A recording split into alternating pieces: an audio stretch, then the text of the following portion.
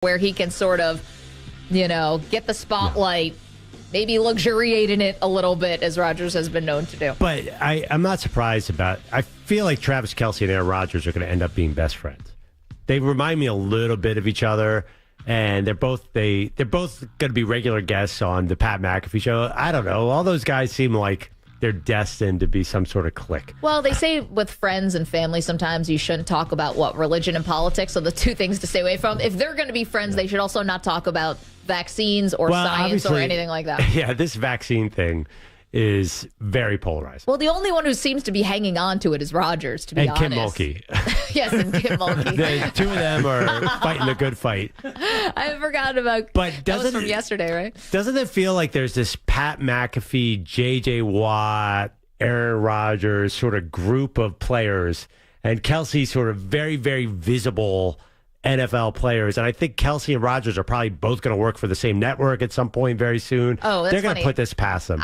I think of Rodgers thinks he's probably like the professor, where everyone else is, to me, Rodgers has got a smartest guy in the room vibe. I don't think I'm alone in that one. So I think that he would believe that Kelce's I don't know. He would probably think Kelce is like hanging out with Gronkowski. Like it's someone who projects to just be like sort of a party guy. No, Aaron Rodgers' best friend in the league is A.J. Hawk, the linebacker, and now he loves McAfee. And you tell me A.J. Hawk is... I love A.J. Hawk, but he's not exactly a Mensa member. He was an inside linebacker out of Ohio State who just hit people for a living. A.J. Hawk getting a side swap. I'm just saying, A.J. Hawk is...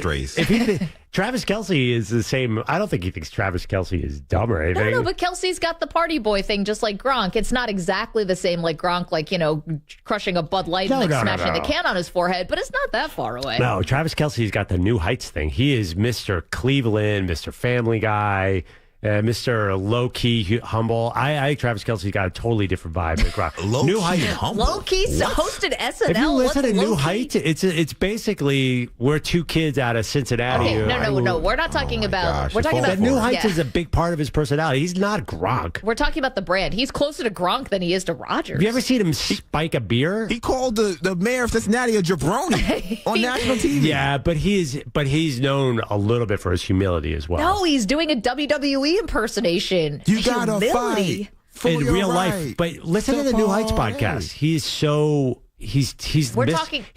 acts like I don't even belong here. I'm lucky to be in the NFL. Okay. That's Travis Kelce's shtick. Sure. That's not his brand. He's a tight end out of Cincinnati. He's not exactly, he's not a superstar. I think he's very similar in vibe to an A.J. Hawk kind of player. Are you on this planet? He's might be the greatest tight end of all time, and he's dating Taylor Swift. I know. In what world is he not a superstar? I can't even believe you right now. But no, he's actually. I think his reputation is also a bit of a humble superstar. I know about the jabroni stuff, but he's not like Gronk, who is. There's just a different vibe. Didn't he also tell them to shove it up their A? We talk about Burrowhead. He is very brash. I'm surprised that you feel this way. Do you guys ever listen to New Heights? Okay, but we're talking. The Kelces have this sort of thing. Like he'll go to like a bar in New Jersey and hang out with his brother. I think he's closer to Jason than Gronk. I think he's more SNL, Taylor Swift, private jet. I mean, whatever he says on that podcast, what do you say, and then what are you? He's a larger than life, big brand. I mean. I think in reality, I think he does all that stuff, but I don't think he's like Gronk at all. You guys think he reminds bring you of reality into this thing? We're talking about what's the persona. The persona. More from last night's game. Don't move.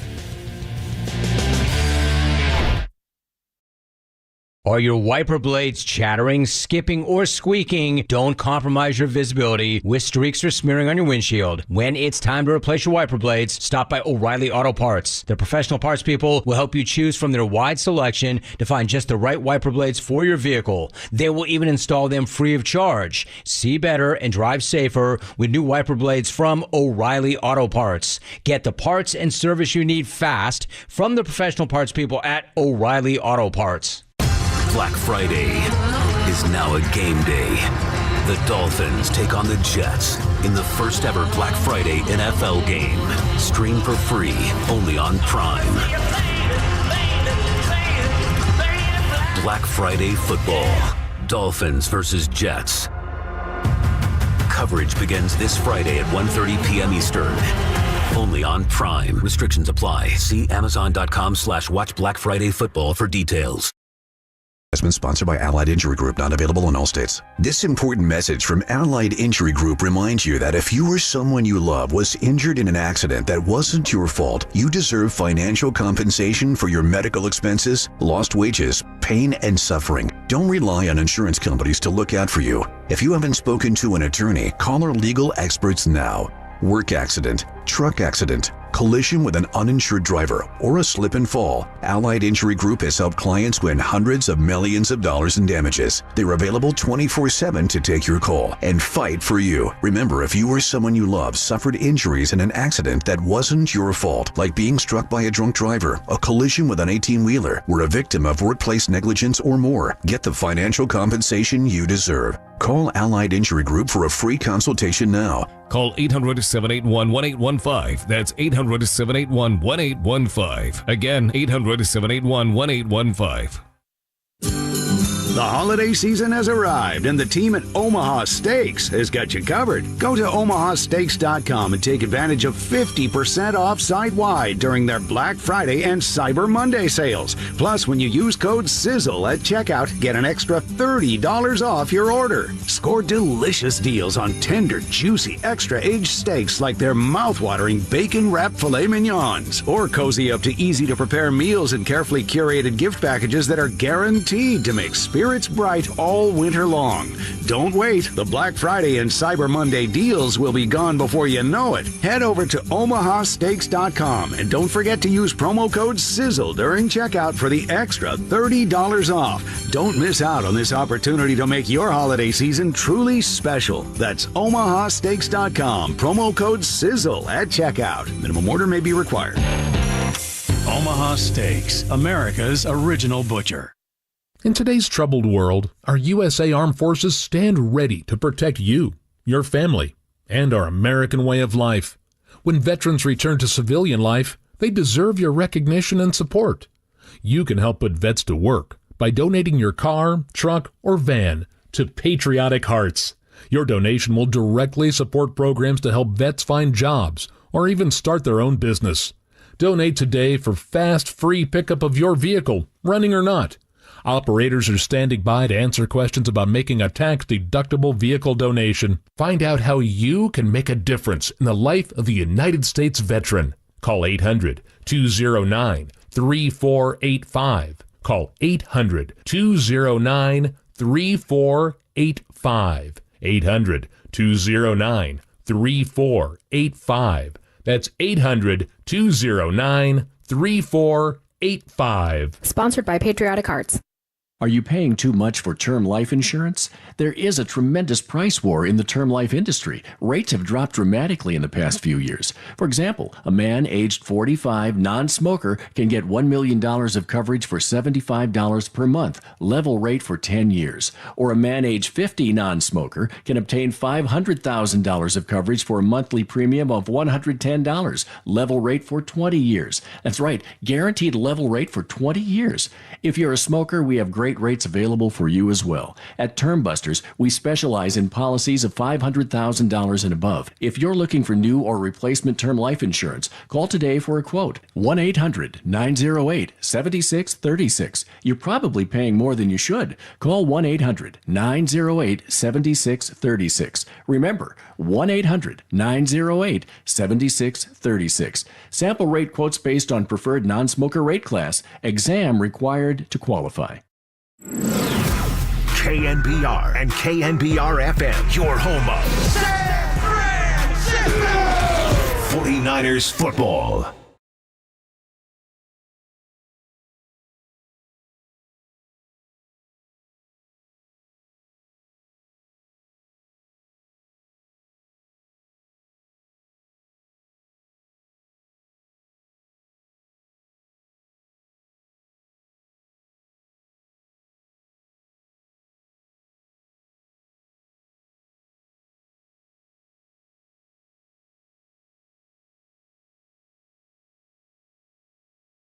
Mahomes gets the shotgun snap. He looks in the end zone. He'll run and throw at the same time. Caught on a dive back of the end zone.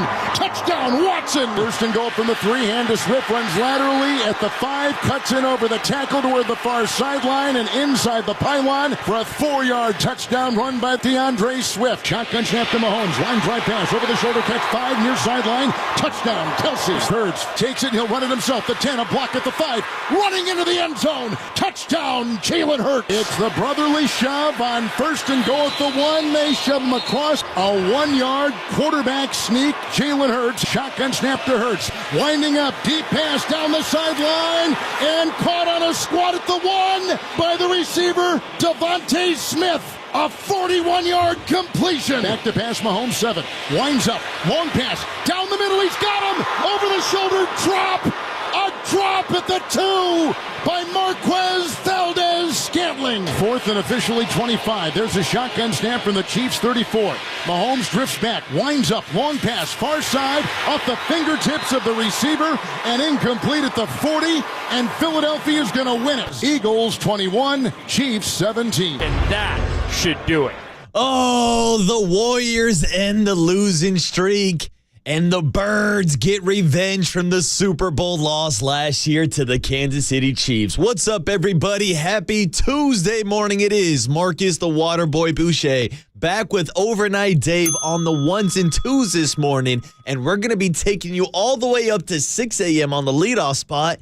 And then for the next 5 hours straight, it's the Waterboy filling in for Paulie Mack this morning, joining my guy Brian Murphy from 6 a.m. to 10 a.m., where we're going to be talking a lot of 49er football as we get you ready for 2 days from now, the Turkey Day matchup against the Seattle Seahawks. Murph getting situated. Murph going to get situated in about an hour. That is, of course, after Murph was getting situated last night at Chase Center.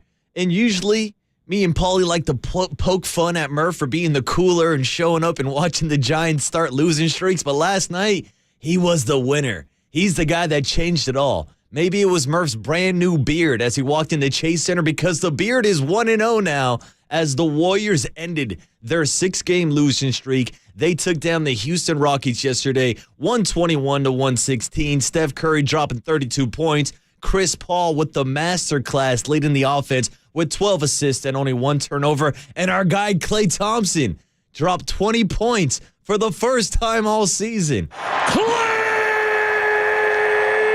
Thompson! And to be honest with you, I thought he was going to have more than 20 points, especially after starting the game with 12 of the first 16 points for the Warriors yesterday. And Klay actually had a really funny answer after the game saying, yeah, I'm really not that impressed with myself. I've scored 20 points, more than 20 in a single quarter before. So I don't know if we should be applauding Klay Thompson that much this morning, Dave. But hey, we'll give him credit because for the first time this season, he joins the 20-point club, something that's been kind of rare this year for the Warriors. Klay. Outside of Steph Curry, we've seen guys like Dario Saric do it yesterday. He came off the bench with 18 points. Warriors bench played well. Chris Paul gets into the starting lineup, and the Warriors win for the first time since the Draymond Green suspension. They'll be back in action tomorrow night, taking on Kevin Durant, Devin Booker, and the Phoenix Suns before their Black Friday matchup against Victor Wembanyama and the San Antonio Spurs. But if we're talking Black Friday, we can start taking a look ahead to this weekend's games. Hell, this Thanksgiving games. How about the Black Friday game? Who was it? The Dolphins and the Jets and Tim Boyle starting at a quarterback? No, I don't think that's the primetime matchup that you're looking for. I think that is going to be an Amazon Prime game. But how about the primetime matchup last night between the two defending conference champions? Of course, we're talking about the Philadelphia Eagles and Jalen Hurts versus Patrick Mahomes and the Kansas City Chiefs. Two guys that finished last year as the top 2 vote getters for the MVP award. Well, after the Philadelphia Eagles beat the Kansas City Chiefs last night 21-17, there's a new MVP favorite in town, and his name is Jalen Hurts. That's right. Even after going 14 for 22 for under only 150 yards, threw an interception, but we all know about the brotherly shove. He was able to get into the end zone 2 times in the second half, and next thing you know, Eagles win the ball game. Marquez Valdez-Scantling is dropping game-winning touchdown passes from Patrick Mahomes. And man, oh man, now we're looking at a Philadelphia Eagles team that's 9-1 and sitting pretty comfortably in first place in the NFC. And we were talking about this stretch of games for the Philadelphia Eagles as the 49ers arguably prepare for their toughest stretch of games with the Seattle Seahawks sandwich with the Eagles right in the middle of it. Last night, the Eagles found a way to win again. And that's kind of been the storyline with the Eagles this year. Yes, they are 9-1. We've also talked about how they have played extremely close games this year. Whether it's facing off against the Washington Commanders and going into overtime against Riverboat Ron, whether it's their back-and-forth battles with teams like the Dallas Cowboys, or even last night with the Kansas City Chiefs. They find ways to win the game. But it wasn't perfect by any means. And last night, despite the fact that the 49ers did not get any help from the Kansas City Chiefs, I thought that there were some good takeaways for this 49er team and for the 49er fans watching this game. How about the work that this Kansas City Chiefs defense did in the first half yesterday against Jalen Hurts, sacking him 5 different times. There wasn't a single sack last year in the Super Bowl. We had 6 of them in the first half yesterday, 5 of them coming from the Kansas City Chiefs. Now, a lot of that was the interior pressure of a Chris Jones. I think everybody saw last night why he held out the first game of the year against the Detroit Lions. And then you also saw him be moved around on that defensive line, also had some pressure on the outside. But to get Jalen Hurts down 5 times when this is a Philadelphia Eagles team that we talk about maybe being the best offensive line in football, that right there was surprising to me. And to see the Chiefs have a 10-point lead at halftime, I got to admit, I'll put my hand up. I picked the Chiefs last night. We picked them on the show yesterday. And I thought we were looking at another win for the Kansas City Chiefs and Patrick Mahomes up at Arrowhead. But how about the fact that the Kansas City Chiefs are the lowest scoring team in the NFL in the second half? Like, we talk a lot about second half adjustments. Andy Reid and the Kansas City Chiefs are taking second half naps. And this is something that shouldn't happen for a team obviously led by Patrick Mahomes that has Travis Kelce on the roster. And I'm sure this morning, if we're talking about Marquez Valdez-Scantling catching that ball from Patrick Mahomes, then he's probably the number 1 MVP candidate that we're talking about this morning. And everybody's talking about his game-winning drive. But the Kansas City Chiefs are dropping balls like Taylor Swift is dropping new records. I mean, last night they had, 5 different drops? 3 of them on the final drive of the game, with Taylor Swift's boyfriend, Travis Kelce, dropping one on the final drive too. But they lead the NFL in drops this season. 28 total drops this year. And now we're kind of seeing the effect of a guy like Tyreek Hill losing to Kansas City Chiefs, going to the Miami Dolphins. Me and Dave were both kind of laughing maniacally this morning about the fact that Tyreek Hill left town moments after Devontae Adams got paid by the Raiders. And just how that the circle and storylines all connect together. It's something that me and Dave find a little bit of joy in. And man, oh man, I think a lot of teams are happy that Tyreek Hill is not a part of the Kansas City Chiefs offense. But a Chiefs offense that year that's been struggling, especially with the departure of Eric Bieniemy. And you look at what he's doing this year with Sam Howell, who leads the NFL in passing yards. Now, Sam Howell and the Washington Commanders are going to have their hands full on Thanksgiving Day against the Dallas Cowboys. But overall, for these 2 MVP-type quarterbacks, it wasn't the most impressive showing. Now, the weather definitely played a factor. Some light mist, some rain going on in Kansas City, but both guys threw for less than 200 yards. And now, Jalen Hurts is really the MVP of the league? I don't know if I'm buying that, to be completely honest with you. And it's actually interesting to put that in comparison versus someone like Brock Purdy, who had the perfect passer rating this past weekend. And I heard David Lombardi on with Papa Lynn yesterday making his case for Brock Purdy to be MVP. I made my case yesterday that we should stop going back and forth between wins and losses, talking about whether Brock Purdy is a system quarterback or whether he's an MVP/elite type of quarterback.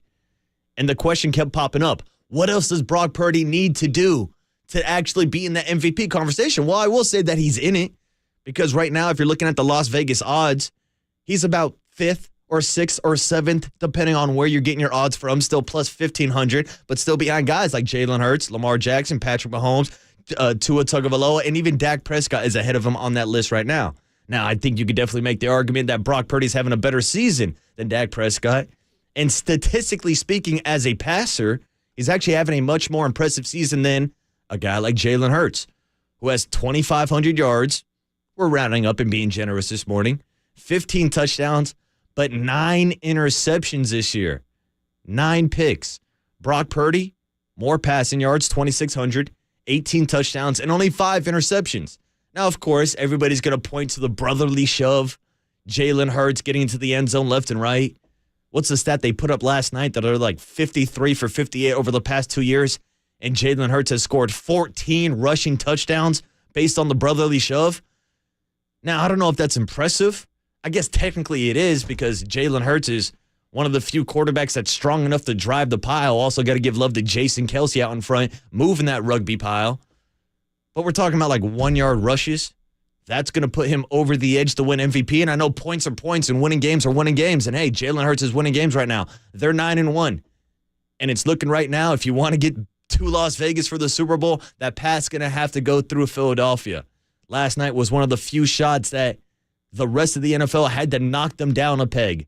And for them to go into Kansas City, go into Arrowhead, come back down 10 points, even though the box scores were not that impressive, it was still a big, big win last night for Philadelphia. Jason Kelce gets his revenge versus Travis Kelce. Actually beats him for the first time in his career. Nick Sirianni out there getting revenge against Andy Reid, the man that seems like he never loses against the Philadelphia Eagles, and a man that seems like he never loses off the bye week. We talked about his record yesterday. He takes a shot. Not bad when you're still like 24-5 or whatever the hell the record is for Andy Reid. He can afford to take an L. Kansas City Chiefs still looking good in that AFC playoff picture.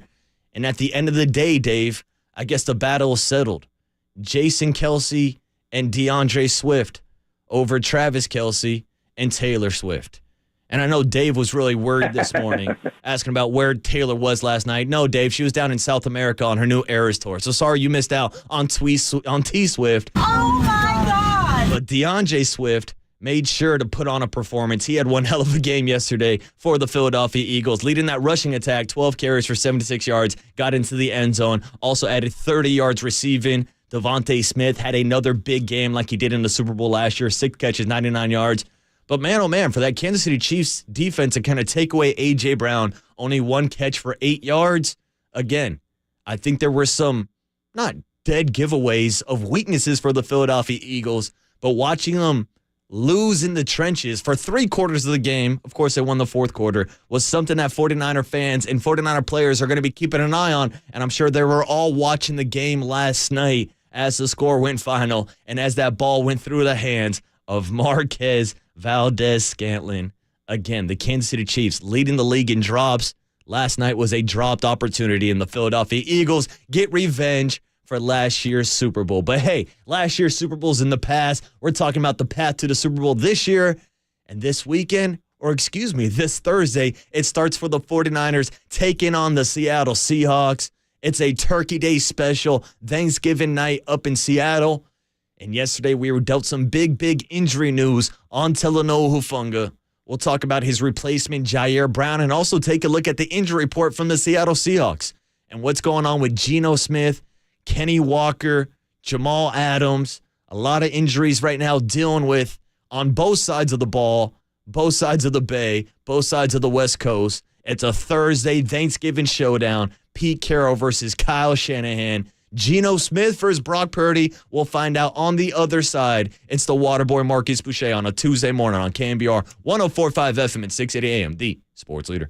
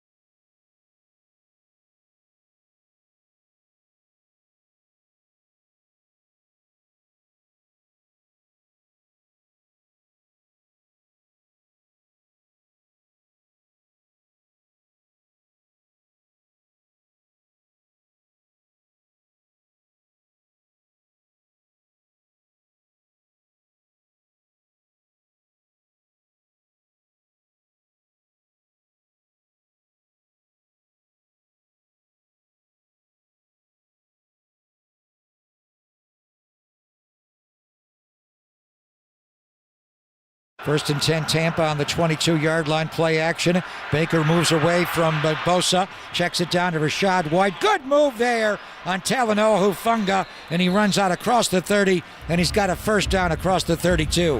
What a play by White to shake Hufanga in space. Catch KNBR at your crib on your Amazon Echo smart speaker. Now back to the leadoff spot on KNBR 104.5 and 680, the sports leader. Welcome back to the leadoff spot on a Tuesday morning. It is Marcus the Waterboy Boucher getting you ready for a short week as the 49ers square off on Thursday Night Football, a Thanksgiving special against the Seattle Seahawks. Back-to-back wins after their 3-game losing streak. And right now, it feels like the 49ers are hitting a high at the right time.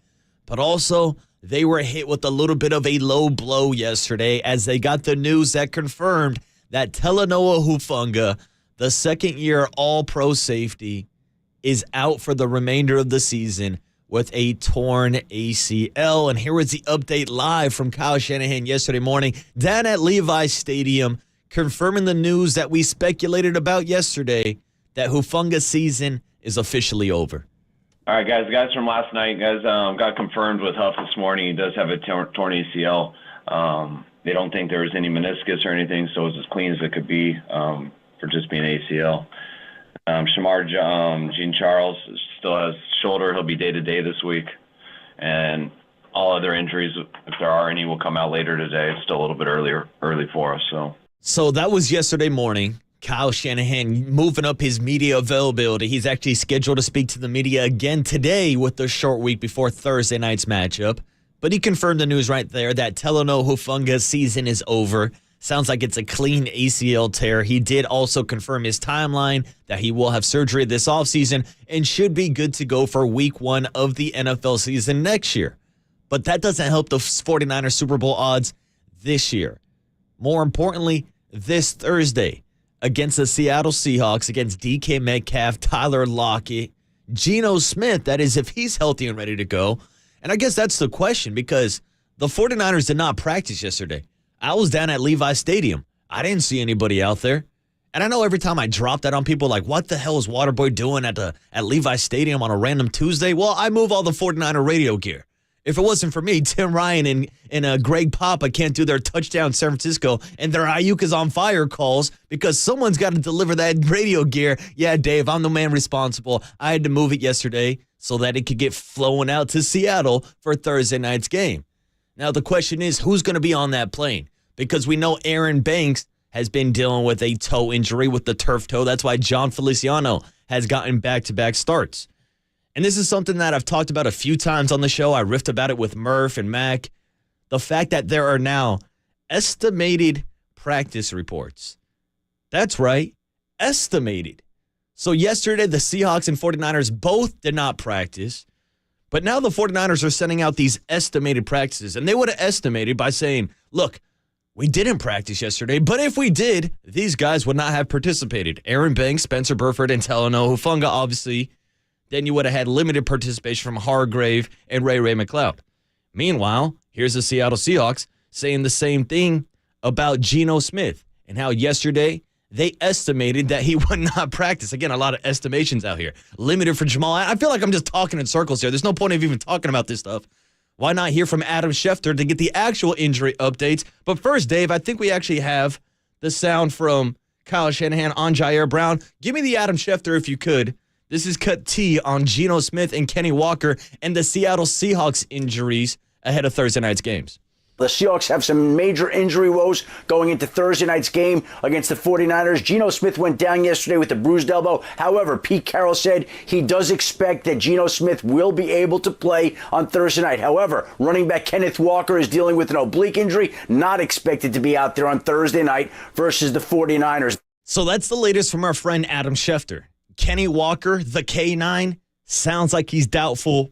Sounds like it's going to be the rookie out of UCLA, Zach Charbonnet, in the backfield for the Seahawks. A Seahawks team that wants to run the ball, but we also know can take shots downfield with the guys we were just talking about, DK Metcalf, Tyler Lockett, and even the rookie out of Ohio State, Jackson Smith and Jigba, who's been coming on a little bit over the past couple of weeks. which, of course, is going to put a spotlight not only on the 49ers front seven for getting pressure on Geno Smith, but also the back four. And more specifically, the man that's going to be filling in for Talanoa Hufanga this weekend, that's the rookie out of Penn State, Jer Brown, a.k.a. Tig, named after his favorite Winnie the Pooh character, Tigger. Well, I think we're all going to start getting familiar with Jer Brown as soon as this weekend. I mean, hell, he was making plays last weekend against Tampa Bay Buccaneers. He's the one that got the interception in the fourth quarter. So yesterday, Kyle Shanahan was asked, what can 49er fans expect out of Jer Brown filling in for Talanoa Hufanga? I mean, that's one of the reasons we went for him. We know we needed some depth there. And the coolest thing about him is he's been practicing. I think you heard it from guys yesterday, but the way he's been practicing here every week, he's been practicing like he knew this moment was coming. He's been locked in. It's extremely impressive for a rookie, and I think that's why he was ready for his moment last night and made some big plays that helped us win. So excited for him for his opportunity, but really bummed about Huff. And look, nobody's happy to see Talanoa Hufanga go down, but I think 49er fans are happy that John Lynch and the Niners decided to add some depth this offseason, because I'm one of those guys that kind of questioned the pick, for being honest with you. When everybody was focused on the 49ers going out and drafting Jake Moody in the third round, I was asking, why were the 49ers spending their first draft pick, of course a third rounder, on Jer Brown when they already had Tashan Gibson, who, oh, by the way, is stopping by the Murph and Mac show this morning as the 49er Player of the Week, and also Talanoa Hufanga, who's coming off a second-team All-Pro season.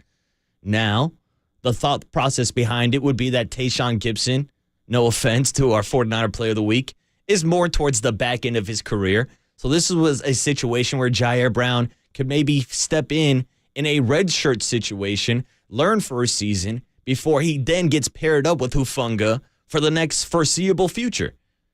But then there's also a question just about the style of play that Jer Brown brings, because I've heard a lot of people compare him to Talanoa Hufanga.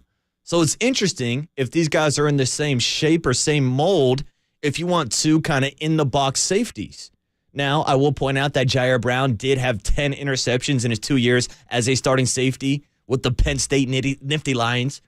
But also, we really haven't seen him so far this year besides last Sunday.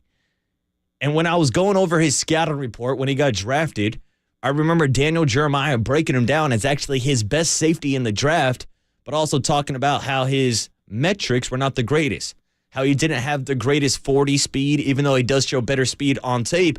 But something that also stood out from Daniel Jeremiah was him talking about him having the versatility to play nickel cornerback, something I thought we would have seen more this year with guys like Isaiah Oliver having an up-and-down season.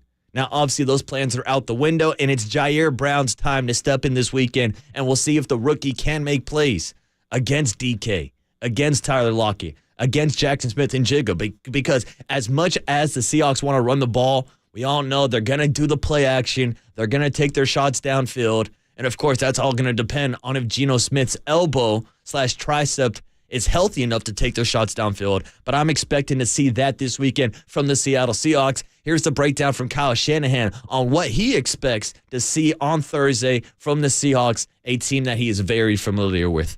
Well, anything that you start out with numbers like that and stuff, that's all just setups. So I don't think about that at all. But I don't care what the situation, who's playing, what the teams are like. You go up to Seattle, it's as hard as it gets. And it's one of the toughest places to play in the NFL, if not the toughest. They have a certain style there and the way they play that is harder to deal with on the road because of how loud it is and the snap count disadvantage. So it's always tough to go there. And I also know, just starting with them today, how many good players they have, how well they're coached, and how big of a challenge it'll be this Thursday. And it's always a challenge when you're playing the Seahawks. It's a division rival. But this is also a Seahawks team that's now 6-4 on the season. Only one game back from the Niners in the NFC West. But I feel like it's a team that's trending in the wrong direction. Not only just with the injuries, but based on their performances. And it's a big reason why coming into the season, I broke it down and said, yeah, I think there's really two competitors in the NFC. The team we saw beat the Super Bowl champions last night, the Philadelphia Eagles, and the 49ers. And there was some response on the text on like, oh, you don't think the Cowboys or the Seahawks or other teams like that are in the conversation? And I said, no, because I saw the 49ers beat them last year. I actually saw the 49ers beat the Seahawks 3 different times last year. And in those 3 games, they ran for over 170 yards apiece. In the 3 combined games against the Seahawks last year, the 49ers ran for 540 yards. Outscored them 89-43. Straight up dominated the Seattle Seahawks. Now, you could put a bit of an asterisk on there because there were some players who were not on the field last year for the Seahawks who are on the team. Obviously, we've talked about the trade deadline acquisition that they made for Leonard Williams. Bobby Wagner's back in that action green in the middle of that defense. Jamal Adams was injured for the majority of last season. Hell, he's still questionable for this weekend with a knee injury. And then they added the rookie Devon Witherspoon, who's not going to make a huge impact in the run game. But you see him in that Seattle Seahawks defensive backfield now turning into a Legion of Boom kind of 2.0. At least that's what they're talking about. That was, before Sam Howell carved him up a couple weeks ago, and they lost last week to the LA Rams and Matthew Stafford with that beat up thumb. But hey, this is a Seattle Seahawks team. Despite all the stats I just threw out there, it's going to be a battle. I've already seen the spread move from 7 points down to 6.5, down to 6 now. Hopefully it keeps creeping down to get some value for the San Francisco 49ers. And hopefully it's another big day for Brock Purdy and George Kittle, who seem like they're back on the same wavelength, the same kind of vibe that they had at the end of the season last year, where Kittle looked nearly unstoppable. Well, you've seen his stats the past couple of weeks. Here was George Kittle after the game on Sunday talking about his excitement playing the Seahawks team and how they might have a different mentality after coming off that loss versus the LA Rams. Very excited about Thursday Night Football against the Seattle Seahawks. Short week. Shout out to the Rams. Good job, guys. Good job, Mike LaFleur. So thankful for them. But, all that means is Seattle's going to be a little angry, and it's going to be a great game up there. It's one of my favorite atmospheres, one of my favorite places to play. They absolutely hate us, and what a great fan base to absolutely hate us. It's really fun. It's going to be an exciting game. It's going to be a physical game, and we have to go up there and get a win. I mean, who doesn't love these rivalry games? I love that Kittle's so honest. He's like, yeah, this fan base hates us, and I absolutely love it. Like, this is George Kittle's chance to be the heel in wrestling. He's going to go up to Seattle. He's going to trash talk the stands. I don't know if he's going to have an F the Seahawks shirt on like he did a couple weeks ago against the Dallas Cowboys. But George Kittle is one of these guys that lives for these moments. And as we just mentioned, he's playing some of his best football of the season. And so is his quarterback, Brock Purdy. And you want to talk about the familiarity with going up to Seattle on a short week? How about Brock Purdy doing it back-to-back seasons? After getting his first win of the regular season last year against Tom Brady, he stepped up on Thursday Night Football, short week, broken rib, and beat the Seattle Seahawks. So now he can use some of that experience, obviously, to his benefit. Here was Brock Purdy talking about what it was like going into Seattle last year and how he can use that past experience to his benefit. We're at that point of the season where, obviously every single game is crucial. It's huge. And so going into a hostile environment in Seattle with the great team that they have, it's going to be a great challenge for us, and we're excited about it. And obviously the history goes back with, these two organizations, and to be able to play on Thanksgiving against them with the division with where it's at, doesn't get any better than that. So I'm excited for it. Yeah, I think we're all excited. Everybody gets excited whenever these two teams square off. And it's the first time that it's happened this year. And when you look at the 49ers schedule, I don't know if there's any chances that they're looking ahead to the Philadelphia Eagles after that performance last night, because it is a division rival. It's Seahawks, Eagles, and then Seahawks again. That's 3 straight weeks in a row you're going to be playing a playoff team. Because even if the 49ers go 2-0 and sweep the Seahawks this year, Seattle's still making the playoffs. I mean, look at the NFC playoff picture right now. The Seahawks are currently the 6th team. Right below them is the Minnesota Vikings. After that, it just falls off a cliff. The next team is 2 games back. It's the Green Bay Packers. Then it's the LA Rams. The Rams are 4-6. 2 of their wins have came against the Seattle Seahawks this year. There's not really a race going on in the NFC, so the Seahawks are going to get in. Niners are going to get in. These are 2 playoff teams, the playoff matchup, and it's Thursday Night Football with Brock Purdy arguably playing his best football of the season, arguably now putting himself in the MVP conversation with guys like Jalen Hurts and Patrick Mahomes, but I still think he needs that MVP moment, whether it's a comeback win or whether it's winning head-to-head straight up versus Geno and Jalen Hurts. That's why Hurts got vaulted into the number 1 MVP slot last night. It's not because he lit the world on fire in Kansas City. No, it's because he went into Arrowhead and took down Patrick Mahomes. If Brock Purdy goes into Seattle and then goes into Philadelphia on back-to-back weeks and takes down these two teams, then I think he's really going to start getting some of that MVP consideration.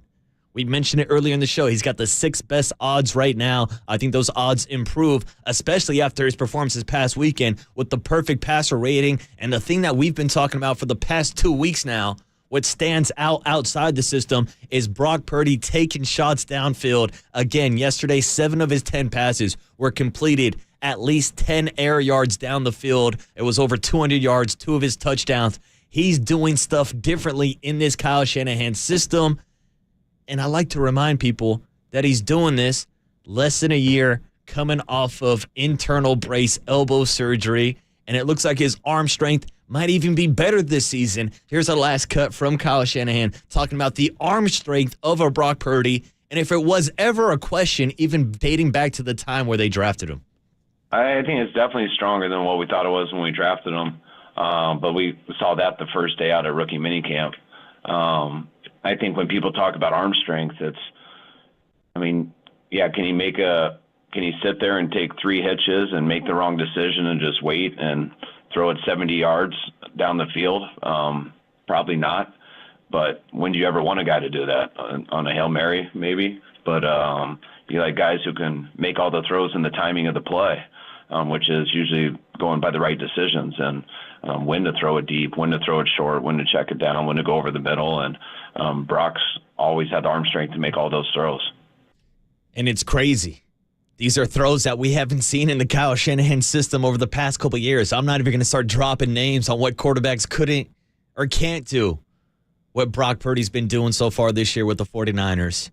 I've said it multiple times. He's running this system better than anybody else has in San Francisco. And he's played good enough for us to win. He's a big, big reason why they're winning ball games. 49ers 7-3, looking to prove to 8-3 on Thursday. We'll make sure to give you our official pick tomorrow morning with Bobby Boucher's best bets. We got to pick our Wednesday winners too. A lot going on this week.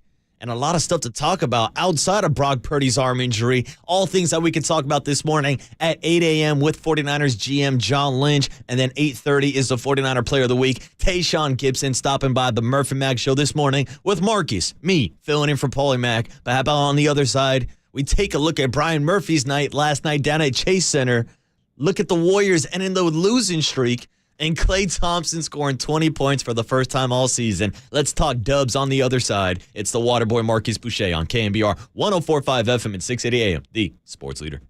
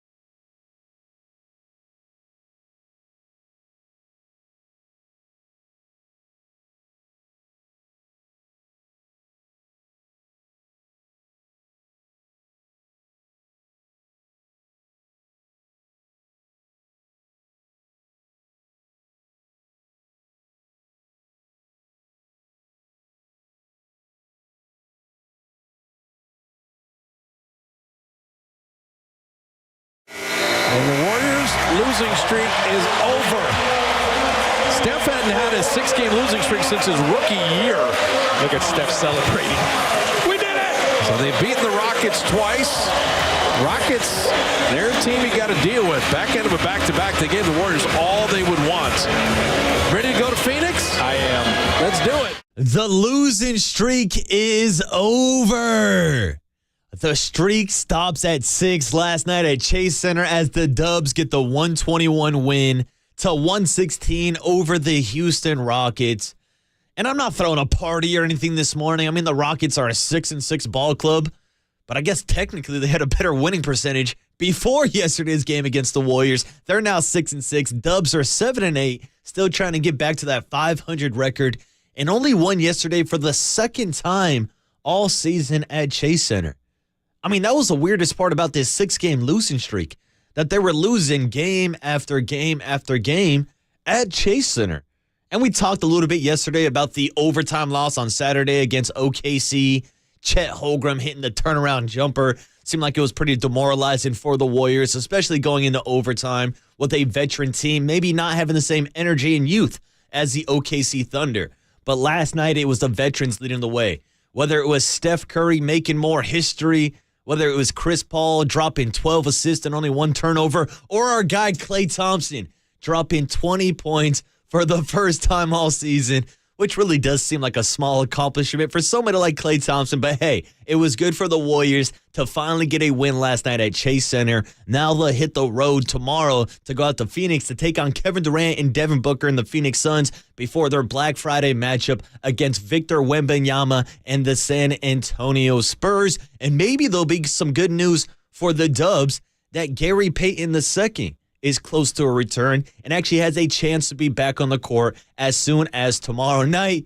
And then we're all awaiting for the eventual return of Draymond Green. Welcome back to the Warriors Invitational, baby. Yeah, it was nice to be welcomed back to a win last night. The problem is Draymond Green's not there, and he's not going to be there until after Friday's game against the San Antonio Spurs. So instead, let's talk about the guys that were there. Let's talk about the guys making history. And, of course, it all starts with number 30, Steph Blanken Curry, who once again last night dropped 32 points, hit 5 3-pointers, which means he has made at least 4 3-pointers in every single game so far this season.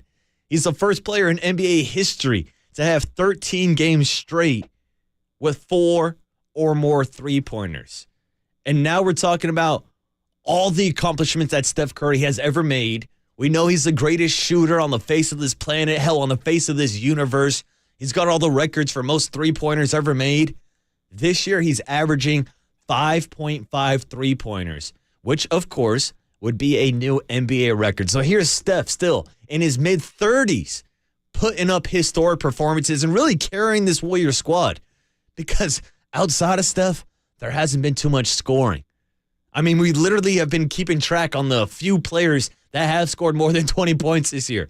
Whether it was the first guy, Brandon Podziemski, Dario Saric, who had a good game last night off the bench, Andrew Wiggins dropping 30 on Saturday, and then look who joined the club yesterday, our guy Klay Thompson, who got off to a fantastic start yesterday, actually scored 12 of the Warriors' first 16 points, and then cooled down a little bit, but it was good to see him get back to 20 points, and it was good to see Steph Curry and Klay both playing in the starting lineup with Chris Paul off the ball, because that was my biggest intrigue, was seeing how Chris Paul was going to be used in this offense.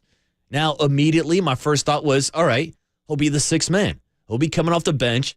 He'll be leading that second unit with Saric, with Jonathan Kuminga, with Moses Moody, and a lot of the younger players from the Warriors who need that vet experience, because obviously we saw last year with that second unit, when it was Jordan Poole, it seemed a little chaotic at moments. Well, it's been the opposite of that with Chris Paul as your point guard, especially with that second unit. We've talked a lot about his assist numbers so far this year.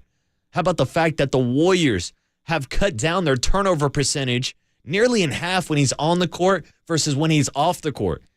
Yesterday, he had 12 assists, only 1 turnover. Now, you could make the argument that you want more offensively, points-wise from a Chris Paul. I know we called that out when Steph Curry was out and he only put up 15 points. But this is the type of performances that you're looking for from Chris Paul yesterday. 15 points, 12 assists, 6 rebounds on top of that. And actually, he had 3 3-pointers. I know he struggled early on this season shooting from behind the stripe as well. Well, now he's making shots. Clay's hitting a few shots. And, of course, Steph, number 30, is always hitting shots. But I wanted to start off with this big picture message from Steve Kerr talking about the end of this Warriors 6-game losing streak. At this stage, you just need to win a game. And that's, that was the focus tonight. That's why I played Steph the whole fourth. He was brilliant, I thought, all night. And then I thought Wiggs was fantastic guarding Van Vliet. That's a tough assignment, but just got to grind it out. And so hopefully this is a good sign and we can get back on track. Yeah, it's always good to get a win, especially when you have a whole homestand without getting any victories. And yeah, the Houston Rockets are not a top team in the Western Conference, but hey, shout out to my guy Shengun yesterday, the center from the Houston Rockets. He's had more than 20 points in 5 straight games last night, 30 points, 13 rebounds, 5 assists. 21 years old, another one of those young bigs that the Warriors are going to have to be worried about for the next couple of seasons. And oh, by the way, anytime you can just go out there and beat Dylan Brooks, I'll take it.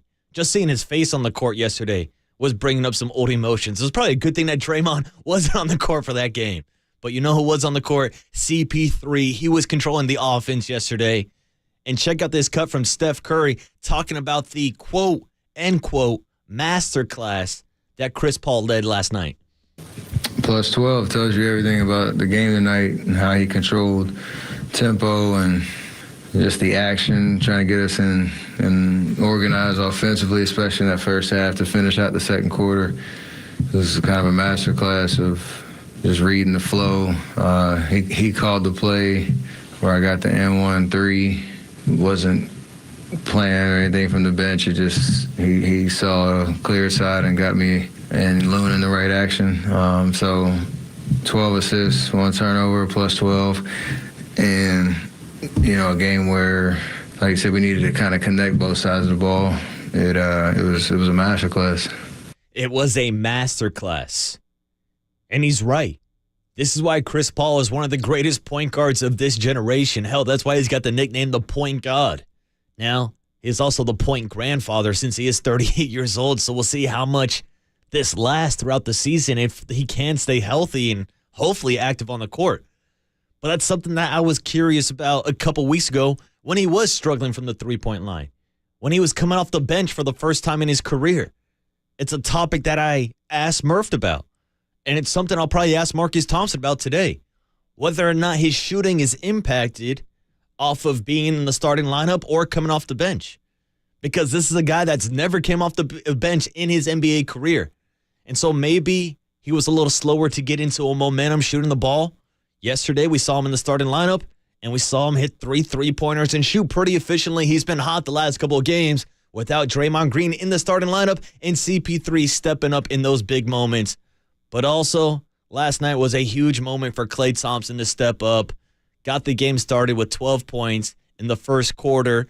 Looked like he was on track for one of his classic Klay Thompson nights, but he finished with 20 total points, which is nothing that we should be like throwing a party about or celebrating. But hey, I'm just glad to see Klay put balls to the back of the basket. Here was Klay Thompson actually not impressed when a reporter asked him about his 20-point performance. Obviously, it's not your focus, but does it matter at all to score 20 for the first time? Does that feel like that is significant or will, as you said, help break the seal? I mean, it feels good, but I've scored more points in a quarter than I did tonight, so I'm not too... A lot more. I'm not too... I knew it's going to happen. Big nights are going to happen. It's just about just letting go of whatever and having fun out there and playing to win. That's it. I just hope Klay Thompson's having fun. You hear him at the podium, man. He doesn't sound that happy. Just keeps throwing his thumbs down next to the microphone. Yeah, I've scored 20 before in a quarter. This really isn't that impressive. I'm just glad that the ball's going through the basket. Well, you know what, Klay? So am I. Yesterday, he hit 5 of his 11 3-pointers, Hopefully he does kickstart Klay Thompson because they're going to need him on Wednesday taking on the Phoenix Suns. Probably won't need him that much against the San Antonio Spurs. As good as Victor Wembanyama's been playing, that team is not very good. But hey, Warriors got a couple big matchups coming up this week. It's actually an in-season tournament game on Friday, on Black Friday. A lot of Black Friday action going on with the Warriors versus the Spurs and a little bit of NFL action also. The first ever Amazon Prime Black Friday game. Maybe we'll pick that game tomorrow when we go over our Turkey Day schedule. 3 games on Thanksgiving, of course, topped off by the 49ers and the Seahawks. But you've also got the Lions versus the Packers and the Commanders versus the Dallas Cowboys. So on tomorrow's show, we're not only going to give you our Waterboys weekly winners, we're going to give you Bobby Boucher's best bets. It's a short week, so we're cramming it in all tomorrow.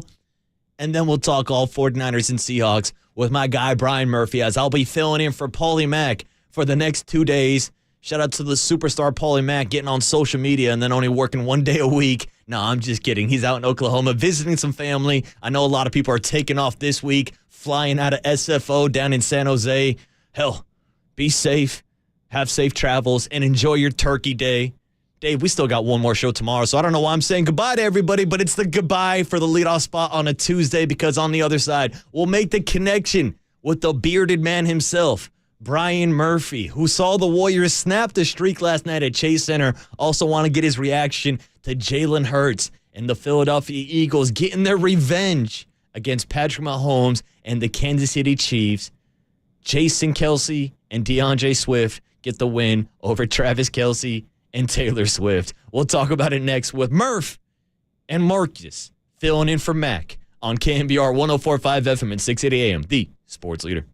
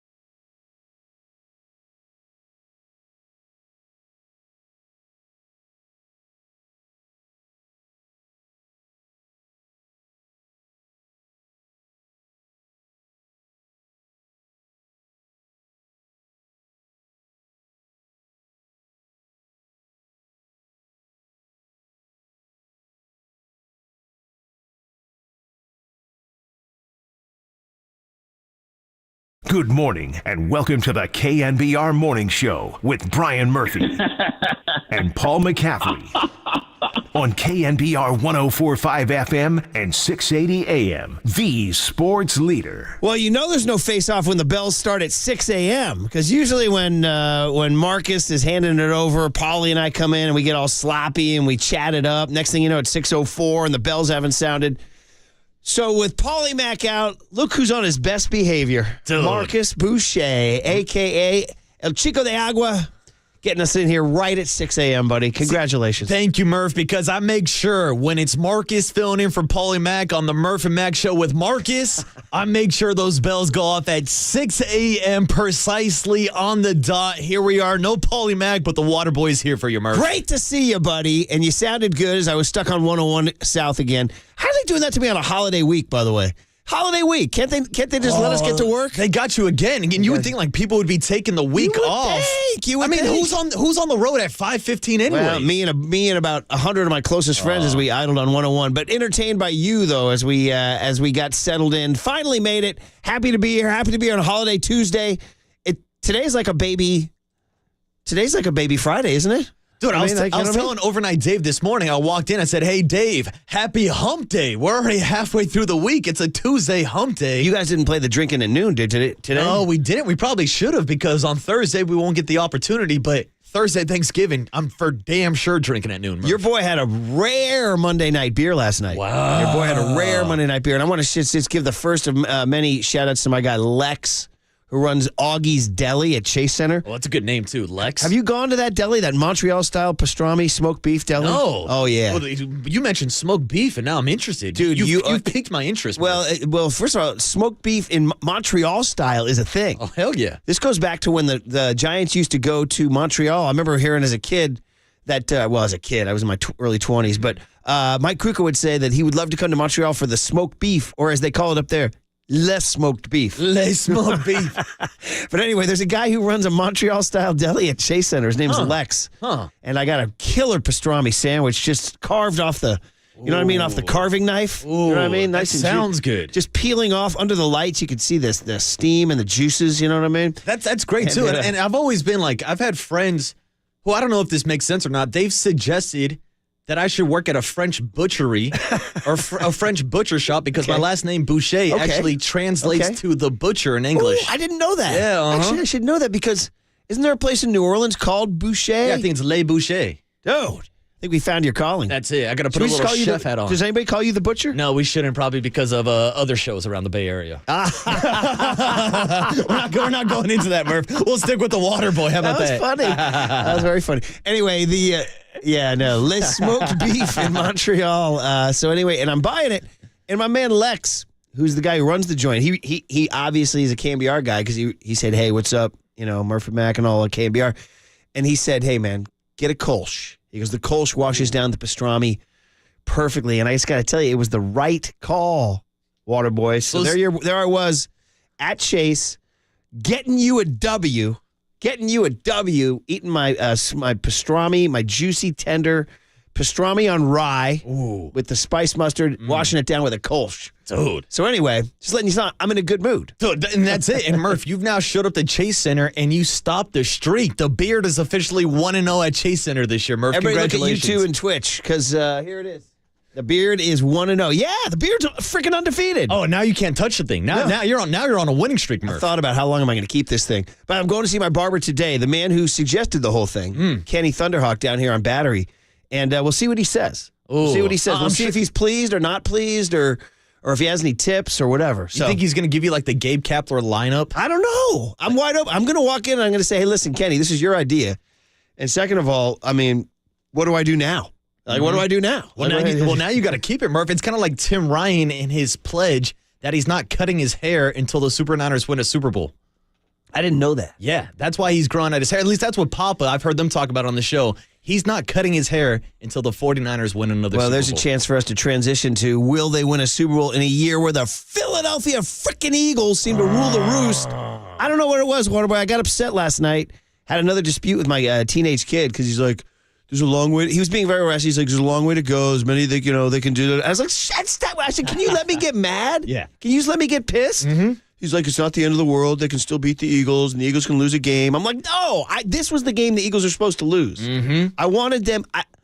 Nick Sirianni, bro, the face is really starting to get me. It's getting Paulie. Paulie doesn't like the face either. There's some text here's last something night. I noticed last night, too, when I was looking at that face. Did you notice that he's got the Italian flag on his visor now? I didn't notice that. Yeah, No. dude. He's repping full Paisan, man, which I know is going to be a know. conflict of That interest for is. you and Paulie Mack. Well, especially for a guy like you who's a veteran of the Italian Athletic Club. That's it, in North Beach, buddy. Yeah, I'm damn near a member. That's your spot, buddy. That's your spot. Anyway, the Eagles, like, what do? They just somehow, some way survive. And I mean, I look at them and I'm like, can the Niners beat this team? And I'm like, I don't know if they can beat this team because they keep winning. And they do what it takes to win. And they make the plays they need to win. And they shove quarterbacks in the end zone when they have to win. And they'll force a turnover when they have to. And they'll get pressure on the quarterback when they have to. They're just a damn solid bunch. And that's the thing where each and every week I feel like I'm talking about this Eagles team beating 9-1 and talking about how they still probably haven't played their best football. Because last night they were down 10 points in the second half on the road in Kansas City. Jalen Hurts threw for 150 yards. I know there were some rain elements, but still, they haven't played their best football. A lot of close victories, but they find ways to win the game, and they won another one last night on the road at Arrowhead, down double digits in the second half. The other thing is I keep waiting. We've been bragging on their schedule being so hard. I remember when they started hot, I remember saying, oh, look at this, guys, and I called out this schedule. I go, they got the Miami Dolphins. Beat them. Mm-hmm. I go, oh, there come the Dallas Cowboys. Beat them. Mm-hmm. I go, dude, they have to go to Arrowhead on a Monday night. That's a loss. Beat them. So they're 3-0. Now, I got a text last night from Tennell and the crew saying, well, look at that Eagles schedule. They still have to play Buffalo, the Niners, Dallas, and Seattle. And I'm like, yeah, so they've beat everybody. Yeah. It's like, do you think they're afraid of Buffalo this Sunday? No, not at all. I don't think so. Also, and at the same point, Murph, look at the 49ers schedule. It's Seahawks, Eagles, Seahawks. Then you got the Ravens game coming up on Christmas Day also. Scary. That's a scary game also. Because you know what? So it's not like it's a walk apart. It's not like you're looking at the Detroit Lions schedule. After the Eagles get through this little gauntlet here of Bills, Niners, Cowboys, Seahawks, and I don't even know if do they care about the Seahawks? They got to go up to Seattle. Dude, here's how they finish. The Eagles, New York Giants, Arizona Cardinals, New York Giants. Yeah. Bro, so you get it. I mean, the time's running out. So you got to make up 2 games in the next 3-week stretch, Well, pretty much. Basically, the Bills have to beat them this week. Mm-hmm.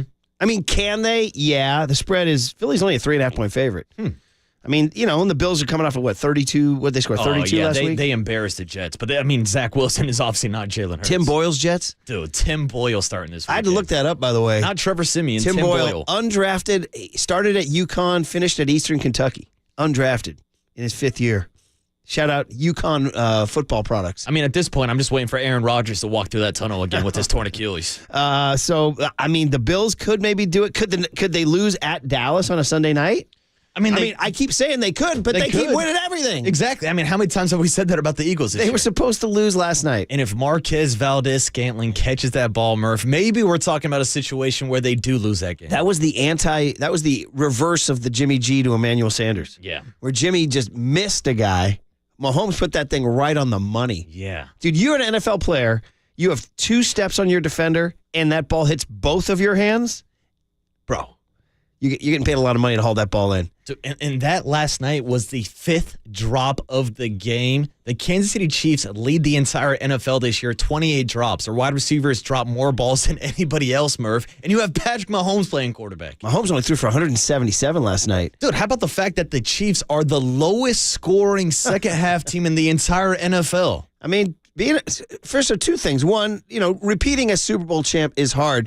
But the thing is, when you lose a Super Bowl, you're supposed to be in a funk. The Eagles lost the Super Bowl. They're 9-1. And as you said, haven't played their best yet. Their funk is not covering the spread, Murph. That's it. Oh, man, brutal. You and I both took the Chiefs last night, too. Yeah, look at us. Bunch of losers. Total losers. Losers. Unless you're going to Chase Center where they get the win. In fact, let's put the... does Triple E have the bandwidth to call this one in? Oh, he's got to search for it, Murph. Because my beard idol, Bruce Frazier. I've decided if I want to have... My beard goal is Frazier. A beard idol. Well, because his is gray. This is nice. This is like American Idol, but beard idol, Murph. Do you have a beard idol? Oh, do I have a beard idol? It's got to be Gabe Kapler. Really? Is that what you imagine, Murph? Triple E says his is Chuck Norris. You got a ways to go before you're Chuck Norris, bud. Well, Frazier's is gray, so that's where I'm starting. Okay. All right. And I like kind of the way he kind of keeps it tight. Doesn't get too unruly. doesn't get too Duck Dynasty. You know what I mean? So I'm trying to keep it. So I'm like, Frazier's kind of my thing. So why not go to my beard idol to call it in? Because the Warriors limping in with a 6-game losing streak. 6? What? No Draymond last night. No Gary Payton II. And against a feisty Houston Rockets team with your boy Sengun going for 30 last night. Anyway, here it is. Bruce Frazier calling Adam Silver. Silver said, I haven't heard from you guys in a long time. He said, why don't you pipe down, skinny boy? Put it in the books. Golden State Warriors 121, Houston Rockets 116.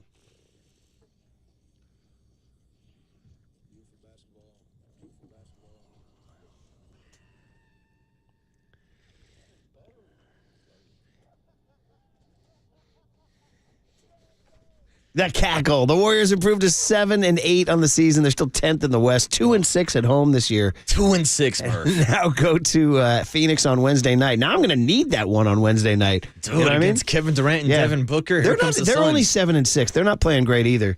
And then Friday, Wemby. I mean, is there a chance you sneak up for the Wemby on Friday? See, I was thinking about it, but I'm going to be up in Rockland for Thanksgiving. Oh, okay. I'll be out hunting Christmas trees. Oh, okay. You guys saw it down on... Oh, yeah. We go up in the mountains and saw that. Saw it down. That's the way to go, baby. That's the way to go. I've gone to one of those artificial farms in Petaluma where you saw it down. It was fun. By the way, I told that story on the air. Check out your boy here, non-mechanical Murph, who took me about 15 minutes to open a gym yesterday for a 6th grade 6B CYO practice. To open gym? You just got to put the key in the lock. Well, yeah, exactly. Exactly. What's so complicated about it? Exactly. You ever get to a lock where like you're not sure that you have to kind of turn the handle at a certain time that you're turning the key, and it takes you about 15 minutes to figure that out? Oh, shout out to me at like 2, 3 in the morning, come on for the bar trying to put my key in the door. Oh, boy. Just like fumbling. Got to have the clapper at that point where you just clap twice and the door opens. And then couldn't get the key out. Had to seek outside help. Had to call. So it turns out you had to get the handle back up to horizontal to take the key out. That's a complicated lock. It was complicated. So anyway, I don't know what the point of that story was. Well, hey, Murph, I'll give a shout out to the days when I used to be a gym manager. That was my job, was literally opening and closing gyms. Oh, you're my guy. High school water boy doing like NJB basketball back in the day. I like those guys. The guys coming in late at night, saying, you guys done? Then you start turning out the lights on us? Yeah, all the referees had to come and like check in with me before the games. Buddy, gym I was manager, out here running. Which gym was it? This was just a couple random schools down in Santa Clara, like right next to Washington Doing Park. like Sunday CYOs? That's it. Yeah, I knew a girl who was in with the company. She was like, "Hey, you want this job? Show up on weekends. We'll pay you like $20 an hour." It was great. Janitor, water boy. I love it. Pushing the mop? Well, no. All I did was really put up the scoreboard, open up the lockers, and then just like let the kids play. That was it. Beautiful, buddy. Beautiful. All right. Well, the Warriors get that win, 121-116. It's funny. I was listening. Your boy Sengun had 30, and it was like I was listening to a Tolbert on the way home, and he was like 30. He's like, that's not a quiet 30. That's a coma 30. I mean, I seriously, because it's true. I was watching the game, and I looked up. I'm like, wait, this guy's north of 20? He was very quiet. He was just down in the paint, just dropping them in. Kind of doing his little stuff down there. Jabari Smith. I didn't hate the Rockets. And you forget that Dylan the Villain's a Rocket. Oh, Dylan Brooks, dude. He got booed all night long. Good. He actually did a pretty good job on Steph, believe it or not. He will D up Steph. That's why Clay was launching all through the first quarter. Because Dylan was all over. Klay Thompson, 20 points. Welcome to the club, Clay. I feel like my beard unlocked Clay. That's what happened there. So, all right, we'll get going. We'll get the guest list on a Tuesday, and it's special because we have a crammed week. We're cramming all our good stuff into Tuesday and Wednesday. All right, just like stuffing a turkey. Right? Ooh, nice. Like stuffing a turkey. All right, Paulie Mack off for Thanksgiving, Tuesday, Wednesday. We'll all be back together next Monday. But first, it's time to have fun today and tomorrow with Marcus in for Paulie on the Murph and Mack Show on KNBR 104.5 and 680, the Sports Leader.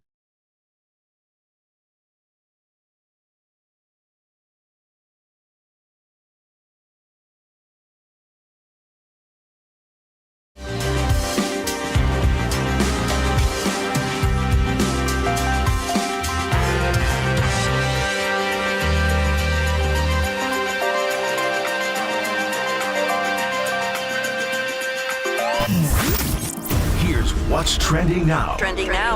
On KNBR.com. Kyle Shanahan spoke to the media yesterday and confirmed that Talanoa Hufanga has torn his ACL and is done for the season. So to find out what the 49ers' backup plan is at safety, check out that story and more. Trending now on the all-new KNBR app.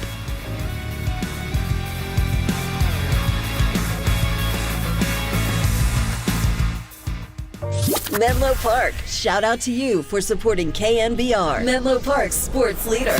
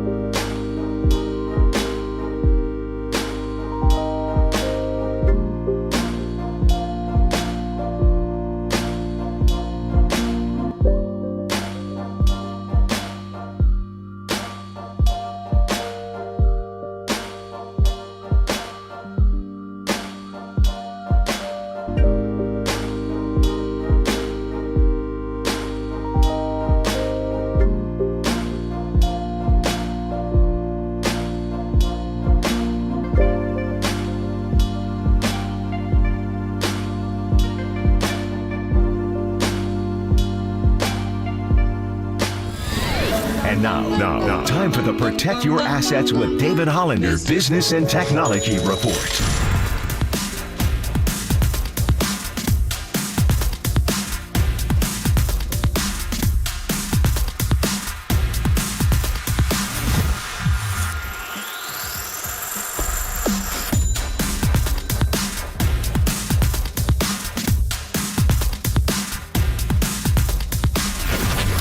This has been the Protect Your Assets with David Hollander Business and Technology Report.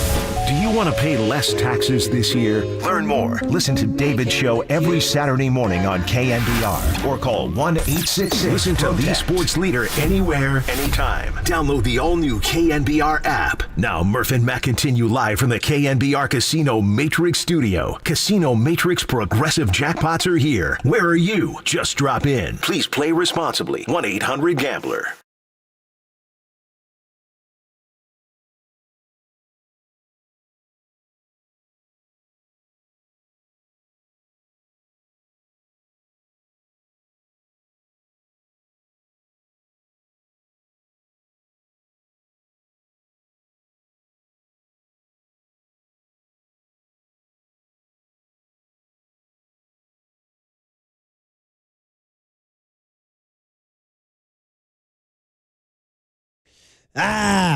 Kevin Harlan, even though I love him, I hate to hear him calling the Eagles getting that win 9-1. It's going to be tough, man. Guys, time's running down. The road may go through Philly. May have to do it twice. May have to do it a week from this coming Sunday, where the Niners go to Philadelphia for that Sunday afternoon tilt against the dreaded Eagles, and then they may have to do it again in January. Marcus Boucher in for Paulie Mack. Paulie off for the rest of Thanksgiving week. Marcus and I working an honest day. And two. We'll be here tomorrow, too. Yeah, shout out to my guy, Paulie Mack. Becomes this big social media influencer and starts working one day a week, Murph. See, he changed his Twitter handle, too, from @Paulie'sPod to @KNBR Paulie. Oh, he's switching it up, huh? What's up with that? Creative Tony tagged us both in a tweet from over the weekend. He was down in San Luis Obispo at a youth baseball tournament, and he took a picture of a trough urinal at the park he was at, and he said, shout out the guys who run this park because trough urinals rule, @KNBR Murph, @KNBR Paulie. And I thought, what's he doing? Was he in Paso Robles? You know, my grandpa would say, pass them yourself, they're closer to you. What he would say. Nice. Well, there you go. I like that one. Hey, I like that. I gotta laugh. That's the long-standing Murphy family joke, buddy. Nice. You can use that anytime. I'll use that, but I'm giving that one to you, buddy. But I'll tell you what I won't do. I won't be posting pictures of troughs on Twitter. Okay. Like, I know it's like nostalgic. Like, I grew up going to the Coliseum where they had troughs also, but I don't need to be scrolling through my Twitter on a Sunday morning. Coliseum at the troughs? Oh, yeah. Yeah. Mm-hmm. They're a big trough. You don't need to be scrolling They and see still have the the trough, but I don't need to see the trough with the ice that's discolored on my news feed on a Sunday morning. Yeah, it's true. Yeah, Tony, keep that to yourself. He did, but he put @KNBR Paulie, and I thought, I said, did he screw up? He's the one running the damn account. Did he screw up the name? So I clicked on @KNBR Paulie to see what happened, and it took me to his page. Huh. So, I don't know. There was confusion. There was confusion. There's Just a little like bit there of was confusion as to why the Chiefs couldn't beat the freaking Eagles. You got it? Because it was confusion. Oh, that's such a great sound. There was confusion and there was drops, Murph. Clean as a whistle. Yeah. I mean, listen. So we're talking about the third down one with about 3.5 minutes to go. It would have been a first down for the Chiefs. Then they had to punt.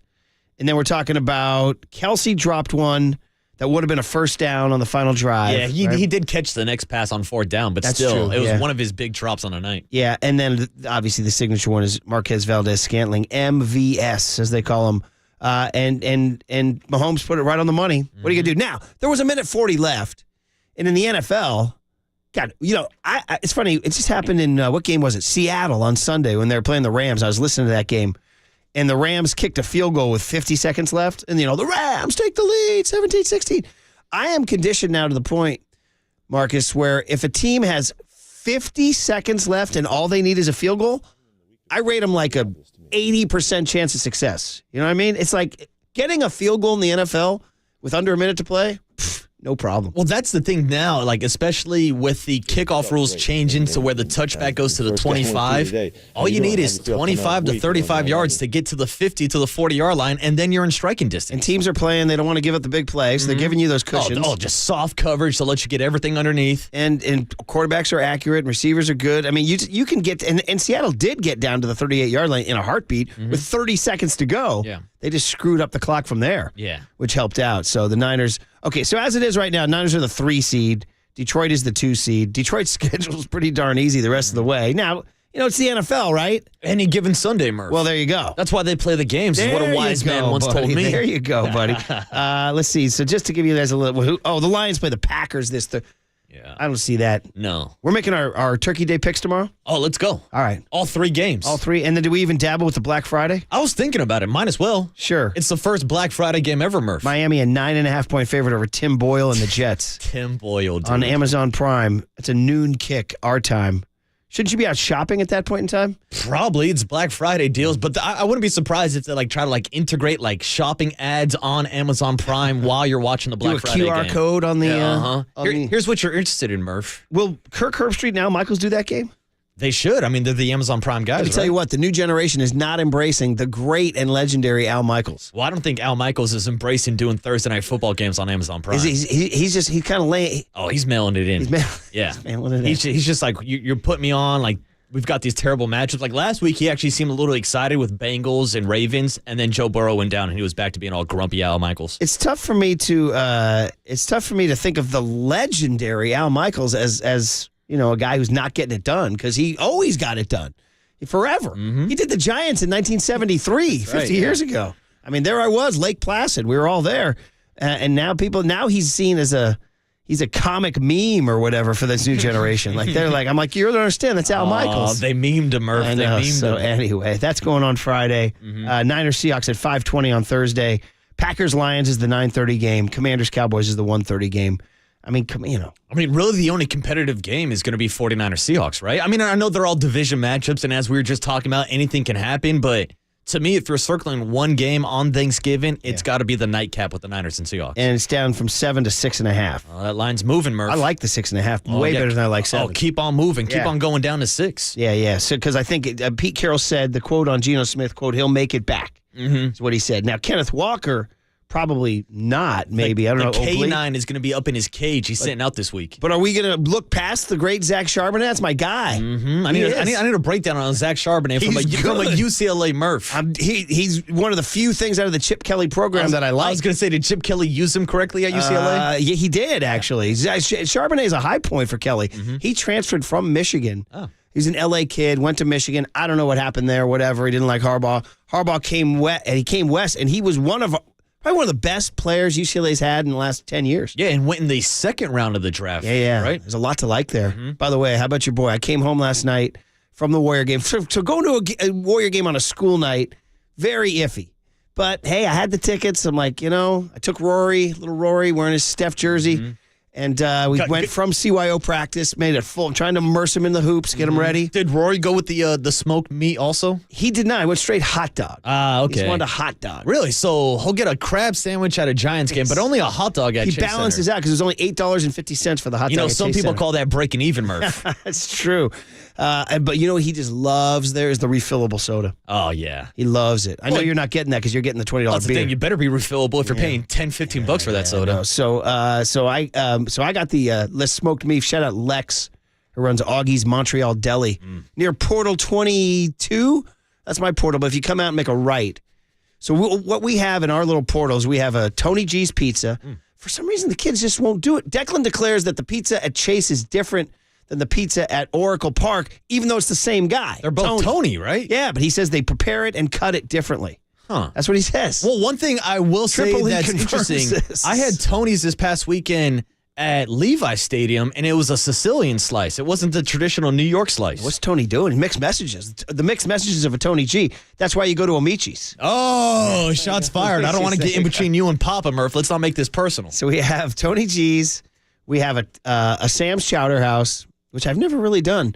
Then we have a Taco Licious. Sam's Chowder House. I give it a thumbs up. At Chase Center? Oh, no, I've done the food truck, and I've actually stopped by the location down. They used to be, they hosted They hosted 49er. There was a time in the late 00s when they were hosting 49er postgame shows. Our postgame host, shout out D. Bruce, would do it from Sham's Chowder House. From the Chowder House. Oh, yeah, and this is back in like the Singletary years when they weren't that good, you know what I mean? So it's like there was old D. Bruce down on the coast. Come by for a loss in a clam chowder bowl. With about 3 of his closest friends, you know what I mean? So, oh, man. Anyway, talking about some desultory loss to the Cardinals, you know what I mean? So on your way to a 6-10 season. Oh, yeah. Let's not go down that road. So anyway, I have Sam's Chowder, Taco-licious, which I've done, those beer tacos. Then they have just what they call the City Bistro, which is just hamburger, hot dog, pretzel, popcorn. And then they used to have the hot dog bills from Olympic Club, but they booted it out for something called Bayview Burgers now. But then behind all that is the Montreal Deli. If you turn around, and I would recommend that, the pastrami, slicing that juicy, tasty pastrami. Well, Murph, the real question is, where's the tamales? Dude, I cannot find them. I cannot find the tamales. I think I might have killed her off. Are you sure, Murph? I feel so bad. Are you running from the truth? Are you running from the tamales? They definitely removed her from the spot where I got the controversial tamale. They said stay the hell away from There's Murph. a Big Nate's over there now, or right near the Big Nate's, which is another good option too. So anyway, it was a fun night. The Warriors got the win. They did their thing. Clay, I was telling you, Clay in the first quarter, he scored 12 in the first quarter, and I was like, this is we're seeing Clay's best night of the season. And by the way, he just started a few too many heat checks too. He started getting like Clay started feeling, it's like, bro, they had to tell him, bro, let the game come to you. He started forcing him like crazy. Hey, they pay him to shoot the ball, Murph. But Chris Paul, first time I've seen him live in a Warrior uni. The point guard. How was your review? I was all double thumbs up. Wow. Everything about him. I felt so good with the ball in his hands. I really did. And we really haven't got a boots on a ground report from Chase Center and how the crowd reacts to a Chris Paul. Did you see any jerseys out there? No, I didn't see any jerseys, but there was general positive reaction. I mean, we were riding a 6-game losing streak going in there, so the energy, but it was packed. The place was packed. For a Monday night, too. Yeah, and the Christmas decorations are up, too. Ah. Yeah. Not the tree. I need that big tree, Murph. The garland up and down the railings and all that. Had a nice little holiday feel. You know me and Paulie Mack are big tree fans. Yes, well, you should go out Friday. Maybe it'll be there. Yeah. But you'll be in Rockland cutting your own tree. I'll be cutting my own tree on that mountain. All right, Murph. let's get going with the guest list on Tuesday, November 21, 2023. Marcus in for Paulie, 11, 21, 23. Like we said, some changes, Marcus, because a short week. It's a Tuesday special, Murph. You were talking about how we were stuffing the guest list like a turkey. I'm saying this guest list is a turducky because it's a good one. It starts at 7:35 with Mike Krukow on a Tuesday morning, talking a little baseball this morning, Murph. Yamamoto posted. Has he signed yet? Where's my Yamamoto, Murph? How about Lance Lynn getting $10 million for a year?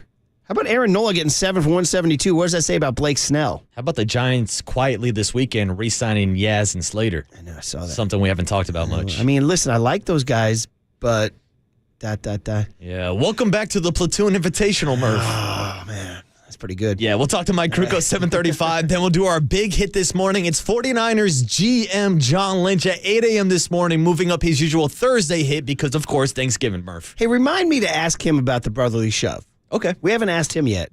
I wonder what he's going to say. I mean, he can't, I suppose strategically he can't rip it because it would come off as sour grapes.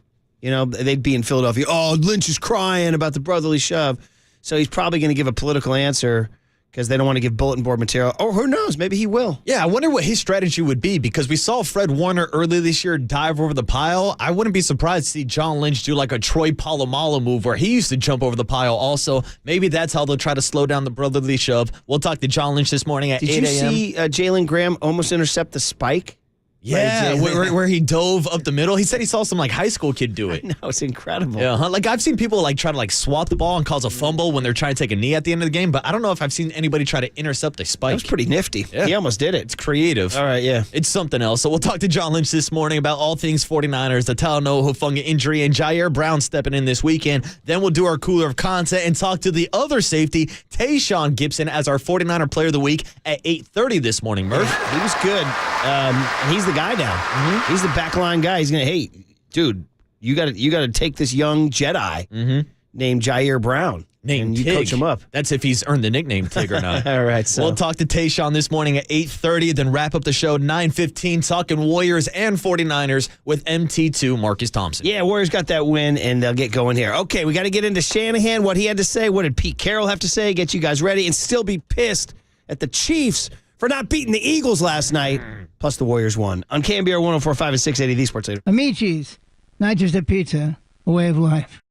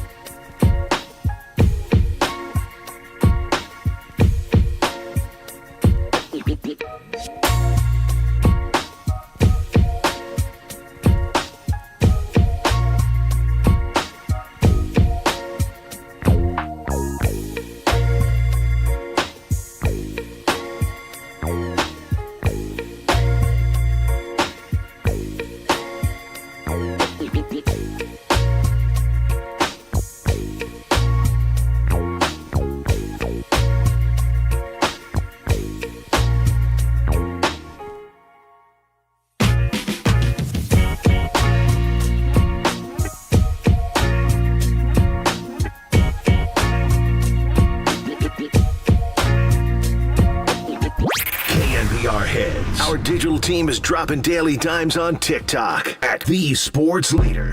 We are KNBR.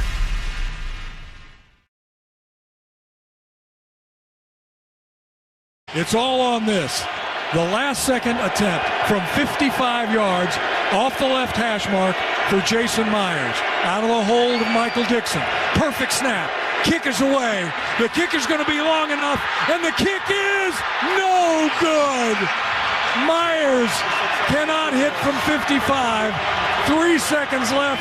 The Seahawks did everything they could to get themselves in position.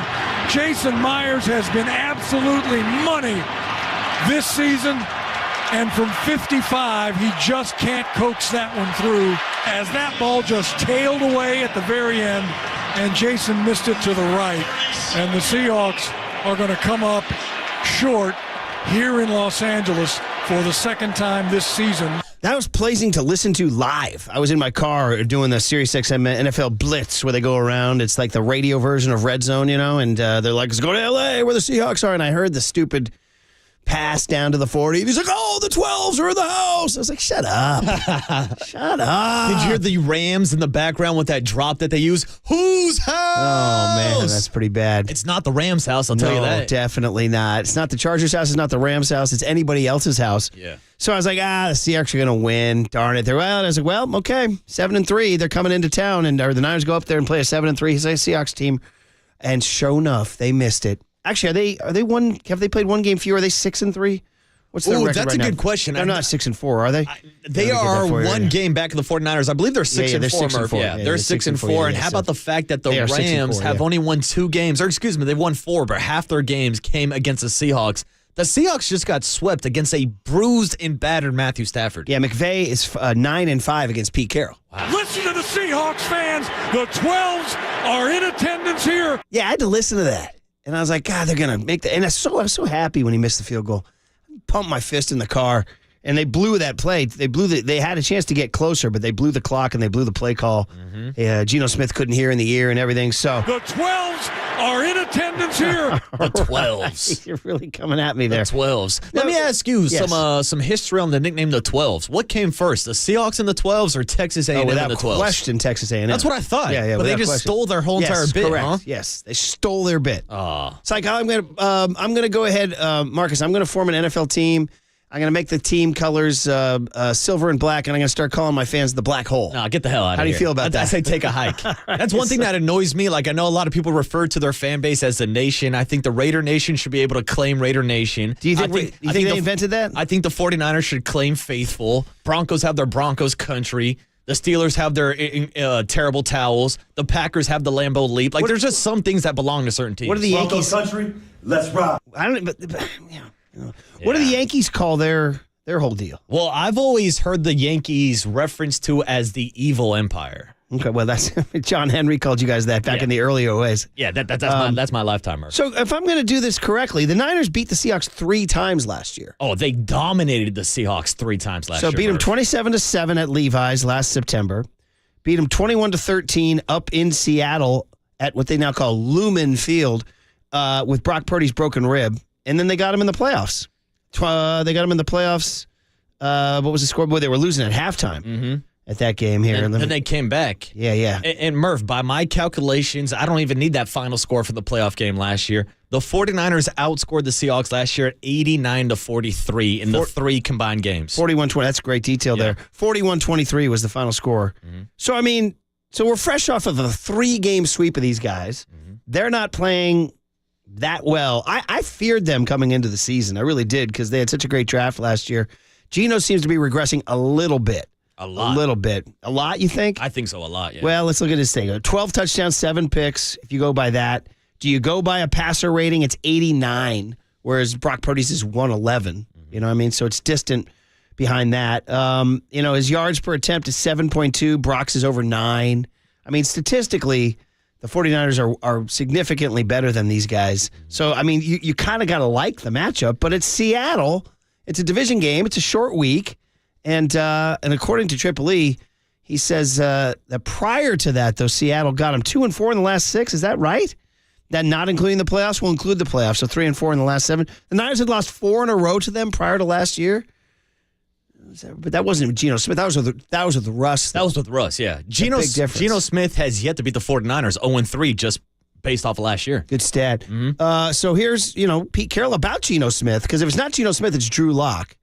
And you got to like the Niner pass rush against Drew Lock or Geno Smith. But anyway, will he play? Here's Carroll yesterday on the Seattle quarterback situation. He got hit on the back of it's really his tricep.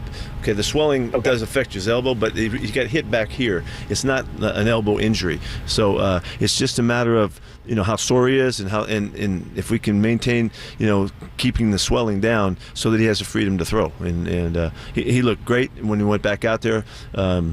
He's more sore today than he was, but we got a couple days. We really think that he's got a great chance to make it back. Okay. It sounds like he's going to play, right? Yeah, he's a tough guy. Even the fact that he came back into the game after that hit from Aaron Donald, completed the pass to DK Metcalf, I think this is just a pain tolerance thing. Geno, give him 24, 48 hours. I expect to see him on Thursday night. And they'll shoot him up. Did you read that story about Micah Parsons drinking that thing called C4 and then puking on the sideline? Did you hear that? So old dude? C4 is like a pre-workout. What is that? Help me out. It's exactly what I just said. It's a pre-workout. So yeah, no, but what does that mean? So you mix it with water, and then it just gives you a bunch of energy. It's like an energy drink, but souped up a couple levels. Pre-workout. Oh yeah, my pre-workout used to just be, put on the old athletic bike shorts. The bikes, the old coaching shorts. No, Murph. Now they got these pre-workouts. Do a couple of those hip stretches where you kind of like lean to the left and lean to the right, and then hit the road. That's the pre-workout. No, now you got people just throwing like scoops of powder into their mouth. They have like a bunch of electrolytes. Some of them had like creatine and stuff like that. And so you can get a bunch of different pre-workouts. He did it without water, I guess, and wound up puking all over the field. Oh, that's the problem. I don't know how those savages do a dry scoop. I have buddies who do that. They're insane. Let's see. It's like putting a whole pack of Fun Dip in your mouth, Triple E. Seahawks passing offense. The Seahawks passing offense is, if you go by yards, they're 13th in the NFL. Statistically, they don't really dominate anything. They really don't. 25th in rushing, 13th in passing, 18th in touchdowns. They're just kind of middle of the road. 16th in points. I mean, they really it's not a brilliant Seahawks team. No, I don't think they've been putting up the same kind of production that they got from Geno Smith last year when he was the comeback player of the year. But this is still a roster with a lot of talent, even though it sounds like Kenny Walker will not be playing this weekend. We mentioned earlier Zach Charbonnet, your guy to UCLA, but you still look at DK Metcalf, Tyler Lockett, Jackson Smith, and Jigba has been getting involved in the offense the last couple of weeks. They still have weapons, and of course, it's all based off the run game for the Seahawks so that they can set up the play-action bombs and whether or not they'll be able to get their wide receivers behind a guy like Jer Brown. Yeah, good call. Very good call. Lockett leads him with 51 catches, 545 yards, but DK Metcalf's their leading yard guy, 16 yards a catch, 646, so he's still a big play guy. And he's kind of had a disappointing this season also, but you don't know DK, he's always getting back and forth. What was it, last year when him and Charvarius Ward were going back and forth? That's right. And Charvarius called him steroid boy? That's right. Yeah. JSN has been okay, 36 catches for 365. For a rookie, it's not bad, 10 catches. He's been catching on lately. 10 yards per carry, and then, of course, the tight end, Noah Fant, only 17 catches for 236. One more. Pete Carroll on Geno Smith here. But if he does make it back, do you think it's something that he's going to have to deal with discomfort for a while, or is it reasonable to think that it could be pretty much behind him by Thursday? Well, anybody that's has been had your kicked in the thigh or something, you get a quad bruise. It's kind of like that. It's in his tricep. It'll take a couple days to see what happens. And if he can't make it, then Drew's ready to go. And we'll see how that goes. But Drew will get a couple days of work while we'll hold Geno back here until Wednesday. And so that'll be good. He'll get prepped. Geno will be getting prepped. We'll be okay and ready to be able to make the decision if we have to. Drew Lock has thrown 12 passes this year. He's 4 out of 12. So he said he's going to practice this week as opposed to Geno Smith, who does that. I'm going to give you a career, Drew Lock's career. Have you followed Drew Lock's career, buddy? Yeah, he was terrible with the Broncos. Out of Missouri? Yeah. Let's see here. Yeah, he did. He's 2019. He was the Broncos star. No, he only started 5 games for the Broncos. I think his most famous moment on the Broncos is when he was caught lip singing like a Gucci Man track on the sideline. He's 10-16 as a starter. By the way, just going to throw you this too.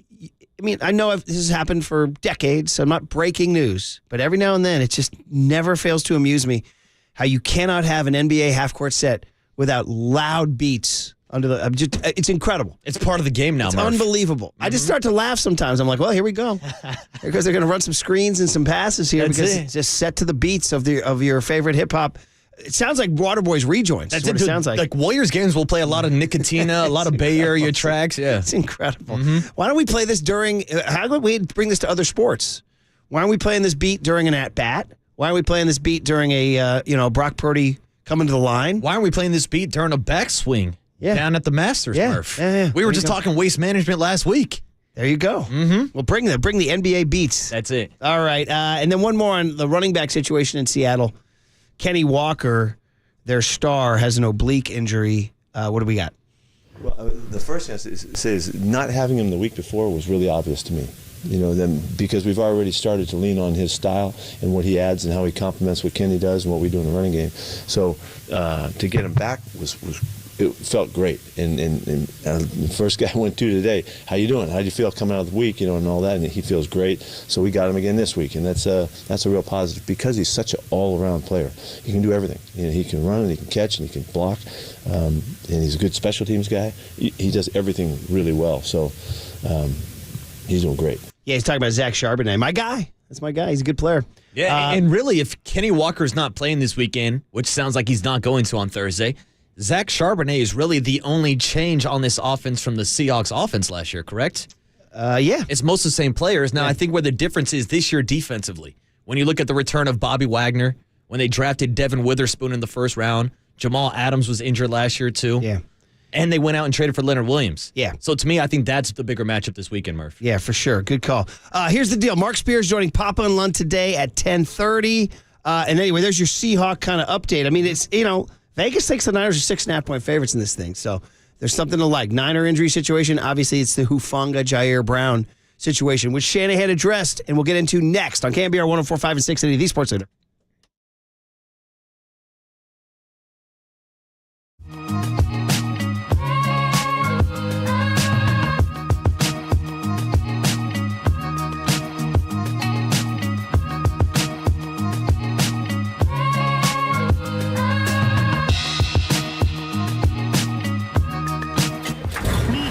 From the Chilton Auto Body Traffic Desk.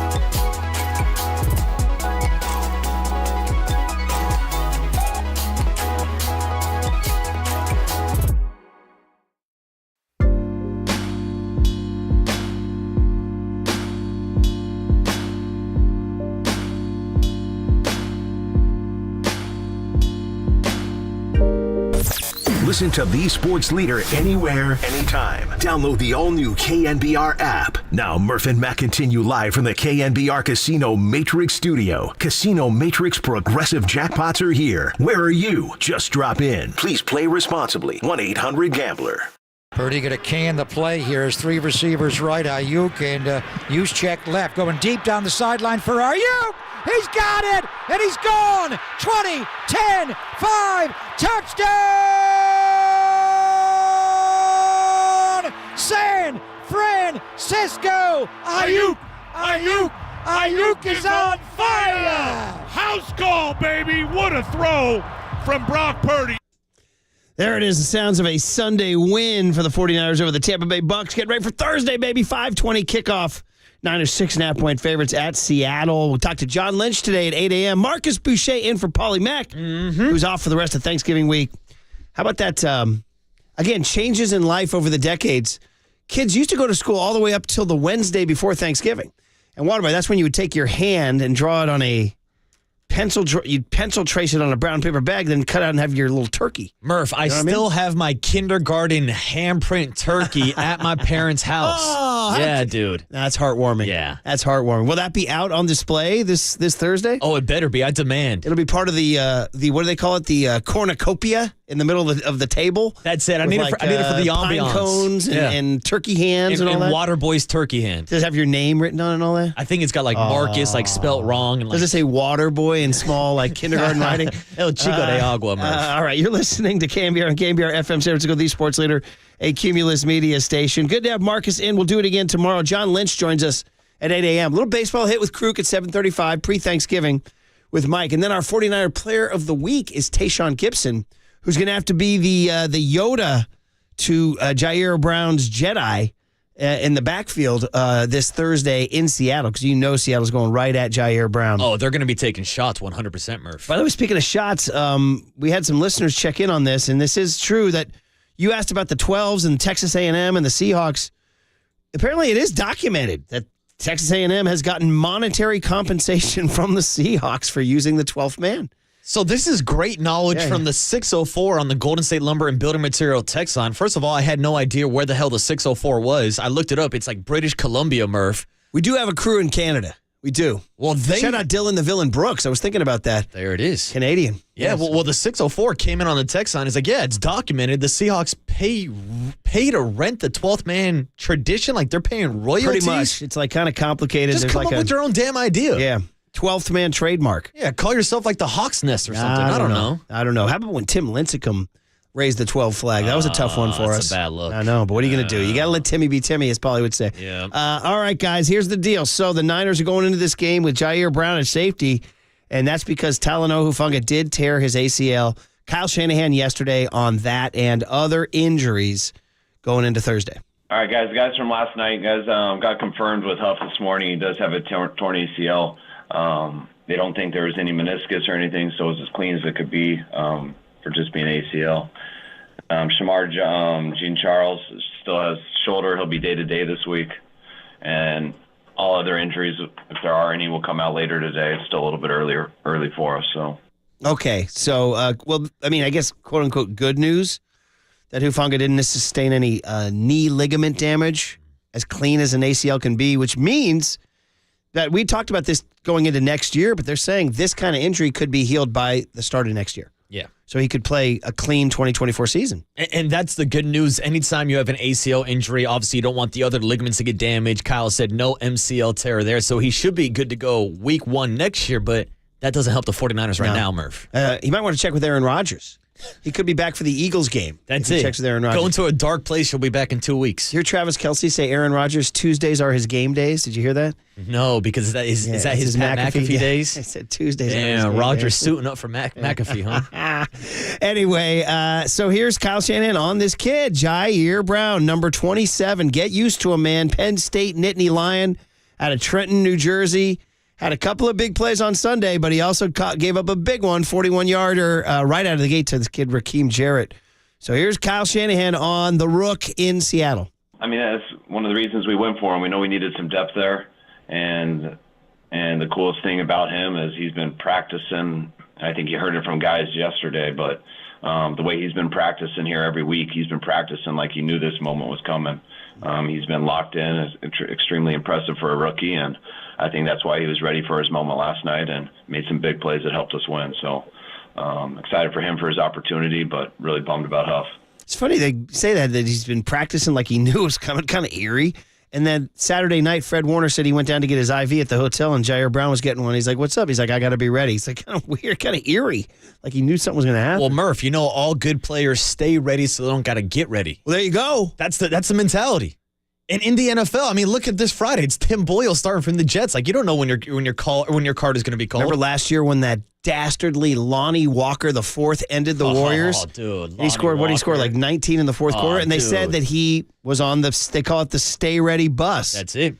That leaves early. Like the stay ready bus leaves at 3, and Lonnie Walker was always the guy on that bus. He's the bus driver, Murph. Lonnie Walker. He hit the Warriors with an uppercut, yeah. All right, guys. Adam, is this Schefter? We're going to Schefter next? Shefty, listen. I haven't heard from Shefty in a while. Listen. Shefty on Geno Smith and Ken Walker injuries. Does he have more info than Pete Carroll? Here. The Seahawks have some major injury woes going into Thursday night's game against the 49ers. Geno Smith went down yesterday with a bruised elbow. However, Pete Carroll said he does expect that Geno Smith will be able to play on Thursday night. However, running back Kenneth Walker is dealing with an oblique injury, not expected to be out there on Thursday night versus the 49ers. Okay, so no Ken Walker. It'll be Zach Charbonnet. Geno Smith looks like he's going to go on Thursday. We'll continue to follow that story. A couple more Shanahan bites here. Yeah? I just wanted to jump in real quick, going back to the Jer Brown sound that we just played. And I wanted to ask your questions that we could probably ask John Lynch today at 8 a.m. during our big hit. Was the strategy behind drafting a Jer Brown? Like, were there any question marks to you with the 49ers spending their first draft pick, which was a third-rounder, on a safety when they knew coming into the season that Tashan Gibson and Hufanga would be their two starters? Yeah, well, to me, it was because I think they only have Gibson for one more year, right? Correct. Isn't that his contract? So you would think I saw him as the Gibson successor. The plan would be for a redshirt season, which is why it's good to have this depth. And now, obviously, he's being pushed into the spotlight a bit sooner. But it's also interesting because a lot of the draft reviews, I remember when it happened, compare Jer Brown to Talanoa Hufanga and them having the same style of play. Yeah. I'm curious how John Lynch sees them fitting together for the future. Perfect for Lynch, buddy. Prime the pump. Write those down. Write those down. Oh, I got my notepad, Murph. I always forget things to ask. I always say, remember I was going to ask him about the brotherly shove, too. That's it, Murph. Remember that? Come on, here. Let me write that down. Put it in the notes. Lynch. Okay. Lynch drafting. Shove. No, you know how you can remember it? Shout out to the rap group Brother Lynch Hung. Brother Shove. Yeah, it's the brotherly shove. It's John Lynch. I don't know, Murph. I'm trying to tie it all together here.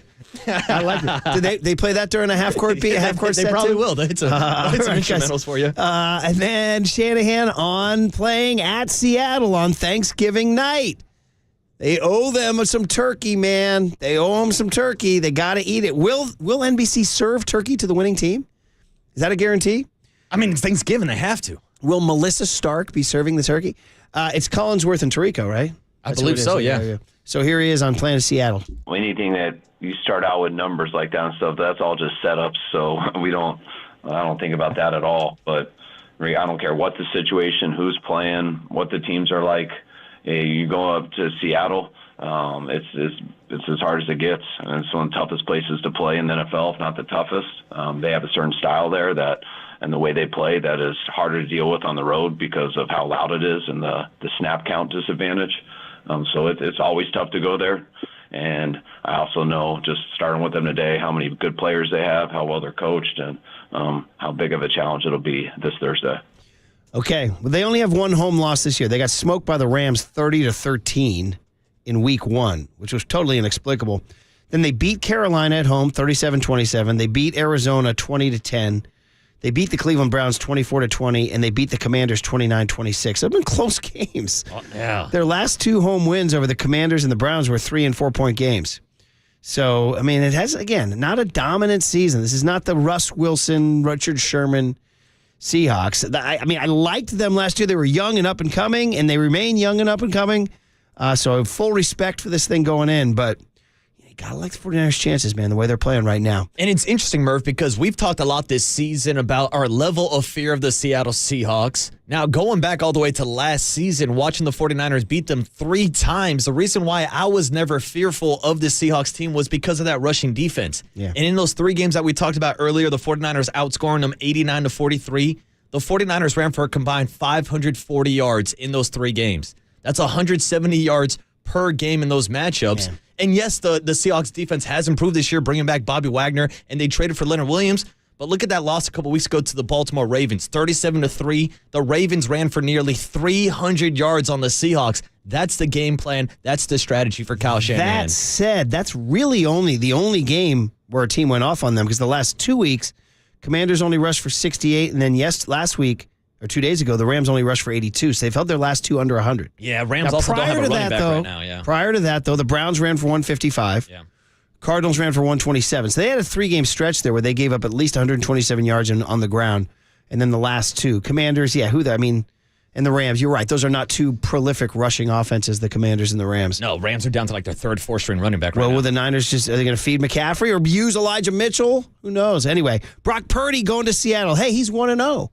What's the big deal? We're at that point of the season where, obviously every single game is crucial. It's huge. And so going into a hostile environment in Seattle, with the great team that they have, it's going to be a great challenge for us, and we're excited about it. And obviously the history goes back with, these 2 organizations, and to be able to play on Thanksgiving against them with the division with where it's at, doesn't get any better than that. So I'm excited for it. There he is, 1-0 in Seattle. He beat them in Levi Stadium in the playoffs, 2-0 overall. So he's never lost to the Seahawks. And it's a little bit of Brock Purdy deja vu, because last year he beat the Tampa Bay Buccaneers and then turned around on short notice with broken ribs, Murph. Went up to Seattle on Thursday Night Football and got the win. Went to the text line, the Golden State Lumber Building Materials text line, to see what people had to say about the Seahawks and the 49ers. Instead, I'm getting people commenting on my beard. Oh. The one guy coming at it, he goes, you should take it off. What do you mean take it off? The Warriors are 1-0 with the beard, Murph. I said, why? He goes, and then he turned it into, he goes, I think you're a good-looking guy and you look better with it off. I said, that's funny, by the way. That's number 1. Yeah, the other take guy it says off, he Murph. thinks it makes me look younger. Hey. And Waterboy thinks I look tougher. Tough guy Murph over I here. walked around the hallways of Chase Center last night looking for a fight. I was just mean mugging guys. That's it. You were the enforcer since Draymond wasn't there. We had Murph in the crowd. There you go, man. I saw you staring down Dylan Brooks before the game, Murph. Speaking of the Warriors and Dylan the Villain Brooks, we got to get into it. They won a game. We got to call it in. You got to hear what Klay Thompson had to say about his best game of the year, and old Steph Curry had to say about just another quiet 32 as Chris Paul did his thing last night. The Warriors finally got one. We'll get into that on the other side and preview their Thanksgiving week situation, too. And then Mike Krukow into John Lynch at 8 a.m. on KNBR 104.5 and 680, the Sports Leader. Welcome back to the Warriors Invitational, baby.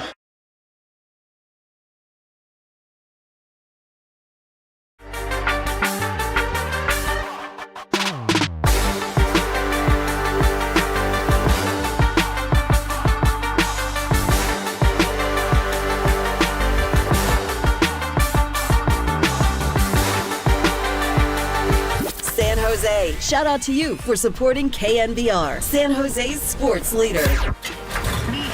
From the Chilton Auto Body Traffic Desk.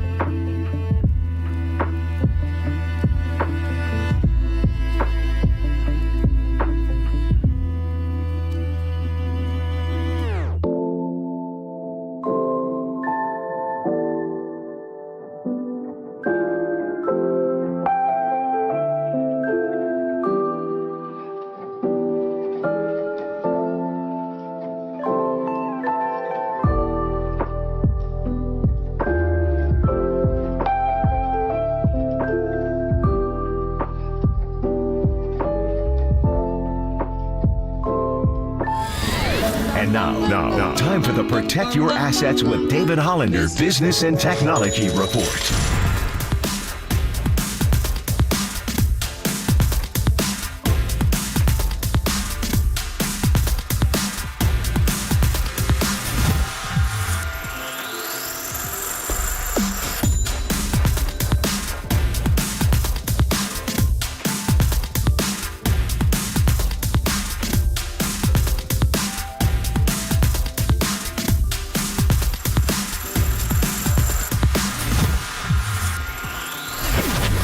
This has been the Protect Your Assets with David Hollander Business and Technology Report. Concerned inflation will ruin your dream retirement? Learn more. Listen to David's show every Saturday morning on KNBR or call 1-866-PROTECT. Listen to the sports leader anywhere, anytime. Download the all-new KNBR app. Now, Murph and Matt continue live from the KNBR Casino Matrix Studio. Casino Matrix Progressive Jackpots are here. Where are you? Just drop in. Please play responsibly. 1-800-GAMBLER. Chris Paul, two men jump at him. Mr. Curry's got a three, and how about four? Three down, and a free throw coming. Houston Rockets, give him credit. They're a solid team, put up a good fight, but the Warriors were so determined, it showed. And Steph, the ultimate safety blanket in terms of free throwing, and Ime Udoka's going to use the timeout and play out this final 10 seconds. Yeah, the sounds of a win at Chase Center, and Marcus Boucher in for Paulie Mack today and tomorrow. Paulie back Monday. Everybody taking the Thanksgiving holiday off. Not Marcus, not me, not Triple E. We're here, baby. We're still here. We're getting you guys. We're still here. We're getting you guys ready for Thanksgiving and the 49ers and the Seahawks. By the way, I haven't confirmed this, but this has to be the first year ever they've played on Thanksgiving and Christmas, right? I would say that that's a good guess. Also, when's the last time that the 49ers played two Thursday night games in the same season? Has that ever happened? In 2011, they played Thanksgiving in Baltimore. So was Thursday Night Football around 2011? I can't remember. When did Thursday Night Football get invented? Was it in the last 12 years? I think it was when I was in college, and I graduated high school 2010, so it's probably around that same time. Let me look it up, Murph. Shout out Waterboy in college, by the way. Oh, it was a good time, Murph. It was a good time. Waterboy toting the books around with a sweater draped around his neck, wearing saddle shoes. Wearing a Tommy John brace, walking around campus. Yeah, it was the time of my life, dude. Murph. Did you have a Tommy John brace? Yeah, I had surgery my sophomore/junior year, Murph. You said sleeping was brutal, too, right? Oh, there's a lot of other things that were brutal, too, Murph. Hey, now. Let's not get into that. Hey, now. All right, I was there. I went out. I laid it on the line for all y'all. I said, I'm taking the 12-year-old, and we're going out to Chase Center. And we had fun, and the Warriors got a win. They broke a 6-game losing streak, which was absurd. God, it was so wild to look at those guys. And first of all, they're missing Draymond and Gary Payton. That's just a fact. I mean, you need those guys out there. And so they were playing a little shorthanded in that sense.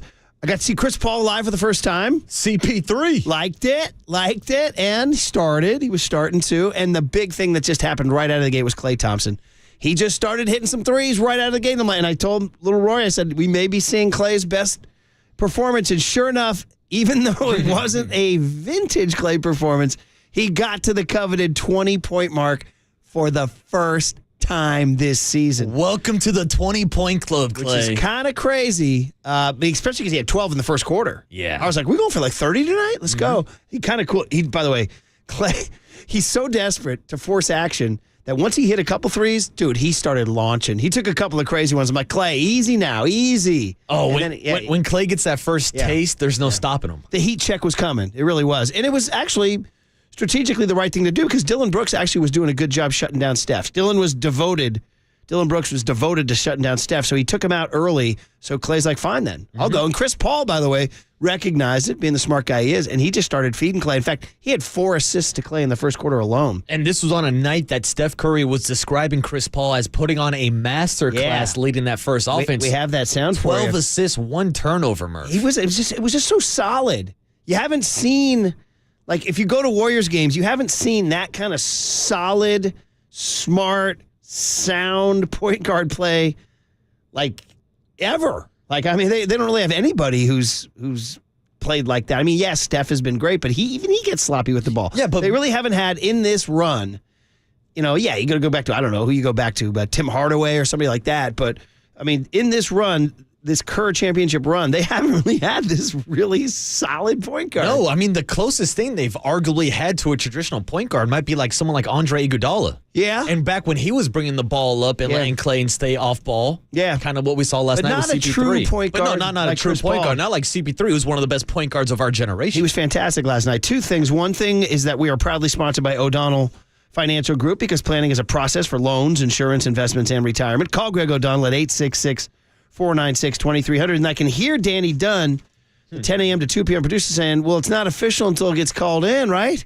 You got to call in the score. Shout out all prep reporters everywhere calling in scores. So it is my man, Bruce Frazier, my beard idol, Bruce Frazier, calling these in. He calls Adam Silver. Silver looks at the phone and says, I haven't heard from you guys in a while. He said, why don't you just pipe down, skinny boy? Put this one in the books. Golden State Warriors 121, Houston Rockets 116. Beautiful basketball. Beautiful basketball. That is buttery. It's lovely. Yes, sir. There it is. And so, by the way, it is 20 for Clay to be a season high. He had not crested the 20-point mark. Also a season high, 5 3-pointers. Also took a season high, 11 3-pointers. He did cool out after a hot start, but he winds up, overall, his plus-minus was -3. Chris Paul's plus-minus was +12. Yeah. Okay? So here's Steph Curry after the game. And it was great to have him down the stretch. I mean, the Warriors so they're up 10 at half. By the way, the 4-point play right before half was fantastic. That was a big moment because it was a 6-point game and made it a 10-point game, and they kind of kept it at 10 for the rest of the night, which was kind of nice. And that was another Chris Paul play. But here's Steph just like, yeah, man, I have this guy, Chris Paul, and he helps us win games like this. Plus 12 tells you everything about the game tonight and how he controlled tempo and just the action, trying to get us in and organized offensively, especially in that first half to finish out the second quarter. It was kind of a masterclass of just reading the flow. He called the play where I got the N1 3. Wasn't playing or anything from the bench. It just he saw a clear side and got me and Loon in the right action. So 12 assists, 1 turnover, plus 12. And, a game where, like I said, we needed to kind of connect both sides of the ball. It was a masterclass. There it is. I mean, you got Steph doing that. It's unfortunate that they lost that game Saturday night to OKC. I mean, they should have won that day. I mean, shoulda, woulda, coulda, crying in your beer. I get it. But by all rights, they should have won that game. First of all, they were up 18 in the third quarter. They probably got nobody to blame but themselves. But what's the odds that Chet Holmgren's going to make that shot again, the right? turnaround 3 at the buzzer. I mean, did you see the look on Shai Gilgeous-Alexander's face after it? Dude, he was shocked. He's like, oh, what was that? Like, even he wasn't expecting Chet to hit that shot. Freak praying mantis chucking in a 3 without even looking at the hoop. So anyway, had they won that game, they would be, so what are they right now? They're 7-8. They'd be 8-7. I mean, it's not ideal, but I'd like, so now they got to kind of fight uphill. It'd be nice to steal one tomorrow night at Phoenix. I'm not overly optimistic without Draymond, although Gary Payton may be back. Correct. I'd like to think they beat San Antonio Friday. San Antonio, even with Wemby, isn't that good. But somebody told me Wemby had 8 blocks the other night. Yeah, he almost had a triple-double with blocks, Murph. This is the NBA, by the way. Yeah. This is not like CYO 6B. Skinny guys taking over. Chet Holmgren and Victor Wembanyama. By the way, shout out the crowd that's stepping up for Sean Livingston, saying, is he the true point guard since Triple E had said it too? Yeah, but it's the closest thing. But Paul, he's even more. I mean, Chris Paul is literally referred to as the point god for the last 2 decades. And that's why that's been the biggest difference to me. It feels like there's a presence of calmness when he's on the field.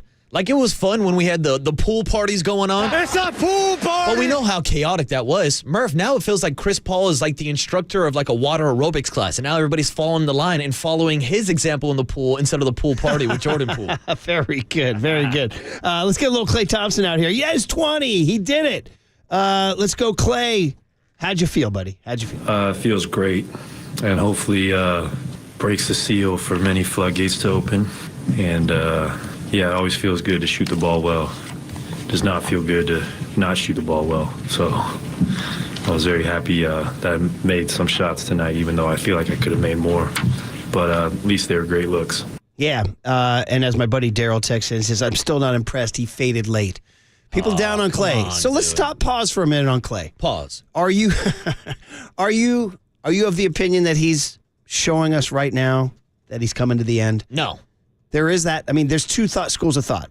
There's one, he's showing us right now after an Achilles and an ACL, it's coming to an end. Or, hey, this guy has started slow before. Correct. He's Klay Thompson. Let him get the old creaky bones going. Let him get some oil on the joints. It's a long season. It's not even Thanksgiving yet. I mean, that's the thing, Murph. And maybe I'm kind of naive and I give Clay a longer leash than most other people do, but I also think he's deserved it. He's won 4 rings. And I like to remind people, he had a slow start last year and finished the NBA regular season with the most threes in the entire league. Hit more than 300 three-pointers for the first time in his career. And yes, he did fade out in the playoff run. But again, this is a guy that was coming off an ACL and an Achilles injury. I think his legs ran out of gas at the end of last season, and I still think he's getting his legs underneath him this season. I'm still giving Clay time. He's deserved it.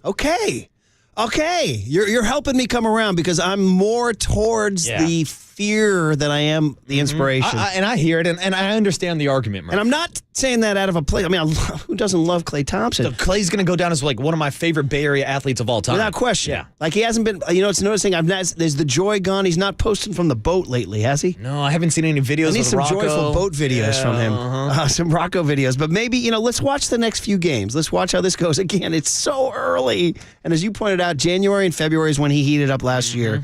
So we'll see. But he's got more Klay Thompson from last night. He says he's still Klay. He still believes. I'm not restless. I mean, I'm just being myself, and I have full confidence in my ability to have a great season. Although I've not shot the ball to my standards, that's fine. The season's so long, you can't get discouraged. I know that better than anybody. And I try to take Steve's advice because he's seen it all. So for me, it's just about enjoying this run, having fun. Okay. All right. Says there's a little wistfulness there going on. He did have a funny line, though, about scoring 20 and it's not a cause for celebration because he once scored 37 in a quarter, right? So here we go. Here it is. The cut M as in Mary. Here it is, yeah. Obviously, it's not your focus, but does it matter at all to score 20 for the first time? Does that feel like that is significant or will, as you said, help break the seal? I mean, it feels good, but I've scored more points in a quarter than I did tonight, so I'm not too... A lot more. I'm not too... I knew it's going to happen. Big nights are going to happen. It's just about just letting go of whatever and having fun out there and playing to win. Okay, this sounds kind of sad there, didn't he? Dude, he's got his thumbs hitting the microphone the whole time yeah. after every take. Here's a negative one saying he's done. He says, it's Houston. They suck. I got news for you guys. Houston Rockets are coming. Hey, put some respect on my guy Shengun, all right? Shengun. Shengun for 30 last night, and Jabari Smith Jr. and Fred VanVleet, and they weren't bad. They actually I didn't hate Houston last night. They had a better winning percentage going into that game last night than the Warriors did. Ide Umoka, the coach, they coached well. Yeah, they did have a better record than the Warriors. They were 6-5 before last night. I heard Tolbert say after the game, he said he sees them, they'll be in the mix for like a play-in spot. Well, I mean, everybody in the NBA is in the mix, Murph. There's a couple bottom feeders. The Houston Rockets the last couple of years have been so bad. That's true. That's a good point. They've been like in the 16-win category or whatever. So they're definitely on the rise. There's like a weird little rise up of the Thunder and the Rockets. There's a youth movement going on. And a couple of big guys to worry about. And then here come the Warriors. Yeah, the oldest guys out there, too. Yeah, here comes 38-year-old CP3. The other thing I can tell you, too, is my first time seeing him live. Yeah, of course you see him on TV. It's different. But you know who I really enjoyed live was Pajemski. Really? Yes. I like what he brought. And that's a guy... And by the way, did he even play TJD last night? No, he got sent down to Santa Cruz, I believe. He was on the bench. Oh, was he? Yeah, he was on the bench. I thought they announced that. No, he played 4 minutes last night. Okay, I thought him and Guy were going down. My apologies. That must have been. We did make a quick run in the second quarter to get a popcorn. That must have been the 4 minutes I missed. TJD. By the way, shout out Les Quinones on the bench. One of the great, active, cheering, animated, spirited dudes in street clothes. Rory says to me, he goes, "Who is that, Daddy?" I said, I had to actually... Tell you the truth, I had to text Raymond. He goes, it's Lester Quinones. And Rory says to me, he goes, he must make a lot of money. I said, why? He goes, because he has really nice clothes. That's what he said. High fashion These are the in the NBA. observations of the 12-year-old. High fashion. He was wearing a hoodie and like kind of cool pants, but he was very active on every possession. Okay. He was up and chatty, describing fouls to the refs and all that. Now I got to ask But real I quick. like Pajemski. 18 minutes. He only had 3 points, but 5 boards. He'll sneak in and grab a board for you. Oh, he will. He will. He kind of slithers in when you least expect it. Yeah, he's sneaky like that. Now, my main question is who had the sign? Was it you or Rory that said, anything is possible? I thought about it. Didn't bring the sign, but I was happy to see him. Actually, I liked him. I liked the energy he brought. He's the backup point guard. He seemed sound out there with the basketball. He took care of the basketball. So, in general, it was pretty fun. It was good to get out there, good to see, and the early Christmas decorations are up. Warriors got that win finally, and we were able to call it in. And by the way, Steph Curry dropped 32 points, 5 more three-pointers. He's averaging 5.5 three-pointers per game, which would be a new NBA record. And he hit, it's funny, but I think he might have had, go look, if we can figure out how many he scored in the fourth. I think it was 16 points. I was going to say he had 16 going into the fourth. I think that's what it was. And he'll just hit big buckets for you, man. I can think of 3 big ones, like the 4-point play right before the half, and then there were 2 in the fourth quarter. And when the Rockets kind of got it to 7, and it was like kind of a high degree of difficulty, stroked it. Do it. And I was like, look, that's my guy. Look at 30 out there. Steph Curry, 35 years old, putting up record pace stats so far to start the season. He looked fantastic. He really did. So anyway, fun night out there. Warriors tomorrow night at Phoenix. See if they can get 7 o'clock tip. Warring with my high school alumni basketball game, Waterboy. Ooh, is that a game you play in? I haven't played in that thing in 30 years. Oh, come on, Murph. We play some ball on the West Coast. I come out and just kind of walk around with a cane. Dude, you'll show up with a beard. They'll be so intimidated. Come on, Murph. Can you imagine? So I remember when I played in it, my senior year, I remember there was a guy, and I was boxing him out. And then later on, I said, what year did you graduate? And he said 1970. And I was like, 70? So that was 15 years? Yeah. So that would be a kid who graduated in 08. Oh, hey. That would be a kid who graduated. Is that you? I'm 2010, Murph. Even later. You'd be the old guy at the alumni game, dude. This guy graduated in 2010. That's so funny. Heard this guy got taken deep by Jock Peterson. I like to pop in, though, and check it out, though. But you're right. Maybe the beard would freak him out, Bruce Frazier style. Yeah. All right. We launch a great stretch of guests right now. Mike Krukow, always great. John Lynch is the big hit at 8 a.m., short week, so we get him on a Tuesday. And then Tashan Gibson is our 49er player of the week at 8:30 on KNBR 104.5 and 680, the Sports Leader. Murph and Mac, just Stephen Curry here. Just thanks for the acknowledgement. Continue to represent the Bay Area and all of Dub Nation, and I appreciate it. Let's get it.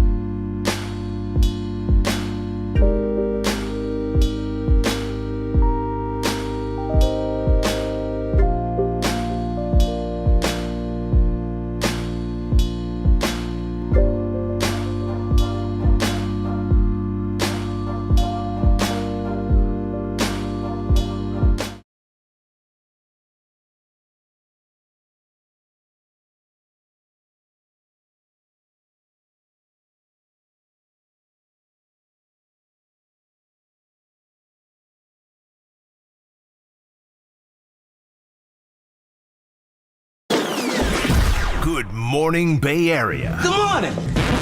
Good morning.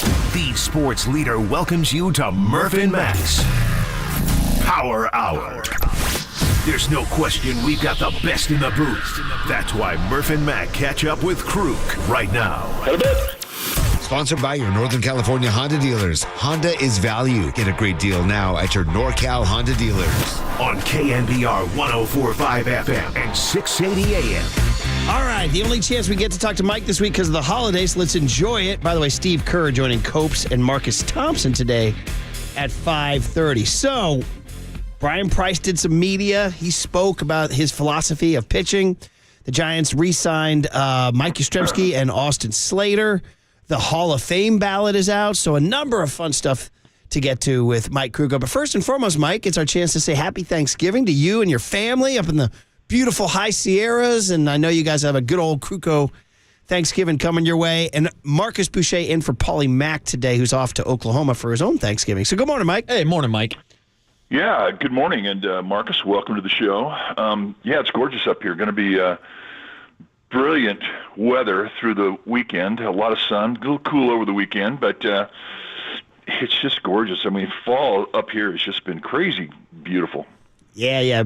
Our resident snowboarder, Eric Tripoli, is super excited to get up there and hit the slopes this weekend. So, number of things to get to, Mike, on the docket. Let's start big picture here. Brian Price did some media since we last talked to you. He came on with Papa and Lund, and then he did an interview with Andy Baggerly in The Athletic. I don't know if you got to hear or read any of it. He seemed to indicate that he is kind of, as advertised, an old school guy. And what does that mean? He said he wants starting pitchers to pitch a long time. He said he doesn't want bullpens to be taxed early in the season. He says let starters pitch the innings. Did you see any of that and have any reaction? Oh, absolutely. I was sitting there with a smile reading the whole thing. I was just like, oh, hell yeah.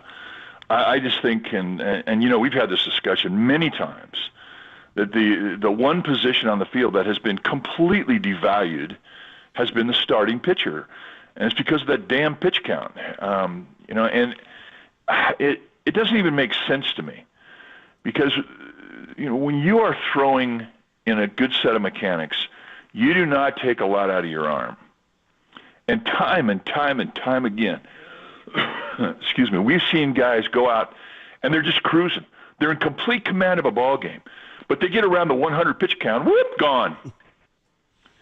And it's just not even thought through. It's just noticed, it's recognized, and it's reacted to. And it's just so wrong. I mean, if you see guys that are in control of their mechanics, they could throw 125, 140 pitches, not a problem. Come back and do it and start again with 3 days rest. They've done it for years and years and years. Now, we'll never see 3 days rest again. In fact, we're probably going to see more six-man rotations than we will five-man rotations eventually. I mean, I think what's happening with Ohtani is going to change the market of the game even more. But every once in a while, a voice will stand tall and just scream common sense. And Brian Price is that guy. He's a pitcher. He understands the importance of the third time through the lineup. And for whatever reason, you know, it kind of went hand in hand with the pitch count and then the increased batting average when guys would face hitters a third time. And that's what they all reacted to. But that third time through the lineup, and Brian Price will attest to this, as will anybody that ever pitched as a starter in previous generations, that is the at-bat where you learn how to pitch. You can outstuff a guy for a couple of at-bats, but the big league level, you better come up with a different plan that third and even fourth time you face a guy. That's when you learn to mix speed, the importance of movement and location. And that makes you a better pitcher. And that's what allows you to go deeper into a ball game. So I think what Brian Price is saying, it's an all-in-out, it's a challenge to the Giants' rotation members next year. Learn how to get through that lineup a third time. We're not going to be afraid to extend you pitch count wise, and I would not be surprised if you started to see more Giants starting pitchers get to that 120 pitch level. And I'm really excited about it all happening.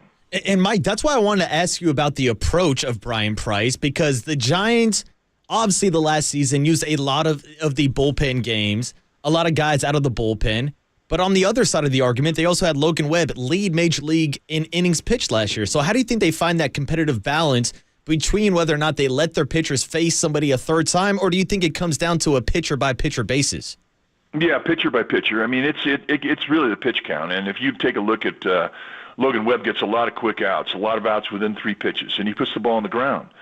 And that enables him to go deeper into games than, say, strikeout guys like Kyle Harrison. I mean, he's a strikeout guy. I don't expect to see him get to the 7th inning very often, simply because he strikes guys out. He throws a lot of pitches. He's young. He's still learning. But that's pretty much how it's always been with the Giants. I mean, last year we watched. I know it was at least 3 times. It could have been 4 times where Alex Wood was in the 5th inning with a freaking lead, and with 2 outs, he gets taken out of the game. Mm-hmm. Now, you need 5 innings to qualify for a win. He gets taken out of the game that many times with a lead. Do you know what that does to the morale of the starting rotation? It guts it out. I mean, it's the same thing when you have an opener. That guy who's the opener has no chance, 0 chance to get a win. All he can do is get a no decision or a loss. Now, what is that all about? So, again, you're talking to an ex-starting pitcher. My mentality is a completely different one than anybody who's putting together an algorithm for a game plan. And the opener at times has made sense, but I'm not on board for it. So, to answer your question, I got off on a little bit of a tangent there. It's going to go pitcher by pitcher. And that's kind of how they've done it. But the pitch count is what's determined it. Yeah, some of this is quotes from Brian Price. He says, because we've been trying to avoid injuries at all costs, we've given all the pitchers less exposure, but the game is still 9 innings. Whatever outs the starter leaves on the table will be absorbed by the bullpen. And with limitations on the number of pitchers you have, unless you constantly rotate guys back and forth from the minors, which I don't think is terribly healthy either, you're going to overuse your bullpen in the first half of the season. So for me to see a major league team be consistently good over the long term, you need to have depth in the rotation and have pitchers beyond your number 1 or 2 that are capable of throwing more than 5 innings, that are hungry and that are allowed to continue in the 6th, 7th, and 8th when they're on and pitching well. So said the only way to do that is to get them stretched out to where it's reasonable to be out there with 110 or 115. You can't ask that of a young guy who hasn't thrown more than 80 or 85. That is an aspect, Mike, that these guys aren't being trained to throw that long. So maybe you can't stretch guys out if they haven't done it, or do you just got to train them? Well, both. Yeah. I mean, they have to be stretched out. Obviously, they have to have an increased number of pitches that they're allowed to throw. But it gets back to the mechanical. You just can't have a guy go out there and throw 120 pitches. If he's not in a mechanical groove, if he's not in a good throwing motion, he's going to take more out of his arm. And when you're taking more out of your arm because your mechanics are a little bit off, well, it's understandable how you're not going to be allowed to go deep. That is something that Brian Price recognizes. You think about the great pitching coaches who've come through. I mean, we had a great pitching coach be our manager in the 80s with Roger Craig. He may have been the best pitching coach of all time. And then you had the era of Righetti and Gardner combination, and those guys were fantastic. They recognized right off when a guy was throwing well, and they recognized when the guy was not in good mechanics. The guy who's throwing well, you let him go a little bit longer. And that stretches a guy out, but it does in a positive way. It doesn't, you never want a guy to expose himself to injury because of his mechanics. But once you stretch out, you get deeper in the game, and then there becomes the other intangible. And that's the intangible of you've had two at-bats to learn this hitter this day. And now you realize where he's covering, what he's looking for, what he's sitting on. You get a sense of that. And then you, on his 3rd at-bat, and if you're lucky, his 4th at-bat, then you start to pitch to those weaknesses that you sensed in those first 2 at-bats. Now, that has to be earned. It took me 10 years to learn how to pitch, to gain the knowledge. It takes a while to learn how to do it. I don't care how many things that a pitching coach tells you or a teammate tells you, you still have to figure out a lot of stuff yourself. And that's the beauty of once you have the knowledge, then you can go out there and you can have mediocre stuff. And if you have the knowledge, you can still get by with it and give your team a chance to win. That's the beauty of it all. And so, a lot of things go hand in hand. But mechanics and, and the ability to know how to pitch, those are the two most important things. Well, it's going to be really interesting to see how this attitude meshes with sort of how the way Farhan and his crew have done it. So we'll see how they assemble the staff and who they sign and all that. And speaking of signings, Mike, they did reach agreements with Austin Slater and Mike Yastrzemski, and those are two loyal soldiers, who've done their thing. The question is, though, if the Giants are going to be a different team next year, they certainly are bringing back a lot of the same outfielders. Now you've got Conforto, Yaz, and Slater. That doesn't leave a ton of room for new guys. That said, there's also trades that can happen. And so your reaction to Yaz and Slater coming back, affordable price tags, loyal soldiers, but it is the same crew as last year. Well, I think they're good. They're really good players, and I think they're very good defensive players, which, I've always applauded the players who are not offensive specialists or defensive specialists. They can do both things. I think both those guys are very similar in that they have a hard time staying on the field. They get hurt. So that tells me you got two guys there that can platoon. I think what they're looking for this year by way of trade or free agency are some everyday players. And, Cody Bellinger would be one of those players. He can play every day. And there's other guys out there. You hear Chapman's name getting thrown around a lot. He's an everyday player. You throw him out there, and he's going to play 150 or more games. Now, that solves a lot of problems. Rhys Hoskins, another guy. I don't know if they're interested in a right-handed first baseman power guy, but he's an everyday player. And so I think that they're going to look to fill a couple slots at minimum of guys that can play every day. So in regards to Yastrzemski and Slater, I'm glad they're back. They're great guys. They're great on the field, in the clubhouse, but I don't think they're everyday players at this point in their career anymore.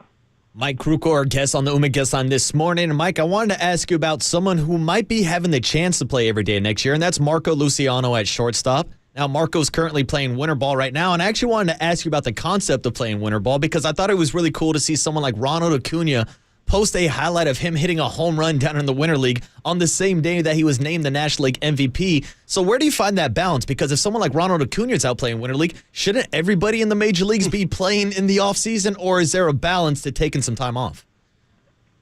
Well, it depends on what the guy did and how healthy he is. I mean, I loved winter ball. I mean, winter ball got me to the big leagues. I mean, I went to I played in Puerto Rico, and the team that I played in Puerto Rico, the winter ball team that I played on in Puerto Rico was better than the team that I played on in the big leagues with the Cubs. So it was a bit different back then because the money situations wasn't such that an everyday big league player now, I mean, he's making so much money, he just want to expose himself to the wear and tear and possible injury by playing winter ball. I love that Acuna's playing.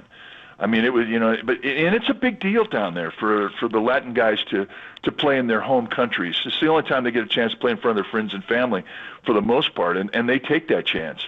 Now, Acuna's not going to play every day, and they're going to handle him with it like a kid glove, but he stays sharp. From a young player's perspective, if you get down there, you're playing and you're getting more reps. You're getting more innings as a pitcher. The more innings you get as a pitcher, the more likely you are going to figure things out. And, it is kind of funny, though. They always say, when I went down there, they said, go down there and work on a changeup. Well, I went down there and I realized that this is not the place to work on things. This is the place to get people out. Because if you don't get people out, they send you home quick. So that was kind of a rude awakening. But I just think it's a great thing. Plus, it's fun. It's, to me, Puerto Rico, Jennifer and I, we were down there. We were just newlyweds, and we had the time of our life. I was a starting pitcher. We had every Monday and Friday off. So I pitched once a week. And Monday and Friday, let's go rum tasting. It was it was so much fun, and I would encourage it. But it really does help you as a professional player. Yeah, good stuff. And speaking of big picture baseball stuff, I end it with the Hall of Fame ballot was released yesterday for 2024. And here we go. Here we go. It's always fun. Now, the three from last year who got really close are Todd Helton, played at Coors Field, Billy Wagner, little left-handed flamethrower reliever, and then Andrew Jones, who burst onto the scene back when he was a teenager. The new names feature a couple of big ones. Adrian Beltre, who, by the way, 3,166 hits and 477 home runs. Joe Mauer. Now, this is an interesting one. 3 batting titles as a catcher and an MVP, but maybe cut short a little bit. And then Chase Utley, who made 6 All-Star teams, was World Series champ with the Phillies. So, anyway, you hear some of the names. The other first-timers, David Wright, Bartolo Colon, everybody's favorite. Big sexy. Adrian Gonzalez, and then, to a lesser degree, Matt Holliday, Jose Reyes, Jose Bautista, Victor Martinez, James Shields, and Brandon Phillips. Any reactions to those names, Mike, whether it's Helton Wagner and Andrew Jones returning, or the big names, Adrian Beltre, Joe Mauer, and Chase Utley? Well, I mean, you know me. I'm all for a bigger haul. It's just so hard to get in. You know, I was reading an article today about Bartolo Colon. I think he has like 270 wins or something. And the guy who wrote the article goes, yeah, but he's got a 4.12 lifetime ERA. It's like, oh, my God. And there's nobody in the Hall of Fame that has an ERA that high, as if that should keep the guy out. He pitched 21 years, you know, and nobody's really talking about him, but he should go as far as I'm concerned. So the answer to your question is yes, and yes. You are a big haul guy. Joe Mauer is one of those guys that's interesting for the small haul crowd. And this kind of, like, I don't want to say it's apples to apples with Buster Posey, but he had concussion problems. Remember, when he stopped being a catcher, and he kind of tailed off after his age 30. Let's see, his last year he hit 300 was his age 30 year, and then he kind of tailed off after that. He winds up with 2,100 hits, a career batting average of 306, but 3 batting titles and an MVP in a sort of a short stretch. Like, he had a great little run from like 06 to like 12. It's funny, Mike. A guy I knew in my local little league was a dad from Minnesota. And when Mauer retired, I was like, yeah, it's really too bad that he tailed off. And the guy almost tore my head off. Joe Mauer is an automatic first ballot Hall of Famer. He goes, bite your tongue. So people in Minnesota love this guy. But he sort of had a short stretch. But he falls under your yes category, the Mike Krukow Big Haul. Yeah, eventually. I don't think he's a first ballot guy. I mean, if you're going to take him because of his credentials, you have to take Dale Murphy. You have to.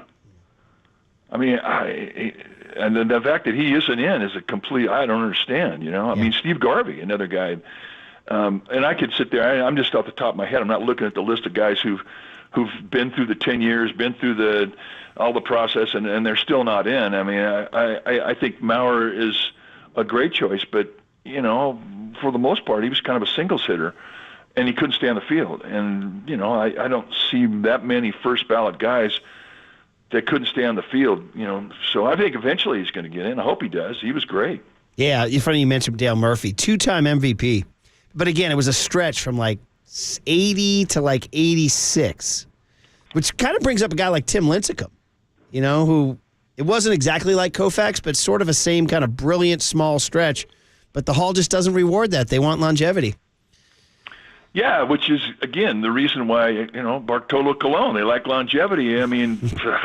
But then they come at you with the ERA.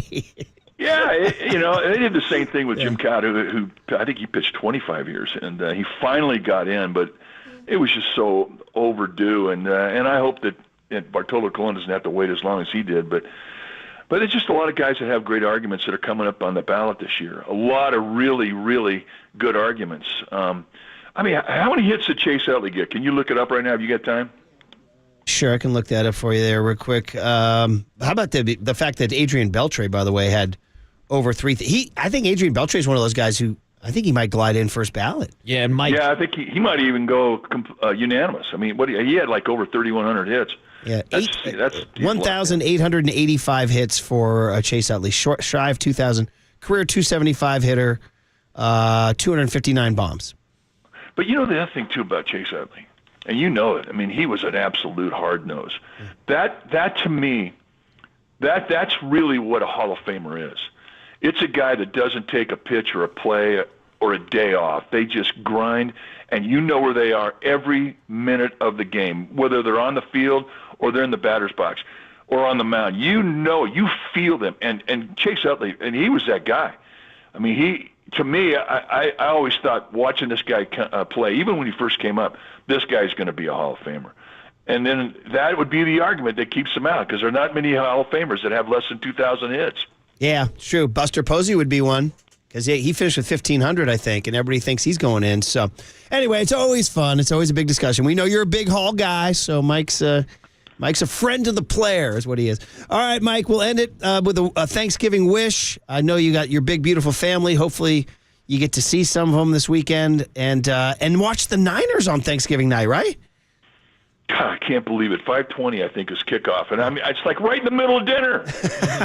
I know. My sister asked, when should we eat? And I'm like, I don't know. Can we watch with the TV on? Can we eat with the TV on? Oh, you got to go early, Mike. That's tough with 20 people and only 10 seats in the TV room. All right. Well, you guys will sort it out somehow, some way. I know the Krukows will have music and belly laughs and a lot of mashed potatoes and gravy. And so we wish you all, we're thankful for you, buddy. You're awesome. And we will wish you a happy Thanksgiving and talk to you next week. Had a bit. There he is, Mike Krukow. Yeah, but I think if you could go to one house for Thanksgiving, it might be the Krukow house. Dude, not just for Thanksgiving, Murph. I'll go there like on a random Tuesday night. I'll go over to Mike Krukow's house. Well, they got the tunes. They got everybody in his family can play an instrument. Mm-hmm. Somebody's on piano. Somebody's on mandolin. Somebody's singing. I mean, Kipe just talked about going to a party a couple weeks ago. Sounded like the time of his life. Yeah, incredible. All right, guys. Hey, you are listening to KNBR and KNBR FM, San Francisco, the sports leader, a Cumulus media station. And now it is time, because of a short week with a game on Thursday, John Lynch usually does Friday. 49er general manager John Lynch next. He's the big hit on a Thanksgiving week Tuesday. Marcus Boucher in for Paulie Mack on the Murph and Mack Show on KNBR 104.5 and 680, the sports leader. Let's go rum tasting. Mike Krukow with Murph and Mack has been sponsored by your Northern California Honda dealers at NorCalHondaDealers.com. The Murph and Mack Power Hour surges on. Next on KNBR 104.5 and 680, the sports leader. Here's what's trending now. Trending now. On KNBR.com. The Warriors snapped their 6-game losing streak with their 121-116 win over the Houston Rockets last night. So to read the top takeaways from the Warriors' first win, check out that story and more trending now on the all-new KNBR app.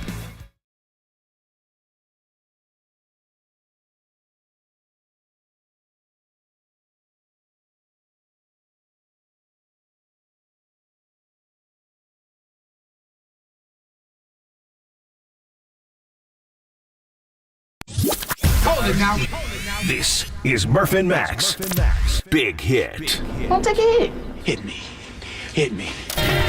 Sponsored by Benjamin Moore Paints. Experience the Benjamin Moore retail difference at their independently owned authorized retailers today or at BenjaminMoore.com. On KNBR 104.5 FM and 680 AM, the sports leader. Faithful. Here's 49ers GM and Hall of Famer John Lynch with Murph and Mack. My sources tell me he was saying, listen to Murph and Mack. Well, that's probably the smartest thing, yeah. On KNBR 104.5 and 680, the sports leader. Sponsored by Nick the Greek. We welcome you to our house. Come taste the difference of our delicious local Greek flavors and become a fan. All right, a short Thanksgiving week. John Lynch kind enough to bump up his time to Tuesday morning. And man, oh man, they're cramming 10 pounds into a 5-pound bag before they get up to Seattle tomorrow. Marcus Boucher in for Paulie Mack, and on the UMA guest line, John Lynch. So, John, it is the Murph and Mack Show with Marcus in for Paulie. Good morning to you. I guess before we dive into Seattle, we got to congratulate you on the win Sunday. The camera showed you on the field. A nice workmanlike win, and oh, by the way, your quarterback was perfect. So, congrats. What was how did you enjoy Sunday? I enjoyed it a lot. You know, you're in those games, and we've had a lot of most games in the NFL come down to one score. You know, and we've had the good fortune of the last couple of years of not being the case. More than not, we're beating people by a good margin when we do so. And so I think it was good to have a little bit of a stress test. You know, the Bucs, coming into that, Kyle really highlighted, he always spends his time as it gets close to the game and watches the opponent, spends a lot of time on offense early on because he's game planning. But late, I remember just our private conversations. He was really impressed with the way Baker was playing, and he said, "This is not going to be, Baker is playing at a high level," and I think we saw that. So I think they tested us a little. Our guys stood up. So I was proud that we had to play with the game on the line. We made some plays with the game on the line, and man, what can you say about Brock Purdy and the offense really clicking on all cylinders? Brock was just phenomenal, and we talked about him last week. I told you everything I feel about the guy, that he's earned that, and he did it another week, and he can't be much better than he was. Yeah, you put it out in the universe, and he delivered on Sunday against Tampa Bay. So obviously short week, and the other big story was not as positive, and that was the Talanoa Hufanga injury. So we got to dive into that, John. This is like right up your alley. This is the man you drafted. Jer Brown steps right in. So it's kind of a two-part question. One, your reaction to the Hufanga injury, and then two, how ready or not ready is Jer Brown for this moment? Yeah, first of all, with Huff, I mean, those type of guys are hard to replace. I think he just plays with an energy, with a passion. He's an instinctive player. He's a playmaker. He gives a lot to our defense, and he's made so many plays. He fires up our stadium. He fires up our players. In Jacksonville, he makes that interceptions, and the T for the Tongan thing that they do, that his hallmark celebration. Our entire team's doing it. I can see our whole stadium. So he's one of those energy givers that, man, it's hard to lose a guy like that. I do feel very fortunate. We traded up to get Jer Brown for a reason. He's a really good football player, and he's got, much like Huff, he's got an ability to make plays, and that was tested right away. And I was really proud of the young man. He came in, Baker threw an incredible ball, but what Jair did, it was his guy, and he tracked him down, and he gave us a chance to keep playing. And then he settled in, and I thought he made a number of plays in that game, was flying around, playing fast, and he's a very similar player to Huff in terms of, their time speed may not be the best in the world, but, man, they play fast, and, they see the field very well. And then Jair, has tremendous ball skills, as we saw evidenced by that pick at the end. So, he's been biding his time, been getting better each week. The coaches have done a great job, been a big-time special teams contributor, and really proud of the way he's worked and stepped up when he was asked to. So it's not ideal because we lose a great player, but, we're excited about the opportunity now to see Jair and see what he can do. John Lynch, the 49ers GM, joining us on the Uma Guest Line this morning. And, John, I wanted to go back to the draft process and your guys' decision to draft Jer Brown. Now, I'd love to see how you just broke down his skill set, how it compares to Hufanga, but I'd also like to see how you guys viewed it complementing the skill set of Talanoa Hufanga if the plan was moving forward to have these two guys in the back end of your defensive backfield.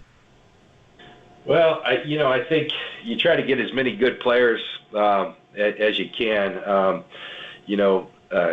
Somebody forgot to tell Tashan Gibson that he's getting older because he keeps playing at a really high level, and so it's we're very fortunate to have him. And I was, to truth be told, I was looking forward to having all of them, and finding a way to involve them all. So, but that's not always what happens, and football, unfortunately, you do endure these things. Had a bad feeling, once I saw what happened to Huff. Went in and saw him in the locker room after. He was still hanging on to hope. I was trying to, but unfortunately that wasn't in the cards. But with Jair, I think of course, you think, okay, we re-signed Gibson for another year, and then, ideally you'd like to see those two play together. And I think they'd be a tremendous tandem, and hopefully we get to see that someday. Because I think it'd be really good for our team. But right now we got enough back there, and I'm as I said prior, I'm looking forward to Jair getting more play time to see how he can help us. Is the general book on him? We're talking to John Lynch, 49er GM, kind enough to jump on Tuesday on a short Thanksgiving week. Niners Seahawks on Thursday at 5:20. Is the general book on him, though, like you say he plays like Hufanga, that better at run coverage than pass coverage? And is that a concern going in with, big play guys like DK Metcalf and Tyler Lockett? I don't know. I think Huff is pretty good at pass coverage, so hopefully that wasn't misinterpreted. I think Huff's a very complete player, and I know Jair is. Jair is a ball hawk.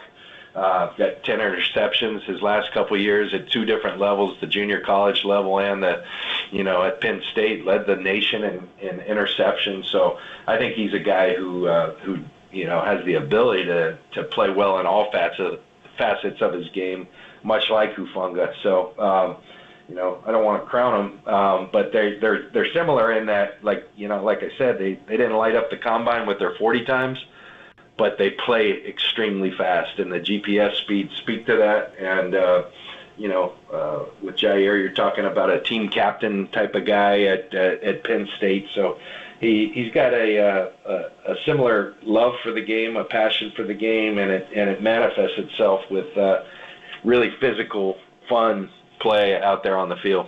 What role, John, does Tashan Gibson or say like a Fred Warner play? Old Yoda to young Jedi here, because it's good. Short week, road environment, tough game. So mentally, assignments and places to be. Is that Gibson and Fred Warner now? They're the teachers. Yeah, I think Fred is. Fred's very much a leader of this team, if not, and the defense. And he is the signal caller. But on the back end, the safeties are involved in so much communication, and Huff was extremely good at that, as is Tashan Gibson. All that experience that Tashan has will come in handy, but Jair has done a great job from the first day he came in here of knowing his assignments, knowing them well. So much of the back end at safety is communicating the coverages, the changes of strength, and all those things. And Jair has done a really good job. So it's great to have a vet back there like Gip to help him along. But he's shown not to lead a whole lot of help, and we're going to need him to do a lot of the communication. So it's time to step up, and I think he did that in really cool fashion the other day. And speaking of a veteran presence, John, I wanted to ask you about the return of Bobby Wagner to the Seattle Seahawks defense. Now, the 49ers, you guys had success running the ball against the Seahawks last year, but that was obviously a team that did not have Bobby Wagner. They went out and drafted Devon Witherspoon, rookie this year, who's playing phenomenal. They bring in someone like Leonard Williams, and now Jamal Adams might be back from injury as well. Just would love to get your breakdown of this Seahawks defense ahead of your guys' Thursday night matchup.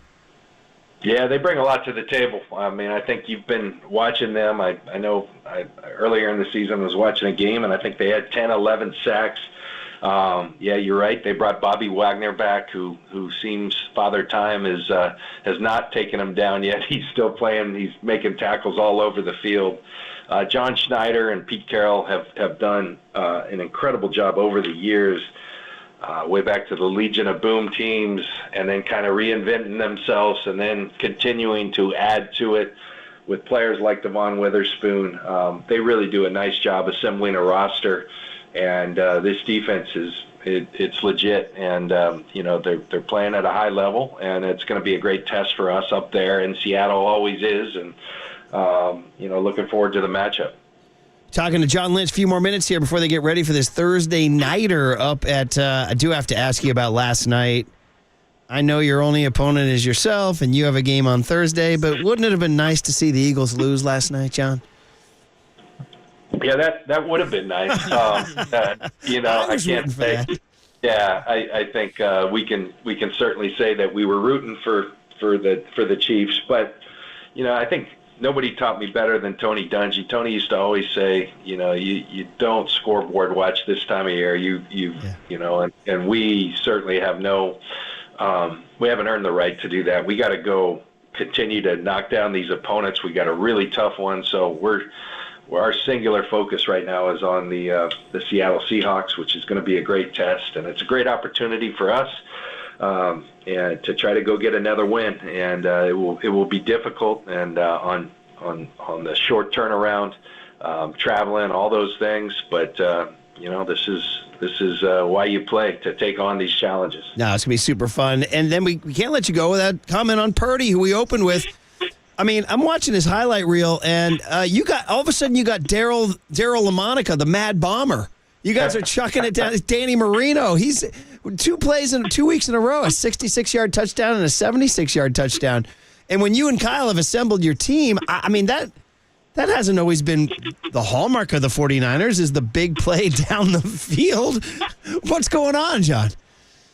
Well, I don't think anybody's making more big plays down the field than Brock Purdy. I mean, he's throwing the ball down the field, chunk yardage. Guys like Ayuk, Kittle, Christian, Debo. There's a lot of weapons there. He's going to take it to the right place. I don't remember consciously saying, man, I remember stages in the offseason. Okay, he's throwing. Now it looks like his arm got a little stronger. Then you get in the season and you're kind of just going. But I do believe from game one till now, I think Brock's arm has continually gotten stronger. Maybe the bye week, allowed it to rest a little, and he came back with a little extra juice. But really, it's about taking it the right place. He's got all the arm strength you ever need.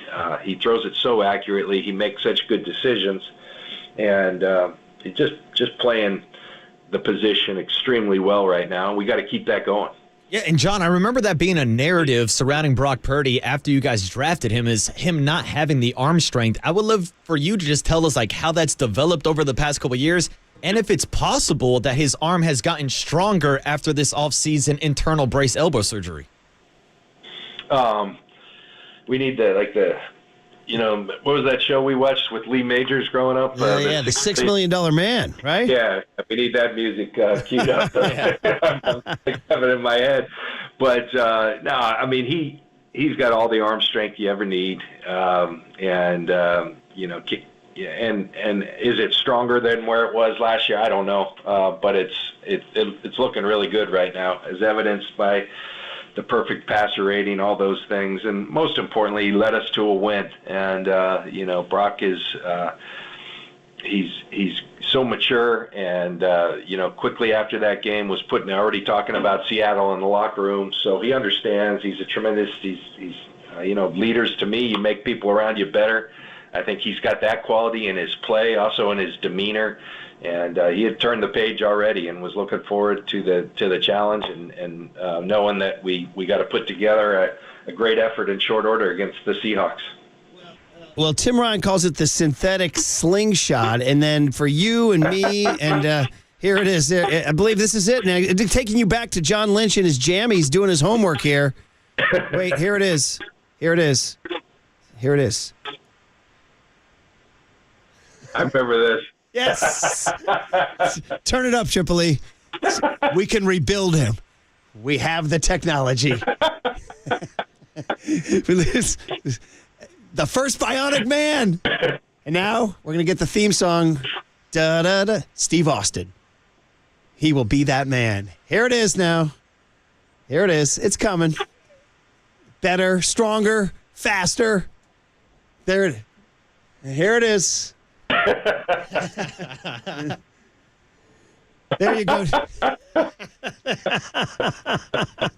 There it is, John. That's from us to you, buddy. There's your. That's going to be your energy getting on the plane going to Seattle. When you get we go back to back from this to Chips, and then maybe a little Fantasy Island. When you get on the plane and you guys are flying to Seattle, I want that theme in your head. All right. Well, listen. All right. Well, listen. We're thankful for you. You give. I always say he's so great on the radio. I said it's because, your dad was a radio exec. You respect and love the medium. So when you get a chance to come on, you are always so good. So we're thankful for you and your honest and frank and fun conversations. And so we want to wish you and your family, your beautiful family, a happy Thanksgiving. And then what we'll say is have a great trip to Seattle. And we'll talk to you next week. Thanks, John. Okay. Look forward. Happy Thanksgiving to you and all the faithful out there. So much to be grateful for. So count your blessings this Thanksgiving, and we'll talk to you next week. Beautiful. John Lynch on the UMA guest line. We can rebuild him. So there was a show called The $6 Million, for all you youngsters, show called The $6 Million Man. This was like a revolutionary show because they created a, quote, bionic man, meaning he had been in a terrible accident, and they rebuilt him with bionic parts. So every episode, Waterboy, something in his bionic eye, like when he looked with his eye, it would go like, bum, bum, bum, bum, bum, bum, and he would like see like an enemy 200 yards away. I got you. Or he had the synthetic slingshot that Brock Purdy has. Yeah, well, Murph, the only thing is Brock Purdy's not a $6 million man. He's like an $800,000 man. Nice, buddy. Very good. I should have said that to John Lynch. When are you going to give him a pay raise to $6 million? That's it. He's going to be making more than $6 million if he keeps playing like this. They rebuilt him as a perfect passer, Murph. And don't forget then, based on the success of the $6 million man, we came back Bionic Woman. Ooh, oh yeah. Hey now. That's different than the fembots from Austin Powers. That's my Bionic Woman. Very good. Yes, very similar. All right, let's do this. Let's get into the cooler of content, and then Tashan Gibson, our 49er Player of the Week. It's packed Thanksgiving week. It's fun on KNBR 104.5 and 680, the Sports Leader. Happy Thanksgiving to you and all the faithful out there. So much to be grateful for. So count your blessings this Thanksgiving, and we'll talk to you next week.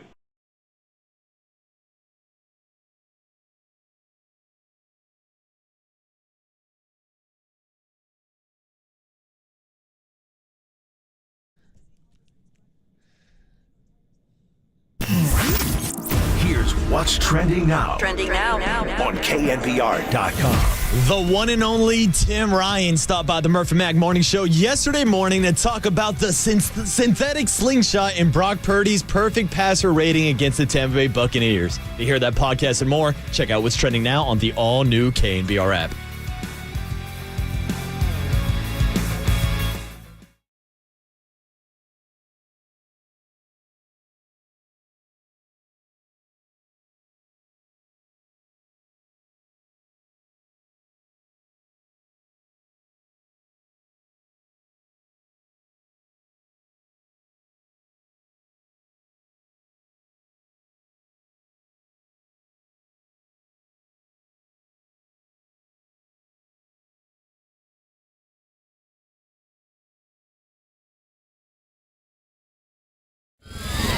And now, time for the Protect Your Assets with David Hollander Business and Technology Report.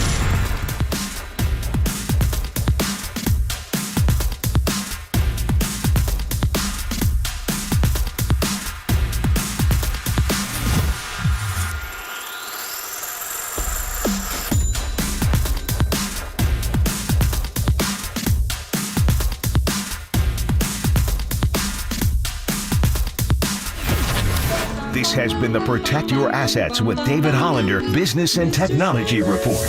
Do you want to pay less taxes this year? Learn more. Listen to David's show every Saturday morning on KNBR or call 1-866-PROTECT. All right, everyone, chill. This is the cooler. You are not sending me to the cooler of content. Murphy Mac's Cooler of Content is sponsored by Mancini Sleep World. Sleep better, live better. Visit sleepworld.com. And by Marin Health, Marin Health Medical Center and Marin Health Medical Network world-class care. Closer than you think. On the Sports Leader. San Francisco. Shout out to you for supporting KNBR, San Francisco's sports leader. All right. Cooler of content. That was fun, John Lynch. Thanks for hopping on. He arranged his schedule that we did it early, so I want to thank him for that. And they got to get going, man. Their wheels up tomorrow. Yeah, they got to fly out to Seattle quick. Short week, Murph, short turnaround. We got a full Turkey Day schedule tomorrow morning, or excuse me, Thursday morning. Marcus Boucher in for Paulie Mack. Paulie off to start his Thanksgiving early, like the kids today, getting the week off instead of working until Wednesday. I used to like the Wednesday before Thanksgiving at school. Like I said, you trace your... You put your hand on a brown paper bag, you trace it, you cut it out, you got a turkey. Yeah, everybody does the big five, the hand turkey. Yeah. Mm-hmm. Kids aren't doing that now. They're busy not going to school. That's it. No more hand turkey, no more hand jive, none of that, Murph, none of that. You can get, Waterboy will give us a hand turkey and a hand jive. Ooh, the hand jive, Murphy. And he'll be using his hands to cut down a tree Friday, too. I will, chop it down by hand. I think we got live programming Friday morning, though. Is Cope's doing a morning show before the Black Friday game? Mm-hmm. He's going to come in and talk Niners. That's it. Way to be. It's Adam Copeland live. Hey, man. Hey, buddy, it's his building now. I mean, you know what I mean? He's got the keys. And by the way, if we're talking about this $6 million woman, I'd love to give a shout out to our girl Harmony, the sex robot that they use on Tolbert and Copes to make football picks. Is she $6 million or? She might be even more. Anyway, Shams Charania, reporting on a podcast that the Sacramento Kings are in on big trade targets. This leads to an insult of the California capital city by Lou Williams, which led to our buddy KC reacting he got his back up about Sack getting dissed. So here's Shams and Lou Williams. A little insult to our friends in the 916. Shams, you ever been to Sacramento, Shams? Oh, I knew it was coming. I'm just saying they have the pieces, they have the assets, and they have a team that could be. Have you ever? I have been to Sacramento. I went to their first game against the Warriors. It was crazy packed. It was lit. Have you ever lived in Sacramento, Shams? That I've never done. Now, basketball-wise, you make a great case. But when it comes to free agency, City is very much a part of that decision. That's why they have to trade for someone. Got to trap someone. They got to trade for someone. It won't be voluntary. I guarantee it. Nobody's just going. Man, catching strays up in Sac. Come on, Lou. Come on. Hey, my man, the man sitting to my left, the trusted Marcus Boucher, is getting in his car and driving to the greater Sacramento area to spend a wonderful family Thanksgiving. Dude, I'll be up there in like 48 hours, Murph. That's it. And what's the issue? You tell me. I'm a Sacramento supporter. I ride with Rayleigh, what they used to call it. Rayleigh Field, what do they call it now? Rayleigh, yeah. What is it now? What's the new? Now it's like Sutter Health Dignity or something like that. Yeah, I ride with the Beam. And Logan Webb like the Beam. And by the way, there are much worse places to play and live in the United States. Like, you want to be out like with the Oklahoma City Thunder or playing in Cleveland or something like that? They got to trade. Oh, man. You got the American River. Let's start listing the best parts about Sacramento. Yeah, the Delta runs into the American River. The Big Yellow Bridge. Light the beam. Come on. And honestly, I just think it's location-wise. Like, if you're living up in Sacramento, you're an hour and a half away from Tahoe. You're an hour and a half, 2 hours away from San Francisco. It's good location. It's prime real estate. Come on, we got a lot of listeners. Yeah, come on, disrespecting a 916. Like that beam, Murph. Light the beam. 707 says Sac is a great city. That's what they say. They got to trade. Well, here's the problem, because I know Lou Williams became famous during the pandemic when he left the bubble to go get those Lou Williams lemon pepper wings at Magic City, the strip club. Are you telling me they don't have lemon pepper wings up in Sacramento? That changes everything, Murph. 747 says Sacramento is a surprisingly great food city. Good beer. They got a lot of good breweries up there. Yeah, they do. Mm-hmm. So there you go. There's our Sacramento defense. Yeah, like the beer. They got to trade. What'd she say? You got to trap someone? That's Michelle Beadle? Man. Oh, come on, Beadle. Catching strays. Yeah, disrespect. Tom Brady. Where was he talking here? Oh, Tom Brady. Great. He's back in your life. He's with Stephen A. Smith podcast. What? He thinks there's a lot of mediocrity in the NFL here. I think there's a lot of mediocrity in today's NFL. Yeah. I don't see the excellence that I saw in the past. Why not? Why not? I think the coaching isn't as good as it was. I don't think the development of young players is as good as it was. The rules have allowed a lot of bad habits to get into the actual performance of the game. Mm-hmm. So I just think the product, in my opinion, is less than what it's been. I look at a lot of players like Ray Lewis and Rodney Harrison and Ronnie Lott and guys that impacted the game in a certain way, and every hit they would have made would have been a penalty. Dude, here it is. You're officially an old head now, Tommy. Dude, Tommy going back. I want my starter to go 8 innings. Yeah. How's Tom Brady going to go back in my day when his day was last year, Murph? I know. He literally just got done playing. What? He doesn't like Pat Mahomes. He doesn't like Tua. He doesn't like Brock Purdy. And he doesn't like Christian McCaffrey. He doesn't like the rule changes that let him play to age 45 because they changed all those quarterback safety rules after he got hit low. He doesn't like Lamar Jackson. He doesn't like C.J. Stroud. Listen. He doesn't like Travis Kelce. He doesn't like Devontae Adams. He doesn't like the tush push. Well, guess what, Tom? I don't like you. Micah Parsons. How about that? He doesn't like Tommy DeVito. He doesn't like Dan Campbell. That doesn't cut it, bro. He doesn't like, I'm on the NFC South. There's nothing to like there. He doesn't like Kyle Shanahan. He's an old head. You know, when you start bitching about it used to be better in my day. Welcome. Yeah, but his day was last year, man. I know, exactly. Come on, to Brady. And here's Jim Harbaugh now trying to riff, even though he's suspended. This is a big week.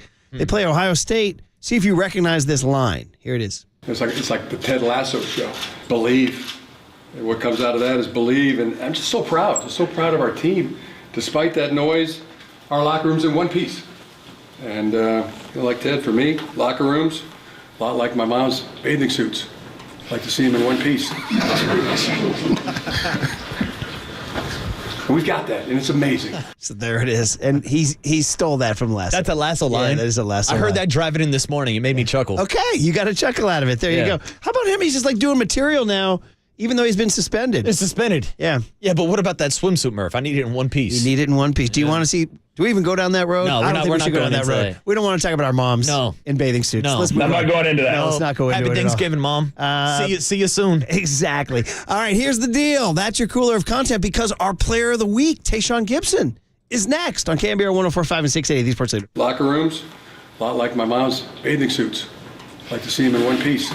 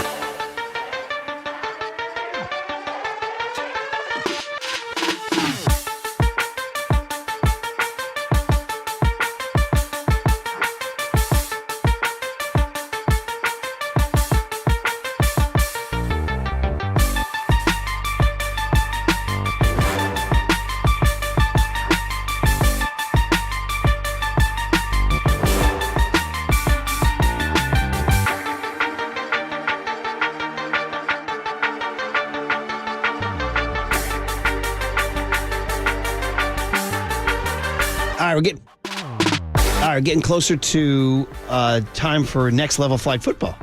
That's for the kids, kindergarten through 8th grade. It's a great youth sports happening really in the last, 10 years plus. I've watched the next level flag football just blow up. It's gotten really, really popular, and it's going on right now. It starts in January. Sign up. I'm talking to many, many, many youth sports parents out there, kindergarten through 8th grade. Go to nextlevelsports.com. Find a location near you. For us, it's at the local high school. You got the high school varsity kids coaching. You got a parent supervising. Get the parent out, get the kids in. Great youth sports experience. Refs, keeping score, playoffs, championship, the whole deal. It is the Next Level Sports flag football registration. It's going on right now. Once again, K through 8. They also have basketball and volleyball. But go to nextlevelsports.com. Register your kid. Have a ball. Once again, nextlevelsports.com.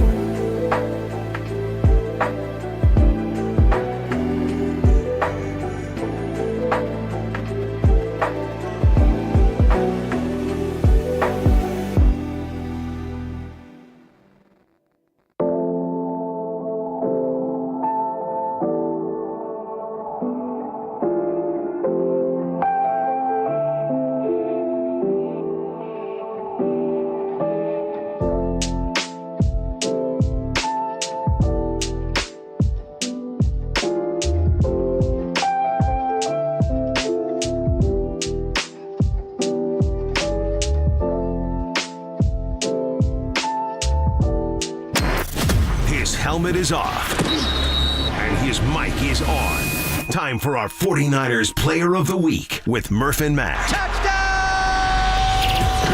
On KNBR, the sports leader.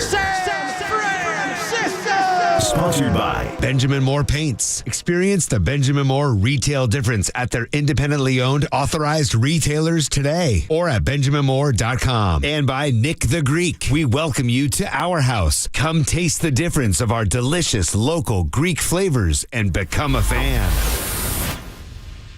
All right, our 49er Player of the Week. We always enjoy it. This one's a fun one because it's quite relevant going into Seattle. He is Tashan Gibson, the 49ers safety, who's going to be mentoring young Jer Brown up in Seattle. So, Tashan, it is great to have you on the Murph and Mac Show. We've been doing the morning show here on the 49er flagship for many years. Marcus Boucher is in for Paulie Max. You got Murph and Marcus. And, hey, good morning, Tashan. How are you this morning? Hey, morning, Tashan. Yes, I think. Hello, Tashan, you there? Hello. Can you hear me? Yes, I think we dropped you off there first. Yep. Yeah, man, I appreciate you guys for having me, man. I appreciate you guys. No, we're happy to have you, man. And it's a big, big week for you. And we'll get into your life story. Grew up in Dallas, played college in Wyoming. But let's start with the most recent thing, and that was Sunday. Poor Talanoa Hufanga goes down. Let's just start on a human level. I mean, we know injuries are part of the game. You've seen it. You've been in the league a long time. I mean, so what do? You can only just be there for your brother. That's your brother in arms, but, he tears his ACL. What's your reaction? Some of the most devastating news that, just as a player that you can have, you build these relationships and these bonds with people, man. People, quite for me, man, Huff is like a little brother to me, man. Blood can make us closer. So to see something like that happen is devastating, selfishly from a football standpoint. He's one of the best safeties in the National Football League, so you lose that, but you just lose a locker room presence and a brother. So it's tough. It's tough. I think that, it's still kind of hitting us right now. We're going into these last stretch of games without one of our best players on the team. It's tough, but personally, your heart goes out for anybody that faces injuries and things like that, because we know just the type of spirit and soul he has. So prayers for him. And, he's young. Huff's going to come back better than ever. Obviously, people say it all the time. All you can hope for is a speedy recovery, and you just kind of got to go from there. Yeah, Tashan Gibson, the voice you hear, and he's talking about his brother in arms, Talanoa Hufanga, going down. And then here it comes, Jer Brown. So, actually, the way the snaps broke down, Jer Brown wound up playing one more snap than Huff. He played 36 snaps to Hufanga's 35. 32 of the 36 snaps Brown played were pass plays. So, Tashan, tell us about this young man. When did you first encounter him? I suppose OTAs or training camp, and maybe tell us about getting to know Jer Brown over the summer. Oh yeah, man. Jer, he's just been a hungry student of the game. That's one thing. And I'll never forget, we had a conversation, and his mindset was, I told him, man, your job is you're supposed to come in here and your job is supposed to feel like you could take my job. Obviously not. Huff is an all-pro guy, but me and Tig, we had a real conversation. I knew he was different from me, and his mindset was completely different. I knew he was singularly focused on just absorbing it. It never was just, he always would pick my brain. And a lot of kids come in, and a lot of young guys, coming off success, they just feel like they have it figured out. I've been around a long time, and you see that all the time. With Jer, just come, he pick my brain. Hey, OG, what you see? Hey, OG, what you see? And I used to always tell him, man, look, I'm going to give you so much game. I'm going to give you the game. When I'm gone, man, you're going to be one hell of a safety. And obviously, he just had to be thrusted in there a lot sooner than anybody would have liked at this point, unfortunately. And, he was ready to stand the test. It's nothing that we were surprised about, because, honestly, I talk to him every day. He's one of my favorite young players. I've been around in the National Football League since I've been, kind of like a veteran guy, just a humble dude, just want to understand and absorb the game as much as possible. And he's always got a lot of energy, man. I told him he to send me some of his, he sent me a link to some of his, he has so much energy. I said, man, how you have so much energy every day? No bad days, man. And it's just this approach that he has. Can't say enough good things about Jer, man. And I'm excited that he's getting his due in this opportunity to show what he can do. Yeah, and I'm sure he's excited to learn from someone who's seen as much football as someone like you have, Tashan. And that's why I actually want to go back, because I'm sure a lot of people have asked you this week what your advice is for Jer Brown. But I'm actually curious, what would you tell a Tashan Gibson back in 2012, a rookie Tashan entering the league now that you've played for 12 years? You know what I told him in the game. Same thing. Don't let the moment not too big. You belong out here. Like, let the game slow down. Show that you belong out here. Because it's nothing that we think we've seen and we know he can play. I know he can play. I think the coaching staff is confident that he can play. It's just about going out there and playing. Having guys like myself and Huff, two guys, man, who approach the game the right way. Obviously, that's a huge benefit for a guy like Tig for sure. And it's just something that we've been seeing a whole while. So now it's just time to strap up. And like I told him, hey man, no moment too big for him. He never came in there headshot. He came in there with a smile on his face and like he took a bunch of pre-workout, honestly. So he didn't have that deer in the headlights look. So I knew things were different with Tig from day one. So obviously he had his opportunity right now. And when he came in the game, he made the most of it. Well, it sounds like you can't have a better mentor than you, man. Everything you're saying sounds like the kind of guy you want in the huddle. Tashan Gibson. Now, it's funny. Is there even a generation gap? Because you're 33. He's like 20. Yeah. You guys don't listen to the same music or watch the same shows or anything, I mean? Do you feel like an old head around him, Tashan? Surprisingly, I'll tell you this, man. I've been fortunate enough, man, between him and Huff, these young guys. Both of those guys kind of like are old souls, man. They're not very immature guys. I know that the age gap, it looks a little crazy. Tig might be a little more immature. No, I don't know him. I don't know who more immature out of him or her. But for the most part, those guys are a lot more mature than their age stage. Like you can have conversations with them. You can talk to them about certain things that normally I probably wouldn't talk to the average 22, 23-year-old guy about. So they're different in that aspect. But obviously it is that age. It is that age gap when they text me something and I don't really know what it is. It's like I don't know what I take. I don't know what this means, dog. So it is. We have our challenges, man. That's what 10 years do, man. I've been around for a long time, so it's a blessing and a curse, man. I got to get up on my young man lingo. But I've been fortunate enough with those guys. Those guys approach the game the right way. Mature young guys, and that's why those guys going to have success, and those guys are enjoying success early in their careers. Yeah, and Tashan, I thought it was hilarious listening to your post-game interview with Greg Papa and Tim Ryan after the win on Sunday, and you were talking about Jer Brown's nickname, which is Tig, of course, after Tigger from Winnie the Pooh. Now, that's got to be in your Rolodex, right? At least you guys can bond over Winnie the Pooh a little bit, can't you? Oh, man. See, I wasn't a Winnie the Pooh kind of guy. So Tig not going to get Tig for me. He's going to be Jair. So we're going to keep calling him Jair for a little longer, man. But That's pretty funny, man. So we'll go Jair until further notice here. A few more minutes here, Tashan. Let's a little bit about you. I mean, you've been in the league now since 2012. So it's funny. We just had Tom Brady. We just played sound from Tom Brady saying he thinks there's a lot of mediocrity in the league right now. It sounds like an old man, grumpy, right? But my question is has football changed since 2012, the NFL, to 2023, or not? Is it the same game, or is it a different game? The game has exploded to it's just a faster paced game, right? You have receivers now. Every team rosters carry 3-4 guys that run 4-3. Now the younger guys they're 6'4" and 230 and they're faster. But obviously the game of football that we grew up watching, it's a little different. Obviously the bone jarring hits that made the game dangerous, but it made it exciting. Those days are long gone. Game is moving to a safer speed, safer pace. So a lot of the older guys like myself, I was talking to Tashan Gibson, and we always joke about how the young guys in this game compared to the old guys. I'm kind of like that tweener. I came after the CBA.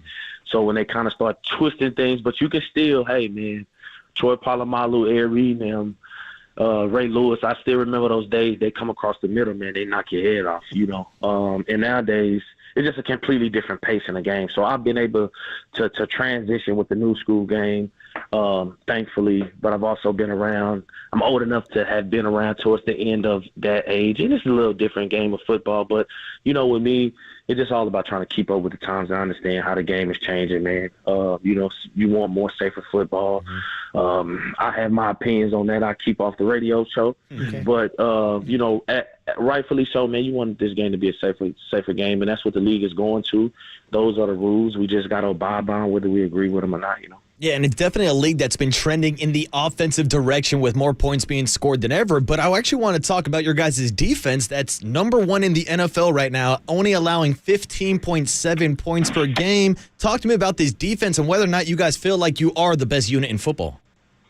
I think that so much has been spoke about that, and then we went on our 3-game skid where it was kind of like, hey, you hear these things. One thing is to teach you never too high, never too low. We understand the type of guys that we got. So now at this point, it's just about going out there doing it every Sunday. Do we feel like we had the best defense in the National Football League? Absolutely. I feel like even during our 3-game losing streak, you couldn't have looked at no man in that locker room in their eyes and told them, are you guys still the same defense? And we would have said, hey, we don't think we're the best defense. So rightfully so, we felt like we was the best defense then.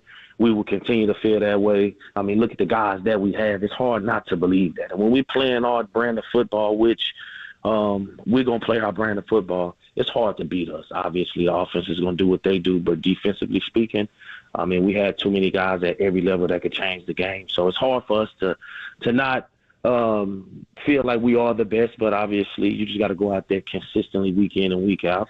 And it's been one of the best defenses in the National Football League for the last couple of years. I'm just blessed to be a part of it the last 2, obviously. So contributing how I can, and with the guys up front, let those guys do their thing. The linebackers going to do what they do, man, and it's hard to think that there's a better defense playing than us right now, but obviously we just got to keep it going 8 more games, and that'll decide, put everything else to rest. Very much enjoying the conversation with Tashan Gibson. Just last couple minutes here on the Murph and Mac Show. Marcus Boucher in for Paulie. Just a little bit on your life, Tashan. I'm always amazed in the NFL of how many undrafted players stick. It's almost like you guys are hungrier, or you guys figured out more than some of the Silver Spoon draft kids. You were undrafted out of Wyoming, and here you are from 2012.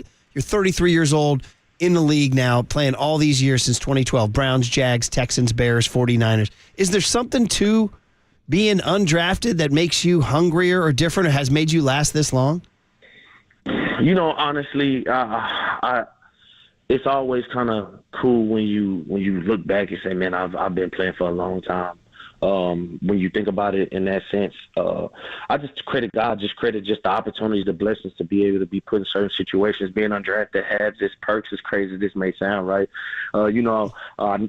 Getting drafted in the 7th round, I thought Chicago was going to draft me. They called me, said, hey, we want to draft you. And I'll never forget, I was super excited. Then they called me after the draft and said, hey, we want to draft you, but we just didn't have enough picks. So we want to bring you as an undrafted free agent.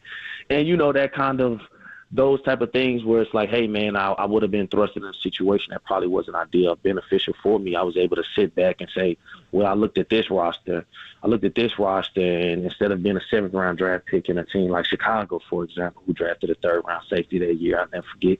I looked at these rosters. I seen Cleveland, and I said, hey, no shade to Cleveland. I said, if there's any team that I can make this roster, I think I can make Cleveland roster. And look back on them, and the best decision of my life. Honestly, not that I had many options. I had a couple of tryouts. Cleveland and Chicago was my only 2 free agent options. So not that I had a ton of options, but I instead of being drafted into a situation, I was able to kind of look and analyze the situation and say, I think I have an opportunity to make it here. And, when I went to Cleveland, man, the rest is kind of history. They gave me an opportunity that nobody else gave me. I was able to be starting as an undrafted rookie in week 3 or week 4 of my rookie year. So look back on it, I think that my career was supposed to go how it was supposed to go. A lot of kids might cry about not getting drafted. I was one of those kids. Everybody want to get drafted. You do everything in college. You want to get drafted, hear your name called. But, God had different plans for me, and I couldn't be more happier in the way that it worked out. And I always had that chip on my shoulder, no matter what. After my first contract, it's still, hey, instead of being a Pro Bowl, I'm still referred to as a former undrafted free agent, right? Nobody would bring up the accolades. People would bring up and I wear that with a chip on my shoulder. I love it. I tell you right now, I love it, man. And I love to see young guys come in here with that chip on their shoulder and that fight in them because they felt like they was overlooked. And sometimes that's what keep you going. And to this day, I think that's what keep me going, believe it or not, 12 years later, man. So I'm fortunate enough to wear that scar with a badge of honor, that's for sure. Man, oh, man, fun hearing your life story. Really, really enjoyable conversation. Last couple things for you here, Tashan, before I let you go. I'm looking at your bio. In 2014, you did 2 things. You played on a team that had Kyle Shanahan as an O coordinator. Now, I know you guys were on the other side of the ball, but I wondered your relationship with him. But 2, I didn't realize your teammate was a guy that now is weekly commenting on the 49ers, Dante Whitner. Yeah. And that's a guy who makes a lot. I mean, he's a fun dude. We have him on the radio a lot. I mean, so those 2 guys, now you're in the Bay with those guys. What's your relationship with each of those guys? Man, I think my relationship with Kyle has grown. When I was young, we both was young. Both being in Cleveland, we just are still trying to figure out. I think that was year 3 for me. Cal was there. Cal was a lot younger, so we kind of say our pleasantries, highs and bys, or what's up, coaches. Never really had too much of a relationship outside of that, but that's kind of how it is, especially when you're a young guy in the offensive side of the ball. But I always had nothing but respect for Coach Kyle, even in our time, even our short time in Cleveland. And Dante, obviously, we played 2 years together. Having Wick, I'll never forget, he kind of was influential in just the turn in my career. He messaged me on Twitter. Man, these are the long days. Twitter, man, many, many moons ago. And, when we signed him, and he told me he respect my game. I think I just came off of a season where I had 5 picks. The league kind of still was just like, didn't really care, man. And he seen something in me, and he said, I'm going to make you a Pro Bowler this year. And it was a Twitter message that I have, and you can ask Dante that. He was just like, I'm going to do whatever I got to do to make you a Pro Bowler. I love your game. I respect your game. And that year, man, I was a Pro Bowl player. So Dante, I can't say enough about, man, just the impact he had on me just as a player. Like, not even football, not even outside of the building. Not if you just good dude, man, but just as a player, man, helped me as a player, helped me understand the game, helped me see different things. He would make me lift with him. It's just so much stuff he made me. He took me under his wing and did. He was like an older brother to me, And I thank Whit so much for that. Obviously, man, we had a great relationship. We played together in Cleveland, man. We was both Pro Bowlers out there. So it was a fun time, man, having a guy like that, a savvy vet who knew the game, who had success, and was willing to give it to me unselfishly. So I tip my hat off to Whit for that. I love everything you're saying right now, Tashan, starting off with 2012 out in Cleveland to 2023 in San Francisco. And I wanted to circle back to one thing that stood out to me from your conversation about having a chip on your shoulder. I think nobody represents that more than Brock Purdy, who was Mr. Irrelevant. And now you've seen his development from trying to battle to be the third-string quarterback to having a perfect passer rating this past weekend. Talk to us about Brock Purdy, facing off against him on the scouting team, and what he's been doing this year for your 49ers. Oh, man, I don't think y'all got enough time, man, for me to tell you enough about Brock Purdy, man. Look at this guy. I just truly, when you look back, I myself, I didn't know much about Brock Purdy when I came here, man. I was fresh off the couch last year. I won't even put too much and say, hey, man, when I first got here, because I was just trying to figure out my way. But when the season got to rolling before he got his opportunity, Miami week, you see he would do throws that, some scout team quarterbacks make some throws and be like, that's a heck of a throw. Like, I know it's carded, but, man, that's a heck of a throw. You would see things like that. But for him to come in and do what he's doing last year, and then today, this year, it's just incredible. Honestly, I think that he's such an even-keeled guy, man. His emotions are never, he walk around the building. He's a quiet guy, humble guy, baller. When Brock touched the ball, man, I expect the offense to score. And that's just hard to do in the National Football League. But, it's not unrealistic to have those expectations because he's playing at a high level. He's knowing when to get the ball out. He's knowing when not to take sacks. He's mobile. He can use his legs. Can't say enough good things about him. He's a ball player, man, and I don't think that he gets talked about enough in those conversations amongst the MVP debates and things like that. He got this offense rolling. He's firing it around, and it's just a storybook. A story, something that you probably just you never script. That you can see can happen in the National Football League this fast. He's fresh off the bench and lead us to the NFC Championship, and now look at him. I think Brock Purdy is one of the best quarterbacks in the National Football League, and it's time for people to give him his flowers. He's leading his team, and he's leading his team in a commanding way. So, like I said, man, I can't say no good things about Brock. Tashan, man, this was a really fun conversation, man. You've given us more than enough time. We sure do appreciate it. We know you got a lot of work to do getting ready for Seattle on Thursday. So thanks for hopping on. Have a great game Thursday, and we'll talk to you down the road.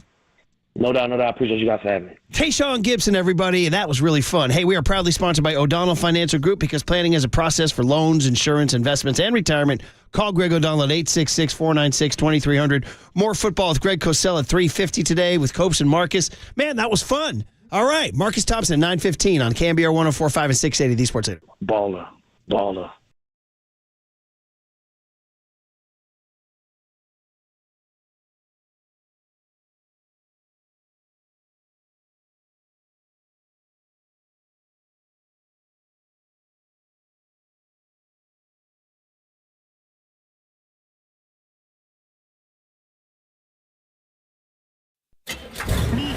from the Chilton Auto Body Traffic Desk.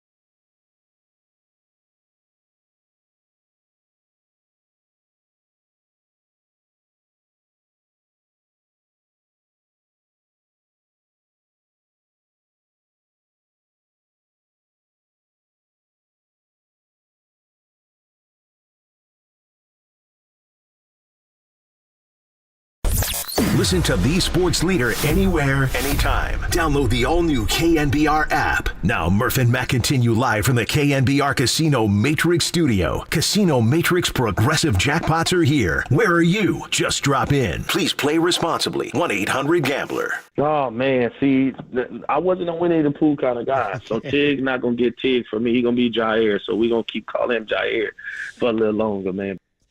There he was, Tashan Gibson. Very enjoyable, long-winded, fun, winding conversation about football today versus football when he started, Jer Brown's role in the upcoming game against Seattle, the Niners defense as a whole, Brock Purdy, all the good stuff. Really enjoyed that. So shout out to number 31. You are listening, by the way, to KNBR and KNBR FM San Francisco, the sports leader, a Cumulus media station on a holiday week, holiday Tuesday. Marcus Boucher in for Paulie Mack, who's already taken his Thanksgiving holiday. So we'll be here again tomorrow. Get you guys ready.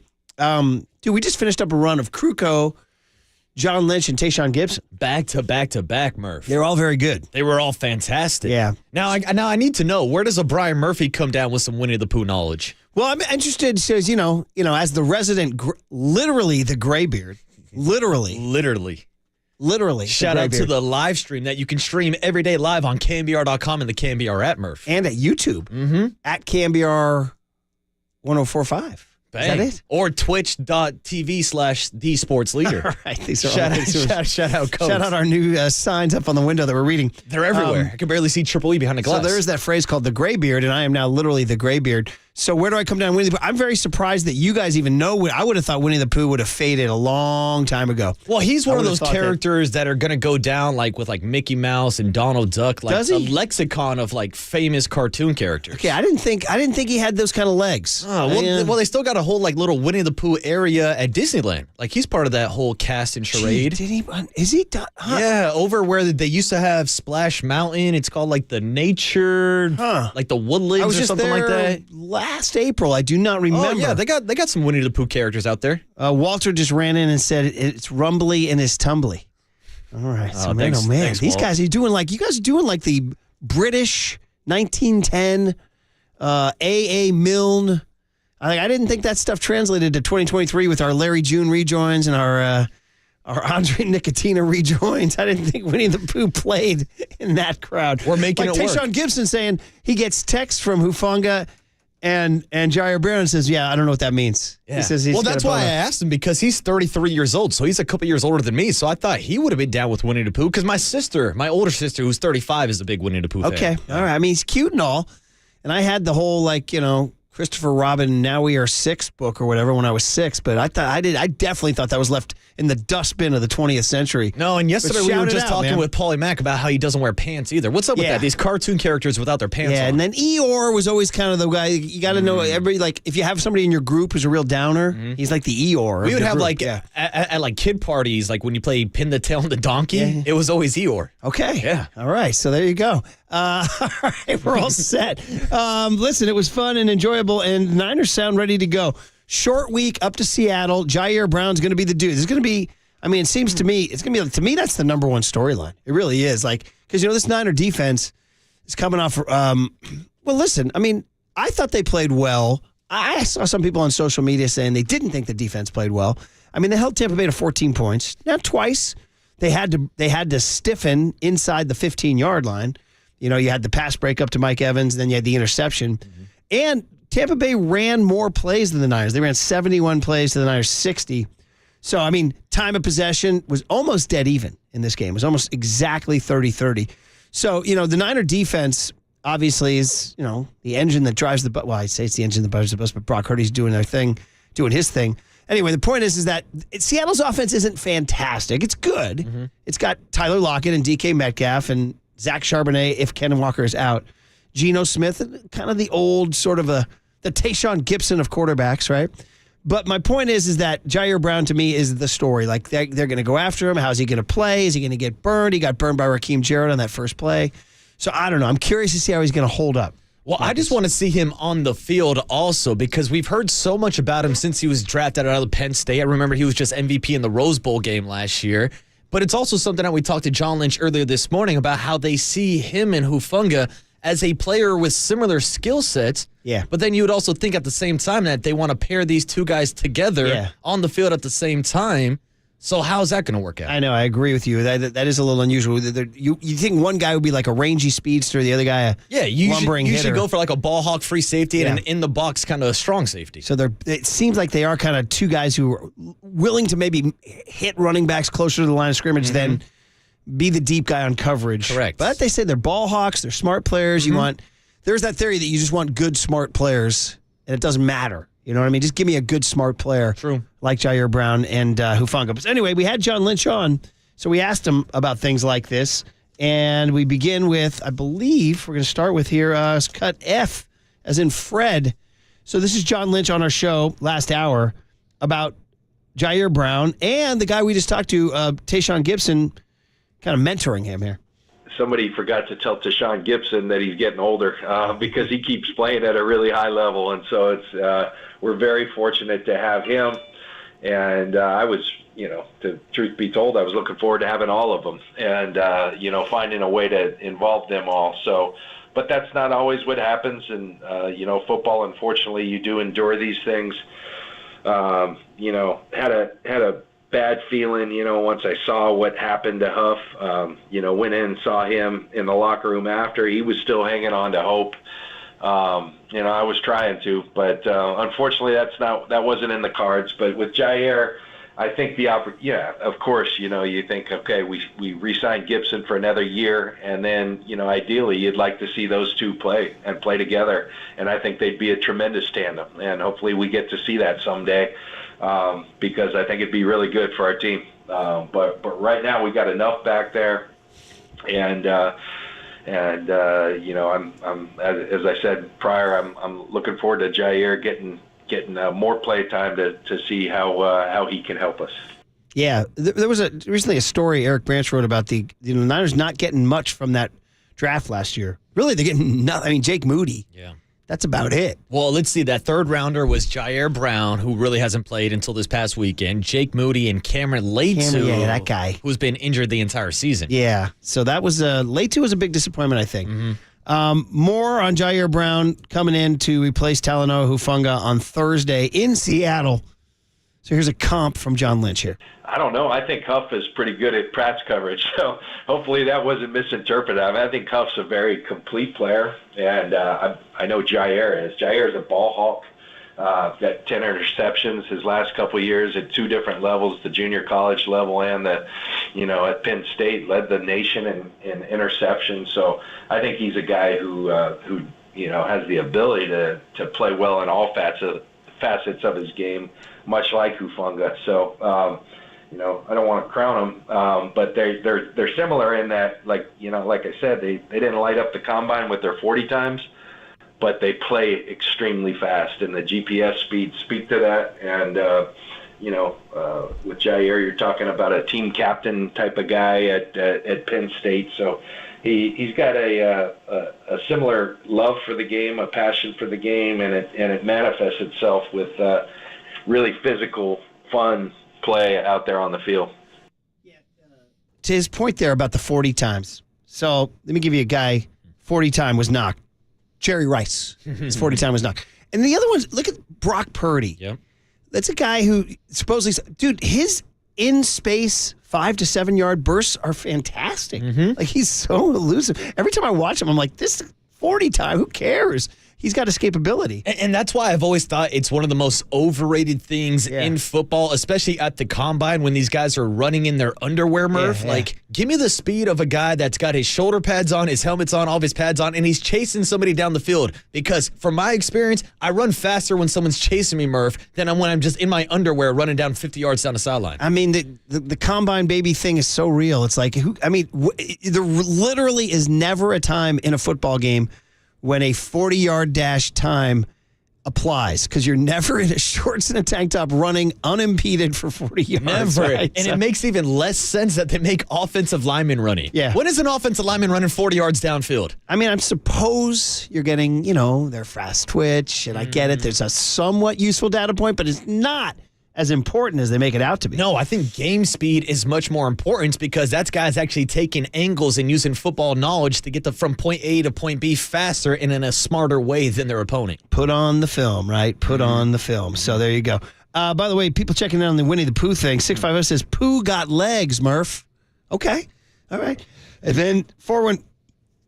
There it is. Well, that one, I mean, this is my era here, buddy. And not. Well, it's still the same Winnie the Pooh, right? I know, but I'm surprised. I'm just surprised it translated. By the way, it says Country Bear Jamboree is now the Winnie the Pooh ride in Disneyland. Shout out to 650 on the Golden State Lumber and Building Material text line. It's Critter County out at Disneyland. That's the theme park where Winnie the Pooh's at, Murph. Right. If you're ever looking for him. By the way, Triple E familiar with this, but not with the Bionic Man, the $6 Million Man theme song, which we played for John Lynch earlier. I wouldn't be surprised if Triple E's got his head caught in the honey basket a few times, Murph. Somebody says, never read the ending of Winnie. Why? What happens? Is there a sad ending? Oh, I don't know. Did you guys remember when there was like a horror movie made about Winnie the Pooh? Was that real or was that just like an internet thing? Did you ever see that trailer, Murph? He says it's real. It was like a haunted. Danny Dunn's giving it a thumbs up. It was like a horror, like murder flick of Winnie the Pooh as the murderer. It was crazy. No. Hey. Blood and Honey, it's called. Thank you, Danny. Speaking of which, shout out Thanksgiving. The slasher flick comes out this Thursday, right? Dude, I don't. Thanksgiving, the slasher flick with the knives and the pilgrim mask Come and on, everything. dude, I'm just trying to carve a turkey. I'm not trying to get carved up, Murph. By the way, this guy just sent me the end of Winnie the Pooh. Holy moly. The end. Christopher Robin takes Pooh to the enchanted place at Galleon's lap and basically lets Pooh know in ambiguous terms this is the end of their adventures together. What is this, the end of Mice of Men, Murph? Yeah, right. Winnie the Pooh looking at the rabbits? Steinbeck, Come on, baby. dude. All right, guys. Yeah, people checking in. Rumbly and the Tumbly, Critter Country. Holy moly. And everything relates back to UCLA basketball. We had a kid named Pooh Richardson, was a point guard at UCLA when I was there. Wound up playing in the NBA for a long time. Hey. Jerome, because as a baby, he looked like Winnie the Pooh. Oh, nice. So And there shout you out the rapper Pooh Shiesty, Murph. Like, I'm sure your kids are aware of him. Okay. Pooh I'm down Shiesty. with that, too. And then people say that Kenny Loggins has a song about the house on Pooh Corner. Okay. You know that, Triple E. All right. Hey, guys, enough of that nonsense. Oh, somebody says Thanksgiving came out last week. All right. Has anybody seen it? I'm not watching that. Come on, man. When's the last slasher flick you saw? I'm not a big horror movie kind of guy, Murph, to be honest with you. What's like, do you have a number one? Do you have a... Oh, a slasher? No, honestly, I don't do horror movies. Triple E says The Strangers. You guys ever see The Shining? It's not a I've seen The slasher flick. Scary flick. So Anyway. the last one I watched was actually The One Who Knocks with Dave Bautista. It was one of those like M. Night Shyamalan movies where they show up at the woods and like they're threatening to kill the family. Blair Witch Project. You guys check that out? Oh, that was all right. I remember that. All right. Here's the deal. Marcus Thompson. I'm still scarred from The Exorcism, if we're being honest. Did you see The Exorcist? I saw that in like 4th or 5th grade. What? Like in my friend's basement at a sleepover. Dude, Yeah, you are still scarred. It scarred me from. That's why Yeah. I don't do horror movies. That's a little rough. Yeah, dude. That's a little rough. Yeah, welcome to the world, Waterboy. Where were the parents? Oh, upstairs drinking. Oh, my God. Marcus Thompson next on KNBR 104.5 and 680, the Sports Leader.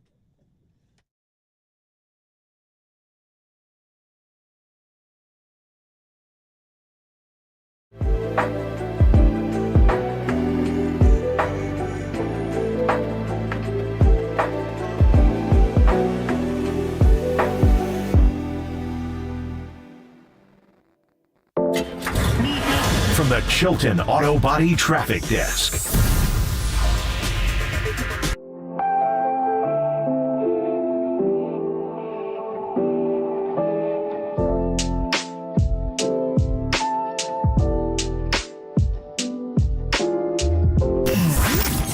Here's what's trending now. Trending now. On KNBR.com. Former 49er tight end Brent Jones stopped by the Marcus and Cope show yesterday. Marcus Thompson, not Marcus Boucher, to talk about the 49ers win over the Tampa Bay Buccaneers in their Thursday night matchup against the Seattle Seahawks. To hear that podcast and more, and to hear Marcus Thompson next with me and Murph, stay tuned and check out that trending now on KNBR.com.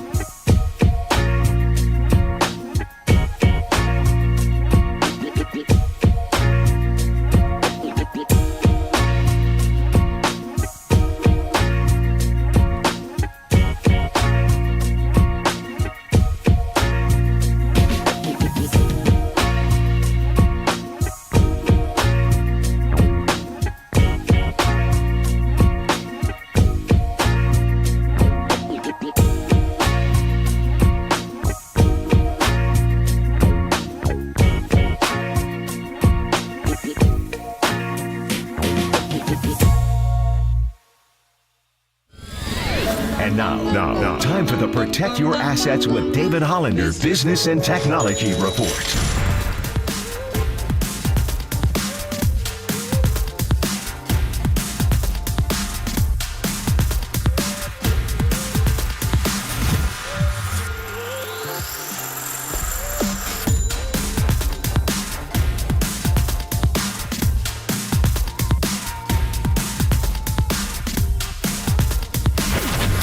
This has been the Protect Your Assets with David Hollander Business and Technology Report.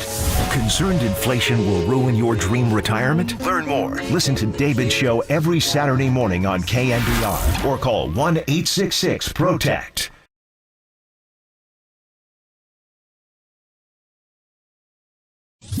Livermore, shout out to you for supporting KNBR, Livermore's sports leader.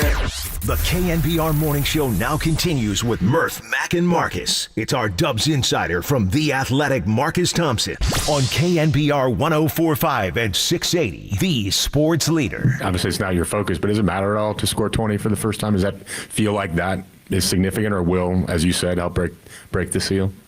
I mean, it feels good, but I've scored more points in a quarter than I did tonight, so I'm not too... A lot more. I'm not too... I knew it's going to happen. Big nights are going to happen. It's just about just letting go of whatever and having fun out there and playing to win.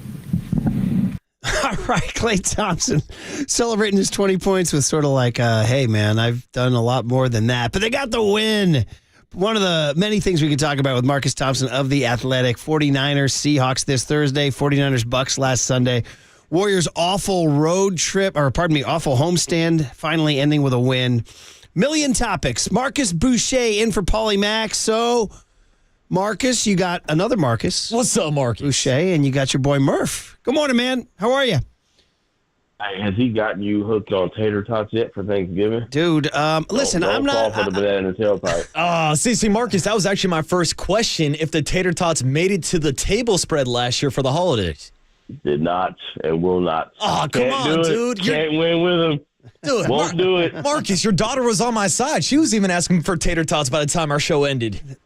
Yeah, and when she gets her own house and her own family, her own Thanksgiving, she can have tater tots. There's really... As for me and my house, we will have mashed potatoes. There's really no bad form of a potato. No. You know what I mean? Whether it's baked or mashed or, au gratin or tater toddy or fry or so I'll embrace them all. But yeah, I don't necessarily need the tater tot. That's the Irish in you, Murph. No such thing as a bad potato. Oh, man. Very, very true. Hey, man, we barely survived on that for centuries. All right, hey, man, I finally I got to go to my game last night, Marcus. I got to see the Warriors in little Christmas decorations up for Joe Lacob. Not the tree just yet. But, dude, first of all, the Rockets, nice little up-and-coming squad. And second of all, man, did they need that win. And I guess Klay scoring 20 counts as a story, right? I mean, the way he's been playing, absolutely. I mean, think about this. Before Wiggins went off last game and Klay, added 20 this game, who are the two players who've done it for the Warriors? Dario Saric, Brandon Podziemski.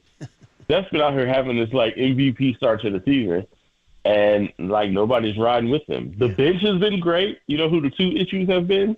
Klay Thompson, Andrew Wiggins. Mm-hmm. So for Klay Thompson to get back, was a pretty big deal. I know he scored 37 in the quarter.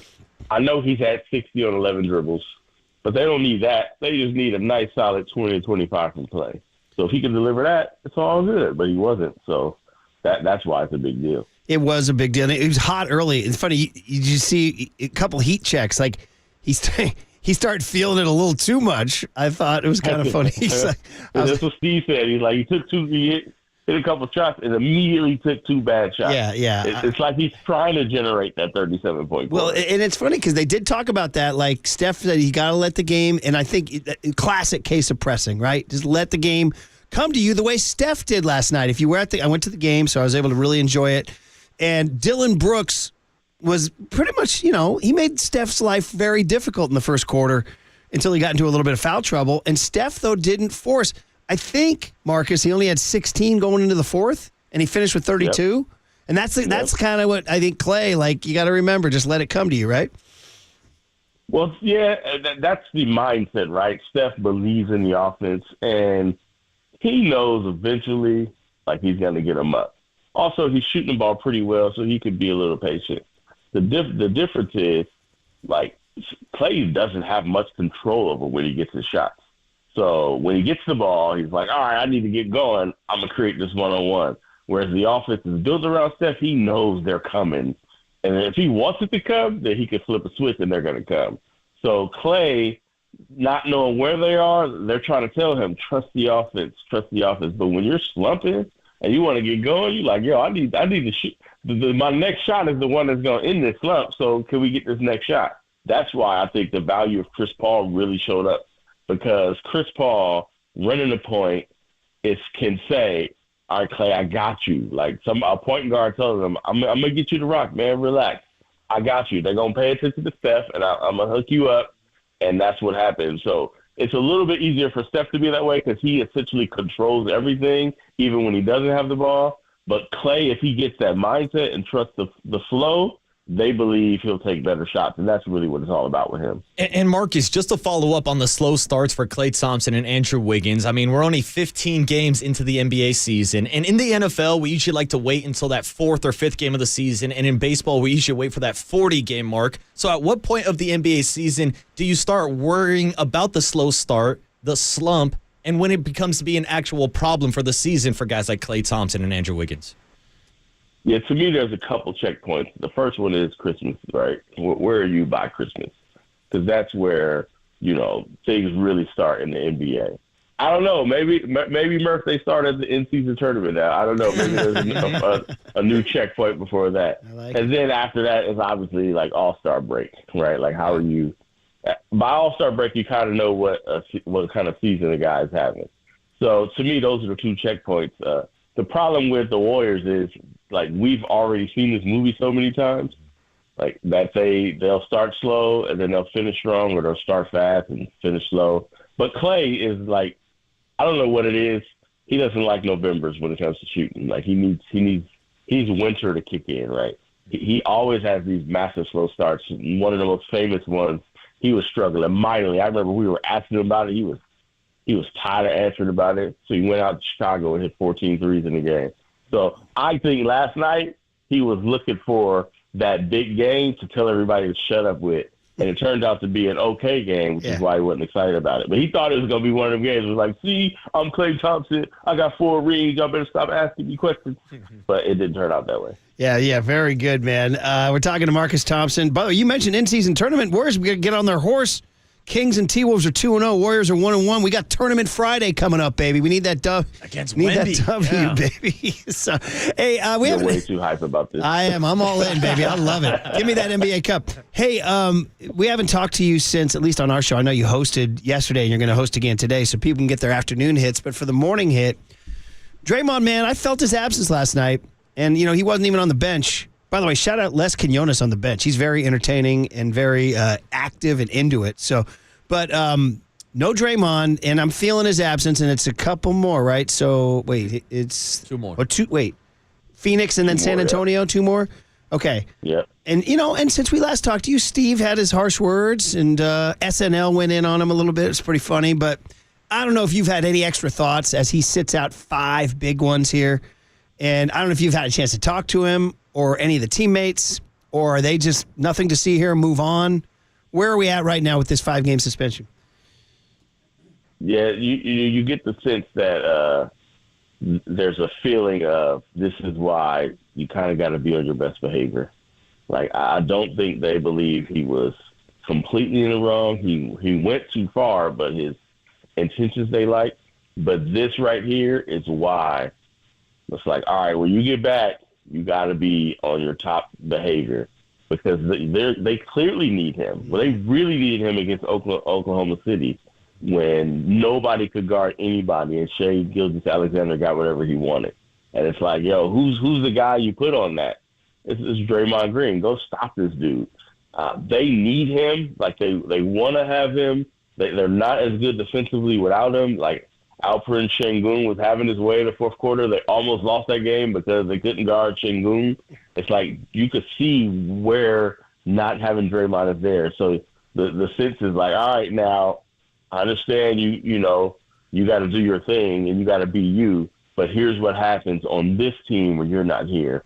Like, this team is much less capable of handling Draymond absences than maybe in the past. So I do feel like this is like, all right, now when you get back, this is why. So I think when he gets back, you'll see his teammates like gathering him, making sure he doesn't go over the top or keeping him from the rest. You're going to see them go harder at protecting Draymond because they know he can't miss time, and we've got the proof in the pudding right here. Yeah, Marcus, I actually wanted to talk to you about Draymond Green's return to the team and what we're all assuming would be a return to the starting lineup. Now, the biggest difference without Draymond has been the insertion of Chris Paul into the starting lineup, and he's done a great job distributing the ball. But over the last 3-4 games, we've also seen his shooting numbers increase, more specifically from behind the three-point line.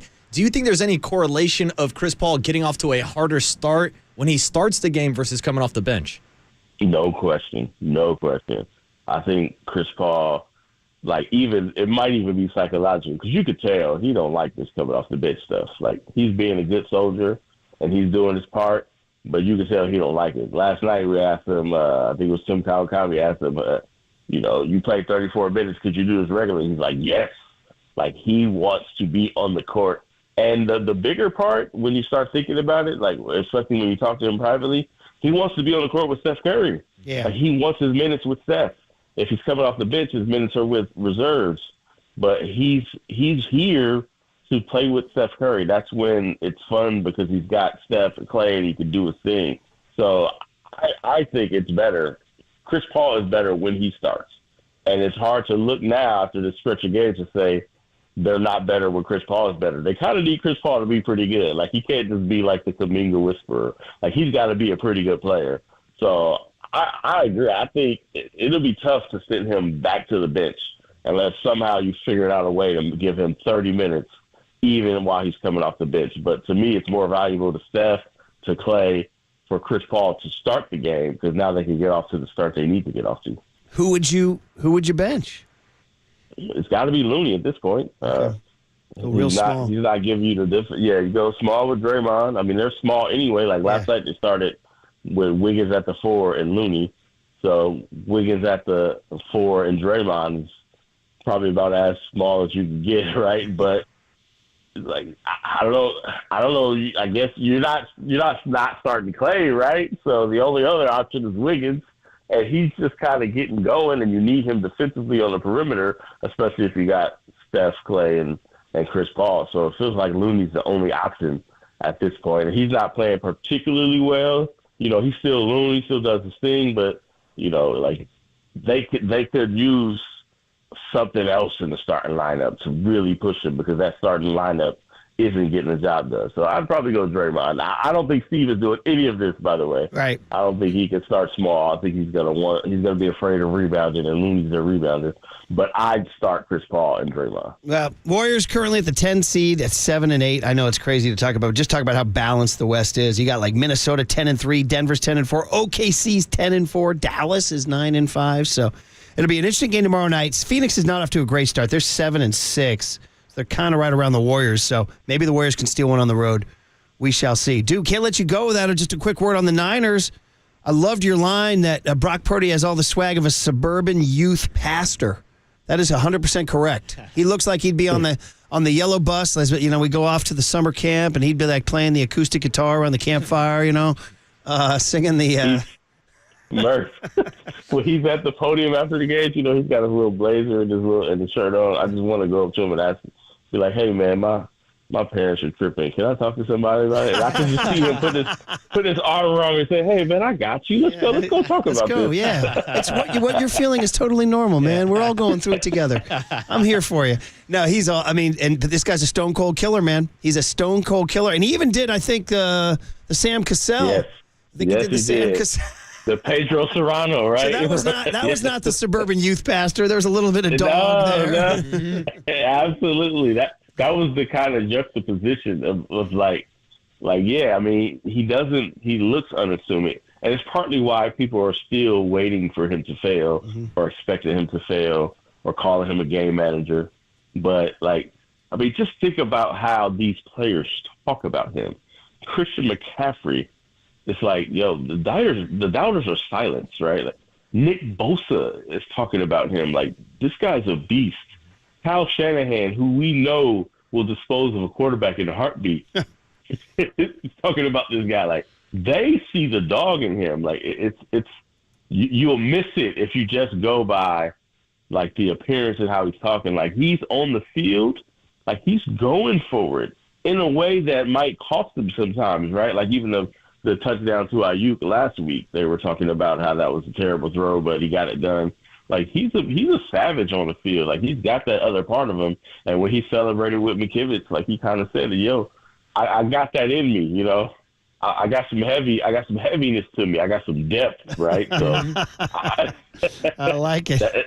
He's a dude, man. He's a dude, as they say. I got some heaviness. Yes, Marcus Thompson joining us on the UMA guest line last couple minutes here, going about talking from Brock Purdy having that dog in him to a guy that a lot of people thought used to be in the doghouse with Kyle Shanahan, and that, of course, is Brandon Ayuk. We saw the big touchdown this past weekend. And Marcus, we can go all the way back to earlier this summer in Las Vegas when me and you were at the practice field at Henderson watching them tear up Raiders defensive backs. So I think you maybe saw this breakout coming, but I don't know if anybody saw this standard that Brandon Ayuk is setting this year, on pace for career highs, which means he's going to be on pace for a career payday. Just wanted to get your breakdown on BA so far this season. Yeah, it's crazy how that works, right? Like, you have a great camp and it translates. He looked incredible in camp. And I do feel like Brock Purdy is one of those reasons, like, even George Kittle too, but like, Brock Purdy has developed this rapport with him, and Ayuk's open. Like, he's one of those guys you were thinking even before, like, yo, get him the ball more. Like, he's a playmaker. I still feel like they can get him the ball more. I still feel like they can throw it down the field more. Like, he is so versatile as a receiver, right? Like, he can go deep.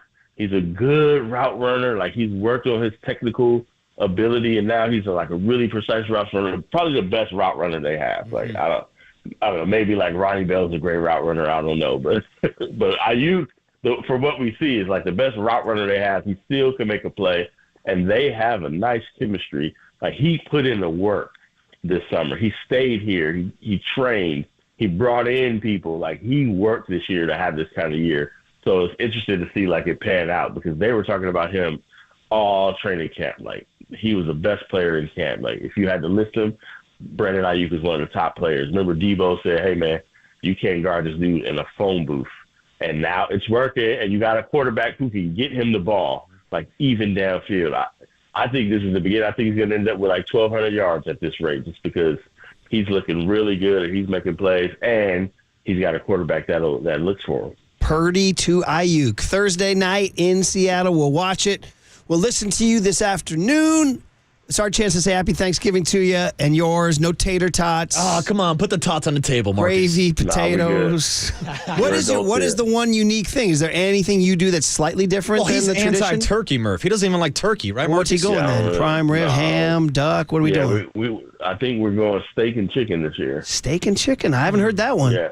Okay. Yeah, all right. My wife makes this incredible cranberry relish. We don't do cranberry sauce. We're adults here. Okay. Ooh. We make fresh cranberry relish with orange zest in it. But you don't. It's my favorite thing on the whole thing. Okay. All right. Hey, listen, I'm not going to hate. Enjoy the steak and chicken and cranberry relish, baby. It's all good. It's all good as long as you're eating. When you say it like that, it don't sound like good. But there will be, instead of ham and turkey, we're going to do steak and chicken. Sometimes we do seafood, but nobody likes turkey, man. You only eat it once a year. You're just fronting. No. We do like it very, very much. But I like it. We do love it. Salt, pepper, a little gravy, a little throw it in the smoker for like 10 hours, Marcus. We like it all, though. I'll come over for your steak and chicken. I'll eat your steak and chicken. I'll believe you when you have turkey in July. Hey, man, I pretty much have a turkey sandwich every single day of my life. Yeah. All right, man. Hey, have a good show with Copes and be good. Thank you. All right, thanks, Marcus. All right, have a good one. There he is. Yeah, I mean, listen, that is the argument against turkeys. Who roasts a turkey in July? Nobody. And the truth is they don't. No. That doesn't mean they shouldn't. No, why not? I'll throw a turkey on the smoker for 4th of July. Why the hell not? Can I talk to my old school San Francisco golf crowd? Harding Park, the great Muni, the great public golf course out there, used to have a deli, or I should say an on-site restaurant called Benny's. Just an old school golf diner on Lake Merced. You could walk in there, man. It was a regular man-eating joint, and they roasted a turkey every single day. Wow. How about that? And Murph, if we're talking turkeys this morning, I got to give a shout out to Turkey Mike's down at San Jose Muni for the San Jose Giants. Which is ironic because you don't order turkey at Turkey Mike's. I don't think they even have turkey on the menu, Murph. But shout out the old roast turkey at Benny's. You go play 18 at Harding, walk in there on a foggy, cool day, and man, he'll be carving that off, baby. It's nice and juicy and moist. Oh, there's something good looking about someone carving up a turkey, too. Or carving up the pastrami like Lex does at Montreal, the Augie's Montreal Deli at Chase Center. I want to shout out my man Lex. Go there, and I recommend wash it down with a Kolsch. Where you see? Yeah. The smoked the smoked beef, the pastrami waterbread comes off juicy and glistening. And on the rye bread with a little spice mustard. I like them in all shapes and sizes, and this one was thick and juicy. As Paulie said, Prince singing his ass off in the background. All right, let's have some fun wrapping up the day on the other side. We still got to lament that Monday night football game on the other side on KNBR 104.5 and 680 The Sports Leader. Nobody likes turkey, man. You only eat it once a year. You're just fronting.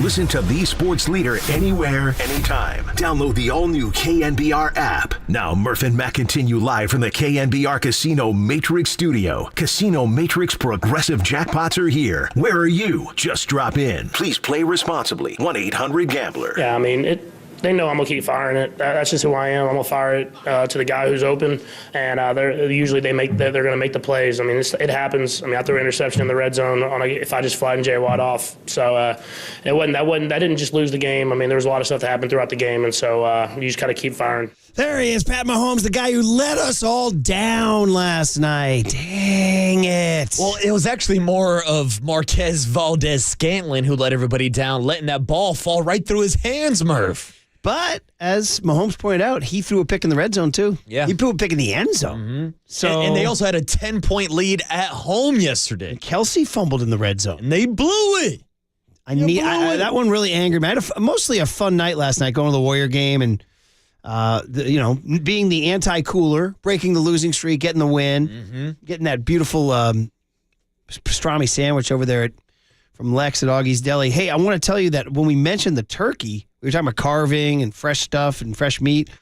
And, Marcus Thompson with his strong anti-turkey take.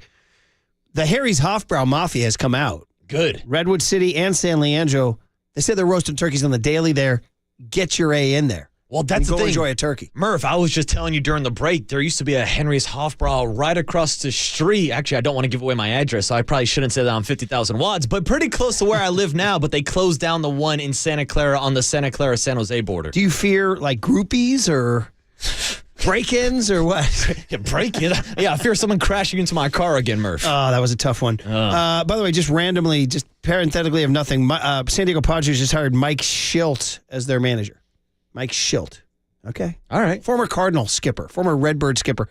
Bob Melvin will be outfoxing Mike Schilt all summer long, guys. Hey, yo, Bobby. Anyway, back to that game last night, which was obviously the Warrior game was fun, and Warriors got the win. We called it in a couple times to the skinny boy, 121-116, and Clay goes for 20, and Steph goes for a 32 with a big finishing kick. Saric with 18 off the bench. Chris Paul, masterclass, 15 points, 12 assists. Really fun to watch. I also enjoyed Pajemski live. I did. I liked him. I liked what he brought to the table. But what I was doing actually in my seat was something that you've always encouraged me to do, is watch more games on my phone. So I'm in my seat watching the Chiefs-Eagles game. I don't know what it was, Waterboy. I put a lot of energy and effort. I was like, I really don't want to have to go to Philadelphia in January. Let's start with that premise. You always got to start with your premise. Like, what's your goal? Like I say about UCLA football. What's our goal here? Is our goal to win championships? Because if our goal is to win championships, then Chip Kelly should not be the freaking head coach, all right? But if your goal is to go, 7-5 and just go to a lesser bowl, then fine, keep Chip Kelly. Anyway. Now, are you talking about UCLA or the San Francisco Giants? That's a great question. So my goal is to not go to Philly in January. And to that, I want the 1 seed. And I'm only going to get the 1 seed if Philly starts losing some games, and they're not losing games. And there's something about this Eagles team that's really... What is it about this Eagles team that is annoying me so? Is it because they didn't win the bowl last year? They're not champs. I mean, they won one 5 years ago with Nick Foles, but actually I was happy about that because they beat Brady. Yeah. So what is it about this team? Is it because of the way the Niners didn't get a chance at them in the NFC Championship? Is it because of the way maybe that Sirianni's face, the way when he's winning, or is it my buddy Schmitty? Is it, I don't know. Is it the brotherly shove? We forgot to ask. Oh, I even wrote it down. So did I. So did I. We were riffing about Brother Lynch Hung and John Lynch and all the connections. Next week. Oh, man. We still got him before Seattle. We blew it. But if we ask him next week, it'll be too close to the game. Like I said, he won't want to give bulletin board material. I still hate it. And I've heard the argument. Listen, I heard it. If you don't like it, stop it. Well, it's hard to stop when they're doing something that really has never really been done in the history of football, which is using the force of 3 and 4 grown men shoving a runner. I get it. Jason Kelce is a key to it. He's very good at it. It doesn't make it right. To me, again, this is not the essence of American football. This is like the essence of rugby. And in American football, it's to advance the ball down the field by being a ball carrier or a ball thrower or a ball catcher, not by being shoved by 6 guys, I'd like it codified in the rule book. I really would. But the fact that they scored last night, that wound up being the winning touchdown, didn't it? Yeah, it did. And that's why I wanted to ask you this morning, because I saw a change last night after the Eagles took down the Kansas City Chiefs, that Jalen Hurts is now the odds-on favorite to win the MVP. Get out of here. And I broke it down this morning comparing the passing numbers versus a Jalen Hurts versus a Brock Purdy. He's number one ahead of Patrick Mahomes right now. He's not having an MVP season. Well, that's my question, because last night I think a lot of people saw that as an MVP-type moment, the big pass he made to Devontae Smith down the sideline, and then the brotherly shove to get into the end zone. But look at his stats head-to-head to Brock Purdy and tell me that Jalen Hurts is having a better season. The only thing he does better is the brotherly shove. 14 to 22 for 150, no touchdowns and a pick. Okay. Again, we go back to passer rating where Brock was perfect. His rating was 64 yesterday, dude. Mm-hmm. 64. Well, that's almost 100 points behind Purdy's. And that's the thing. Over the season, he's got a 64 QBR. Brock Purdy, 77. Brock Purdy has more yards, more touchdowns, and less interceptions than Jalen Hurts. And yards per attempt, which is a big one. And passer rating. What's the rating for each guy? Not that you did QBR. What's I did the passer? QBR. I don't have passer rating up in front of me. I'm on ESPN right now, Murph, so I don't have that. I'll get it for you. But no, you said that when I was driving in. I was wondering, what are you looking at? Who gave you those odds? Well, these are updates that I got from Bleacher Report and a different other sports websites that push a notification too. And then I checked again this morning, and he's number one on the list. You can go to anywhere you want, VegasCovers.com. Anywhere that has MVP odds has Jalen Hurts as number one right now. What happened to Christian McCaffrey's campaign, by the way? That's a great question. Isn't he still leading the NFL in rushing? Yeah, and people stopped talking about him even before the touchdown streak ended. Yeah, what are the Niners without him? He still leads the NFL in rushing by almost 150 yards ahead of Raheem Mostert, right? He's also scored 9 touchdowns this year. Actually, Mostert has more on the ground. Actually, Mostert's rushed for 11. Gus Edwards rushed for 10. Christian McCaffrey, 9. Jalen Hurts, 9. David Montgomery, 7. Receiving. So wait a minute. McCaffrey with 9 touchdowns on the ground. What about receiving touchdowns? Tyreek Hill, I got it for you right here, buddy. Tyreek Hill with 9. Cortland, who's having a nice year? Cortland Sutton. Yeah, he's balling out this year. That's a guy. And then McCaffrey has 5. So McCaffrey has 14 touchdowns this year. Does that lead the NFL? Does that lead the NFL? Total touchdowns, I think that's correct. But, it's so hard for a position player to win the MVP because I've heard people throw in Tyreek Hill and A.J. Brown into the conversation, but you truly have to have a historic season to be the MVP. He leads the NFL with 14 touchdowns. Raheem Mostert has 13. Gus Edwards has 10. So, anyway, point is that listen, I like Jalen because that's when you put Jalen in. As a player, I hate that he's an Eagle. I hate the Eagles' face. I'm really irrational about this whole thing. I'm like, and I was really counting on the Chiefs with a 17-7 lead at halftime to get me that loss that I need. So we keep talking about the Chiefs' schedule, and they had to play Miami, Dallas, and the Eagles' schedule. Pardon me. They had to play Miami, Dallas, and the Chiefs. Well, guess what? They went 3-0. Yeah. They went 3-0. And that's why I think last night, that's why Jalen Hurts made the jump up to number one in the odds to win the MVP, because that was his moment of going into Arrowhead and taking down Patrick Mahomes. Now, there's been a lot of questions of what does Brock Purdy need to do to enter that conversation. I'm saying if he goes into Seattle and then goes into Philadelphia back-to-back weeks, then people are seriously going to start taking Brock Purdy seriously when it comes to the MVP talk. No, you're right. It says he's now, according to... Yeah, I'm not making this up, Murph. Well, I couldn't believe it. Yeah, I know. It's a little shocking, isn't it? I wouldn't... Lamar Jackson's second, and Mahomes is third. Give me Lamar. You know what I mean? That's what I got before the season started. Did you put a little? Oh yeah, a little shekel on it? I got a couple shekels on my guy Lamar. Not bad for a running back. How were the odds before the season? Oh, I got him at plus 1,500. Nice. Yeah, not bad for a running back. Yeah, I got some good value on him. What was Brock Purdy? Brock Purdy was plus 2,500 before the season started. All right. I think there was some guy yesterday I texted in a pop and lunch saying he had plus 50,000 or something. Hey, by the way, Pat Willis will join us tomorrow at 9:15. Hey, P. Willie. That's pretty cool. Let's go. All right. Well, fun one, Marcus. We got you a Warriors win. We had fun with Lynch. Tashan Gibson might have stole the show today. Tashan was great. He was fantastic. He might be taking our job soon. If you missed it, tomorrow morning we might play it for the real early crowd. But we'll get you guys going, get you ready for the big pregame. Do we have Cosell tomorrow? Oh, we do. We do. And Mayoko? tomorrow, Tara? Okay, we're going to have Mayoko and Cosell late tomorrow, right around this time. Nice. Okay, for the late crowd. Hell All right, good stuff. All right, well, listen, it was fun. I hated that the Eagles won. It drove me nuts, but at least I got you a Warrior W, and I got us one day closer to the Niners and the Seahawks. All right, and we'll make our Turkey Day picks tomorrow, too. All right. That's it. Okay. All right. We'll do that. And even a Black Friday? That's it. I'll take Black Friday. I'll take Turkey Day. I'll take anything you got, You Murph. riding with Tim Boyle and the points. Oh, hell no. We'll hand it over to Papa Lund next on KNBR 104.5 and 680, the Sports Leader. You blew it!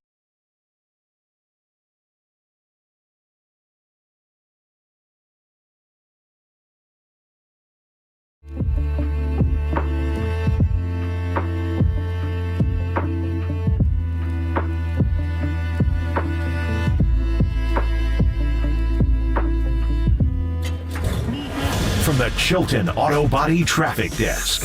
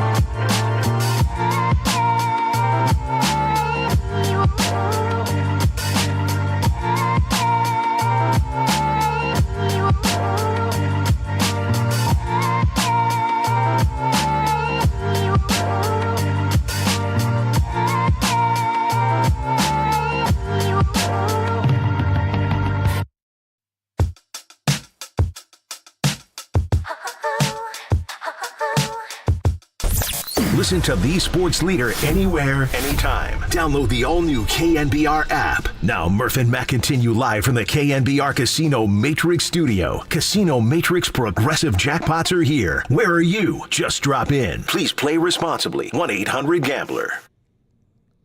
Oh, man. See, I wasn't a Winnie the Pooh kind of guy. So Tig not going to get Tig for me. He going to be Jair. So we're going to keep calling him Jair for a little longer, man.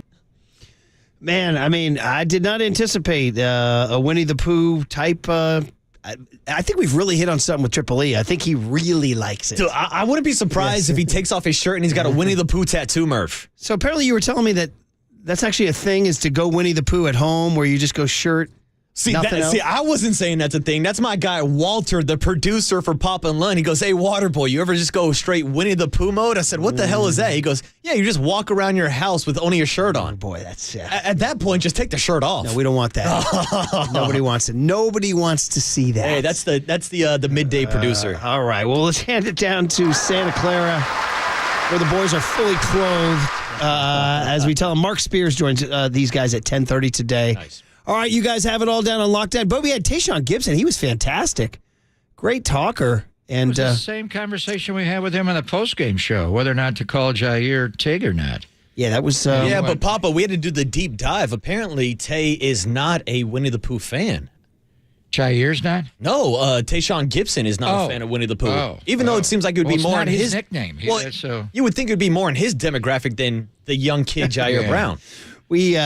How old do you think Tashan Gibson is? Winnie the Pooh's 33. He did tell us that he's been around forever. I was surprised that Winnie the Pooh resonates with these kids here today. But he told us he gets texts from Hufanga and Jair Brown, and he says that they use lingo he doesn't know. He's got to ask him, what does that mean? His nickname is Pops. Yeah. He also, it's funny. He goes back to he goes back to being teammates with Dante Whitner back in Cleveland. Goes way back, about. yeah. So that was fun stuff. Saxonville. Yeah. And he, comes undrafted out of Wyoming and said he still plays with that chip on his shoulder. So still remembers a third-round safety the Browns drafted that year. So never forget it. So anyway, he was really, really good. Yeah. All right, guys, that's it. You now have the baton. You have Santa Clara. You have the 49ers. Triple E, good stuff. Marcus, great. We'll do it again tomorrow. Fun show. We'll do it again tomorrow. We'll do it again tomorrow. When it's time for a change, think Speedy Oil Change and Auto Service. Your trusted oil change, tune-up, and brake experts. You are listening to KNBR and KNBR FM San Francisco, the sports leader, a Cumulus media station. Oh, man. See, I wasn't a Winnie the Pooh kind of guy. So Tig not going to get Tig for me. He's going to be Jair. So we're going to keep calling him Jair for a little longer, man.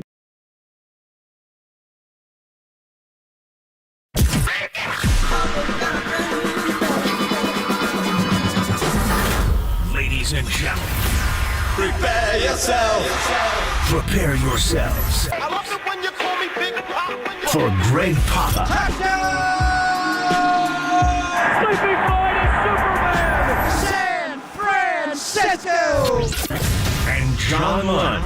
It's 10 o'clock. Let's hit it. This is Papa and Lund. That's right. We're getting it going.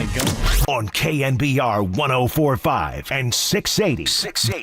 The sports leader. Chris Paul, two men jump at him. Mr. Curry's got it. Three, and how about four? Three down, and a free throw coming. And the Warriors' losing streak is over. Steph hadn't had a 6-game losing streak since his rookie year. Look at Steph celebrating. It's not your focus, but does it matter at all to score 20 for the first time? I mean, it feels good, but I've scored more points in a quarter than I did tonight, so I'm not too... A lot more. I'm not too... I knew it's going to happen. Big nights are going to happen. It's just about just letting go of whatever and having fun out there and playing to win. McKinnon in motion. Shotgun snap to Mahomes. Line drive pass. Over the shoulder catch. 5 near sideline. Touchdown. Kelce.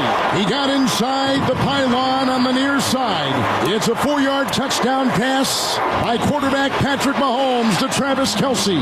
It's the brotherly shove on first and goal at the 1. They shove him across, but a flag has been thrown.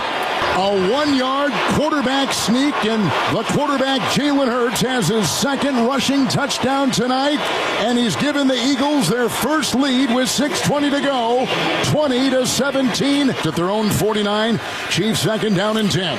4-man rush, shotgun snap, back to pass, Mahomes 7. Winds up, long pass, down the middle, he's got him, over the shoulder, drop, a drop at the 2 by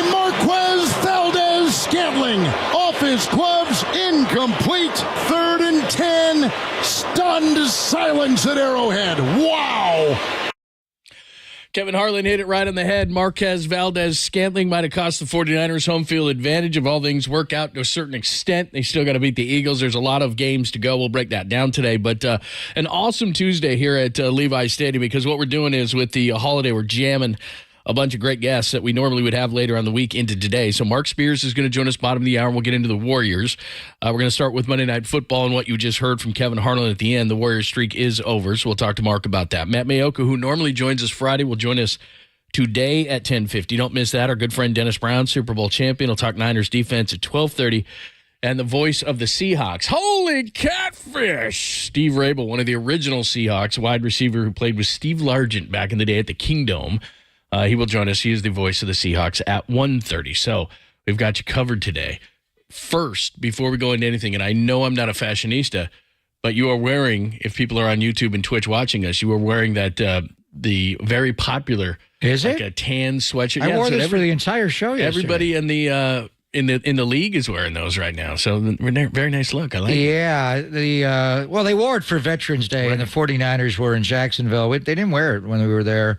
But anyway, Veterans Day was a week later with the game on Sunday, so they went to the Veterans Day look, and it's kind of fallish and Thanksgiving. I wore it for the entire show yesterday, and usually I change outfits every segment, so kind of like the fall colors. But we'll get to the Warriors and the Hall of Famer Mark Spears. The ball movement was much better last night. The shot selection was much better, and the results were making more threes. And if you're older and slower-legged, you're not going to outrun the basketball. So move the ball, move bodies a little bit, but mainly move the ball. And they did that last night. But they got Kevin Durant coming up on the Wednesday before Thanksgiving. That'll be interesting.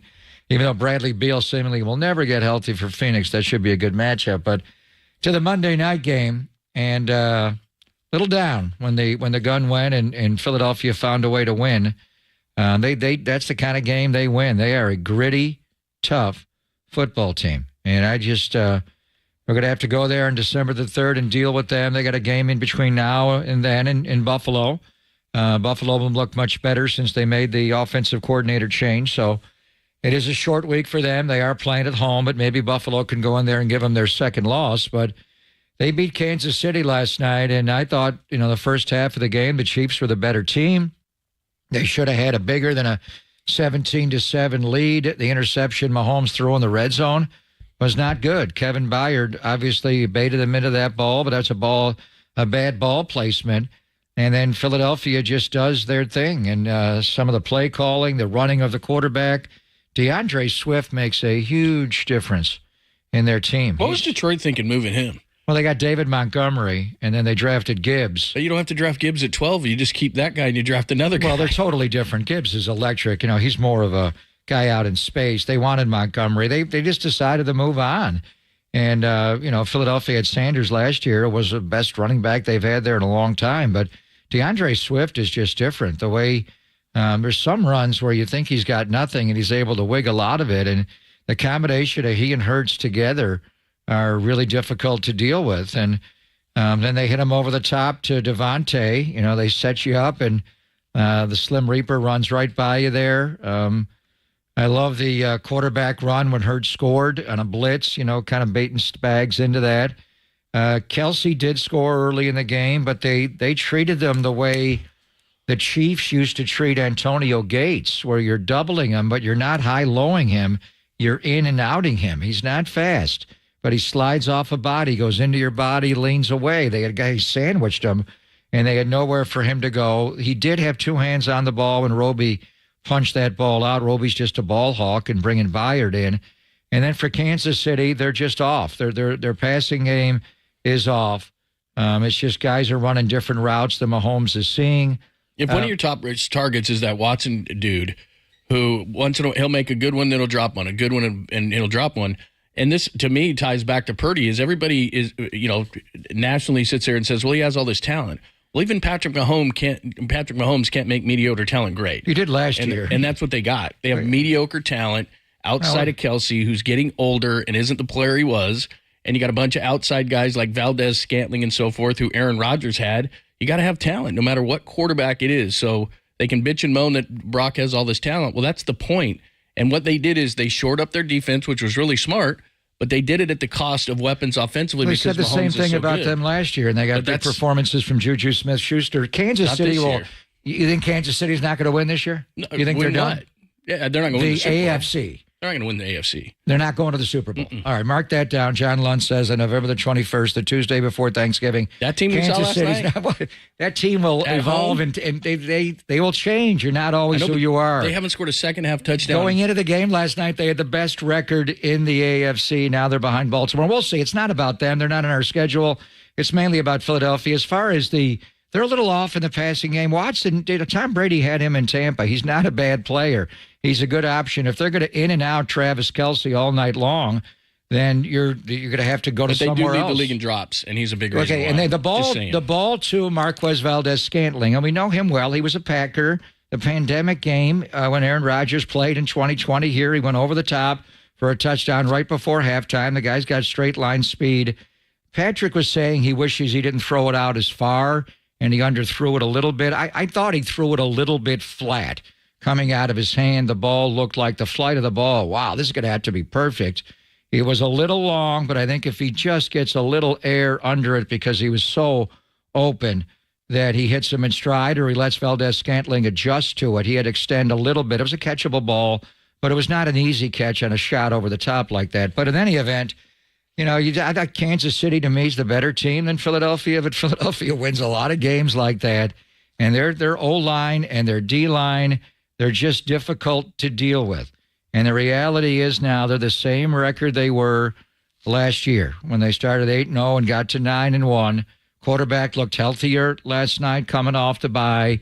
And now we just got to see. Kansas City's not our concern. The AFC is jumbled up over there. I'm not sure who's going to win the AFC. The Chiefs still can. There's a long way to go. We're not even at Thanksgiving yet.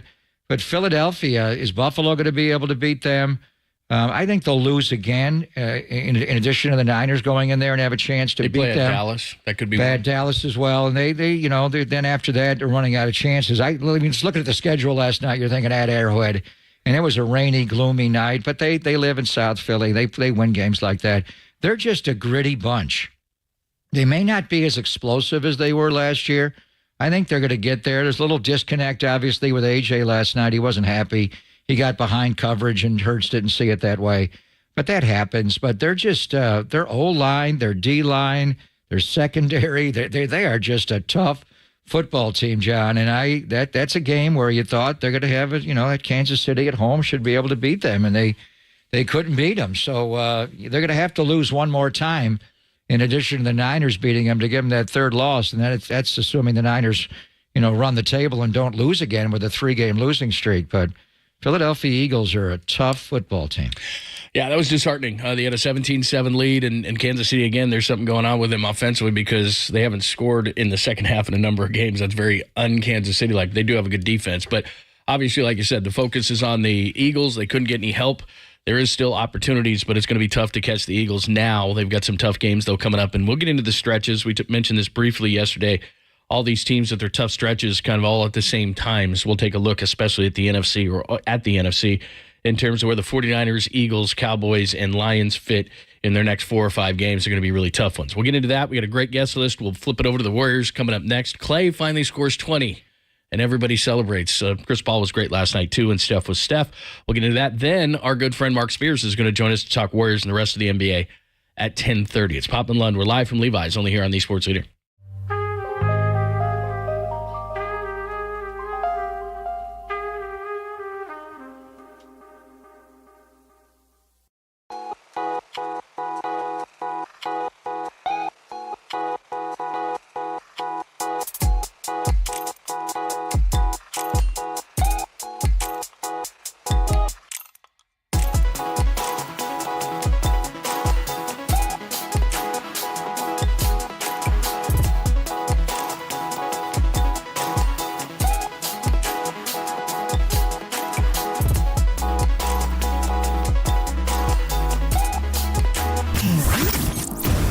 What's trending now? Trending now. On KNBR.com. The Warriors end the losing streak and avoid an 0 for homestand. That story and more turning right now on the all-new KNBR app and KNBR.com.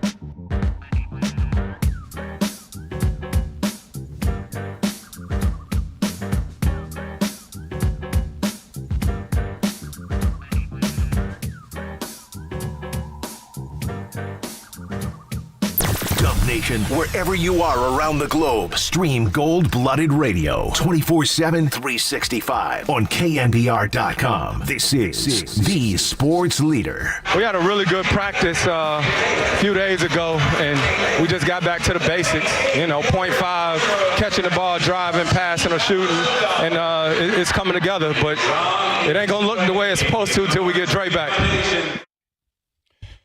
Chris Paul played great last night, 121-116. The Warriors avoid the Ofer homestand. Steph Curry does what Steph Curry does, 8 of 14, 5 and 9. He has 32. Chris Paul was very efficient in the starting lineup, 4 of 7, but more so 12 assists and just 1 turnover. He had 15. And Klay Thompson, who was kind of like, man, I scored 20 and a quarter before, man. We were making a big deal that I scored 20, but he goes 7 of 16, 5 11. He scores 20, and it's a big deal because he had been struggling. So give me your takeaways here. Well, I thought that was more like him last night. You're Chris Paul talking about the Friday practice, and then they went into the Oklahoma City game, and they played a magnificent offensive game. They shot really well. Andrew Wiggins got going. I assume Draymond's taking part in practice, even though he's suspended from games. I'm not sure about that, but he's going to be out the rest of the week. Obviously, Phoenix tomorrow night, and then home for Wembanyama on Friday. And I'll come back and sack. But they're playing better offensively. They just kicked that game at the end on Saturday at Oklahoma City. But last night, and it got a little tight at the end, tighter than it needed to be. But they scored in every quarter, a good number, 29-34, 29-29. The turnovers were low, just 8. They made 21 threes, and it wasn't just Klay. And Klay's he's so different. And there are times last night he put the ball on the deck. It's not all pure catch and shoot. But, man, he is such a good player when he just catches and shoots and no dribble. I mean, the game when he scored 60 against Indiana years ago, 11 dribbles the whole game on the baskets. I mean, he put it on the deck. There was one going left, but he's still a little bit where he forces it, and Steve did call out the bad shots. But then they're moving the ball. And the bottom line is, John, they're older. They're an older team. And they've got an infusion of young guys. Steve was talking about the rotation and trying to get Moses more involved. Podziemski's a player. Trace Jackson-Davis is a player. Kuminga, does things offensively and off the dribbles, is explosive. And even Wiggins is still a young guy. But mainly they're an older team. And some nights they just look old. They look like the Niners during the 3-game losing streak in the game against Cincinnati, where you're slow and tired. And a lot of it is just you're old. You don't have the legs, the quickness to beat people like you used to. And so if you're like that, then move the ball. Don't, move the ball. You're not going to outrun people.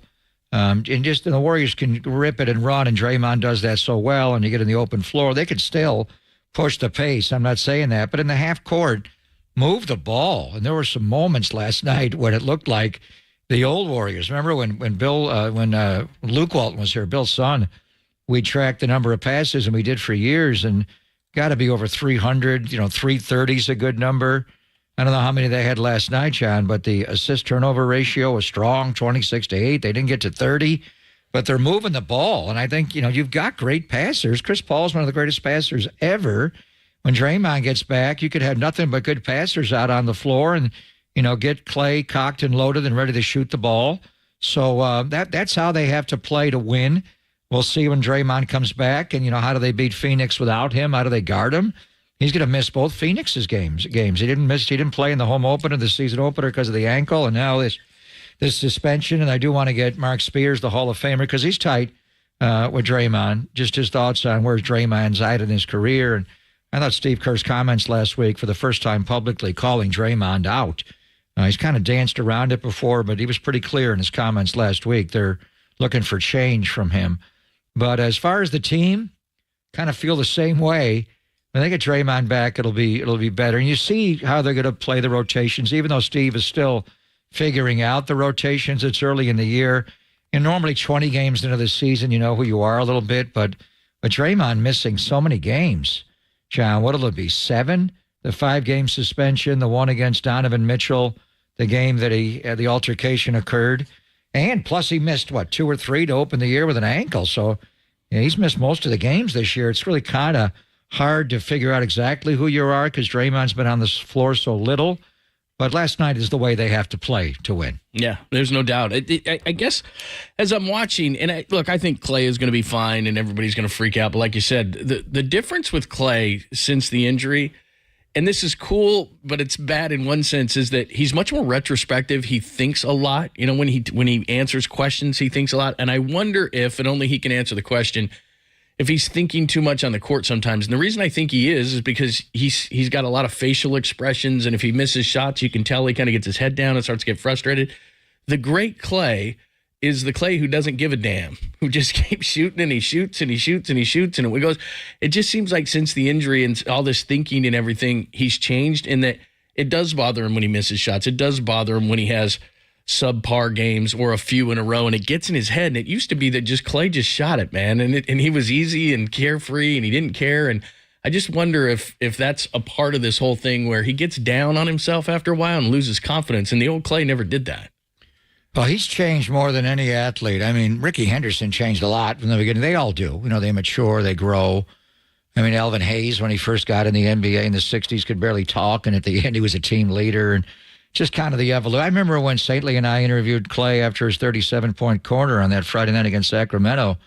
He was more nervous talking to us after than playing the game, honestly. We brought him up to the club, and he was like, could hardly talk. I was like, really? But he's always been like that, where he would press, and Clay misses shots. If you're a great shot maker, you miss shots. But what he had back then was Rocco. Even when he was not making shots, he would lock you up defensively. And honestly, of course you cared if he makes shots. That's kind of the ultimate, it's basketball. You want the ball to go in the basket, and that's how you score. But to me, I never really worried about it because he was working so hard defensively to guard, whether it was James Harden or Russell Westbrook or Chris Paul or J.J. Redick or Tony Parker or whoever you want to mention. He had to guard the ball. That's hard. And then be the guy, taking the shot off a curl and a pin down on the floppy and running around like that. So I think even there were nights where I thought he's pressing and he cannot make a shot, but he just go guard you. It's like, like Casey Schmidt when he's striking out on the slider away, just put me at third and I'll make up for it. And then when his defense started to bog down, that's a problem. So with Clay, he can't guard like that anymore. So he does not have the ability to go out on the floor and take the best perimeter player. Like, he'll get Devin Booker tomorrow night, but is he going to lock Devin Booker up the way Rocco used to? So the shots are more important to him. And then I think just the being away for 2 straight years with those terrible injuries and people questioning him, and he's starting to lash back. There's no doubt. The situation the other night with McDaniels and going back last year when he got into it with Devin Booker, and I got 4 rings. Right. How many do you have? But even last night, when the question was, does it feel good to score 20? And he kind of went, I scored 20 and a quarter, dude. Right, right. And then he takes his paper airplane. I think he's still tight. I think the Belvedere headband Clay is in him, but he cares a lot, and he hears everything people say about him. Remember, we mentioned. Because going into last year, was it last year when I brought up the R word, retirement, and then he lashed out? I don't know if he heard us talking about it or what he heard, but when I heard he didn't play pickup the entire summer, I thought, wow, that's weird. Now, he just won a championship the year before. I would think that would be an issue the year before that.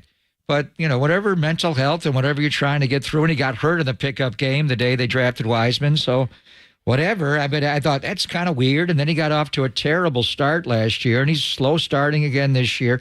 He was a slow starter, even headband Clay. You know how badly he was shooting the ball going into that game in Chicago? And that's why it was so ironic that he went out and made 14 threes that night, and he went off. But he's and last year, John, remember he pulled out the calendar, and we counted 2 years to the day exactly when they drafted Wiseman, and he suffered the second of the horrific injuries. First, it was the ACL, but it was 2 years to the day when he had the Achilles. And we said, let's just wait and see. And it literally 2 years to the day when he tore the Achilles, he had that game against the Knicks on the Friday night. Draymond had the speech and moved the ball, stopped pressing, and then he went off against Houston on that Sunday and went for over 40. So Mully said last night he thinks he's ready for a 50-point game. And Mully obviously knows this guy well, just his game. And, Chris was like him a lot, playing off the ball. But if he just plays like that, just take good shots. Just, I don't want to say don't dribble because that you can't do that. And he can put it on the deck, and he's gotten much better creating off the dribble for himself and his teammates. But when he just catches and shoots, he is difficult to deal with. But ultimately, overall, where are they, John? I mean, Draymond's missed so much time. They're not a 7-8 team. If Draymond had played, what would they be, 10-5? About 10-5? I think somewhere in there. It's really hard to predict. Well, it's hard because Minnesota and Oklahoma City are good, and did they win those games with Draymond? I guess they won Saturday with Draymond. You probably split them both and don't get maybe swept. that Holmgren game that was so close. Yeah, instead of losing all four, you get one, you get two. So I mean, ultimately where they are, and then I think the main thing is Minnesota and Oklahoma City are good, right? And Denver's good. And is Bradley Beal ever going to play for Phoenix? Are they ever going to get their three together? They get kind of lucky because they play Phoenix a couple of times here, and hopefully he's not back. By the way, you just mentioned this, and I knew this. November 19th was the injury, so we're at 3 years. 3 years and 2 days. Right. So last year was 2 years ago. I remember you and I talked about it. Right. Last year, but it was November 19th. Exact time, yeah. Yeah. So last year. So boy, Thanksgiving is early this year, isn't it? Yeah, it's a week early. It's wild. All right, Mark Spears is going to join us coming up next. We'll ask these questions of Mark. We got a ton to talk about. Early season NBA. We've discussed the tournament as well with Mark. It's always great to catch up, and then we'll do that coming up next. You do not want to miss it. It's Pop and Lund live from Levi's on the Sports Leader.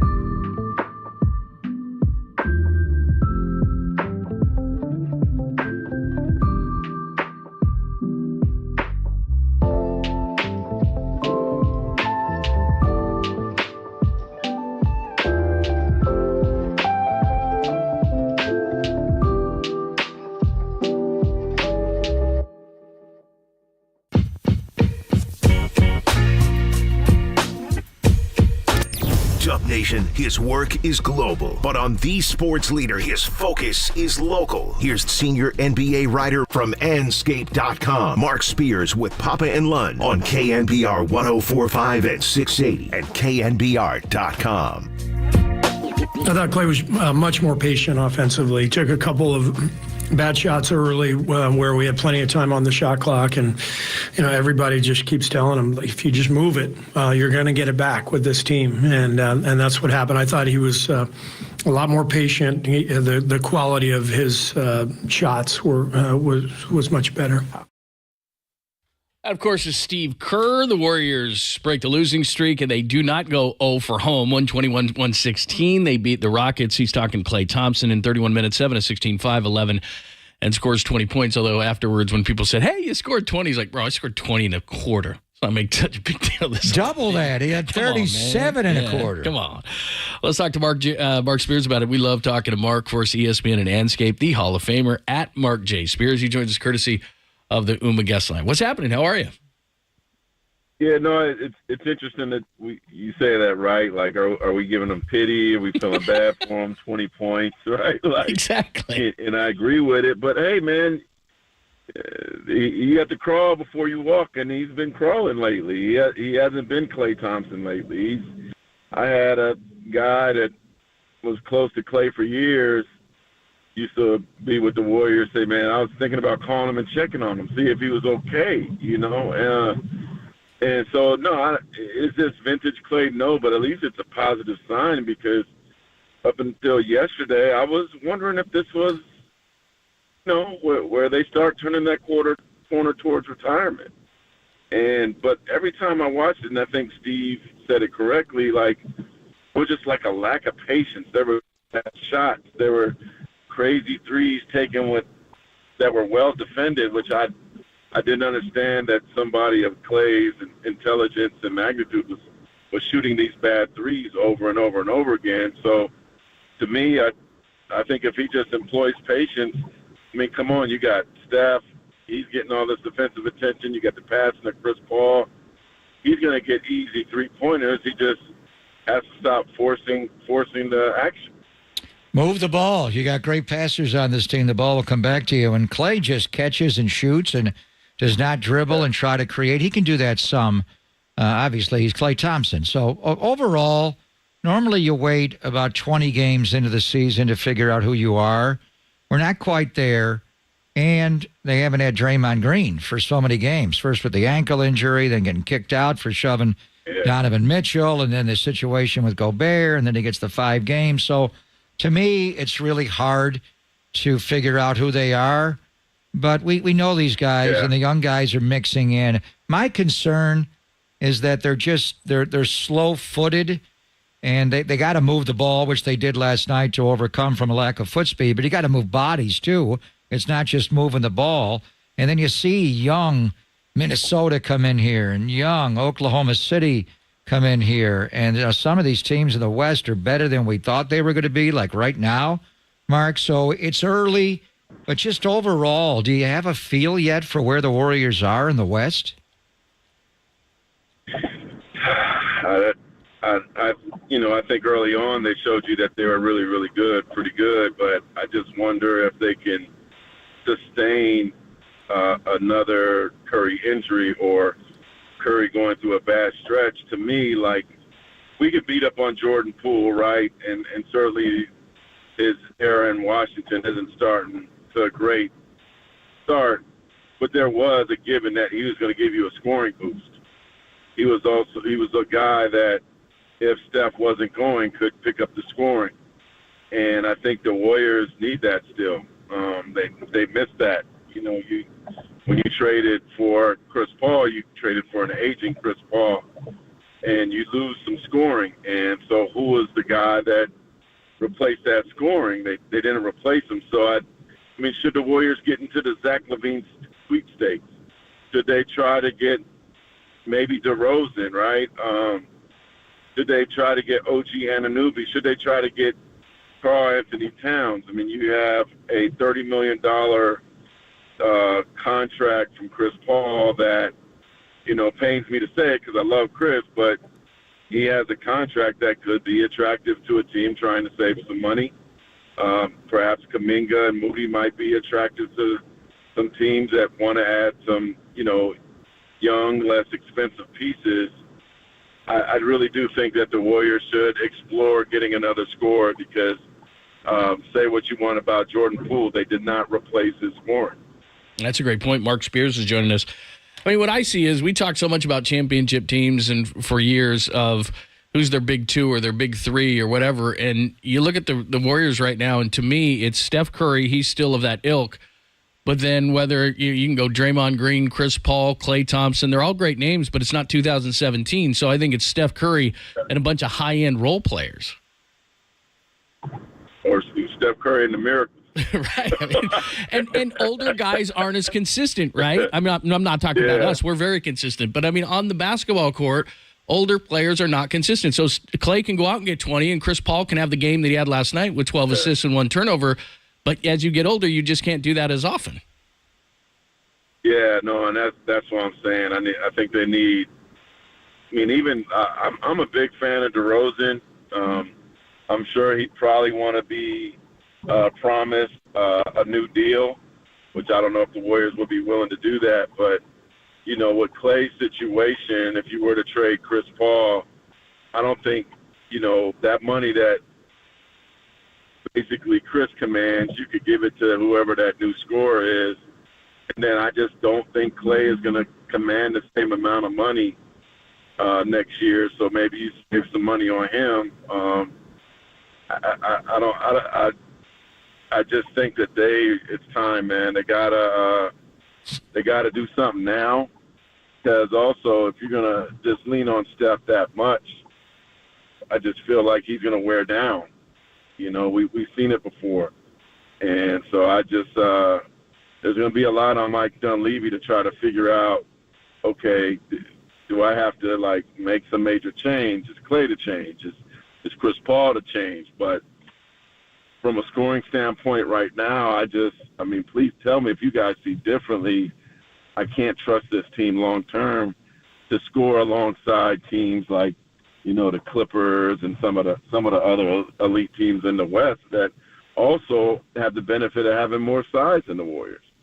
Well, I mean, what you're saying is they don't have shot creators. They have guys that can finish when they play like they do last night and move the ball. I mean, Steph, obviously, the way he's evolved offensively, is that kind of guy. Podziemski is a guy with his craftiness and deceptive speed can create. Andrew Wiggins can beat you off the deck, but everybody else needs a ball screen or wait. Hey, 20 passes. Let me stop right here. Yeah, I know you're going to go to Podziemski on me there, but he... No.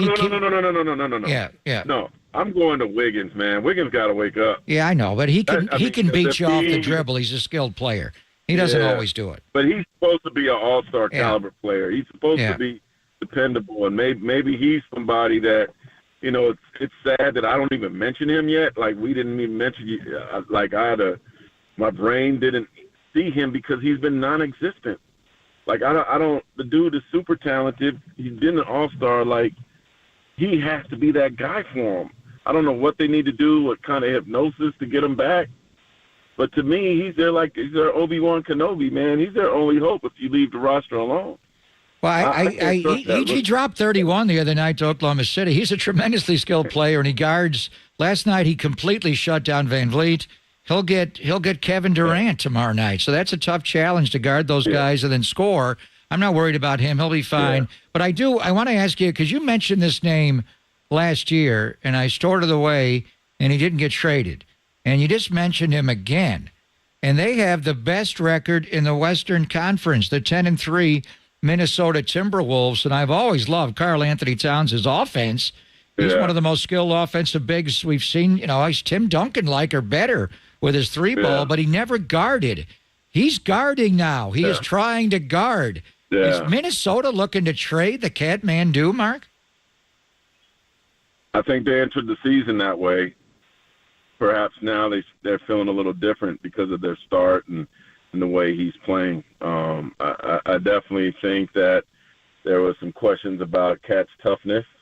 The ability to be comfortable being the number 2 guy.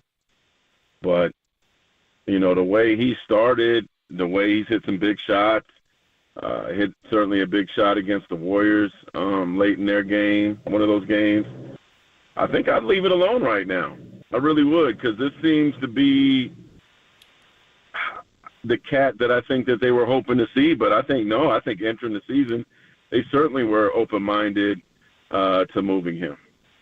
It's our good friend Mark Spears popping Lund here on the Sports City. Warriors get the win. They break the losing streak and avoid the 0 for home. Here's what's scary. You were just talking about this, the Western Conference. You widen out the lens a little bit here. I think stop me if you disagree. The Timberwolves and Thunder, I think, are real. The Nuggets are going to be there. The Mavericks are a playoff team. The Lakers are starting to surge a little bit. The Suns, we haven't even seen them total, and they've won 3 in a row. I think that the Clippers are going to come together with Harden. I mean, I don't know what's going to happen with Memphis. Or after a terrible start, what happens when job returns. But my point is, I'm talking about a lot of teams here. And you didn't say nothing about Sacramento. And they're starting to play well. And to that point, too. So now we're starting to – there's a lot of teams here in the Western Conference. And to me, maybe only Portland, San Antonio, and Utah are teams that I'm like, okay, they won't make the playoffs. But other than that, maybe Houston's in there too. But other than that, I mean, all of a sudden, I'm starting to push the Warriors down the pole a little bit here. Are they going to be a team? And it's early. But, I mean, is this a play-in team? I mean, there's a lot of talent in the West. It certainly could be. And that's why, Draymond missing 5 games hurts. Because it's one thing to be injured, it's another to lose games to suspension. The margin of error for the Warriors right now is slim. To me, it's very, very slim. And so I just think that, it's going to be tight. It could end up being a play-in situation. We'll see. And I just think that that's why I think they might need to add something, because the arms race in the West has just become so great, so mammoth. And Houston's now in it. Like, I didn't expect Houston to be any kind of factor at all. But hey, man, they're not a fluke. They are interesting. They are for real. I don't know. I'm still waiting to see if Oklahoma's a serious threat.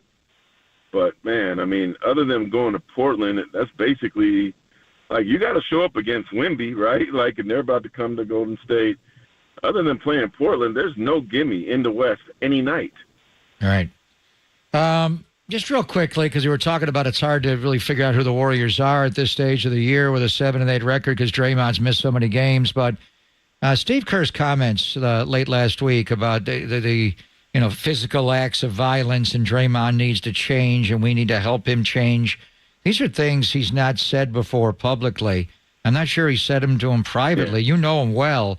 Are the Warriors, where are they at with Draymond and his volatility, you think, right now? Yeah, it's interesting because it's almost like you almost have to parent hard in the beginning, right? Because does it hit the same when you parent hard after you haven't before? I think the difference is this is a job, this is money involved. I don't know what kind of conversation they've had, but I'm guessing that also, look, Draymond is a really proud father, and his kids are old enough to see that video, to see what happened, to go to school, and they get brought up by their classmates and stuff like that. So I'm sure of everything that's going on with him. I'm guessing this one probably hits a little harder when he's home amongst family and seeing the video and missing games and stuff like that, especially after the franchise put confidence in you and signed you to the deal that they signed you to. And I think it was interesting that Steve said, look, I don't want him to be him, but he can't be that. He doesn't want to take the passion away, but you can't have those kind of incidents. And I do wonder, because of the rivalry and the disdain for years between Rudy Gobert and Draymond, if it was anybody else, would he have reacted the same way? I'm guessing no. But you just still can't have that kind of reaction, man. Like, even somebody from another team was trying to suggest, like, could that have been something that you could have, I don't know, could have put him to court for or something like that. I'm like, slow down. I don't know about all that, but I think the Warriors are basically finally putting their foot in the sand with him and saying that this can't be tolerated anymore. And I'm sure Joe Dumars is saying the same. Good stuff, man. Hey, bro, it's so great to talk to you. Thanks, as always, for the insight. Happy Thanksgiving to you and your family, and we'll talk to you soon. Man, same here, man. Love you both, man. Love you, man. Happy Thanksgiving, Hall of Famer. That is the Hall of Famer, like you said. Anscape, ESPN, he always writes great stuff and gives us tremendous insight when we get the opportunity to talk to him. He is Mark Spears. Speaking of great opportunity to talk to an insider, that is our good friend Matt Mayoko. He's going to join us coming up next. We'll get the latest on the 49ers as we get you. Say that again? Oh, no Mayoko. Okay. I was just talking him up and no Mayoko, so never mind. Okay. Never mind. Let's respond to a couple of things that Mark Spears said. They're very interesting conversation. We'll do that next. We'll hit back to the 49ers in the 11 o'clock hour. Pop and Lund live from Levi's on the Sports Leader.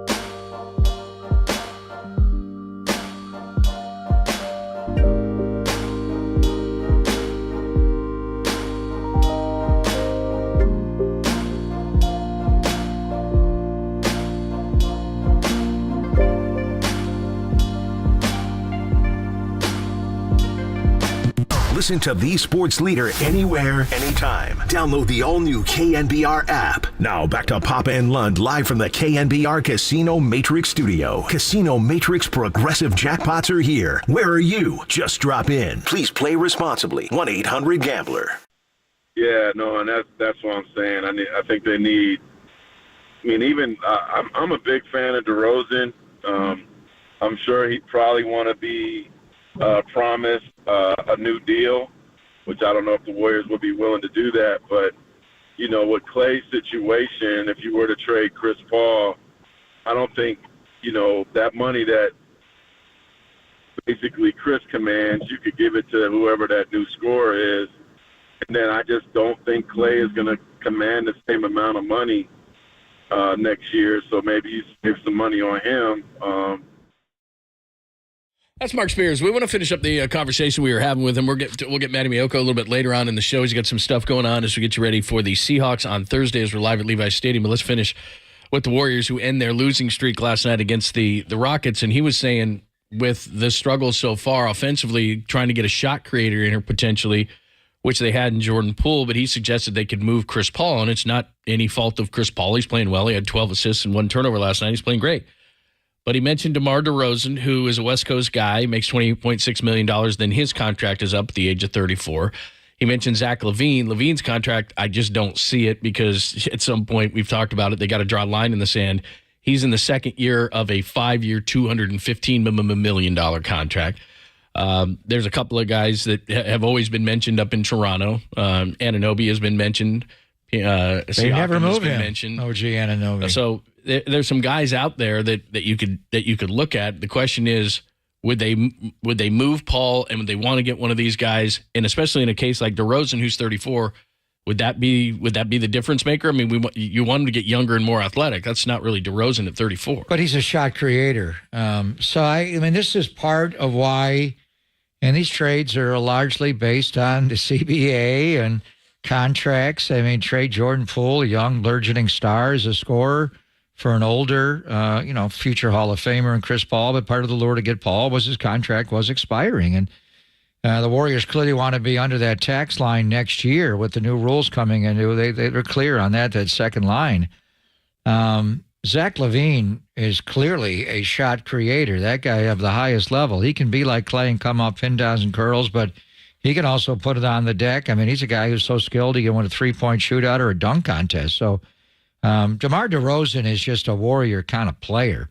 He would fit in the mid-range game, just being able to create open shots. And he's what they're lacking right now is someone who can just win off the bounce. You're going to have to play the way you played last night, and that's not a bad thing. That's the way you want to play. That's the way you want to move the ball.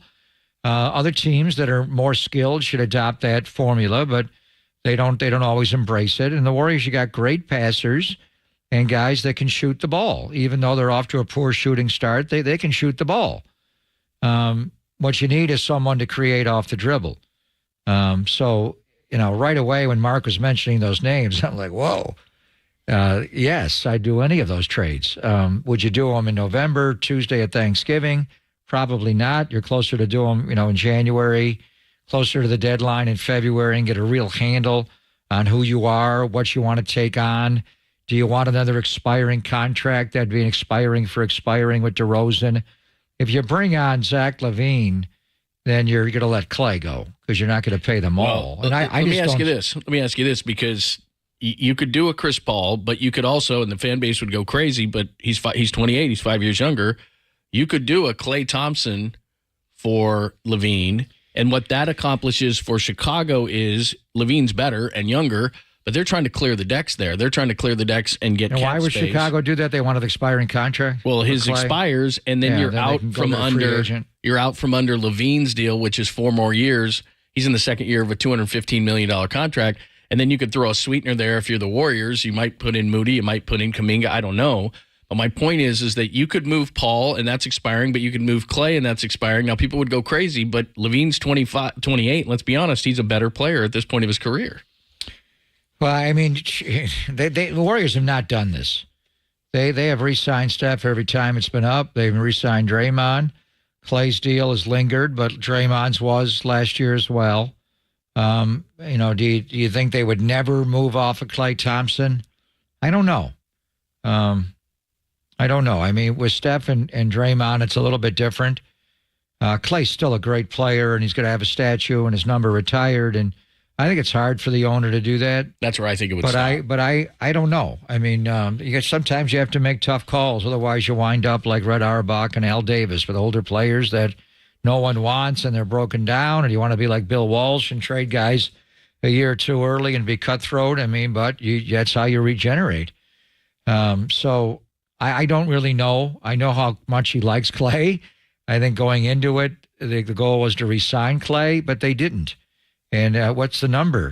He's not a super max player, and he's going to have to change. And Steve is really honest about him evolving as a player. He's going to have to guard closer to the baseline, not just the sideline, but the baseline, and guard more fours. Then he certainly can't guard like Rocco ones and twos anymore. He needs the sideline, the baseline to help him. But he's got good size. He's got good hands. He can guard. He can be effective in there. And then he's got to move the ball and buy in. So there's some subtle coaching messages that get out publicly to Klay. The other guys we don't hear as much, but he called out Draymond and his personality. But I don't know, John. I think that's deeper than just a talk radio discussion. Right. Yes, but I'd trade Klay Thompson for Zach LaVine in a heartbeat. I'd have to give up more than that. But is this owner really going to do that? Is that it's a business model? He is Klay Thompson. How do you want it to end with Klay? Do you rework a shorter deal? He can still be an effective player. And I remember last year he started slow, and then he had the 2-year anniversary of the Achilles tear, and he wound up having the best 2 or 3 month stretch of his career. He led the entire league in 3-pointers made last year. He did figure out a way to guard differently, closer to the sideline, and then it ended terribly with that shooting performance in L.A. But he started slowly again this year. I think Klay is the same guy. He just kind of presses a little bit at times because it means so much to him. So I think that's a discussion. Well, I don't even know how you bring that up, to be honest with you. This is a good point on the text line from the 510. It says if Joe Montana can be traded, Klay can be traded. It's just different people. Yeah. Yeah, I mean, that's what I'm saying. Joe Lacob is, and Bill Walsh was, Bill Walsh brought Steve Young in here. And they thought, with Lee Steinberg and everything representing Steve, we know the state they were told Steve can't play anymore. He's done. He's got a bad back. He's got a bad elbow. And then Joe wound up winning MVPs. And eventually you moved on. But that's Bill Walsh's mindset. Red Auerbach's not trading Larry Bird or Kevin McHale or Robert Parrish. Al Davis, he would say many times, I can't get rid of my great players. It breaks my heart. Tell me what great player Joe Lacob has got. He didn't want to trade Wiseman. And when he did, he blamed it on the advice he got from everybody else to cover himself. He's made acquisitions, and Durant walked on him. Tell me he's not traded any of those players. Now, Andre left and went to Miami, and they did trade Andre, I guess, but that was a weird, another one of those Memphis deal. Another one of those where you're giving up a first-round pick to trade him. Like, they had to clear cap deal space, is this? and Yeah, it was for a future deal in the next year. But I mean, some of these rules in the CBA are like, really? You guys like sports, or do you want to be an accountant? But anyway, but tell me who Joe's traded. Right. I mean, if there was ever a guy you'd walk away from, it'd be Draymond at different times, but they realized we don't have anybody like him. Now, Klay, what he does is special, but you're probably, he's easier to replace than the other guys, but he's Klay. So, I mean, but you guys do leave and they do come back. It's hard. This is where the emotion and the love of a great player that did so many things for you, make a decision to move on from him. I think what you do with him is you just lessen everything. You lessen his importance on the team a little bit. As Podziemski, gets better and better. Other guys, they already have to some degree. And then just let time go. And then you have to be honest with them. If you're not going to play a super max minutes and super max importance to our team, he's still important. But over time goes, if we do a longer term deal, it's not going to be like that. We can't pay you that. Where, Steph is obviously out the top of the salary structure, and Draymond got a 4-year deal again for $100. That would hurt Klay. And that's where he gets a little pushback. And I get a little bit is, why not me? And they don't win anything without Klay Thompson. I agree, but I think you're talking about philosophies, and this is what it comes down to. And I know Joe Lacob doesn't want to trade him. And I don't either. I love Klay Thompson, man. But here's the thing, from just I have a responsibility to take care of the franchise kind of a viewpoint, which is, okay, what Klay is doing, what Draymond does is unique. What Steph does is unique. Anymore, sorry to say it, but what Klay does now is not unique because he's not the defender he was, and he's a hell of a shooter. But if Chicago came to you and said, hey, we got Zach LaVine here, and yeah, you're going to have to pay a bunch of money, but you were going to probably pay Klay anyway. And there's a big decision to be made at the end of the year, and it's a long way away. And Klay could play great up until that point. But now we're starting to look at, the end of the playoffs run, which wasn't great. The beginning here, he's 33. He's not the defender he was. You can go out and get a younger player who can do the things he can do, but better.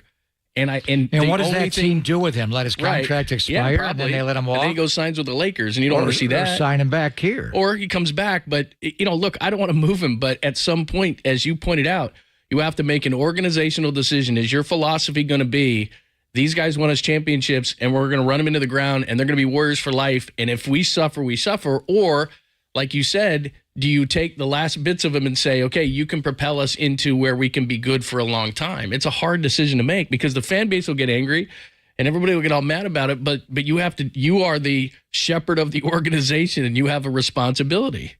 Yeah, and you're the owner and you can do that, but there's one guy you got to check with, and he's the guy the young guys called 30. If 30 says we're not trading Klay, you ain't the real trading GM. Klay. Well, real GM. You're not going to make a trade without checking with him. Yeah, that's a good point. He's maybe say no. You do it during a break and Steph's out of the, he's doing something else and we don't tell him. Honestly, and I don't, this is, and he's out of the country. Bob left for a number of reasons. This is maybe number one on the list. No, he was tired. It's a hard job. The owner said, I call him 17 times a day. He can't sign a guy to a 10-day contract without the owner's approval. That doesn't happen here with Jed York. You think if they want to sign Jason Verrett, they got to ask Jed to put him on the practice squad? I mean, there's the big stuff. Check with me on Hargrave, but, stuff like that. But Joe, he loves the game and everything. So you're not trading Klay Thompson. The owner's making that call. But somebody has to execute the trade. Joe's not on the phone calling the entire league to do that. Bob, he wanted to move on and he wanted a new challenge, and who knows if he'll ever be a GM or not. But I think for Bob to trade Klay Thompson, he could do it because that's the job, but he would cry all the way till he hangs up that phone. And he'd probably have other people in the organization work the calls because I can't even say the name that I'm putting Klay out there. I'm not doing that. Let somebody else do that, and then I'll make the call. Where I think Mike Dunleavy's a little dooky, cold and calculating, where he'll trade you.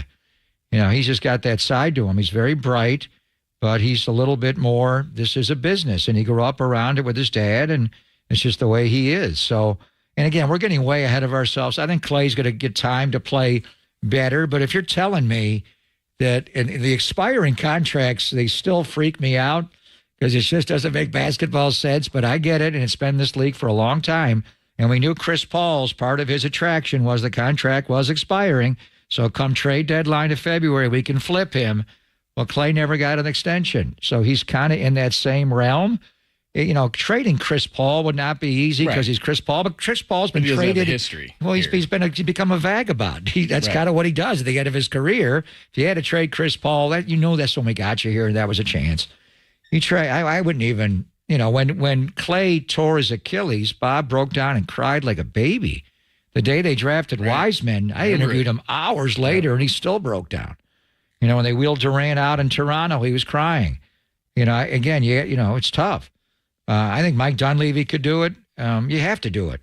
But would Steve Kerr check off on that? Would ultimately Steph and Draymond check off on that? It's going to come from the owner, obviously, to even green light the process. And I don't know if they've looked into it. A lot of it could be also his agent is demanding super max money. That's a bigger part of the equation. Is that still true, though? That's what he was talking about last year in the spring when he was playing well. And then he shot so poorly in L.A., began slowly this year. Let's just give it time because he did start slowly, and then he played great. And he had 3 great months, and let's just see where they are. But those names, hell, you get Karl Anthony Towns for Klay Thompson, I'll drive him to Minnesota. But you're not Why would Minnesota? Well, Karl Anthony Towns is different. I mean, come on. Can you imagine running the pick and roll with Steph Curry and Karl Anthony Towns? But why would Minnesota trade Karl Anthony Towns? I don't think they're going to. That's why when Mark... They're 10-3. They got the best record in the conference. That's why when Mark talked about Chicago, there's rumors that Chicago is just going to blow Karl up. Anthony Towns was what they were looking at when the year started? Yeah. So now they're talking about guys like Levine and DeRozan. Levine appeals to me more only because he's 28 years old, and you match contracts there, and Chicago gets to clear cap space. Has he ever won, though, in his career? Not really. They're 5-10. Yeah. Is he a difference maker? He's an electric player. He can win a three-point shootout or a dunk contest. But does he make enough winning basketball plays over and over? I have to watch him more. Klay Thompson makes winning plays at the highest level, the biggest games. He's Game 6 Klay.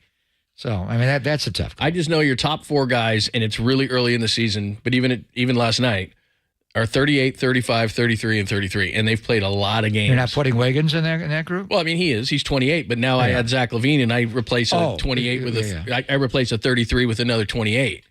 And I'm looking at the Western Conference where OKC, Minnesota, they got the young legs. And I'm going, man, can they compete long term? Because remember, you and I talk about this all the time. It's early in the season. If they're looking tired and slow now, what are they looking like in April, May, June? Can we wait till Draymond comes back? Can he play like 2 straight weeks without something happening? Without Saturday Night Live spoofing him? Something. Let's just see the team. Can we see our team for a little while and get rolling here? Fine. The Golden State Lumber and Building Materials text line wide open. Got some good ones. 808 KNBR 808-5627. Make sure you hit us up there. If you got thoughts, YouTube and Twitch, we're live here at Levi's Stadium. We still got the cameras down here as well, so we'll get into that. Somebody just on the text line just hit us up. Can you hit the Niners, please? Yes, we will hit the Niners, please. We'll do that coming up next. Why don't you do your own show or your own podcast and you hit the Niners? We'll run our damn show. Thank you. I love Cranky Papa. Why do you read that? We'll do the Niners. Wow. Just because we were going to do it anyway. So I just said, the next one says time to trade Klay. Oh, painful. All right, we'll get more into the Niners. We'll hit them up coming up next as we got the Seahawks on Thursday, and we're starting to do our work. We'll get into it next. Only here on the Sports Leader.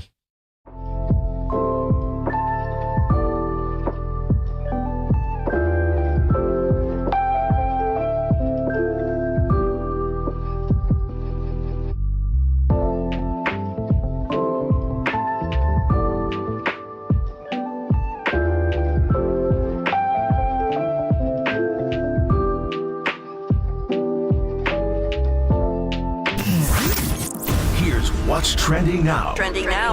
On KNBR.com. The Warriors end the streak and don't go 0 for home thanks to Klay finally scoring 20. That story and more turning right now in the all-new KNBR app and KNBR.com.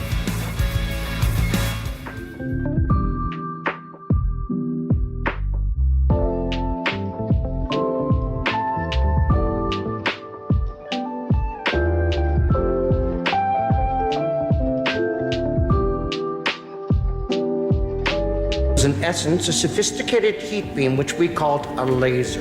And Danny knows I won't talk about the Laser Eye Center of Silicon Valley without the laser beam intro. And here's what's really cool. So I had a procedure called CLR. It's custom lens replacement. And I had actually had LASIK before. It didn't work as well for me. So my point is that there are different procedures for different people and what works best. At the Laser Eye Center of Silicon Valley, what's awesome is I did this. You go in, it's a free consultation. They talk to you and they say, look, we have all sorts of things that we do. Like I said, I had custom lens replacement. It's called CLR, but they perform LASIK, all 3 types. They're specialists in EVO ICL. That's an insertable contact lens that maybe some patients work better with. My point is that you need to, free consultation, as I said, go to Laser Eye Center of Silicon Valley and find out what is going to work best for you. It's a great experience. They explained everything to me. It's very safe. You feel great. The best part about it is it just takes a few minutes. You're like, am I done? They're like, yeah, get out of here. You're done. It was awesome. Dr. Bindi, Dr. Ling, very thorough in your discussions and what is going to work best for you. And like I said, I had a LASIK procedure before done somewhere else, and it didn't work as well for me. So I went in, talked to him, CLR, Papa had it. He was bragging all about it. And I was like, wow, I don't need readers anymore. They're not all around the house. I don't need some light when I go into a restaurant, put on my iPhone, and people are looking at me like, look at that old guy. Those days are over. So check it out today. The one that will work best for you, you need to just find out. Get your free consultation today at the Laser Eye Center of Silicon Valley.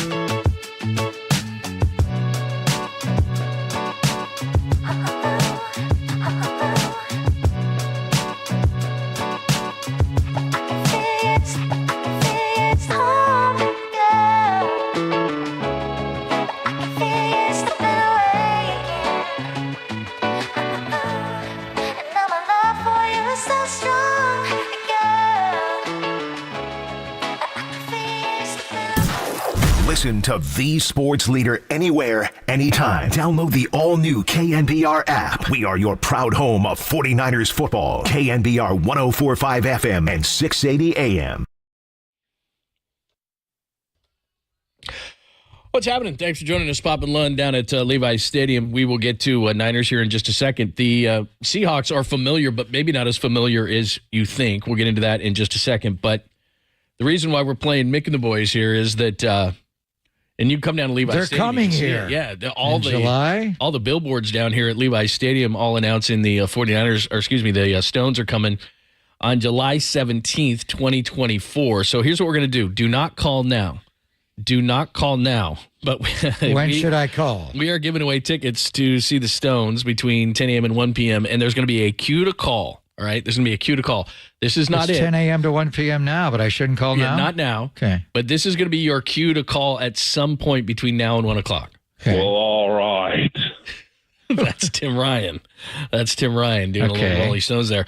So the only number to call when we play that cue later on in the show is 415-896-KNBR, 415-896-KNBR, and you can win a pair of tickets to see the Rolling Stones on July 17th, 2024 at Levi's Stadium, furnished by AEG Golden Voice. So cue to call. We'll do that between now and 1 p.m., so the next hour and 40 minutes. You were going to hang out anyway, so you might as well just win tickets to see the Stones. Think about the Julys, the concerts they've had here at Levi's, going back to the Red Hot Chili Peppers 2 years ago. This past year, Travis Kelce's girlfriend, I forget what her name is, Janice. Didn't even see her at the game. I still That's have a my bummer. friendship bracelet. You did? She canceled the trip last night. And then Beyonce's been there. Ed Sheeran has been here.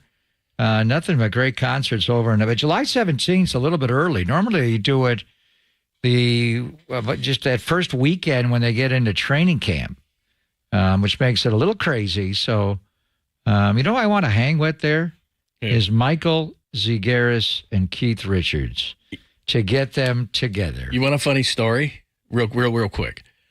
Involves Zigaris. So Adam and I are doing an Instagram Live leaving the field on Sunday, and all of a sudden this guy comes out of the photo room, and it's Zigaris. Okay. And what do you think of the first? We're live. What do you think the first thing he says is? Here. It involves an M and an F. That wasn't me. Because when we have him on, you and I always say, people a little behind the scenes will pull their curtain back. Yeah. We'll say, Zigaris is coming on, great photographer, rock and roll photographer, He's Niners the best. photographer, A's photographer, just the greatest. He's the best duo of rock and roll and sports ever. And honestly, a top 5, maybe top 3. And he traveled maybe with the Stones for years. We got maybe top guests that we have on. I love having him on. So travel with him every week. We walk towards him, and the first thing he says Thanksgiving to with me him. and Copes is, it involves an M and an F. Yeah. So anyway, he's outstanding. He is outstanding. So the great thing on the road with Zigaris, you never have to know under what room Zigaris is in. You just that's Zigaris' room. Exactly. It's very easy to find his room. All right. We love Michael. As far as the Niners are concerned, what's interesting here is I was just looking at defensive starters because Seattle at times has been a really good defense. Early in the season, they stopped the run at a really high level. Their secondary is much better. They got Jamal Adams back. Witherspoon, the rookie out of Illinois, is a great corner who they have outside early, inside. They move him into the nickel. They bring in Jer Brown. They've got really good personnel on this team. They've had some injuries, but they're pretty good. This kid, Boye Mafe, who comes from Minnesota, replaced Owusu in the starting lineup, and they haven't missed a beat. 7 straight games with a sack. Yeah, he's good. And they picked up Leonard Williams, all this kind of stuff. So personnel-wise, they're good defensively, but against yardage-wise, they're only 19th. But I was looking at their defense. They only have 2 guys who started in that wild card game this season. It was January 14th of 2023, but last season, but this year. And the only 2 starters that remain from that team are Tariq Woolen. Yeah, he's not even corner. Tariq anymore. He's changed his name. So, yeah, maybe one. He's just one guy. Yeah. Quandre Diggs, who always seems to play well against the 49ers, get some kind of diving interception or something. But his first game as a Seahawk, he intercepted Jimmy Garoppolo on Monday Night Football in 19. Yeah, so he's always good against the 49ers. But their front 7 is completely different. They brought Jaron Reed back. Yeah, from what they had, though, in that playoff game. I mean, I got my boards from last year's wild card game. We played them 3 times last year, so I had to layer my boards with X and guys out. And So my front for them is Al Woods, Poona Ford, and Shelby Harris. No. They're all gone. So it's Darrell Taylor, Big Leonard Williams, the former Chad and Giant that we saw earlier this year, and Jaron Reed they brought back. Tremont Jones, a good player. Boy, Mafe was a second-year edge rusher. Nowusu's out. So that guy's become the guy. Super fast. Yeah, he's a second-round pick out of Minnesota. They brought Bobby Wagner back. I mean, remember they were trying to play Cody Barton, an inside linebacker? Take advantage and of him that's all day. when we went there last year on the Thursday, they ran the Hollywood play, the fake left, fake right, throw to Kittle over the middle. By the way, I was watching them play the Cleveland Browns this week. The Cleveland Browns and Kevin Stefanski ran that same play. He did. The Hollywood play. Fake right, fake left, fake right, throw to Njoku over the middle for a touchdown. I'm like, I wonder where they got that play. That was from George Kittle. So bringing Bobby Wagner back, and, Jordan Brooks is healthy now. Reek or Tariq, whatever you want to call him. He's long. He's Richard Sherman who can run. And then they've got Devin Witherspoon, who we loved coming out of Illinois. Yeah, I like that kid. I remember watching him, and I'm thinking, that number 31 in college hits like Dante Whitner, but he's a corner. And now they're moving him to nickel, and they blitz him a lot. And they've got Trey Brown on the other side. He's a really good corner. The thing that we'll see, Jamal Adams has been a Seahawk for a number of years, but he hardly ever plays because he's always hurt, and he's coming back off that injury last year. He didn't play in their last game in L.A., so we'll talk to Steve Rabel, the voice of the Seahawks, John, about, in theory, they would play a lot of three safety alignment. Julian Love is a smart player, the former Giant. Yep. Quandre Diggs, a ball hawk. So they have rebuilt their defense. I think their defense is better. But they did get trampled by Baltimore. So we got to ask Steve, can you stop the run, or is Baltimore's run game just different? And it is. But the big question getting over to their offense is Geno's elbow. Is Geno going to be able to play? Pete Carroll did say yesterday, no structural damage. He did come back into the game after, and their offensive line is in disarray. They're playing Haynes at guard right now. He got blown by Aaron Donald on Sunday, and when Geno came down with Donald right in his face, he hit his elbow on Aaron Donald's helmet. That can't feel great. So he left for a long time, came back with a compression sleeve on that right arm, ripped a throw to DK to get it into field goal range. But are your spies in Seattle saying Geno's going to play on Thanksgiving? Yeah, they say Geno's going to play. Ken Walker III is not. And so then that means Charbonnet. And then they got this kid out of Georgia, and he was really good last year at Georgia. Kenny McIntyre. Yeah, and he's not fast. They got him late because he ran a terrible 40-yard time, but he's kind of a nice player too. So and he'll make his NFL And they have debut. our friend DJ Dallas, so we saw at the Super Bowl last year. He was a great guest, by the way. Remember I mentioned the pass that he threw? He was nice to you. Threw an interception. He could have been not he nice, laughed. but he was nice. Well, he played the call. Yeah. Of him throwing the INT to Charvarius Ward. Yeah, Shane Waldron, what are you doing? He's their kick and punt return and third down back, and he's a nice player. But yeah, so and here's the other thing too. This is the weird thing about Seattle, and it's always tough to win up there. There's no question about it. But they're 12-10 in the last 3 seasons at home. Now they're 4-1 this year. But the teams they've beaten, now they did beat Cleveland. I'll give them that. But the combined record of the teams they've beaten at home this year is 12-28. So my point in that is it's not quite the intimidating place it used to be when the Niners went up there and went, geez, we just can't win and everything would go wrong and all those kind of things. They lose at home on a quite regular basis, even though they're 4-1 this year. It was against all bad teams outside of Cleveland. The Rams blew them out 30-13 on opening day. So it doesn't mean it's not a tough game to go up there or a tough scene to go up there, especially if the weather's inclement. But it's not like the old Richard Sherman days and Russell Wilson days. It's not to that level. Still hard to play there. Niners did win there last year. Brock Purdy playing with the broken ribs, him running on third down. The Hollywood play to George Kittle, the second touchdown to Kittle. But they came back in that game and made it close. Kenneth Walker had a big play down to the goal line.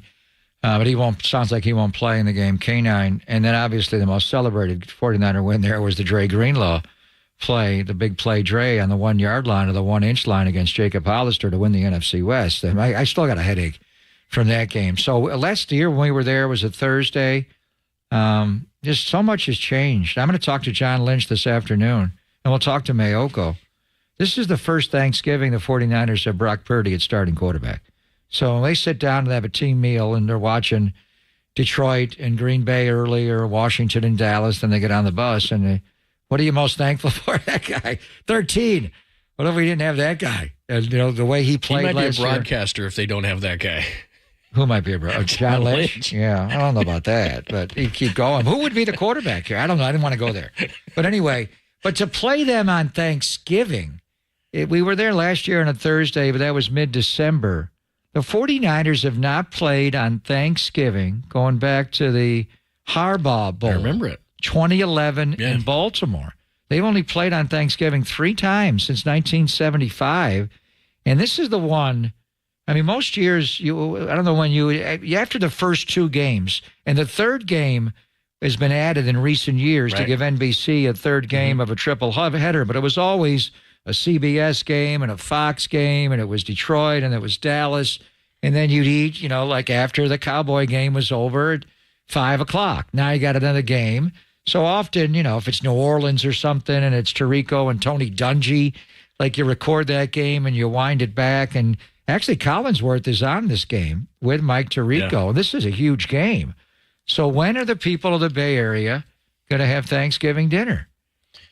You do it during the Cowboy game and do it earlier in the day? No, I can't miss the Cowboy game. All right. Do it during the Detroit game. That's at 9:30 in the morning. That's the worst game All of right, the day. can you have a late Thanksgiving meal and after the 49ers feast on the 50 at Lumen Field, pull out the drumstick then? When do you have Thanksgiving dinner?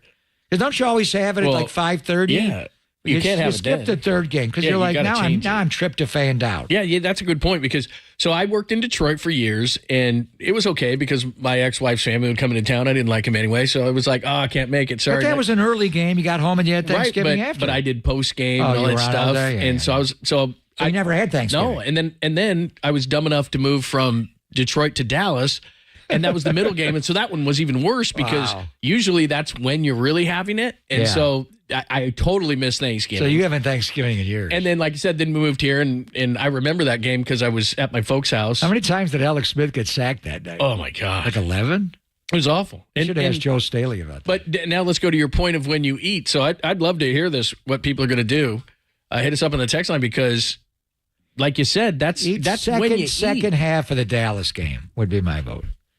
If I didn't have to work. Yeah, probably, right? Yeah. Because my family's whole tradition was my mom cooked once a year, and my job was generally to make her Southern Comfort old fashions all day long. And the whole time in the kitchen, she would just complain about. I got a case of Gold Bar whiskey in my trunk. That's what she liked.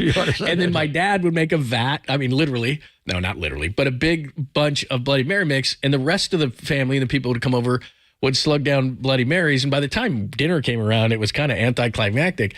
So I don't know if everybody's household is like that. Probably not. We were dysfunctional. But by the time 5 o'clock rolls around, if you're watching a couple of games, you're having a few, everyone's Is there a cooking. hole after the Dallas game before the Niner What game time's starts? that going to be? That's at like 1:30. It could be. Could you eat Thanksgiving dinner in 45 minutes? Well, you don't want to rush. From like 4 That's to the 5. I worst mean, that's thing. your window, really. Or You got to hope or do you bring the TV over to the dining room table? That's a That's not allowed. Now that is a quandary because quandary mom, digs. You know, mom or grandma or something is going to sit there and go, "No TV.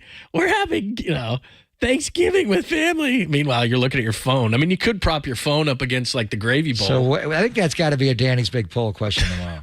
What are you gonna what time is the perfect time to have Thanksgiving dinner this year? Because the Niners are playing really in the prime non-football. Well, the third game, like what was the third game? It's always like New Orleans or somebody. Yeah. Like last year it was Tom Brady. You're right. Wasn't it Tampa Bucks? Bay? Yeah. And like every game Tampa played last year was 6-6 with 6 minutes to go in the game. And then he'd drive up and they'd win. So you'd skip that one, or at least record that one and watch it later. See, there's a guy right here from the 831, eat at 3:30. That's about when we would normally eat. So that works in the window, Right. unless the Dallas what game if is you really, eat what if really you eat close. at what if you eat at 4? And You can do 4. Can you right when the gun sounds, because you don't want to watch that Fox postgame Right. show, turn that off. Yeah. But then you want NBC's pregame show to get Yeah. ready for the Niners, don't you? Football Night in America. But to your point too, at the end of Thanksgiving dinner, you want to take a nap because you've eaten turkey, How about eat potatoes. after the Niner game? Yeah, right. That's the too tryptophan. late. I'm not eating Thanksgiving before the Niners play. I'm falling sound asleep. Can you imagine if you did? You know what you do? Touchdown. Skip Tim Boyle and eat on Black Friday. Yeah, no kidding. Eat during the Jets You don't game. need that. That's a great point. I don't need to see. Well, there's some college games maybe, but I mean, I don't. The Jets and the Dolphins. That's the best you could do on Black Friday. Come on, man. Michaels is not happy. That's a terrible game. That is a terrible game. What time are we going to eat? I think around, but like you said, nobody's going to rush you through Thanksgiving. Mom's going to get mad. Right. You got to say prayers. You got to do this. Then you take a break before. How about the have Thanksgiving breakfast? Now the Lions are good. You can't skip that game. Yeah, we have to watch the Lion game. Yeah. And then we got the Dallas game, and then we have to watch both games. Yeah. How are you going to do this? Well, here's the thing, too. I don't know if again, how your family would operate. Now you're different. You're going to be in Seattle, but I'm not having Thanksgiving. But normally what happens is you eat Thanksgiving dinner. It probably takes an hour. And then, at least in my household, Thanksgiving's a 2-hour meal. Well, okay, but here's what I mean though: the dinner itself. Well, then you got to have pumpkin pie. So that's what I'm saying. So what happens at my house is we stop, we clean up a lot of the stuff, then we brew coffee or whatever, and we pull some Baileys out and that kind of stuff, and then then you bring out the pies. Well, that happens at 9 a.m. Well, because you need like a half hour to calm down for a minute, and then you bring out the pie and the coffee and all that kind of stuff. And now, like you said, now you're into a 2-hour meal. So if you start at 3:30. Eating pie and watching the Niners to start the thing out. I mean, it's tight window. This could be the most response ever for a Danny's Big Poll tomorrow. What time do you eat Thanksgiving dinner tomorrow? Oh, this is tremendous. Let's see. A lot of 3:30s. 3:30. Eat and clean up by kickoff, says the 925. And miss the second half of the Cowboy game? Yeah, see, there you go. You're going to have to. Dallas, one way or the other, that score has to be more than 2 touchdowns. Yeah. Right? Yeah. I'm still not missing it. So somebody says living on the East Coast finally pays off. Yeah, that's a good point. East Coast is the worst. Why? Because the Detroit game's at 12:30. When are you going to eat there? Yeah, that's true. Man, you imagine. Would anybody eat a late Thanksgiving meal and have it after the Niner game? Oh, that would be so late. I mean, not even that here. bad. 8:30. That's too late for me. Really? Yeah, I probably wouldn't go 8:30. What do you need? Blue plate special? If we're in Paris, we're not eating, but they're not doing Thanksgiving there. We're not getting served till midnight. That's true. What are you doing, old man? You can serve the kids. You got Friday off. You can wait for the adults to serve the kids, because I was the youngest. Do it in shifts. I was on the kids table, which was basically a poker table. The cousins table? Yeah, I was on that thing forever till I was like 17. It was like, come on, man. It's more fun over there. It's more fun. The jokes are better. All right, keep them coming. Great stuff. We will. I think. Did we reschedule Mayoko to make sure? Yeah, I think he's 11:50. All right, so Matt We're Mayoko going to have about Thanksgiving dinner with Matt at 11:50. 15 minutes. Steve Vrabel's going to join us. Got a lot to come as we get you ready for the Niners and Dennis the Seahawks. Brown as well. Dennis Brown's going to join us. He's so we got feeding a ton the of masses. stuff. He feeds people on Thanksgiving. That's cool. Yeah, we'll talk to Dennis about it too. What time you eat? We'll just take a straw poll now, and then we'll officially do it. I think tomorrow, right? Because Thursday. What time should we pick? Yeah. A lot of people are saying in the 3 o'clock hour, but like you said, if you're doing a 2-hour meal like we do, you're pushing it up against kickoff. It's going to be close. You going to skip the Cowboy game? Yeah, maybe. You cannot do that. All right, we'll discuss. We're live at Levi Stadium. It's Pop and Lone on the Sports Leader.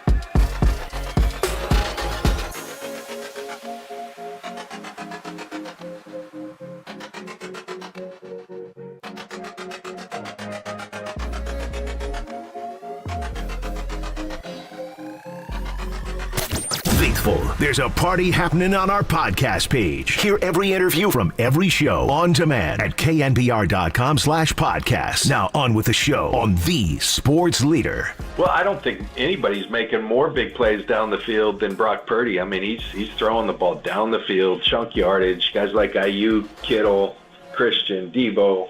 There's a lot of weapons there. He's going to take it to the right place. I don't remember consciously saying, man, I remember stages in the offseason. Okay, he's throwing. Now it looks like his arm got a little stronger. Then you get in the season and you're kind of just going. But I do believe from game one till now, I think Brock's arm has continually gotten stronger. Maybe the bye week, allowed it to rest a little, and he came back with a little extra juice. But really, it's about taking it the right place. He's got all the arm strength you ever need. He throws it so accurately. He makes such good decisions. He's just playing the position extremely well right now. We got to keep that going. That is what John Lynch is certainly thankful for. Brock Purdy coming back so quickly from the injury. We don't even talk about that thing anymore. And one of the things he talked about was arm strength, which, again, some of these guys, we had Sean King on last week, who I really like, but he was questioning it, and that's a guy that played the position nationally. Get that. And it was funny because on all the talking head shows yesterday, it went from, the last couple of weeks, ripping the guy, to now, is he an MVP? Is he a star? There was all those kind of questions talked about at a national level. So Brock Purdy front and center back in that discussion. Well, Matt Mayoko's going to join us at 11:50. We had to move Matt around a little bit to accommodate his busy schedule. But he was asking Kyle a couple of follow-ups, both after the game and the next day. And the concept was, is he throwing the ball better than you thought? And maybe better than they thought when he came out at pick number 262. But he went back to Jacksonville the last couple of years, and this year was different to rehab the torn UCL. But he has been working, and, we know Dan Minucci well, and he works with Minucci still and other quarterback coaches in Jacksonville, John, just on driving from his legs, and he is thick. So to me, he's throwing the ball better than he did pre-injury. Is that because of the, as Tim calls it, the synthetic slingshot he's got in there? He's got something in that elbow that'll have the rest of his life. They're not going to take that out. But Jeff Deeney from Pro Football Focus heard us talking yesterday, and he just gave us all the numbers on where Brock leads the NFL, and it's consistently the deep throw. Now, completion percentage is number one with over 70, 10 yards and more downfield, 69%. Way ahead of Jared Goff at 61%. And then in the throws of 20 or more yard downfield, and you got to throw a minimum of 20 attempts, he's at 66.7%. C.J. Stroud at 60.5%, Jared Goff at 56% or second and third. So like David Lombardi, John, was giving us the numbers. It's just way ahead of anybody. All the metrics, he's number one in the NFL. And yards per attempt, we've been talking about as being a big, stat. Not yards per completion, but per attempt. He's by far number one in the NFL at 9.7 yards per attempt. Two is at 8.6. C.J. Stroud is showing up a lot, and they have this Pro Football Focus as the big-time throw percentage, which is best described as a pass with excellent ball location and timing, generally thrown further down the field or into a tighter window. Remember, they always say it's the scheme, and he throws the guys that are wide open.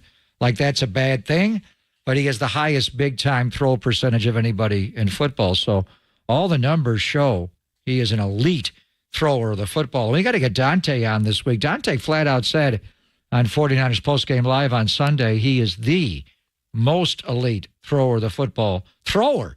We're not talking about processor and big brain Brock. When the ball leaves his hand and goes to his target, Dante thinks he's the best thrower in the game.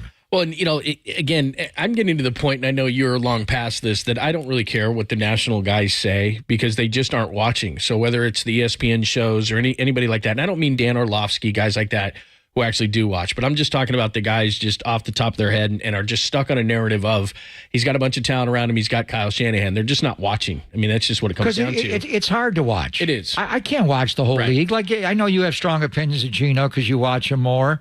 I've seen Geno I'm watching the Cleveland game, and he gets Tyler Lockett at the back of the end zone jumping through a pass rush, and I'm like, wow, what a throw. And then I see him a little confused. The Cincinnati game, he was. Yeah, I mean, it's a hard league. You're not going to be perfect. But the point is, I don't really know. how Geno Smith is playing. I've seen highlights, and I saw the Baltimore game.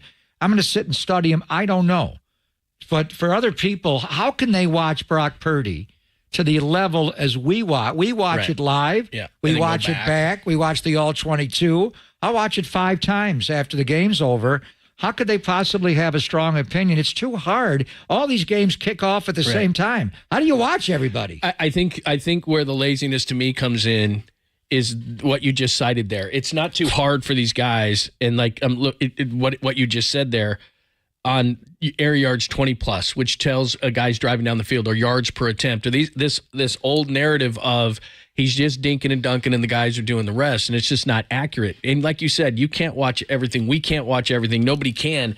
But then if you dive into the stats a little bit, the 20 plus yards where he leads all these things, or the big time throws, or the off target passes, which he's the lowest, like all these different things tell you analytically that he's playing at a really high level, and it's not just what guys he's throwing to.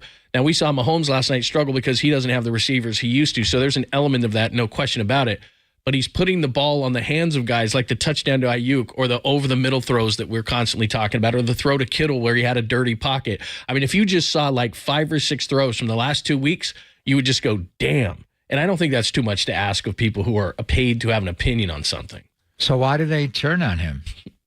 Because he's 6 feet 5'8", 7 inch tall with small hands, and he was the last pick in the draft. They can't get past 260. And he threw a few picks at the end of the Minnesota game on Monday Night Football. And that's what they see because that's what's in the they all package. Throw picks. I mean, guys do throw interceptions. His percentage on interceptions is still low, and he had them all bunched up, and he got concussed in one game. So, in any event, I mean, when they win, he's going to get positive feedback. But I don't worry about him ever. To me, he's the same guy. Maybe in Cleveland with the wind and the rain, it was a little hard for him to grip it. Outside of that, I've not seen the guy have a bad game. All right, let's talk to Matt Mayoko about everything Niners and Seahawks. We think we know him, but again, defensively, there's a lot of new starters in this game. Geno's not the guy he was last year. Ken Walker III's not going to play. Where are the 49ers health-wise? We'll ask Matty all those questions coming up next, only here on the Sports Leader.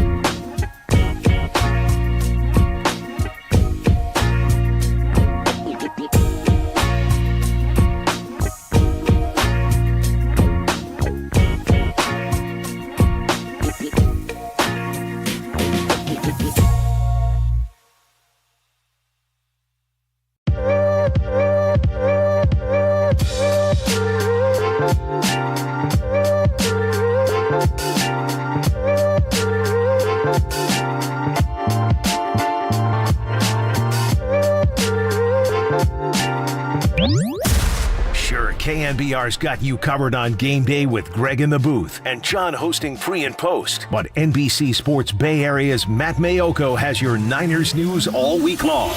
Here's Papa London Mayoko on the Sports Leader. The Seahawks have some major injury woes going into Thursday night's game against the 49ers. Geno Smith went down yesterday with a bruised elbow. However, Pete Carroll said he does expect that Geno Smith will be able to play on Thursday night. However, running back Kenneth Walker is dealing with an oblique injury, not expected to be out there on Thursday night versus the 49ers. That's your favorite guy, Adam Schefter, the rumor monger. Yeah. Giving us the update. Pete Carroll said that yesterday. I talked to a friend of mine this morning in Seattle. He thinks Geno's going to play. Ken Walker III is not going to play. And then you and I talked about this just from the defensive standpoint, whether it be injuries or guys being gone. Only 2 defensive starters from that wild card game to this game will be the same. Tariq Woolen at right corner and Quandre Diggs, one of the safeties. The other guys are all different or expected to be different. We're different last week against the Rams. Let's get into it. That's the Seahawks side. Let's get the 49ers side. Our good friend Matt Mayoko joining us. Of course, make sure you're following him, reading all his great stuff. The 49ers Talk podcast is awesome, and he joins us courtesy of the UMA guest line. What's happening? Nothing too much, gentlemen. How are you? It's a Tuesday, usually a day off, but heading to Santa Clara even as we speak. So a light day of practice today. Big development at 4 p.m. I taped the 49ers Talk podcast, the Ask Papa segment with one Greg Papa, so that's always the highlight of my week. And normally we do it right off the practice field on a Wednesday. No, I'm just going to keep rolling. Insert joke here. I'm not going to insert. But they are going to practice tonight, and they do this on the Thursday games. Remember last year when they got ready to go up to Seattle? They're actually going to practice tonight at Levi's at 5 o'clock in that 5 o'clock hour, man. It'll be more like a walkthrough because they just played on Sunday and they got to play again on Thursday. But they're going to practice actually at Levi's tonight under the lights after we do Ask Papa. Yeah, so I don't know if they are trying to upstage us because usually that's the highlight of everybody's week when we're doing that. Yeah. But no, it's, he gave them, they're big into obviously rest and taking care of your body. And yesterday was Monday, wasn't it? Yesterday was a day off for them. Some guys came in for treatment. And then today he allowed them to sleep in, get a good night's rest, and then they moved the schedule back later in the day to accommodate that, 5:20 starts, 5:20 or 5:15, 5:20 start, I think it is, on Thursday night in Seattle. So a very light week. They know Seattle very well. I believe, won't this be the first time that Brock Purdy has played against the same team 3 times? So as far as scheme and everything else, he knows the Seahawks better than probably any team in the league, and the 49ers as a whole know Seattle very well, and obviously the Seahawks know the 49ers very well. So as far as the short week, it's really getting more about body preparedness than it is like constructing some elaborate game plan. Very few secrets when these two teams meet at any point in the season. Matt Mayoko joining us, of course, 49ers and Seahawks happening on Thursday.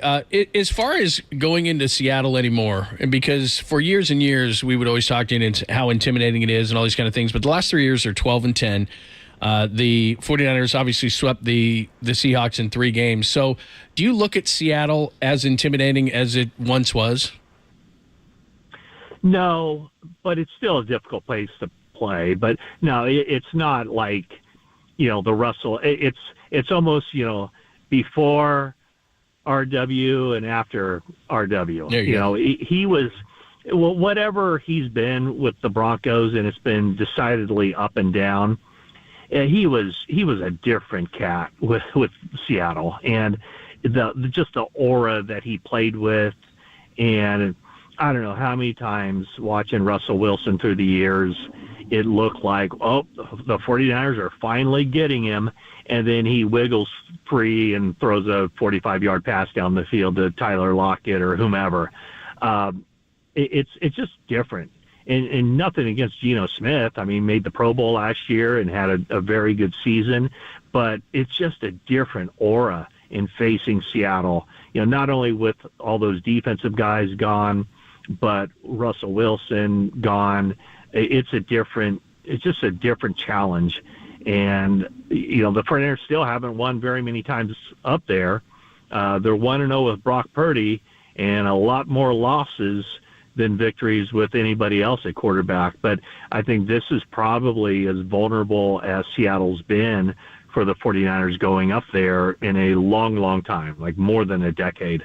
And the 49ers did beat them last year on a Thursday. It wasn't Thanksgiving, but it was a big game, and Brock had to play that game with a broken rib or two, and he played so well. So we were just thinking about it, and I'm going to do a long interview with John Lynch right before what we do Ask Papa at 3:30, and then you and Al sit down at 4. And one of my talking points with him is going to be just this is the first Thanksgiving the 49ers have with Brock Purdy at quarterback. You know, go back to last year, and Jimmy was still, the Thanksgiving week was the trip to Mexico City on that Monday, and then he got hurt right after that against Miami. But just the franchise and where they're at, I think, you know, John has said he's most thankful this year when he sits down to Thanksgiving dinner with his family or his 49er family. It's for Brock Purdy and what he has meant to this franchise, Matt.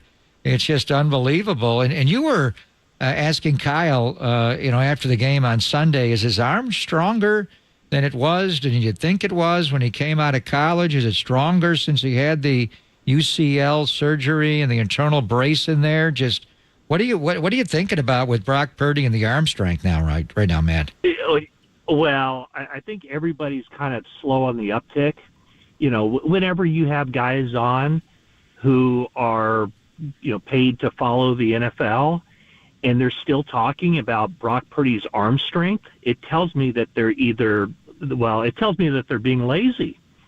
Yeah, I mean, that was the talking point of Brock Purdy before the draft. And, hell, I'll even tell you the 49ers, they didn't know what they had in Brock Purdy when they drafted him.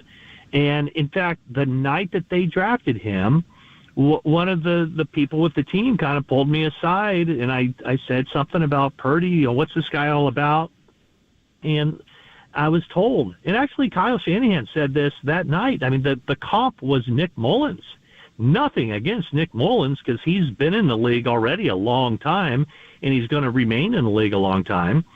But that was what they kind of thought that they were getting, someone out of the Nick Mullins mold. And then it was literally the first rookie camp when they got him in the building, and Kyle said this yesterday when I asked him about that. He said that the first time they saw him in person on the 49ers practice field, they realized, oh, his arm isn't an issue at all. Like, his arm is plenty strong enough, and he can make all the throws. But that narrative has continued to be a talking point outside of the Bay Area. And I think, like I said, I think a lot of people are just lazy, and they look at, well, he can't be that good. NFL teams can't miss that badly on a guy that he was out there and he wasn't among the first 261 picks. So it must be him. You know, it's not the teams who evaluated him. It must be him. His arm strength, his size, that you know, it's going to catch up to him. He can't be a good NFL quarterback. Well, I can tell you what, if the 49ers knew a week after the draft what they or if they knew the week of the draft what they found out a week after the draft, they certainly would not have waited until 262 to pick him. So it's kind of funny, you know, to be honest with you. And I think it falls into two categories: either people who are too lazy to recognize that he's not what those pre-draft reports say, or people trying to be contrarian. You know, if people are trying to get clicks. I can tell you what, if I were getting paid by the click, it would make me a lot more money to say Brock Purdy isn't all that, and I can tell you why, rather than saying Brock Purdy's a darn good quarterback. You know, it's always the contrarian view that gets attention to people, and I think that those are the only two things that are kind of spurring any negativity toward Brock Purdy. Matt Mayoko is joining us. So today we're asking you the questions, but you host the Ask Papa Anything. What's the first thing you're going to ask him? I have no idea. What do you mean you have no idea? Aren't you prepared? Well, we don't know until we sit down and look at each other. We're prepared when you come on. No, we aren't. Okay. I have no idea. Wow. I'm Now asking. you're making me feel bad. I have no idea. Here's I'm what I asking. do. Here's what I do. Before Greg sits down, I look at the back of his T-shirt or his shirt that he's wearing, and I say, "Can you untuck that? Because I'm just going to climb aboard, and you drag me across the finish line." Yeah. And last week I wore a CMC shirt, so we talked about Christian. That's a good. McCaffrey. I like that sweatshirt. One possible problem we came in with, Adam Schefter talking about Seattle's quarterbacks injury and the running backs, and this injury to Talanoa Hufanga, man, and it's bad for him personally. He's going into a year where he can have his contract adjusted. So how does that impact him? But he's going to be out the year with a torn ACL, a clean break, as Kyle said, but still he's not coming back this year. Hopefully training camp next year. And then they go to the rookie, Jer Brown, who they went right at immediately when he came in the game. Tampa Bay did, and Dave Canal is their coordinator, and Shane Waldron will as well. Now, he played well, made some big-time plays, the interception, the pass breakup, with Mike Evans, the one where they went to Kate Otten. But just your thoughts, because overall, Charvarius Ward's played a lot of football, and Tashan Gibson is pops back there, but you got two young corners who were in the same draft class of 2021, Ambry Thomas and Diamador Lenore, and now you got a flat-out rookie playing in the deep secondary. So just your thoughts on losing Talanoa and going to Jer Brown. Yeah, it's obviously very disappointing for the team and for Hufanga. I don't know that he necessarily took the noticeable step up in his second year as a starter from his All-Pro year of last season. But he's still such a big part of that team, and just the energy he brings and the playmaking ability he possesses. But this is why the 49ers drafted Jer Brown. He's a seasoned player, played a lot of football at Penn State. It doesn't take long to be around him in sense that he's different. He's got something to him, one of those indescribable kind of auras around him. And it's maturity, it's level-headedness, it's smarts, it's a lot of everything. He's team captain at Penn State. So he has the ability to make this a unplanned move that doesn't hurt the 49ers all that much. I don't know that he can step in and give everything that Talanoa Hufanga gives you from a defensive standpoint. But, he was a third-round draft pick. Hufanga was a fifth-round draft pick. So he has the ability, and I think the 49ers are hopeful that, albeit there might be some drop-off, but the drop-off isn't so noticeable that it costs the team. So you have, right now, their depth has been kind of stripped away a little bit, but best-case scenario, Brown plays really well, and then you still have George Odom, who's played a lot of football in the past, as the third safety. It's a bad thing that happened, obviously, but if Jer Brown holds up his end of the bargain like the 49ers expect him to, it's not going to hurt him that badly. All right. Well said. Thank you for the time. We appreciate it. Enjoy talking with Papa a little bit later. You know that I enjoy it immensely for 4 hours, so you don't get enough time like I do. Yeah, well, let me ask you, John, if you were to have, say, 12 to 14 minutes with Greg Papa, what would be the very first question you would ask him about the 49ers? I was gonna you closed it down. It was getting open ended. I was gonna ask him about his hair first, but then secondly, a second question would be, let's see, what time do you have Thanksgiving dinner? Yeah, that's a good question. We're having a problem in the Bay Area, Matt. And we're not going to have Thanksgiving. We're going to skip it this year. But we got the Lions are playing at 9:30. The Cowboys are playing at 1:30. And the Niners are playing at 5:20. So what time does the Bay Area have Thanksgiving dinner this year? Wow. It's a problem. I think I heard you guys say 3:30 is kind of the sweet spot, right? That's when we would always miss the second half of the Cowboys-Commanders game? Yeah, I would say, because that's probably the game that'll be over, and you won't have to watch in the second half.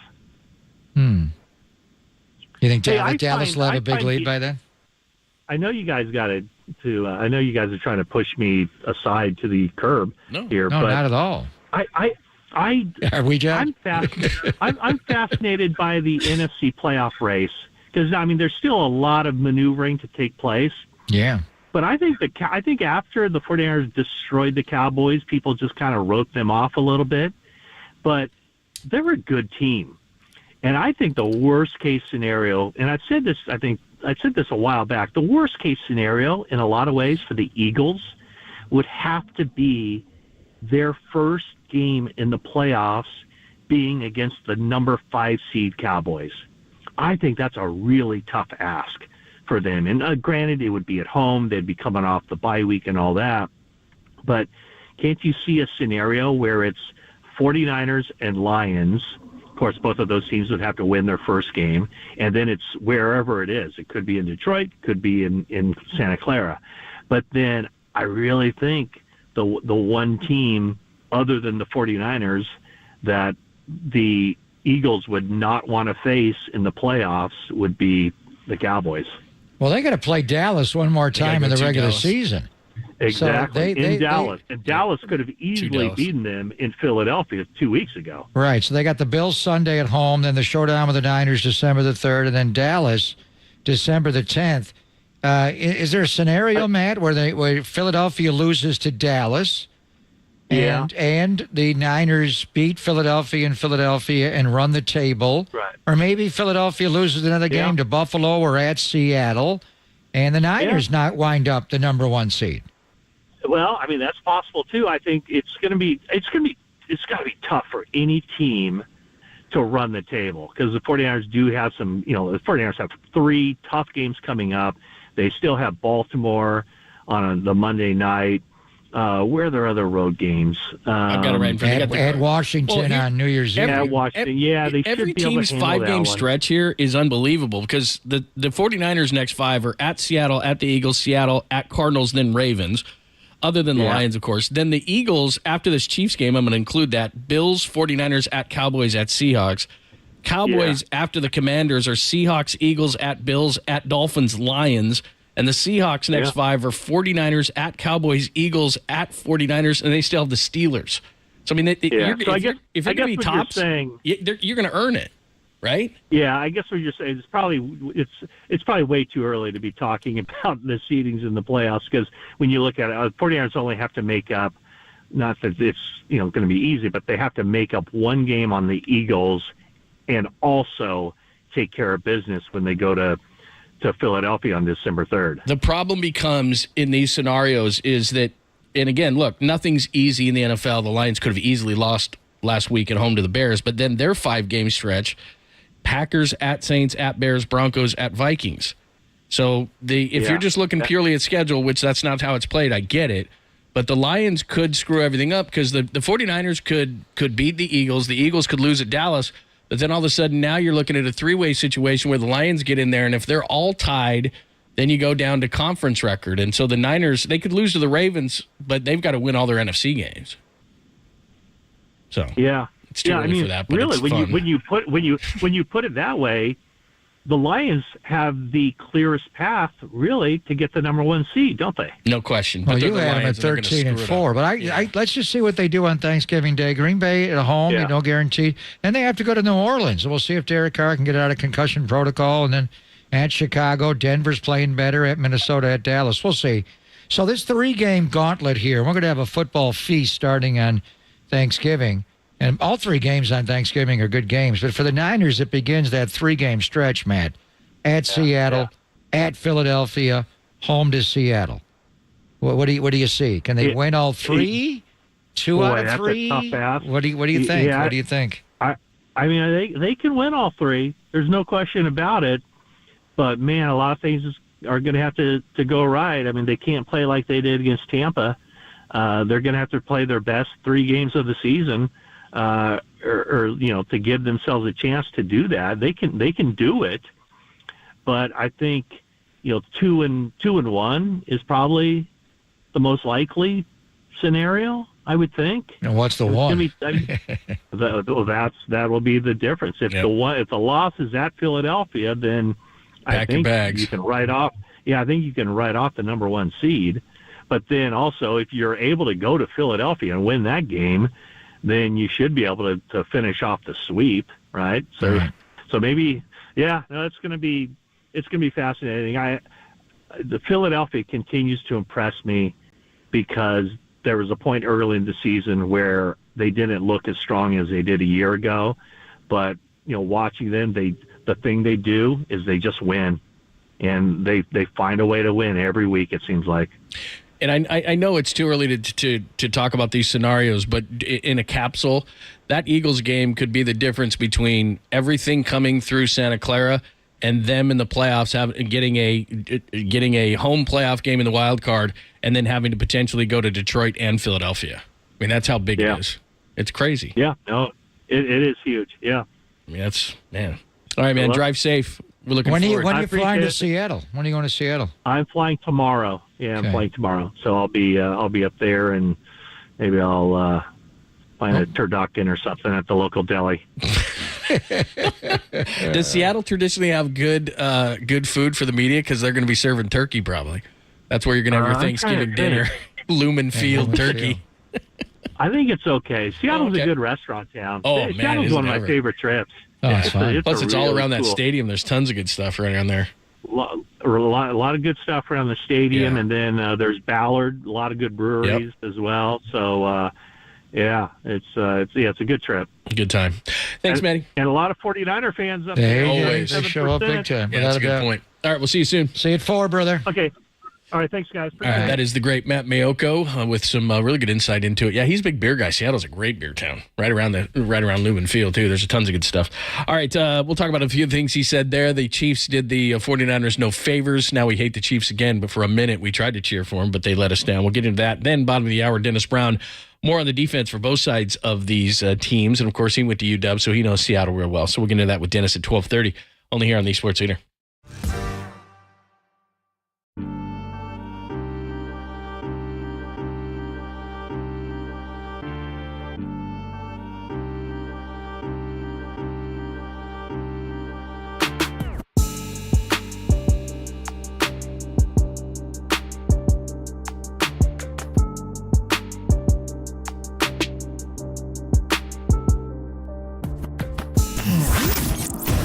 What's trending now? Trending now. On KNBR.com. Tashan Gibson, 49er safety, joined Murph and Marcus, who is in today. They discussed the loss of Talanoa Hufanga, but how Jer Brown is ready to pick up the slack. That podcast and more turning right now on KNBR.com and the new KNBR app.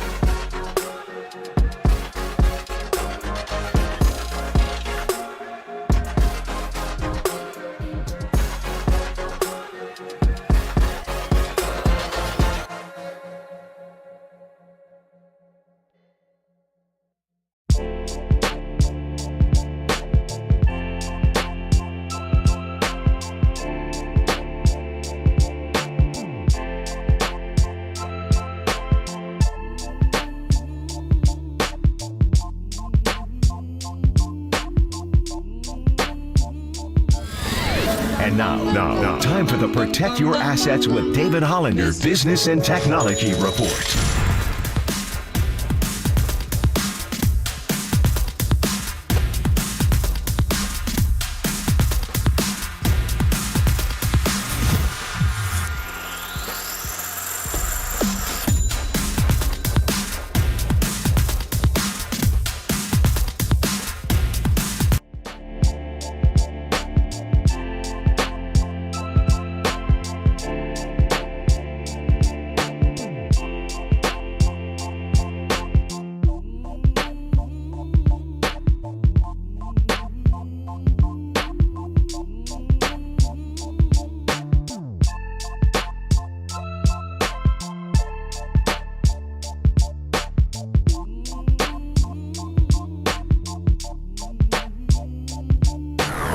Faithful, filter out the noise, and kick it with KNBR on the gram for everything 49ers. Follow the sports leader on Instagram at KNBR. At their own 49, Chiefs second down and 10. Four-man rush, shotgun snap, back to pass, Mahomes 7. Winds up, long pass, down the middle, he's got him! Over the shoulder, drop! A drop at the 2 by Marquez Valdez-Scantling. Off his gloves, incomplete. 3rd and 10. Stunned silence at Arrowhead. Wow. Well, all right. And that might mean something to you. Stones tickets. That is your cue to call, so hurry up. Let's go. 415-896-KNBR, 415-896-5627, and you can win Rolling Stones tickets. Furnished by AEG Golden Voice. That is on July 17th, 2024, right here where we are at Levi's Stadium. So make sure you... and that voice was the golden voice of Tim Ryan. It was. Absolutely. So he's doing Mick Jagger there? Yeah. He's not doing Keith Richards? Who was he doing? Mick... Well, you could understand what he said, so that's probably why it's Mick. Keith, he would. It was a British accent versus. Yeah, Keith's I'm having British a mumbling. fusion to get my hair. That's how Keith Richards talks. Can't even understand. I'm definitely going to go to that show. There is no doubt. Definitely. I've seen them like 10 times, 15 times, maybe. I haven't seen them in a while though. I give them a ton of credit too, because every time you see them, they're great, and you see some of these singers trying to hang on a little too long, and it's like, oof. But Mick still got it. Definitely still got it. So very cool. You heard our good friend Kevin Harlan there, and just for 1 second, we want the Chiefs to actually win, which we don't. But for 1 second, could you just help us out and beat the Eagles? You're up 17-7 at the half. The Chiefs now have not scored a second half point with Patrick Mahomes. He's still playing. They have not scored a second half point in 4 games now. So we're focused on the Eagles, but damn, dude. But they won those. They didn't score against Miami, but they still won the game. That's a problem. But anyway, that's their problem. And this is the one time where I thought they're not going to pull this off. I mean, the Super Bowl 55 against Tampa, when the pass rush just overwhelmed him. The game against the Niners in Miami, Super Bowl 54, I thought they were done. He grounded the ball. He was throwing the ball on the ground on the slant, and obviously the 2-3 chip jet wasp play on 3rd and 15. Once they got that going. But I honestly, when Philadelphia hit Devontae Smith over the top, and then they did the brotherly shove, which is they get such a push on that play now. They push the Chiefs like 3 or 4 yards off the line. Dude's got to quit jumping because you can't. That's silly. You're not going to be able to do it. You got to go for a ride. You just lost your leverage. I can't wait to see what the Niners do against that play. How about putting Trent Williams in there? Just get well, you know what I was watching? Sign a bunch of guys in the practice squad. They're like power lifters. I'm watching and just put them in the Tampa middle. Bay play Philadelphia. One play. And they've got Vita Vea. Yeah. That guy's humongous. He's getting pushed right off the line. He can't stop it. But when Philadelphia scored to go ahead, and Kansas City still has time to drive and win the game. This is the first time, really, when I'm watching Mahomes where I thought, I don't have any confidence. Now, somehow he completed the 4th down to Kelce. After Kelce dropped the 3rd and 2, he hit him on 4th down, and then he took the personal foul when he got roughed, and they're out to midfield, and then 2nd down, he took the shot to Valdez-Scantling, and he said he wished he underthrew him a little bit and not as far. I think what he wanted to do was it's a catchable ball, but it was out there. If Mahomes just lofts that a little bit more, just get more air under it and don't. When it first came out of his hand, I thought, that's a line drive dagger. He's got to hit him exactly in stride, or they're not going to hit. If he just lofted it a little bit and let him run under it. But, I mean, Scantling got both hands on it. How many professional receivers should catch that? But he should have given him more air and let him run under it. I think he realized it was But then the next play, not. Watson, on that 4th and 25, ball went right through his hands. That's a hard catch You on gotta that catch kind of that, route. man. How many drops did Kansas City have last night? 5 or 6? Well, they lead the league. I mean, And that's it's 21 or whatever it is now. Right, it's a great illustration of as great as Patrick Mahomes is, and he's great. You got to have somebody. And Kelce's good, but he's banged up, and they just don't have anybody on the outside that scares anybody. They will figure it out. They have time to. Andy Reid was about as angry as I've seen him last night throughout the game. There were a couple of times where he was yelling at guys. And then the question from our perspective, Philadelphia's lost one time, and they lost to the New York Jets, as amazing as it is, and Zach Wilson. How did that happen? It happens. Can Buffalo beat Same them? week as the Niners. Can Buffalo beat them on the short week? Going to Arrowhead? Buffalo changed their offensive coordinator. They certainly have the ability. I mean, Buffalo, Philadelphia, and when the season started, people thought that could be a Super Bowl preview. Could Buffalo get it together and beat them? The Niners have got to go there and beat them. Then they've got at Dallas, at Seattle. They're not going to run the table here on this whole stretch, right? I think they're going to win all really 4, good. Philadelphia?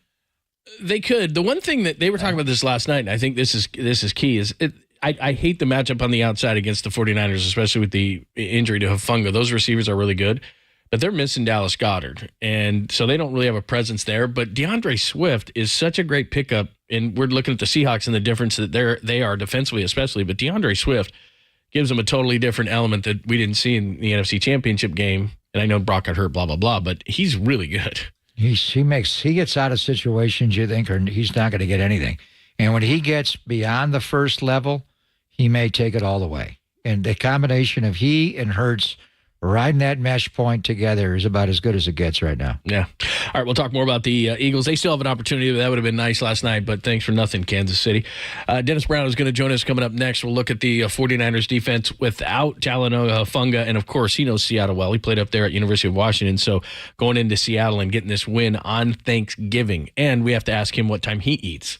What time does his team? Because that's important. He's feeding the masses today. Yeah, that's he right. Is a good human being. What a Samaritan. So, let's talk to Dennis next, only here on the Sports Leader.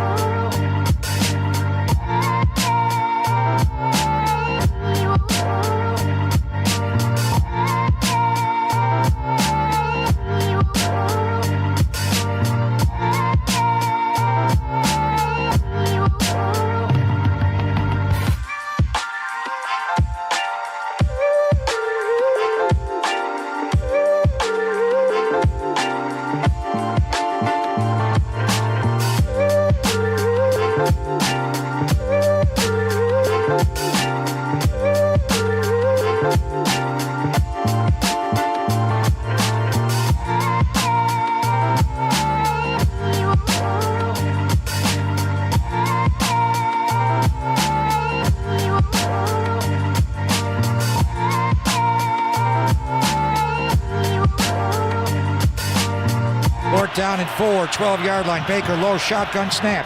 Back, throws a wobbly ball. It is broken up by Jer Brown, the rookie. What a play by Jer Brown. What a pass rush. Steve Wilks set the heat. There's a call for Jer Brown. Gets the big interception of the game. Brown to Brown. Jer Brown, Dennis Brown, Papa Lund. Thanks for joining us. Clever. What's happening? Oh, nothing. What's going on with you guys? That's a great last name. What do you think? Yeah. What should Brown do for you? What will Brown do for you? So what do you think? Talanoa tears his ACL, and you're brokenhearted about that. But then he comes in, they go right at him, and they hit him on that seam route.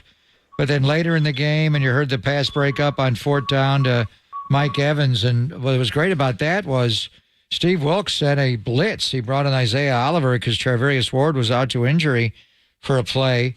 And they had singled him up. He had to rotate out of the blitz and replace Isaiah, moved in the slot, and made the play on Mike Evans. So just what are your thoughts on Jair?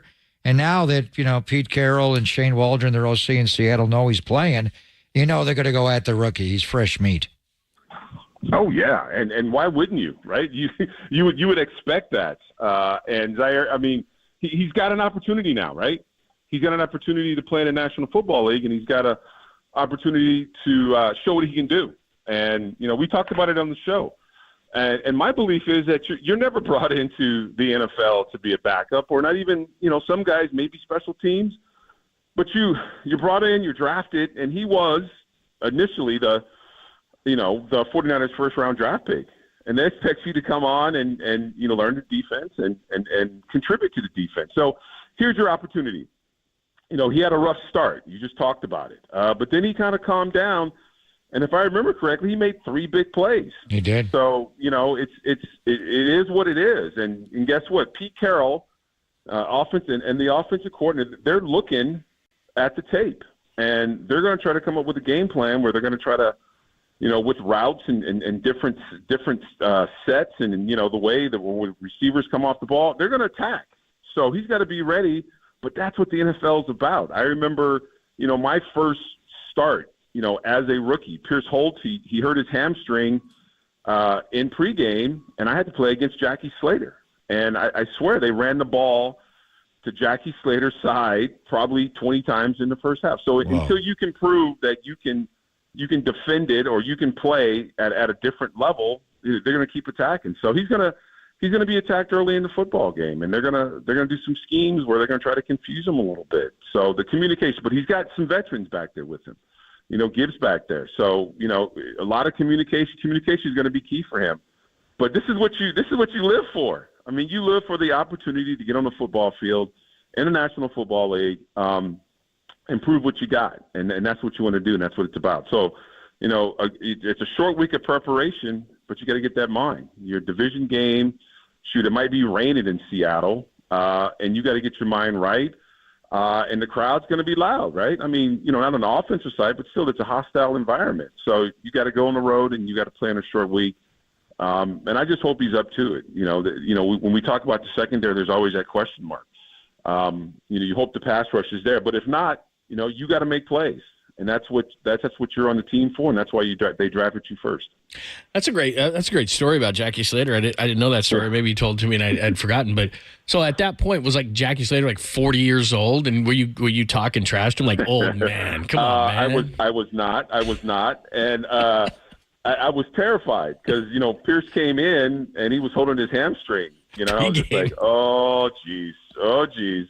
And, Coach McPherson said, and John Marshall said, okay, you're up, Brown, you're up. And that's the way it works. We always talk about next man up. But on the bench, it's like, you're up, let's go.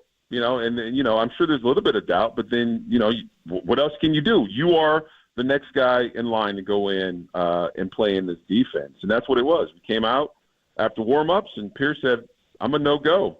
He didn't give me any words of advice either. He was just like, you're up. Best of luck, Rick. Yeah. Go get that Hall of Famer. So, and he kicked my butt a couple times because, he is a Hall of Famer, and I'm just, this rookie out of, University of Washington. So, it was, but you learn. That's how you learn. You know, you play against people like that. He's going to get DK. I mean, you learn how to play. And, you know, he got after me a couple times, but they ran, you know, directly to him. I made a couple tackles, and then you get back to your game plan. Once you prove, you know, that you can defend or you can make a play at that position as a new guy, you know, then you kind of go away from it a little bit. So, you know, but he's going to be targeted. And I'm sure everyone's told him, you know, they're coming directly at you. They're going to figure out a way to get you isolated or get you in a position where you kind of have to make a play or you're not going to make a play. So, but that, like I said, that is the fun of the National Football League when you get those opportunities to kind of prove yourself. And you had Jackie Slater, and Jair had Mike Evans, who's arguably a Hall of Famer. He plays in a few more years. He's heading that way. And they obviously the great stable of wide receivers in Seattle. But just overall, before we start talking Seahawks and the matchup, just the Niner D-line and what they're giving now. Chase Young, boy, Tristan Wirfs was really impressive on Sunday, the way he blocked without help. Nick Bosa, there were a couple of snaps where I thought, wow, I haven't seen anybody block Nick like this guy. Papa, that was one-on-one. I know, there was no help. He just stoned him, and Nick was on the ground. And then I see Chase Young rush over him later in the game, go right into his body, and he just has a way where at the contact point, he just kind of slides off of him, gets around, turns the corner, and sacks Baker Mayfield. Yeah, and he's and I look at this kid play, Chase Young, and he's got, first of all, you know, he on that sack, I watched that sack, and he's got great hand placement. And once he gets those hands and he uses that swipe, so he uses that inside arm, and he fakes like he's going to try to knock the hands down with the outside, and then he's able to get that inside arm across the tackle's outside arm, and then he can get his hips around. Then he does a really good job of kind of rotating his hips around. And then once he's hip to hip to a tackle, it's game over. And on that sack, that's what it was. And it wasn't, you know, you get up on him. First of all, the way he closes from snap, right? He closes the distance on the snap. He gets right into the offensive lineman. And then offensive line they're doing that kick step. They're trying to get some, you know, get into your pads, you know, grab onto something. And then he swipes with his arms, and then he moves his hips around so fast. And he's got great feet, and he gets around the corner. And, you know, I don't think the quarterback didn't have a chance. You know, Baker had no chance on that play. He was still trying to set up. He's trying to go through his progressions, and there was Chase Young. So, I mean, he's impressed me so far. And I mean, that was his first solo sack. But you know, his pass rush and his foot movement and his hand placement's impressive. And I think, you know, Nick Bosa, I don't know if his cleats were he had the short cleats on, or if the ground was wet, or what it was. But he was falling down a lot. So, but, you know, we know what Nick Bosa can do. I think he's going to be all right. I think maybe going back and forth to the right side, to the left side, he's got to get his rhythm going. But I think he's going to be all right. I think this defensive line is playing a lot better than those 3 weeks. I think Eric Armstead, Hargrave is getting in. How about Javon Kinlaw with a couple nice plays against the run? Did you see those, Papa? Yes, I did. He's had 2 good games in a row coming out of the bye. He was good in Jacksonville, and he was good against Tampa Bay, Dennis. So maybe that knee is getting better. I'm sure he's to the point right now where he's thinking, listen, you know, I got to up my game a little bit. I mean, they've brought in, you know, 3 other defensive linemen now, you know, and one that kind of knocked me off the starting role. So I think he's understanding what football is about, you know, NFL. I mean, what have you done for me lately? You have to play well when you have those opportunities. So I was impressed with the way he played the run. He had a couple of really nice plays against the run right there in the middle. So in this defensive line, and this defense goes by what this defensive line does, right? I mean, if you got the pressure, it takes the stress off your secondary. And the secondary has sticky coverage. Charveri's had a fantastic game, you know. So it's one of those things where, you know, you got to compliment each other. And I think, you know, we've seen now in 2 weeks that they've done that, and it's paid off. And even though it felt like Tampa Bay was in this football game, they had a nice little run game. And Baker is a good quarterback. He had some nice throwing catches. Mike Evans played well. So it felt like, you know, they were kind of playing with them a little bit. But at the end of the day, defense made plays when they had to. Dennis Brown is joining us. So before we let you go, I got to tell a funny story that happened. So the honorary captain was Joe Nedney, right?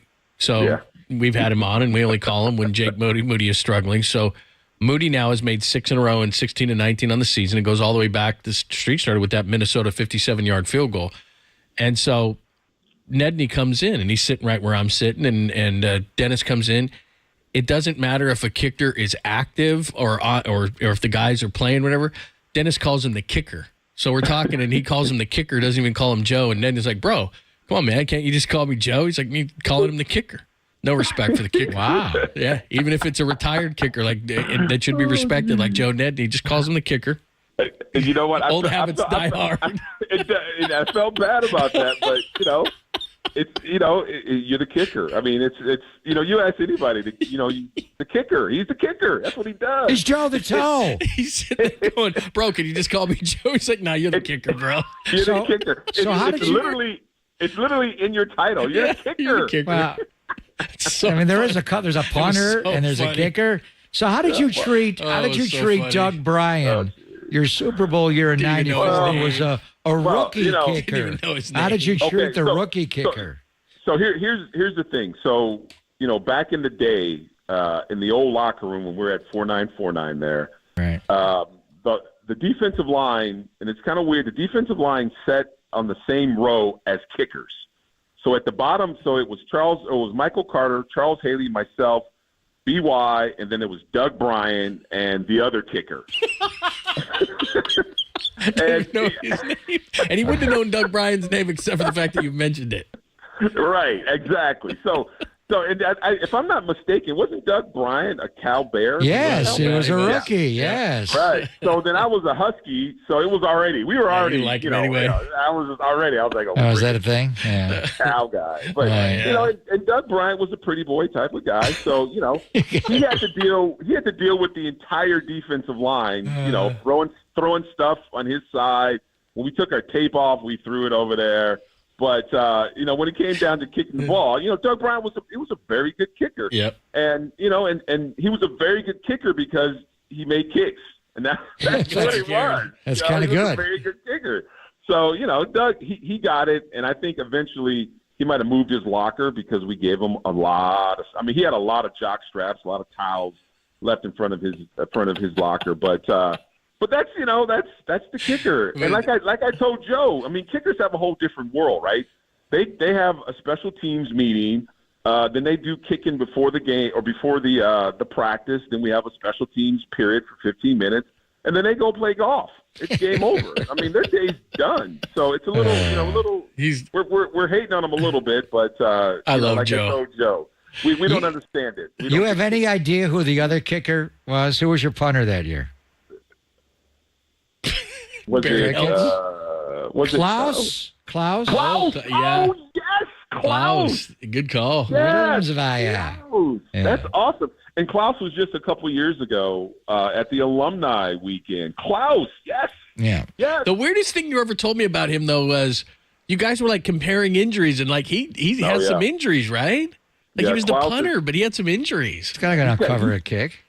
Well, he's got a lot of back issues. Yeah. And I guess kicking is. I mean, he's had a lot of back. Hard on the surgery. back.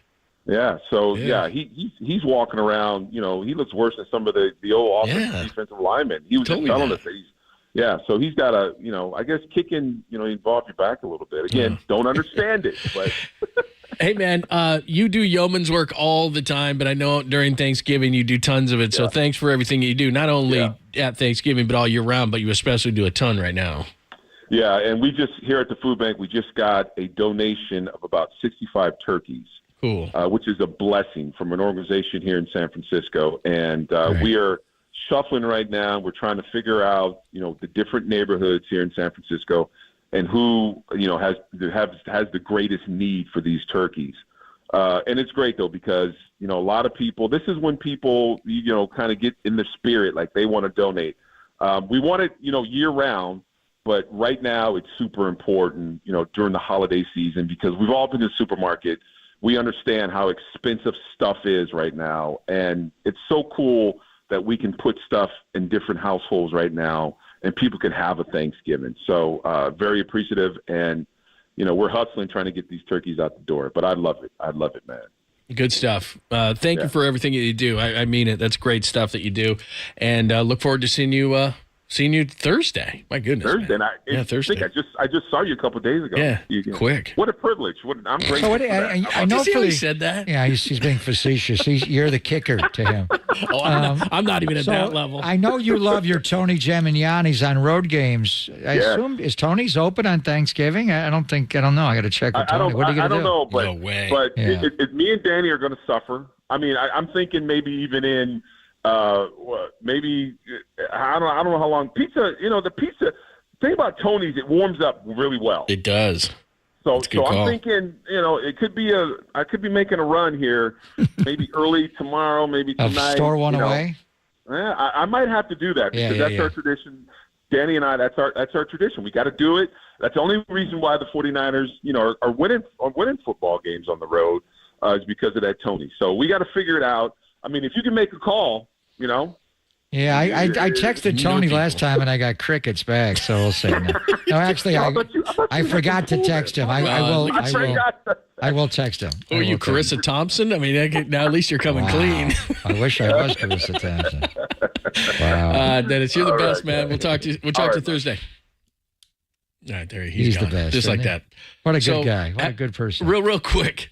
So Joe told us a story. You probably know the story, but I don't think I've ever heard it. Joe the Toe? Joe Nedney, who of course was with the Raiders. Yeah. So he goes to Europe, Italy, I think. He's on an Italian NFL vacation. Europe. Oh, he's there for with his bride and all that kind of stuff. So he's the Raiders kicker. He leaves town. I got a few bucks. I'm going to go to Italian. Drafted Janikowski? Yeah. So he says, I'm on Italian vacation. And he calls. He didn't remember when the draft was or whatever. So he calls back to his parents to check in. Hey, how's it going and everything? And he's like, "There's silence on the other end of the phone." And he goes, "What?" And he says to his parents, he could tell by their silence. He goes, "They drafted a damn kicker, didn't they?" And he said, "In the first round." So could you imagine? You're Joe Nedney. You're feeling good. You fought the fight. You've been cut off a bunch of teams. You finally get a place and all that kind of stuff. You're with the Raiders. You're feeling good. You're from the Bay Area. And they drafted damn kicker in the first round. Santa Teresa High School in San Jose State. And not only on an Italian vacation. Did they draft a kicker, that was the year he made the game-winning kick at Arrowhead to save John Gruden's job. And that's the thanks he gets. So Al not only drafted a kicker, he drafted a punter in the same draft, the great Shane Leckler. And then he went on to kick for Carolina. He went to Denver. He went to Tennessee. He went to the Niners. Yeah. I don't think he missed a kick the rest of his career against the Raiders. Seriously. I'm glad he didn't. And he had a couple of game winners, especially for Shanahan in Denver. But yeah. I didn't know that story. He's on an Italian vacation having a great time. I knew his last kick was a game winner at Arrowhead, and before the Raiders lost that game, Al was going to fire John Gruden. That was the first game of the new millennium. That was January of 2000. If you think about it, like if you're on your Italian vacation and they take one in like the 6th, 7th round or something, okay, I'm going to beat that guy out. They take one in the first round, it's like, you're gone. Like you go. The Polish cannon. Unbelievable. Anyway, he told it. And then he went on, and he didn't miss a kick the rest of his career against the Raiders. He was on a heater. He's great. All right, 1 o'clock hour on the way. We got some foreplay for you. Tashan Gibson was on with Murph and Mac this morning. He was absolutely great. Got some Kyle Shanahan for you as well. Warriors from last night. They break the losing streak. All that at the top of the hour. It's Bob and Lund on the Sports Leader.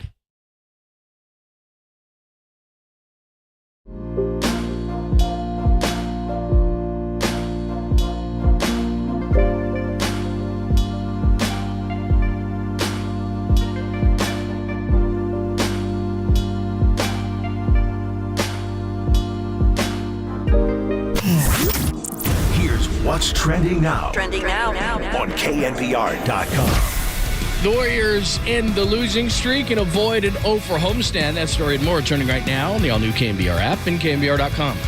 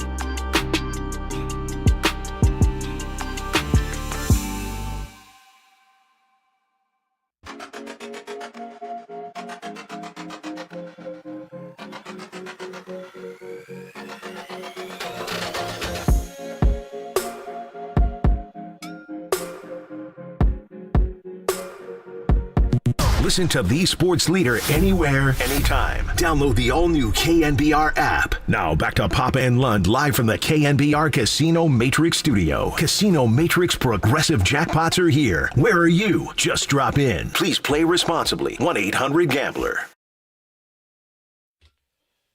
Thank you so much for joining us. 1 o'clock hour on the way. Pop and Lund on KNBR AM and FM, San Francisco, the sports leader, a Cumulus media station. Remember, we're on YouTube and Twitch as well, so you can see the live broadcast. And by the way, this stack of hats right there, people are. I'm having a really good hat day, so I'm not wearing it. Good hair day. The sweatshirt that a lot of people are wearing around, the military Thanks sweatshirts. to Jay. Cool. Jay gave me this on Sunday. Yeah, those are cool, man. I like those. So Kyle can't do the interview this week because it's a short turnaround. So usually with Kyle, it's right off the practice field, and he always wears a hat. So we do John Lynch for game plan and the pregame show. So John's not a hat guy. Yeah, rarely. So I think I'll and actually practice is after. People wonder why I wear hats so much is because, well, with the stream, a lot of times I'm not looking my best at 10 a.m. in the morning. I'm having a bad hair day. And then with a Kyle interview, we go right from the practice field, and it's just, I don't know, it's either hot, and right. You know why? It's just practice, you wear a hat. So, but today I'm having a good hair day, and we're gonna practice after the interview. So I want to have good hair for the interview.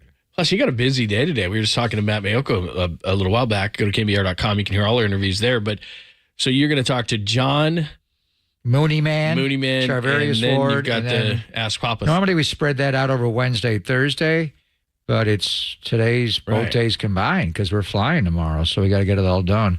I'm anxious to talk to Charvarius, and he played. You and I were talking that third down pass breakup that he had last week. It was a 3rd and 3, Tampa's first series of the second half. Right. They went to Troy Palmer, the young receiver, number 10 on the outside route, and they threw a back shoulder right up against the 49ers sideline. And the way back shoulders are, I don't know how those guys cover those because you don't know what's coming. Right. You're running stride with the guy, and then all of a sudden he turns, the ball's underthrown.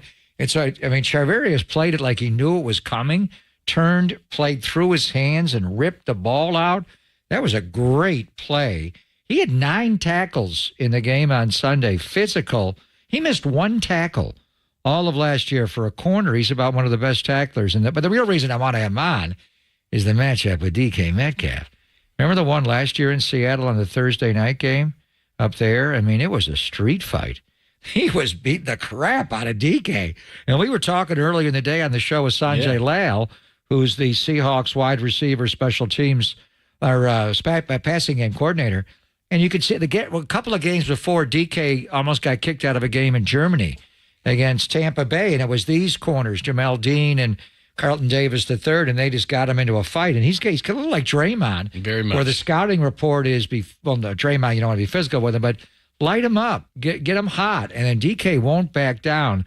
But Charvarius nearly got DK Metcalf kicked out of that game, and it was a battle. But remember the rematch in the playoff game. DK went right at him, ran a go route, and hit the 50-yarder over the top to score a touchdown.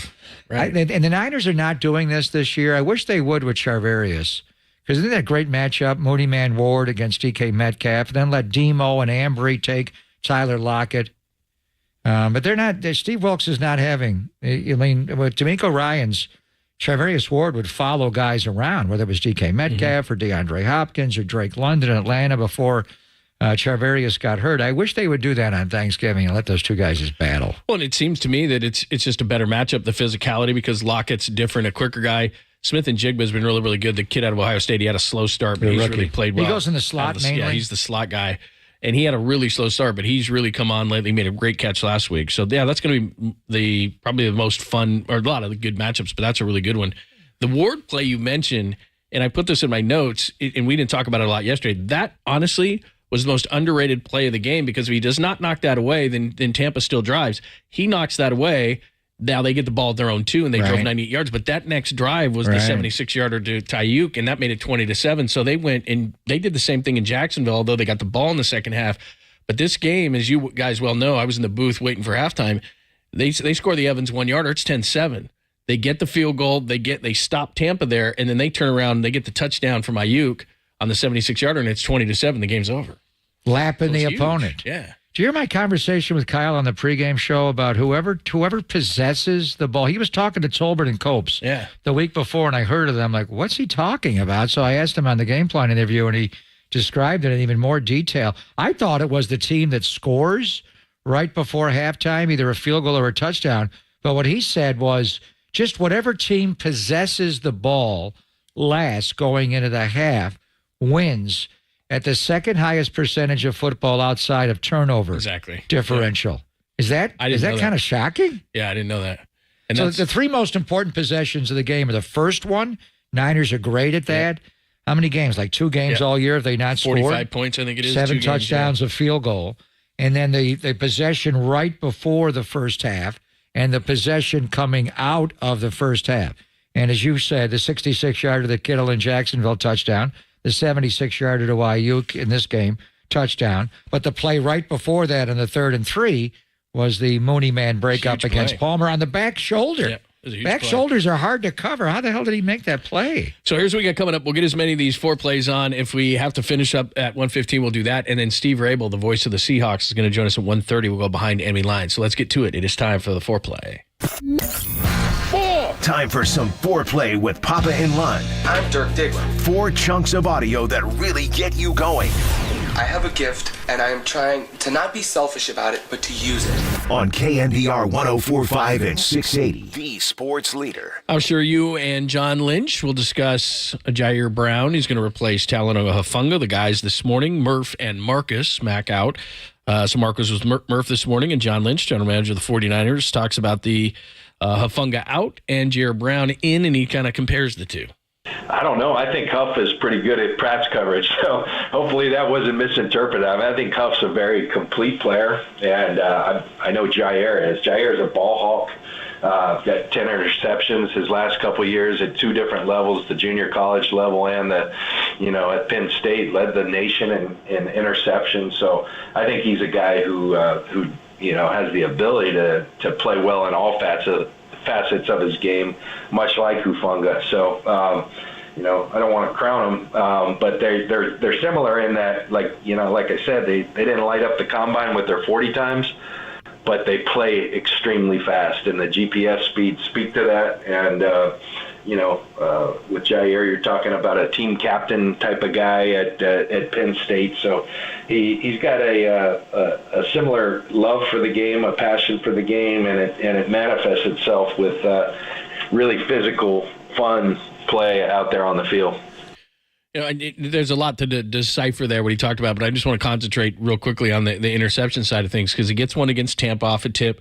He talked about what he did at Penn State and in junior college. Certain guys just are around the ball, and that's probably one of the reasons, or the reason they took Jer Brown, because he's just one of those guys who makes plays on the ball, and he's always around the ball. He had 10 interceptions the last 2 years of college football, the most of any player, and you could see it. And as far as the 40 time, they're almost identical. Talanoa Hufanga ran a 4.63. Jair Brown ran a 4.65. The 3rd slowest among the 19 safeties who ran at the combine. And remember when the Niners drafted him? Dante and I fired up the video right away, and I'm looking at it, and there are a lot of bad plays. I'm looking at some of this. I remember you guys doing that. I'm thinking like, whoa, hey, where's he going there? Where's he going? Then you watch more and more and more, and his instincts took over, and you could see it. And I think a little bit like that in the offseason, the OTAs. Remember they talked about playing him in 3 safety alignments right away, and he wasn't quite ready for it. And then I'm going to ask John this today.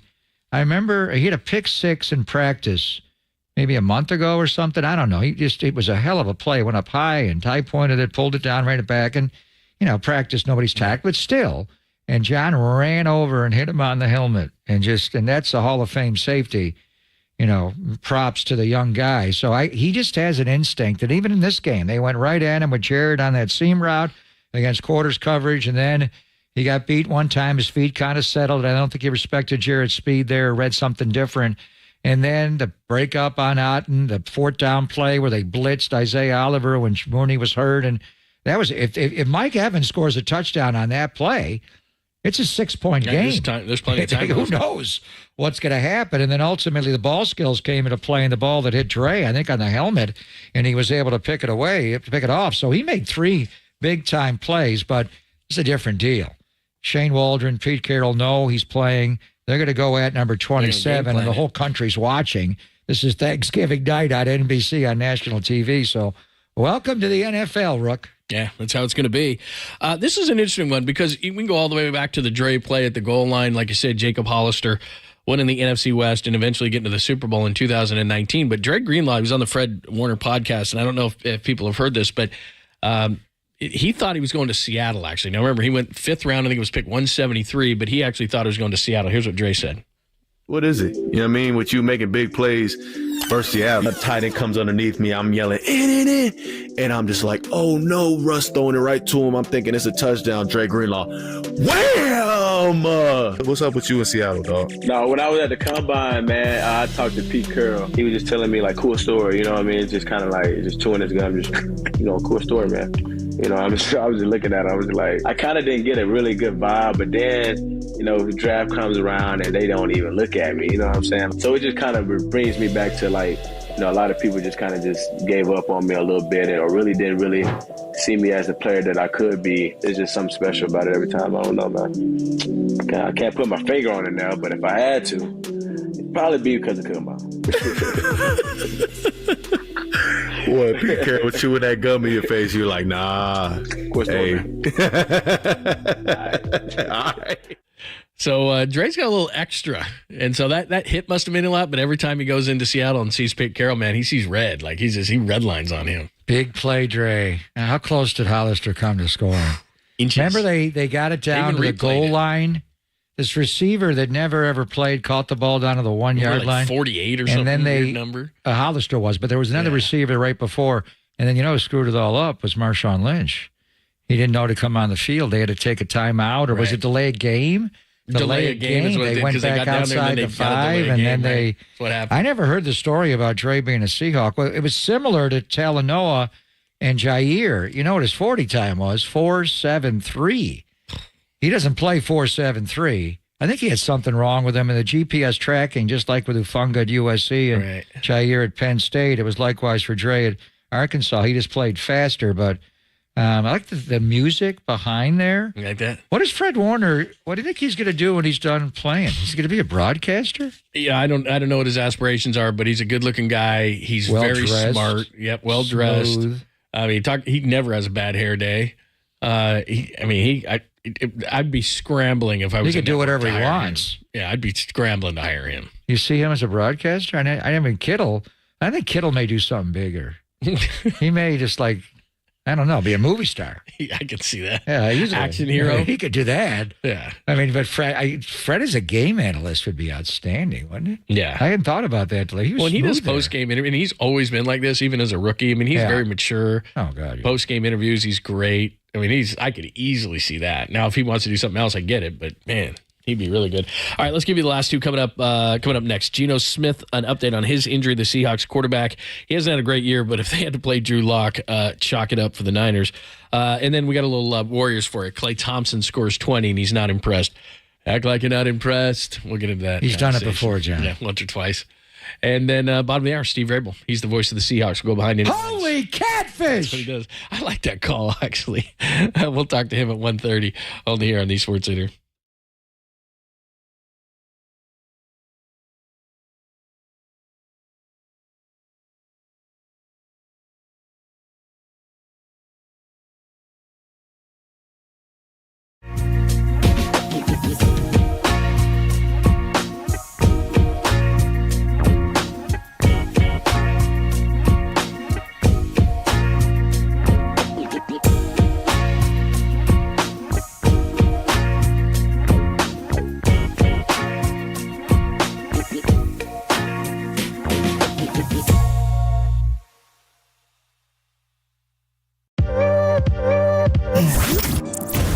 What's trending now? Trending now. On KNBR.com. The Warriors end the streak and don't go 0 for home thanks to Klay finally scoring 20. That story and more turning right now on the all-new KNBR app and KNBR.com.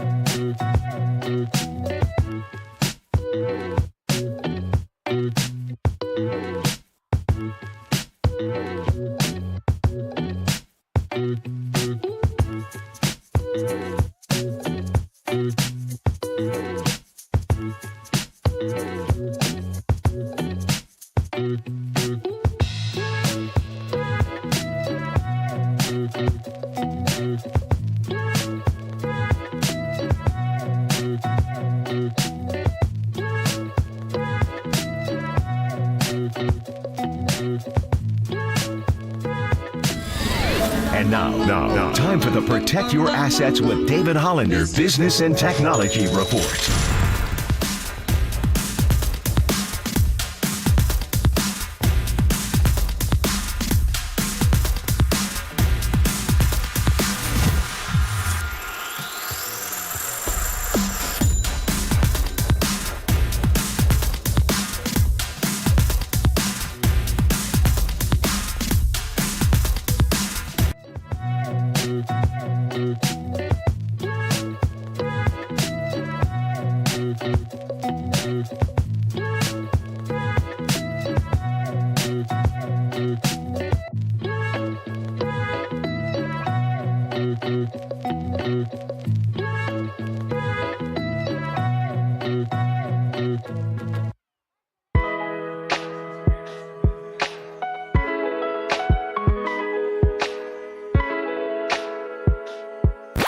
Follow the leader on Twitter at KNBR. For once again, we are the sports leader. KNBR 1045 and 680. Really just had to try to do my best to fight through the pain. That was the main thing, is pain tolerance, and just trying my best to just fight through it and keep going.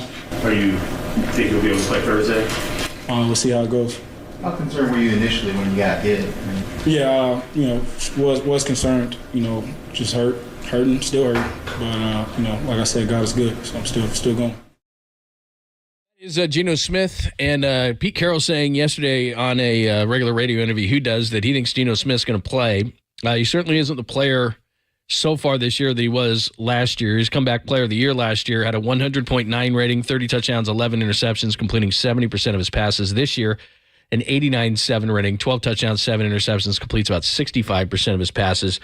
And he's not going to be 100%, but I think he's got to play because Drew Lock, who they got in the Russell Wilson trade, a lot of that trade was great. This part has not been. He just hasn't looked very good. He's had a couple of relief appearances for Geno Smith this year, and he just hasn't looked the same. But you pointed this out. Are you writing him off, John? Drew Lock? No, Geno Smith. No, I don't think I'm. Yeah, they wrote him off before and never wrote back. That was the line last year. And look, he could play well, and at times he's played well. You cited Cleveland, he played well. Cincinnati was terrible down the stretch. He's just been inconsistent. And I thought this year, because early in the year last year, their offense was incredible, and they add Smith and Jigba. They add the kid from UCLA, Charbonnet, who's going to have to start because Ken Walker III is out. But we were having a conversation off the air, you and I. When Seattle's offensive line is good, they just crush you. But this year, other than Cross at left tackle, who's been really, really good, they've generally struggled. Now, they had injuries to both tackles early in the year, but they just haven't been very good up front. When Russell Wilson, and what was ultimately his big complaint in Seattle over the years, was trying to fortify the offensive line. Now, the irony is, the year that they ship him off to Denver, they hit it big time with Charles Cross, the first-round pick, the 9th overall pick at Mississippi State, who played so well at left tackle. And then in the 3rd round, they got Abraham Lucas. So are we going to see Jason Peters at right tackle on Thanksgiving night? Yeah, I know which side Bosa's going to, if that's the case. Sure. And Chase will go over the other side. Might Abraham Lucas come back and play? Who's going to start for them at right tackle on Thanksgiving? This guy named Stone Forsythe, who was a 6th-round pick out of Florida, and he just hasn't been very good, number 78, so he's been a big problem. He was their backup left tackle last year. Yep. Yeah. And here's the big stat for Seattle, and then we'll play a Klay Thompson, and then we'll talk to the voice of the Seahawks, Steve Rabel, at the bottom of the hour. Right now, they're 20. This is not a Seahawk team. This is not a normal Seahawk team in this regard. They're 25th in rushing at 96.6. Wow. 4.1 a carry, which is 17th in the league. But here's the real telltale sign. Only 39% of their plays are rush plays. When they won the Super Bowl in 2014, Seattle ran the ball 52% of the time, which was second in the league. They run it 39% of the time because they don't have an effective running game. Therefore, Geno Smith in the passing game has to do far too much. And as you point out, it's not that they don't have talented receivers, because they do, but their offensive line is not held up. Geno Smith has been under a lot of pressure, and he's thrown a lot of ill-advised passes this year. So that's their offense, which wants to run the ball to set up the pass and then run and run and run. They're a lot like the 49ers in that regard. They just haven't been able to run the ball. Isn't that the reason they hired Shane Waldron? I mean, Pete Carroll said, we want to get back to running the football, kind of like Mike McCarthy in Dallas. We want to run the damn ball, rest our defense. They're not running it volume-wise now. And even over the last 3 games, the numbers are even more skewed. But the one game against Baltimore, they got so far behind they couldn't run. So my question is, I think they're gonna try to run, but to run against the 49er front is difficult. The other side of the equation is how good or how bad or inconsistent is Seattle's run defense. They gave up 298 yards to Baltimore. Really, it was 300, but Baltimore knelt out the end of the game. They were over 300 yards, and they wound up at 298. They trampled them in that game. So you cited the numbers for their rushing offense. Their rushing defense, they give up 112.6, 19th in the NFL, but they gave up 3 Bills in one game. So I have seen them, play good run defense with their rebuilt front and bringing Bobby back. Are they going to be able to stop the 49er run game on Thanksgiving? If they can't, it's going to be a feast on them. Yeah. Early in the season, they were one of the best in yards per carry, which is how I look at it. They were one of the best in yards per carry in the league. And then, like you said, they just, over the last number of weeks, they've struggled. But I think part of it is, and look, they decided to go Devin Weatherspoon over Jalen Carter. And I think it's a good decision. Devin Weatherspoon's really, really good. They're both good, just different. Yeah, they're just different. But we're going to see them both. They brought back Jaron Reed, who went from Seattle, Kansas City, Green Bay, came back. But he's their nose tackle, and they don't have Al Woods anymore, and he's wearing down, and he's more of a pass rusher anyway. Then it's a guy like Draymond Jones, who they got from Denver, who had a great year last year, but he's not. They bought him, yeah. He's 270. He's not a big guy. So they don't have those. And they have stuffers. Leonard Williams now. Right. Well, Leonard Williams is not a great run player. He wants to rush the quarterback. Yeah. So his numbers against the run aren't good. So point is that I like Bobby Wagner, and Jordan Brooks is back. He's pretty good. And they've got Jamal Adams, who will stick up and play the run. Devin Weatherspoon will off the corner. And Woolen will come off the corner. He's like 6'3", 215 at corner, but they don't hold up front very well. So I would expect that the 49ers... Is Jamal Adams going to play in this game for sure? He did not play in their last game against the Rams. What's going on with him? He's always hurt. He's a good player. He is. If he's playing, he can play up near the line of scrimmage. Well, they could use him towards the line. Yeah. They could blitz him. He could man-match George because they got Julian Love, who they bought from the Giants, and they've got Quandre Diggs. So they could play a three-safety alignment. Sure. So they just, if I'm the 49ers and I think this is what they'll do, you got to run it right at them, because they're fast. They can defend wide, but if you run right at them, I think you tire them out. So, and they don't have a lot of depth, so we'll see. But they don't have Al Woods. They don't, they have the big guys they've had in the past on that run defense. All right, quick one, and then we'll get to Steve Rabel. Here's Klay Thompson last night. Everyone's celebrating that he scored 20, but he wasn't all excited about it. Obviously, it's not your focus, but does it matter at all to score 20 for the first time? Does that feel like that is significant, or will, as you said, help break the seal? I mean, it feels good, but I've scored more points in a quarter than I did tonight, so I'm not too... A lot more. I'm not too... I knew it's going to happen. Big nights are going to happen. It's just about letting go of whatever and having fun out there and playing to win. Don't act like you're not impressed.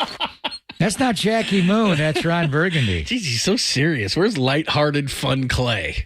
Okay, so last night's his first 20. Yeah. You know what he averaged last year when everybody wants to run him out of town?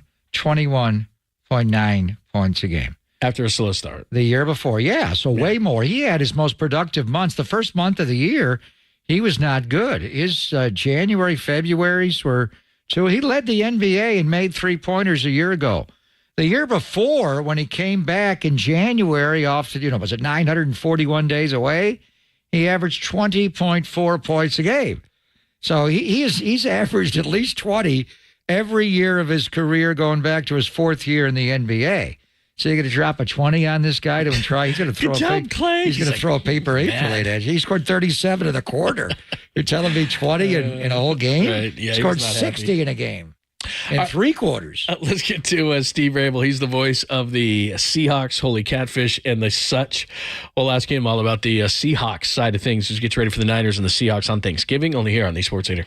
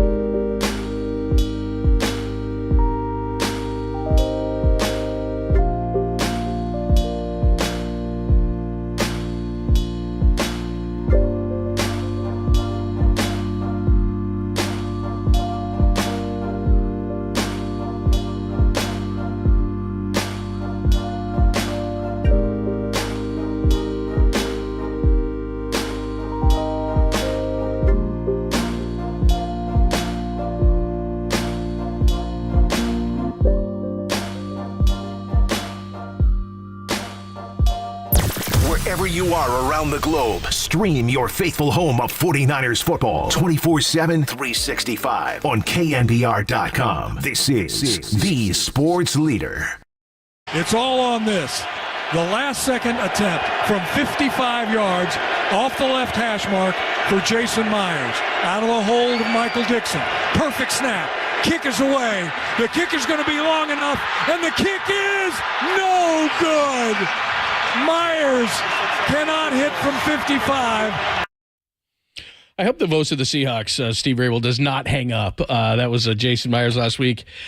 In Good LA, call. it was a great call. They lose 17-16, probably not his favorite as Myers missed that. And there was a miscommunication in the helmet with Geno Smith on second down. That was the major problem there. But we love talking to Steve Rabel. We did it 3 times last year. And we don't want to talk to Steve about the results, but Thanksgiving, 49ers and Seahawks. Steve Rabel will have the call. He is the voice of the Seahawks. He was on the original Seahawks. He joins us courtesy of the Uma guest line. Hi, Steve. Hi, John. Just go ahead and rub it all in. I mean, let's cover it all. Let's cover last year. Let's go back to 79 if you want to. I don't care. No. Yeah, very. We come in peace. We come in peace. Just give us your thoughts on that ending there. I thought Jason Myers was going to make that kick. I did, and then Geno came back in with the elbow contusion after hitting his elbow on Aaron Donald's helmet, and I thought it was interesting that Sean McVay threw on the 2nd and goal from the 9 and let you guys have more time. But just that's been a tough matchup for you since McVay's been the head coach of the Rams, Steve. Just a hard game for Seattle to win against the Rams. Yeah, it really is, Pop. We beat them twice last year, but both times without Stafford. So Stafford comes back this year, and he beats us. The whole team beats us in the opener and just knocked the living daylights out of us in the second half. And then, we go down there, and I'm with you. I felt really confident about the game, even though they seem to have our number sometimes, much like, you guys. But I just thought that it felt like we had the horses to be able to do it. We had guys back off the injured list that didn't even play in that first game. Some young guys who had really come into their own, Witherspoon and some of the other kids up on that defense. Boye Mafe, he's played so well this year. And Jason, Jason hit 5 field goals the week before in the game winner. He's hit 5 twice this season already. And this one was well within his range. It just wasn't to be. And you guys go there every year, so on a day when they have the Santa Anas started blowing after they had some rain in there. Yeah. And that wind, even though it's got a cover on, even though it's got that plexiglass roof on it, it's open on either end. And so it can really swirl in there a little bit. And just before the field goal attempt, I noticed that the flags on the top of the goalpost were starting to really spin. And I thought, well, this is not going to be just a normal kick. And it turned out it wasn't. It was unfortunate. I too thought that he was going to make that, and we would be, singing and drinking all the way home, which we weren't. Seahawks now 6-4 after that loss, and the 49ers are 7-3, and they'll do it on Thanksgiving. So out of that game, we were just talking about Geno Smith. So Geno comes back late in that game, but Aaron Donald got him off that helmet, and then Ken Walker III as well. So it sounds like Geno's going to play. Ken Walker III is not. Is that accurate? It sounds that way. I'm guessing that probably Ken won't. We still got lots of football to play, and I hadn't heard too much about oblique injuries in football players. In baseball, yeah, but I'd not heard. In fact, I couldn't. If you asked me and spotted me the O and the B, I couldn't point out an oblique on my barbs. The love handles. Yeah, that's how I know. Oh, bingo. Yeah, Wow. there you go. I pull that every time I get up out of the parking lot. Turkey dinner will pull those things. Oh, my God, yeah. So, in fact, I was just rubbing some butter and cream on it just last night. But you don't need to know that. TMI. I'm guessing that he probably won't. And they really like this McIntosh kid, 7th-round choice out of Georgia. Guy's a really good back. Here's the guy who was the leading ground gainer for the national champions last year, and he hasn't seen the field yet, mostly because he was injured, but we finally got him up to speed. So I'm guessing that they'll put him on the active roster if in fact Kenny can't go. But that's sort of what my feeling is. Geno, on the other hand, I thought they broke his arm in the game. Honest to God, the way he got hit and the way he grabbed it and was coming off the field, and they had the ice bag on it, And then all of a sudden, here he comes out for that last drive. He's just that kind of guy. I mean, he's so tough, and he wants to be there for his teammates to win games. And he damn near pulled it out. Yeah, and on that play, Aaron Donald just blew by your right guard, Phil Haynes, and just got right into Geno. And then on the follow-through, he hit the elbow on Donald's helmet. So your offensive line, and I thought, the Cross and Lucas, the two young guys last year, fortified the flanks, and now it's just been constant upheaval. I've lost track of all the different combinations you have. Who's going to start, do you think, on Thanksgiving night for you guys at right tackle? Stone Forsythe, Jason Peters, or might it be Abraham Lucas back from injury, Steve? Yeah, if I had to bet, and trust me when I tell you this, and you've known me a long time, Bob, I don't know what I'm talking about most of the time, but I will tell you I don't think it's going to be Abe Lucas. I don't think he's going to be ready to go. And, if he, he's only practiced like a couple of weeks where he's really been able to get down in his stance and go at practice, and then they've, given him a number of days off, as many veterans get, or guys who are still kind of nursing injuries. So I don't think he's going to be ready. I would, if I had to bet my paycheck, which ain't worth much, but I would bet Jason Peters is going to start again. And, those guys actually did a pretty good job. Our opening drive was like 88 yards, 14 plays, an 8-yard touchdown pass. I mean, we started out like gangbusters, and we've done that the last few weeks, but we're not able to get over the hump and sustain that. And that's been our problem offensively. And then defensively, we start out well and then give up some points at the end of the game, which cause us, to end up having to fight back and either win or lose the game. So I'm going to guess it's going to be Peters up front, and then Phil, Evan Brown at center, Damian Lewis at the other guard. But again, I thought we played pretty well up front. Had a few moments, but I thought we protected pretty well. Geno was able to get out of trouble a little bit, and when he needed to, and against that group, that's pretty good. We're going to be facing the same thing this week. Steve Rabel, the great voice of the Seahawks, joining us, Pop and Lund here on the Sports Leader. Of course, Seahawks and 49ers on Thanksgiving from Seattle. I was studying the game today, Steve, and was a little surprised. I mean, I know there's been a lot of changes defensively, so I was looking at the starters on January 14th in that wild card game versus now. The only two guys who started last week against the Rams who started in that game were Woolen and Diggs. The whole entire front seven is different. Obviously, you just picked up Leonard Williams, and you mentioned Mafe. He was in that game. He just didn't start. So the 9 of the 11 starters are different defensively. So how have they come together? Well, and it's taken a little time. There's a lot of young guys in there, and you guys have seen enough football to know that even with veterans, even with guys like Leonard Williams and Jaron Reed and Draymond Jones and Mario Edwards, who are all brand new to our front four this year, or front three as we tend to play it, and sometimes front two. It takes a while not to understand what the defense is necessarily, but to understand what the guys around you are going to do when you do your assignment. So if I'm Jaron, I need to know how Draymond is going to play when I'm, we're running a loop and some sort of stunt, and Big Cat the same way when he came in, just trying to learn the guys around him. Chenna Nwosu was playing great football for us until he got hurt, and he's done for the year. And that's unfortunate because he was one of those team leaders, kind of in a quiet way, but it's not that we miss him terribly. We've got good depth at that position, but he was just a guy that you really had hoped would keep playing and playing at a high level. Boye, as I said, has been playing great. Darrell Taylor he's a better pass rusher than he is a guy against the run. But the rookie that we have, Derek Hall, he's gotten banged up a little bit, but the kid out of Auburn, he's played well at that outside linebacker position. So, and then the secondary, we did not have Jamal last week. We hope we're going to get him back. We think we can get him back this week to play, but you tear your quad. Listen, I'm surprised that he's back playing already this season, considering what happened to him last year, early in the year. Witherspoon is just lights out. I was just talking about him in our radio show with our station, and we all are of that same opinion, that he's just a terrific talent, a great athlete, and he's got a great sense for the defense and how to play it. That's why Pete loves him so much. And then you bring Bobby back in, put him in the middle of the defense to make the calls, and Jordan Brooks is playing great too, coming off that ACL. Yeah, talk a little more about the rookie Devin Witherspoon out of Illinois. And we saw him coming out. I was a ferocious tackler, and but they're using him in the nickel spot. Pete likes to blitz him a lot. I mean, to me, he's the runaway defensive rookie of the year this year in the NFL. Just how good is Spoon right now?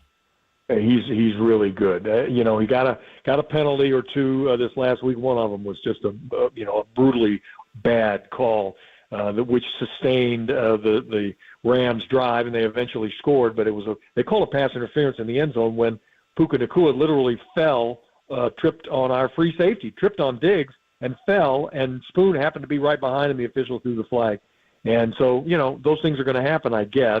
But he just plays so well. Gets a little handsy once in a while, but most defensive backs do. And his first couple of games, he was a little spotty. Boy, oh boy, has he stepped up and played. And you're right. We play him at the nickel, and in large measure because he's the best one-on-one cover guy we have. And when teams put guys like Cooper Kupp and Deebo Samuel and all in the slot, we want to have our best guy on him. It also puts him closer to the line of scrimmage, which, as you said, Pop, makes him a much more a candidate to blitz. Also, just his tackling ability. He's great against the run. I mean, really good against the run. He diagnoses well, and he commits, and he's rarely wrong. When he blitzes, he can get his hands up if he knows he can't get to the quarterback. So he's just been fun to watch. Yeah, that game he had against the Giants on Monday night was probably the best game a defensive back has had this year. I mean, he was incredible, the pick six and everything he did on the blitzes. And the other thing about him that is amazing, he's not the biggest guy, but he'll play inside and outside. And for a rookie to pick those things up as quickly as he does, so he plays the outside, then Brown comes in and he flips to the inside. It's amazing. It really is. And two, you look at him, they list him as 5'11", 180 pounds. He might be 5'11". I'm guessing at this point in the year he's not 180 pounds. He looks lean. In fact, he looks kind of skinny. But he is fearless, absolutely fearless. And that, I think, goes a long way to playing the way he plays. And so just, keep it up. With a couple of more guys like him, we can go a long way. I'm good with our defense as it is, and we just need to we need to find a way to get more pressure up front.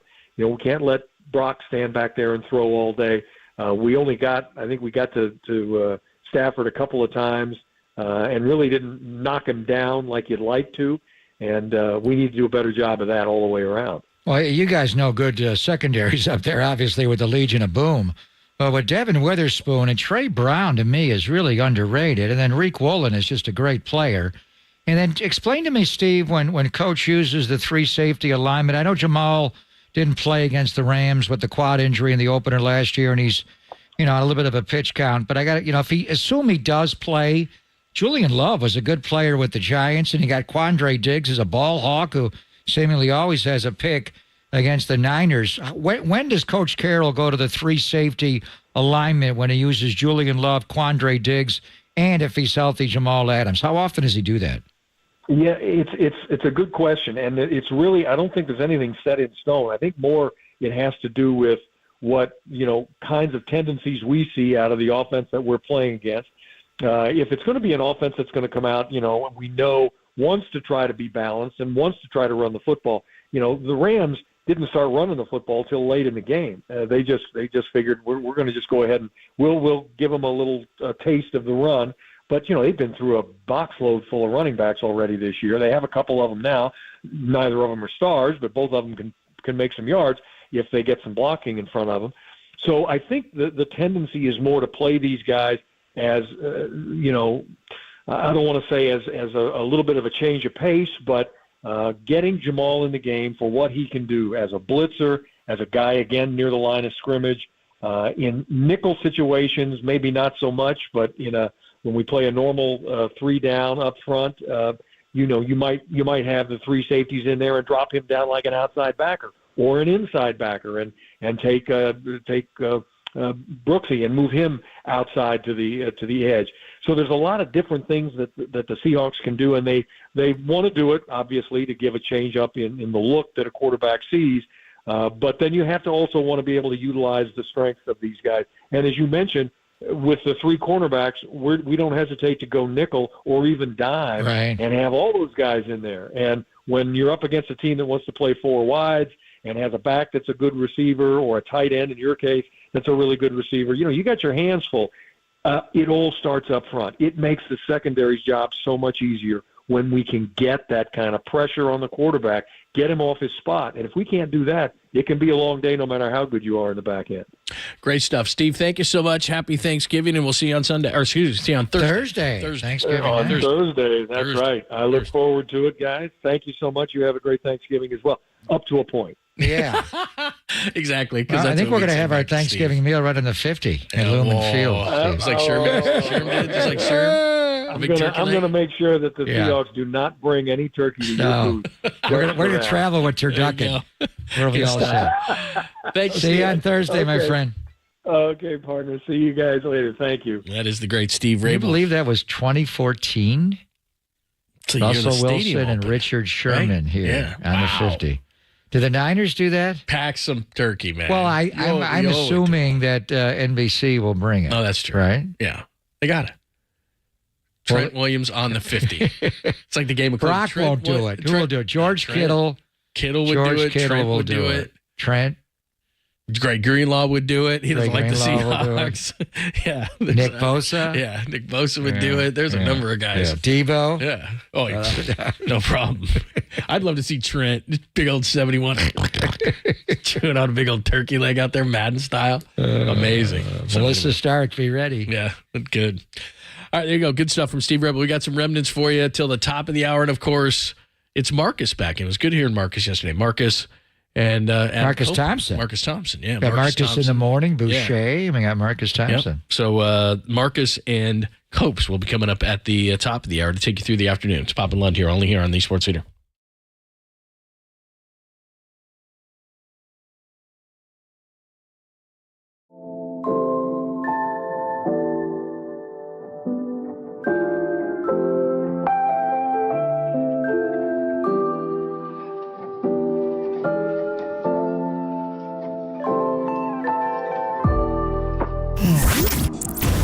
What's trending now? Trending now.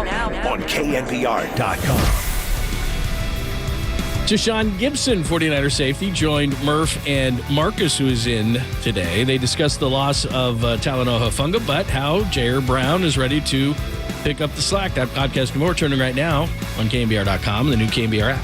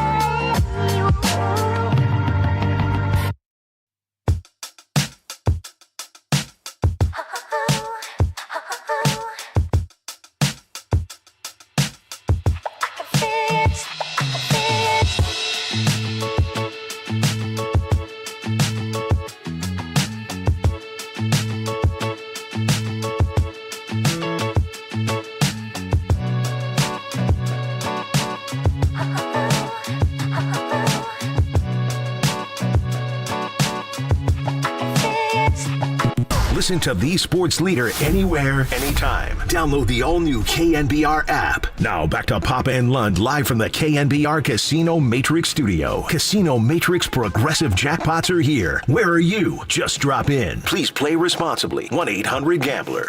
It is one of the most rigorous jobs in the NFL. As a team photographer, Michael Zagaris has to be in the right place at the right time. At 77, he has been snapping the San Francisco 49ers for more than 40 years. Blending. This is Michael Zagaris. What's up, dude? You know, this guy is the real legend. That's on That's shot. Michael Zagaris is a man, dude. Z-man, dude.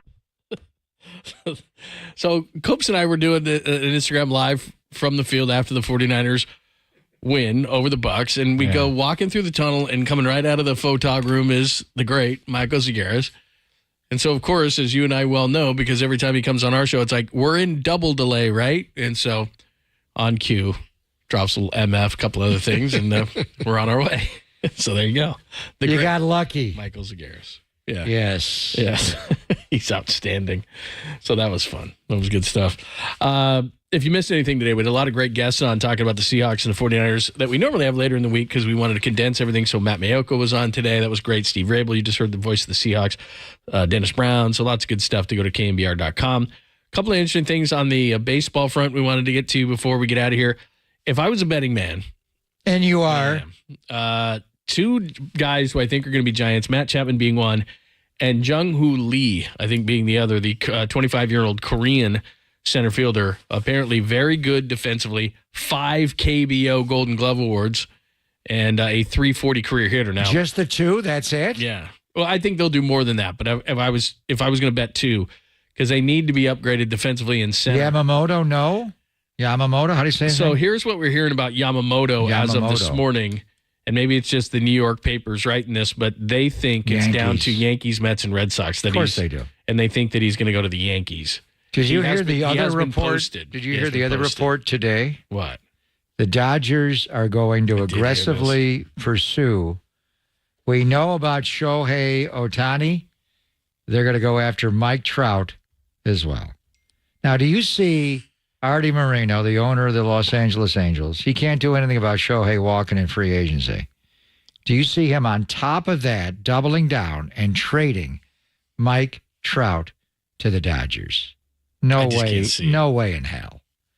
Now, if it's a 3-way deal somehow and they wind up with Trout, seriously, they're going to get both guys? Mike Trout? And is Mike Trout anymore? Great question.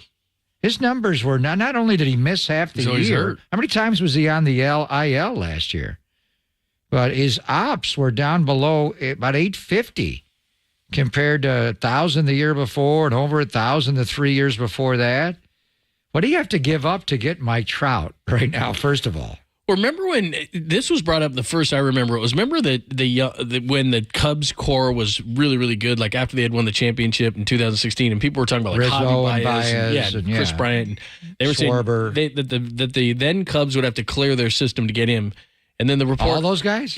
Just about. And then I heard the report, the same report you heard or but read. Not now. And now they're talking about the Dodgers having to clear their farm system, but it's the same thing.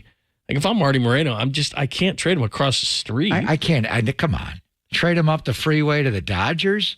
It'd be galling enough for him to watch Shohei Ohtani be a Dodger. He's going to trade him Mike Trout on top of that? And what would be their lineup? Mookie, Freddie, Trout, Shohei, like Will Smith. Team. They still have Max Muncy. He's a free agent, right? Yeah. Can you imagine the top 4? Well, and could maybe this is crazy, but if Shohei's going to make 5 to 550 and Mike Trout's on a 426, and then Mookie's on what he's on and Freddie's on what he's on, and I mean, can you really afford all that? I mean, I guess you could. The Guggenheims. Between Trout and Ohtani, that's $1 billion by itself almost. I don't think Ohtani's coming here, John. I can just feel it. Hope you're right. No, I can't. Actually. Mike Schilt, new manager of the Padres. One quick note: Matt Barrows sends out. This isn't good news, and you're gonna go out and you're gonna talk about this. Why? Spencer Burford did not practice today. Kyle Shanahan said Burford probably wouldn't play if the game. Probably would be able to play if the game was Sunday, but he's a question mark given the Thursday start. So that we haven't practiced yet. He's not going to practice. He's not going to practice.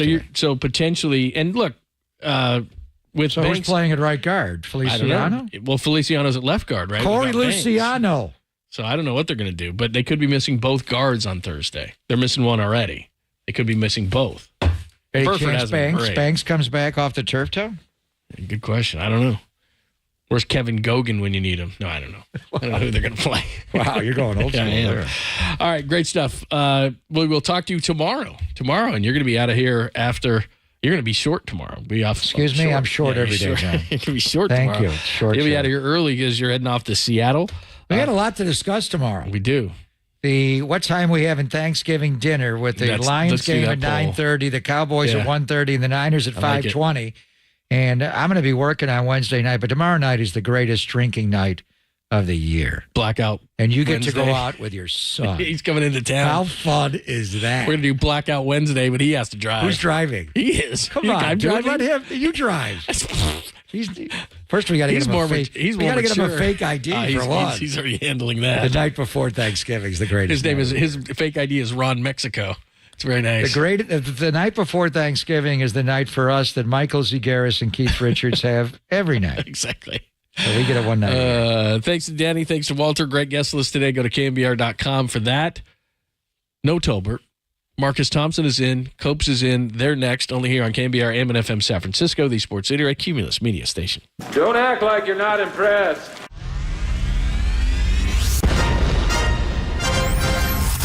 The NBA brought him to the Bay. While his co-host was born and raised here. Adam, that is great co-host work right there. That is amazing. You're lucky to have Adam, Tommy. Oh, absolutely. It's time for Tolbert and Copes. Let's get it on! Tom Tolbert. Yeah, thank you. Now if I could ever get some beer. And Adam Copeland. Adam Copeland has arrived! On KNBR 104.5 and 680, the sports leader.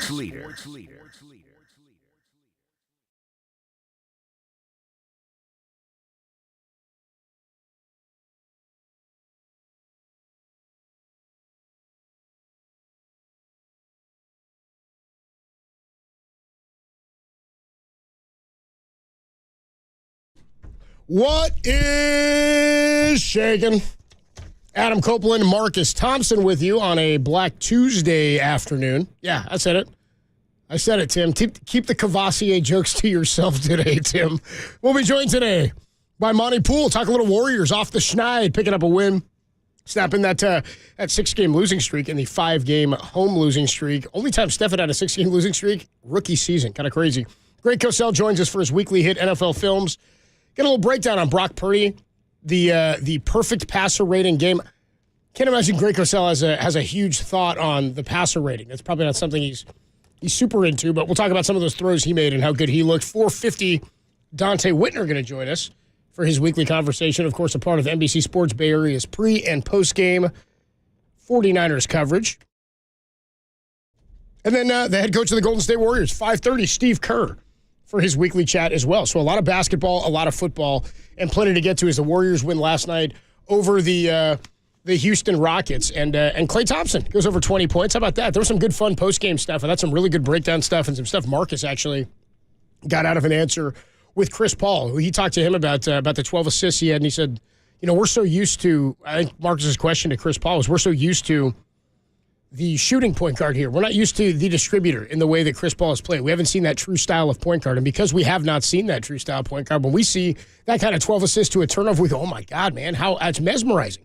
And he ended up making a comp to Peyton Manning, to Tom Brady, just saying when you have weapons downfield like that, especially a guy like Tom Brady, when you have weapons all over the field in the way that he does, to be able to distribute in the way that Peyton Manning did, to be able to distribute the ball is just get it to the hands of your playmakers and let them do it. He says, sort of on the other side of things, he said, I've never really played with guys that were like Steph and Klay before. He said, Klay, when you've been missing, every time I throw you the ball, I feel like it's going to go in. Every time I've played against him for as long as I've played against him, he said it felt like the shot was going to go in. So, yeah, Marcus, I was just talking about the answer you got out of Chris Paul last night, your question about does it still impress him?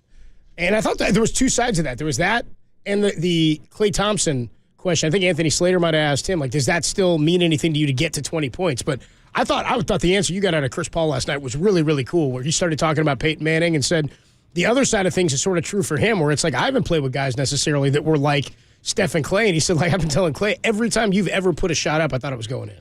Yeah, that's crazy, right? But you don't – the interesting part is you don't realize how, like, unique that is to the Warriors until you say it. Yeah. Right? They've never had the Peyton Manning type of guy. Like, Steph's a point guard, but Steph's also the center of the offense, right?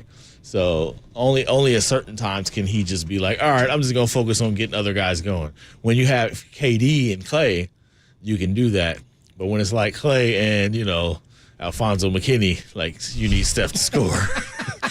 Damn, you just blew my mind with that one.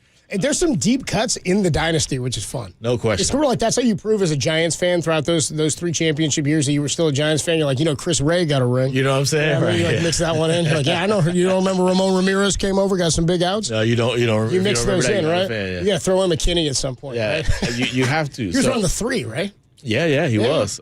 So I do think Andre Iguodala was kind of that guy, but it was more of a run the offense. Sure. Chris Paul is like, you could tell he's going to be more of a, nah, we don't need to run that play. This is the play we need to run, right? Like, he's going to be the one telling Steven. Draymond does it. That's what Draymond's that's why he's so valuable. I was going to say that's the difference, though, too, is they haven't needed that point guard because you had a point forward in Draymond who effectively did that. The same can be said about, like, LeBron's run. I'm trying to think of who's the best point guard LeBron played. Kyrie, of course. But Kyrie's not that same was more of a traditional. Steph. Exactly. Yeah, he's more of the Steph. He's a go get his and set him up to go score. So to have and it's funny because Chris Paul, like, I think back to that year. Was it the second year that it was either Steve Nash's first or his second MVP? The one where Kobe probably should have got it, but I was like making a case for Chris Paul and the Hornets, 26-11 and maybe 2.5 steals, 2.6, something like that.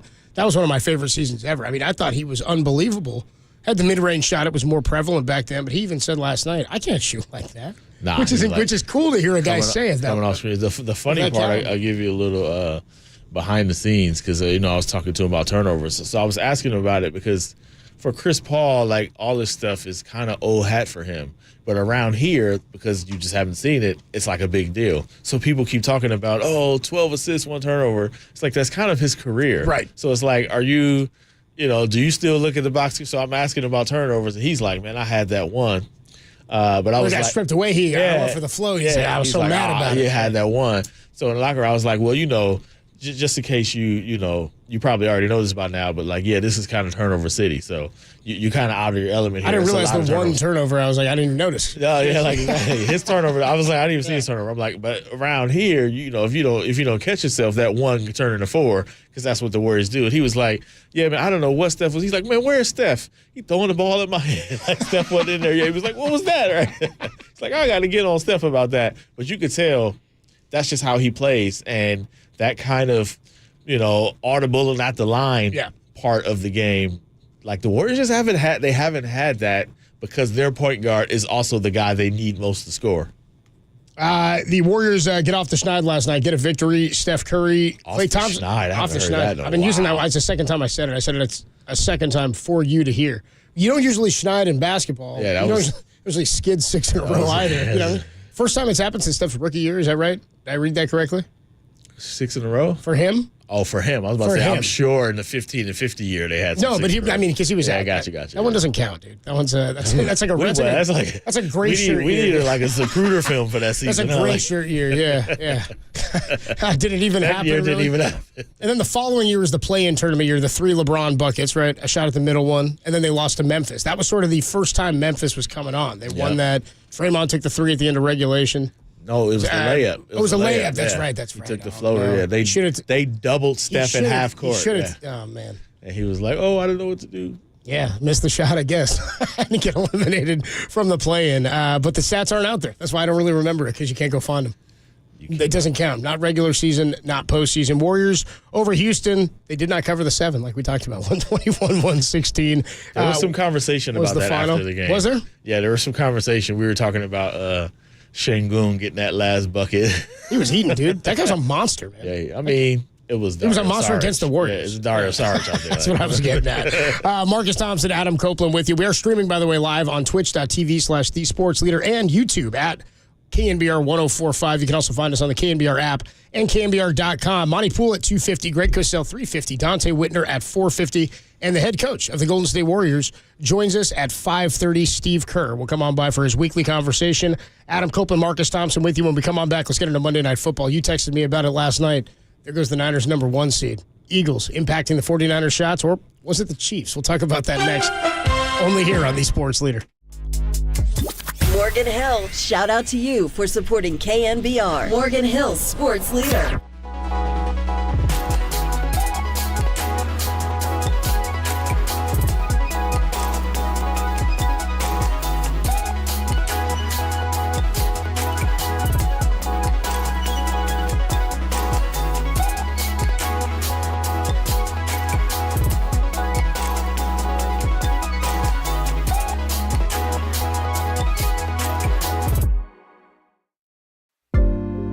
The Warriors finally won a game. Their 6-game losing streak came to an end with a 121-116 win over the Houston Rockets. More on that story is trending on KNBR.com and the KNBR app.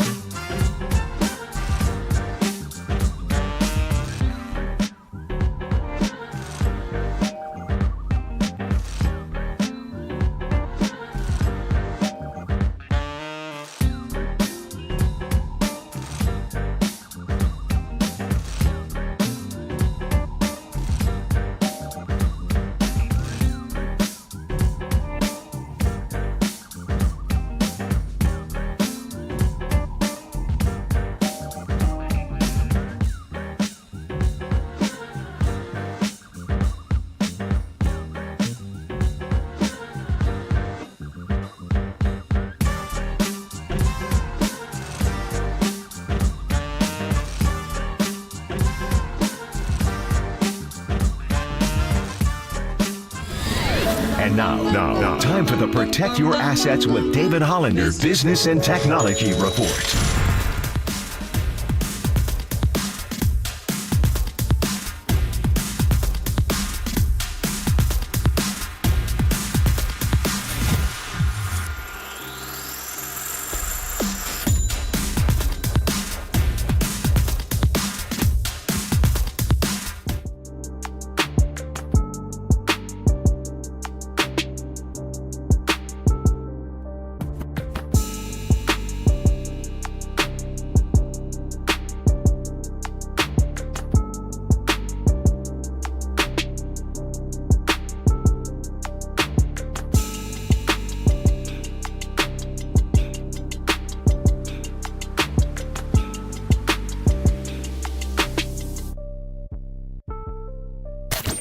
This is the sports leader, and this is Black Tuesday. What happened on Black Tuesday? With Adam Copeland and Marcus Thompson on KNBR 104.5 and 680. Chiefs second down and 10. Four-man rush, shotgun snap, back to pass, Mahomes 7. Winds up, long pass, down the middle, he's got him! Over the shoulder, drop! A drop at the 2 by Marquez Valdez-Scantling. Stunned silence at Arrowhead. Wow! Fourth and officially 25. There's a shotgun snap from the Chiefs 34. Mahomes drifts back, winds up, long pass, far side, off the fingertips of the receiver, and incomplete at the 40, and Philadelphia's going to win it. We're just talking right here. Kevin Harlan, the absolute best, man. One of the best in the game. Makes everything sound great. He is so good, yo. Like, it's I mean, he's one of the best I've like in sports. I've scrolled through TV and heard him calling something, and it's like, yeah, I'm listening to this just because of him. Like, it's like boxing or whatever. Trying to talk about baseball's problem. You want to fix it? Get Harlan on some games. Literally. Look at that, dude. Shohei Ohtani. Get him calling some Ohtani. Get him freaking Butler. Get my man Harlan on the home run derby and see what happens, dude. Oh, man, that would be the one. Let him do the derby. That'd be a blast. He's incredible. Let him talk to players while they're doing while they're playing games. Adam Copeland, Marcus Thompson with you. That was sound from the Eagles and the Chiefs last night at Arrowhead Stadium. Chiefs fall to the Eagles. Patrick Mahomes, we'll talk about him a little bit later. I mean, he never buries a guy. He's the absolute best. Never buries a dude or a receiver, and he knows he doesn't have the best core right now. We've wondered for a while what would happen when he didn't have Tyreek Hill. Last year, it wasn't a problem. They won the Super Bowl without Tyreek. But it's become clear that Tyreek was not a product of that system. He's an all-time great. Or a product of Patrick Mahomes, right? Like, he's a legit on That's what I mean, of Mahomes, where it's true now that he can go and do it on his own. In terms of what we saw last night, overall thoughts for you on that victory for the Eagles over the Chiefs? They're legit, man. I mean, it's tough to stop Jalen Hurts and DeAndre Swift when they get going. He can bounce off of guys, pick up extra yardage. That defense is still very, very tough. I mean, they win 21-17 to give up 17 points to the Chiefs off of a bye week against Andy Reid at Arrowhead Stadium is impressive. And you know what's crazy? They still aren't playing their best football. Yeah. Like, last year, they were like clicking. They were humming. Right? They were like, and it was like, all right, will they win 13 straight or something ridiculous? Like, but now it looks like they're kind of struggling. These are games they can lose, and they somehow end up winning. The fact that they're 9-1 is a problem, right? Like, it's a problem.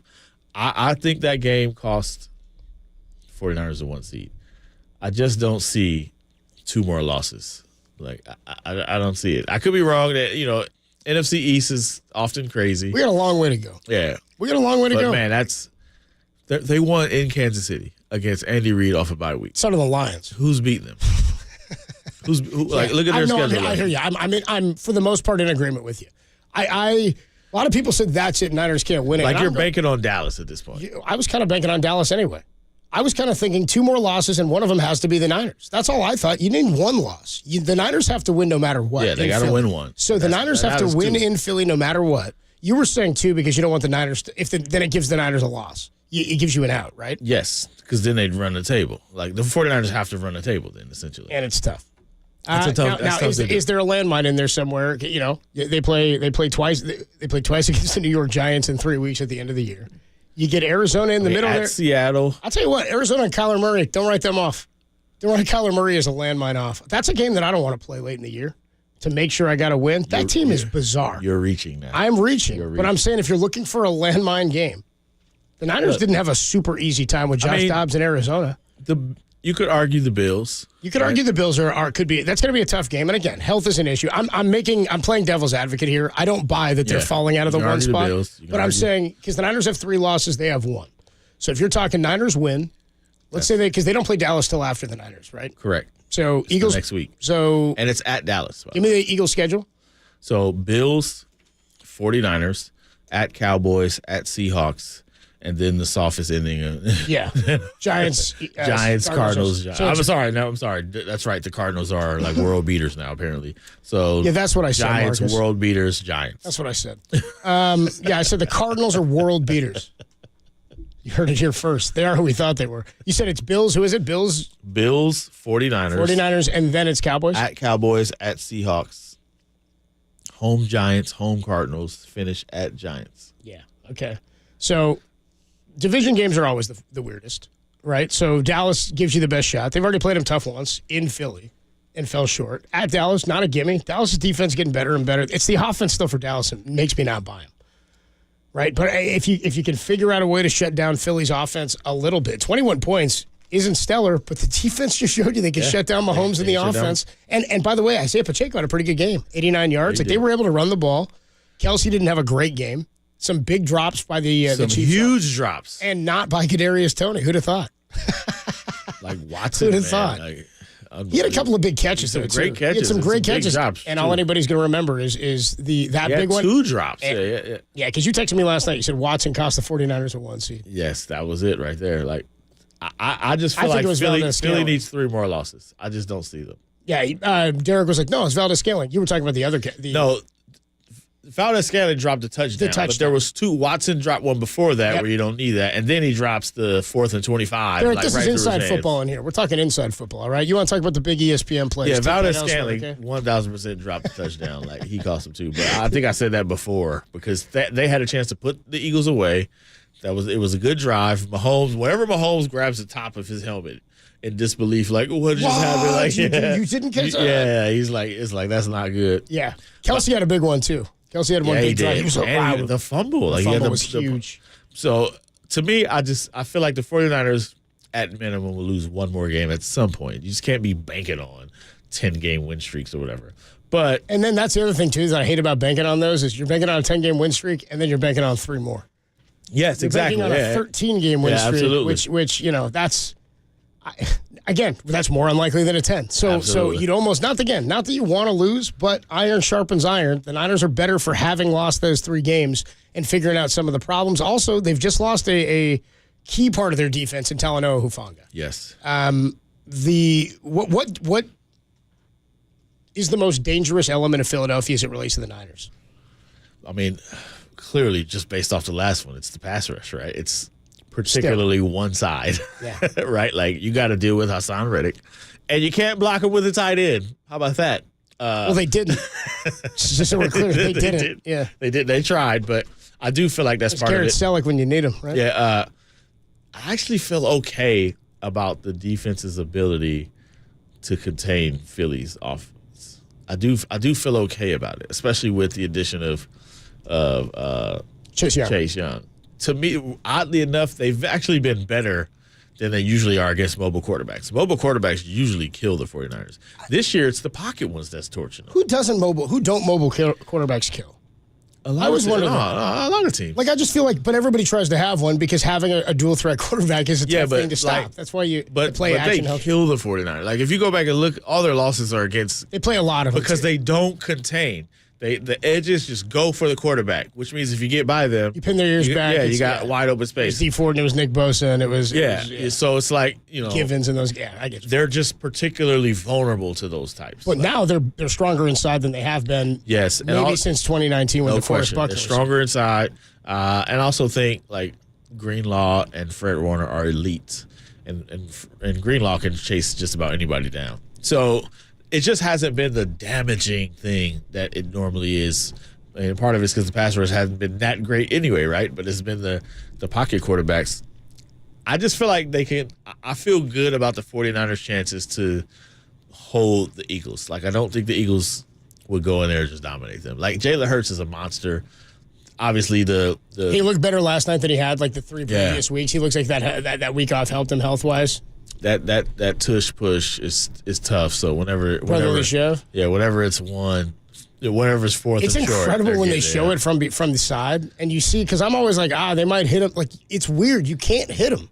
He just keeps falling forward, and they pick up like 4 or 5 yards. Yeah, because the average you see Jason Kelce, he just he hikes the ball. He just gets you can't get lower. Like his face mask is scraping the ground. Like how do you get lower than that? You see the little video where somebody AI'd like Travis Kelce. It's the scene in Dodgeball. They AI'd his face over Justin Long, Travis Kelce's, and they put Taylor Swift over the cheerleader fangirl in the stands, and she goes, I love you. He goes, I love you. And then he gets hit in the face with a dodgeball, and it's Jason Kelce. He goes, Joni loves Chachi. Joni loves Chachi.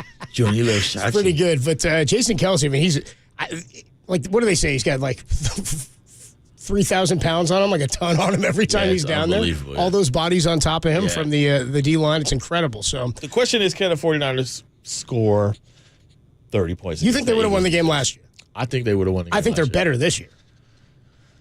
Yeah, I think you can make that case. I don't know if they're better defensively. I don't know that they're better defensively. So I just think they'll we don't know yet with Chase Young. I think jury's still out on what the defense will be relative to the first. What have we seen? That 10 defense last year now? was lights out, right? It was. And I feel like they would have gotten enough offense. Now I think the defense is good enough, but they're going to need more offense. And the question is, can they get more? Can they get their usual allotment of 24 to 30 plus points against Philly? Like. That's going to be tough. But Philly, Philly's vulnerable, man. Like they've been to a Super Bowl, so you can tell they've got that. We kind of know how to win these ugly games. They've got that to them. They know how to win. They should have lost this game. Yeah, they've won a couple ugly games. Yeah, they've won some ugly games. Their one loss, so they haven't looked great. Yeah, their one loss was Miami, right? Is that right? Was it? No, they threw they the lost 3 to picks. the Jets. The Jets, that's right. Lost to the Was that the 3-pick game when he took it back the other way? Yeah. That's the game he got hurt, I think. Yeah. So think about that. That was the flukiest loss. Everybody else they've beaten. The Jets, dude. But I feel like if they get in that position, they were in most of these games, I think the 49ers close them out. Dude, you're going to Didn't he get benched? Isn't he out? Isn't he done there? They've sent him to the 3rd string. I missed the news because I only read it down to 2nd string. That's my problem. That's so funny. Tim Boyle is going to start? Tim Boyle. Dude. The question is, can Philly get a lead and force Brock Purdy to do the one thing he hasn't done? Come back. Yeah, well, he's apparently not a good quarterback until he does. And even when he does, then we'll move that goalpost too. We'll find something else. Then he's got to win a bowl to be great. You know what I mean? Can't agree more. That's true anyway. Right? And they have more playoff wins. How many playoff wins Justin Herbert have? You know what I mean? Tua. These guys. Brock Purdy's out here getting 2-0 in the playoffs last year against the Cowboys and against the Seahawks. 2-1. Right. Sorry. He was 4 for 4 to start that game before he was soundly knocked out. Because again, you can't have a tight end block that edge, and they didn't really. So, by the way, last year the 49ers. I was trying to find the win streak of that game because remember the defense didn't round into form really until after they got more healthy after the Atlanta game. The Atlanta game, they were missing like 8 or 9 defensive starters, and they was 21-14 or something in that game. 28-14. 28-14. It was. They had an opportunity. Was it Mariota cooking them? It was early. Remember, he completed like his first 15 passes. He was incredible early on in the game. Mobile quarterback.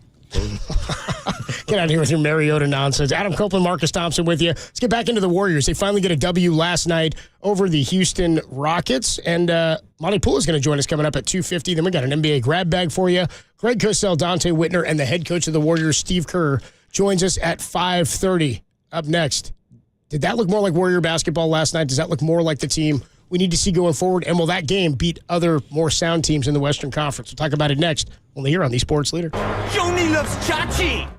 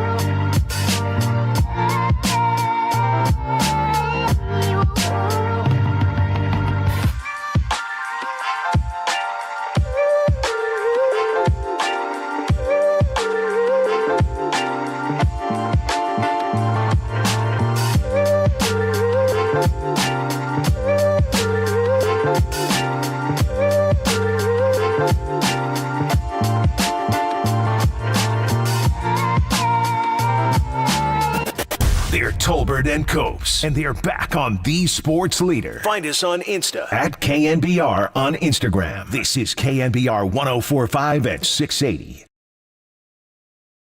Touch pass to Curry. Better look to Wiggins. Andrew driving to Chris Paul. Open Klay Thompson three. Yes, sir. That is Warrior basketball. That has to go. The ball movement was too good. The unselfishness was there. They passed up a few good ones to get a great one. The Warriors are playing a quality game, but the Rockets are right there with them. Chris Paul. What a game for Chris Paul. He's got 6 rebounds. He's got 9 assists. He's got 7 points. Make it 10 with that basket. This bodes well for the Warriors. Steph Curry. Oh, man. He had Brooks flying at him and still made that three. It was subtle, but he stopped in no man's land off that split action. Before the switch happened, they couldn't figure out who to stay on him. And the Warriors' losing streak is over. Steph hadn't had a 6-game losing streak since his rookie year. Look at Steph celebrating. We did it! Warriors going to win. Last night over the Houston Rockets, Marcus Thompson was on hand. Did it look more like Warrior basketball? I said that when we were going to break. He said no. If it was Warrior basketball, they would have won by 20. There were stretches, yeah, but still defensively, they're a problem. Yeah. We did it! What'd you think of the, Steph 32, Klay 20, CP3 goes for 15, Wiggins had 12. That was good, all in double figures. They got the scoring. That's just what Steph does, though. Opens it up for you. Yeah, Steph, to me, is like he's just got to get buckets. Like, fourth quarter, Steph had to do his Steph thing. That's what they need to win now. Like, they just need it. He's got to carry them through the rough patch because they still don't have it. Defensively, they don't have it. They don't have their 2 best defenders, right? No Draymond Green, no Gary Payton II. And you saw they got outscored in the fourth quarter. Like, Houston outplayed them. They just did enough to win it, but it shouldn't have been close. So they're still not there. But Steve Kerr's point is, I don't know if you agree with this or not, Steve Kerr's point is, coming out of losing streak, no matter what happens, like that first win is going to be a grind. Like, you don't blow teams out in that win because you're trying to get out of a rut. So, see, I mentioned baseball earlier when they say you get off the schneid because it's easier to, I don't want to say easier, but it happens faster in baseball to lose 3 or 4 or 5 in a row. Your team goes bad, you get banged up, you're exhausted, bullpen's chewed. You play 1 week of games, you could lose 5 straight fast, and then you can turn around, you can go 7-3, and you're right back in it. Basketball, it's like more of a slog because you're not playing every day. And a lot of these teams, they've played back-to-back. Oh, yeah. Like you played OKC back-to-back, Minnesota back-to-back. Same thing is coming up with the Clippers next week. You get them at home on a Thursday and then on the road on the Saturday. So it's a lot of play. You're kind of annoyed when you play that same team over and over. But in baseball, they say that a lot because it's easy to swirl the drain fast. And so when you finally get the win, it's hard to finally get that W. Last night did feel like it wasn't. They kept kind of clawing at him. Sagoon or whatever that dude's name is. Alperen Sengun, That is a monster, man. And he's not even a monster. He was just a monster on the glass against the Dubs. No, he's actually pretty good. He has a good touch. He's a good young player. Soft touch. He knows how to be physical, but like you say, he's got great touch. So he'll like bang, bang, and then just nestle this soft floater over the rim. Get me thinking about that movie with Adam Sandler. With, what's his name? Who was on the Celtics? He did the basketball movie. No, Hustle. Yeah, right. When he plays the scout like down in Brazil. No, you're thinking of Uncut Gems. Oh, okay. I'm sorry. You're thinking of the gambling movie. You didn't see the Netflix one where he plays the basketball scout? Oh, you're talking about with Bo Cruz. Bo Cruz, yeah. Bo Cruz is the fictional player. Yeah. What was that? I forget the name of the actual player. He's on the Celtics for a minute. Juancho Hernan Gomez. Yeah, Juancho Hernan Gomez. He's on the Celtics now? He was, and by the end of that, I think he was at one point. Anyway, had me thinking of that too. The Warriors have their own Bo Cruz, the real life Bo Cruz. Guy Santos. Guy Santos, right. Derek's just not in the NBA anymore. That's why I was like, he's not all this. No, I was like, this guy banging in the paint. I'm like, young dude from overseas coming with his strength in the paint and pounding the dubs, but couldn't come away with a win. He's a bigger dude. Yeah. He tried, though. He also made sure the Rockets covered at the end, by the way. He did. Well, tell me what was going on with that. You said there was some conversation. We were just talking about it like you think the game is over, but he goes in and he gets a bucket. And, like, I mean, he's from Turkey. Is he even aware? Like, I don't think anybody knows, but it's one of those things where it was a really bad beat. It was a bad beat. That's a bad beat if you had the Dubs playing the 7. Oh, it was a total bad beat. The game was over. We were talking about it yesterday, and we both said, I don't know if they're going to cover that. And, they had it. They had it, yeah. So that was definitely a bad beat. So, then there's like that, like, whatever, 2 seconds left, and the Warriors come down. So it's like, I wonder how many in the arena were like, hey, man, just go ahead and shoot it, see what happens. Because they were good. They had it covered, and then Sengun had this meaningless layup, and then the Warriors dribbled out the clock, and that was it. So that was definitely a bad beat. But he's pretty good. They have this offense-defense struggle. They got some guys who are really good defensively, not great offensively. Then they got some guys who are good offensively, but not good defensively. And he just had to make a choice, and he went with Saric. And Saric was food, but Saric was like going back at him. He could go inside. So Looney could guard Sengun, but Looney, he's not really doing well offensively right now. So that's the kind of juxtaposition there. And Steve Kerr eventually said, though, like, you're going to have to get down to 9 guys. He's playing like 12. Somebody's going to be out the rotation, like, at some point, when you get everybody back and healthy. So that's going to be the tricky part. So the 9 right now, it's probably Saric, right? Saric is definitely in it, yeah. No question. So Saric. I'm talking of the bench guys. So we're the bench Pajemski's playing a lot right now. There's Kuminga, Moody, Pajemski, Saric. Now you start talking about, technically Chris Paul is in that mix, so that's 5. He's going to play. Yeah, Gary Payton II, right? Trace Jackson Davis. Like, he seems more situational now. Yeah, and they actually could use him more because he's actually a pretty good big. Like, he's a body. But somehow could they use him to help that situation you were talking about? Because you were saying, and this is, I don't know what they did from 3 last night. Let's check the Rockets. Rockets were 13. That's the thing. This was a game the Warriors should have blown them out. Yeah, should have blown them out. They made 8 more threes, so that's plus 24. And which never happens. The Warriors outshot them from the free throw line. They were plus 13 because Steph was 11 to 12 from the line. Yep. If the Warriors outshoot you from 3 and from the free throw line, they're supposed to be chilling at the end of the game. Like, it's supposed to be a blowout. But it wasn't. Like, they still had to scrap. Steph had 30. Chris Paul had a double with 1 turnover. Clay finally broke out of his slump. And they still barely were they're still hanging on at the end. That's how you know it kind of wasn't like the Warriors. The Warriors we know, they're on the end of the bench kind of trolling Dillon Brooks at that point. They're laughing at Dillon Brooks, but they kind of need it. He's like, I covered whatever. Exactly. Whatever, I covered. It's all good. Against the spread. We had Ramona Shelburne on last week when the news broke about the Draymond suspension. And we had her on and we played a cut from her coming in because she had, I think the day before, maybe that day, said she thought CP3 should be more involved. And I was like, you think you should play more? And she said, I think you should play more with Steph. What do you think about that? I agree. I feel like that's going to be the solution. I feel like that kind of opened a lot up last night. That's what he was saying. He's going, I find Clay, I find Steph, I expect him to make it's every more shot. Steph and Clay. Like, it's essentially the Draymond role. I was going to say that about last night. He even boarded like him last night. Yeah, he did. He did what Draymond does last night. They've always needed, it was Iguodala before it was Draymond, right? It would be KD, but they've always needed that one guy at the top while Steph and Clay are running off screens. Who can keep things calm and organized. That's when Steve Kerr's feet up and he's in his garden and life is good. When he's got a guy at the top who he trusts with the ball and Steph and Clay running off screens. Like, that's Steve Kerr's happy place. Right. So that's where Chris Paul is like, yo, I can do that. And he's really good at it. Like, he's been doing this for 20 years. He's really good at it. The only question is when Draymond gets back, that's Draymond's role. So now what does Draymond do on offense? Is he just a screener? Is he spotting up? Right? Because the other guys got to spot up because that's Wiggins spotting up. Like, what is Draymond doing in that situation? Is he the dunker spot? Like, like, that's going to be the thing, which means you'll probably just see a whole lot of pick and roll. But to me, like, there's been a lot of emphasis on Chris Paul and how good he'll be for Jonathan Kuminga. It's like, yeah, that's not the most value you get out of Chris Paul. The most value was the 15 and 12 and the one turnover. The most value is you need him to get Clay going. You need him to get Clay being well. You need him to feed Steph. Like, that's the most value. The problem is you kind of sacrifice defense a little bit because you're really small. Steph, Clay, and Chris Paul. Well, I guess that's Wiggins now because Clay is kind of a power forward in that lineup. Yeah, so it's like you're pretty small. But Steph, we were talking about it yesterday. You're playing a lot of minutes with a whole roster, a whole lineup that is 6', 7, and smaller. But Steph is pretty good defensively, so it lessens the blow. I mean, the real issue. Here's what you need. Here's the problem with losing 5 games in a row at home, which in general is not the biggest deal in the world. It's a longer slump than you'd expect from the Warriors. But the real problem is now you got to play Chris Paul 34 minutes a game just to right the ship. You got to get back, right? You got to get that back somehow.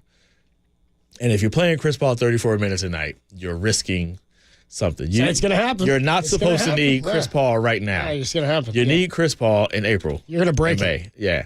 So that's the worry about, all right, you start him, he's playing 34 minutes a night, you're just asking for it. Because if they end up the 2 seed, if they're going to run up the 2 seed, Chris Paul gets hurt in the playoffs, then it was all a wasted experiment because you needed him for the playoffs.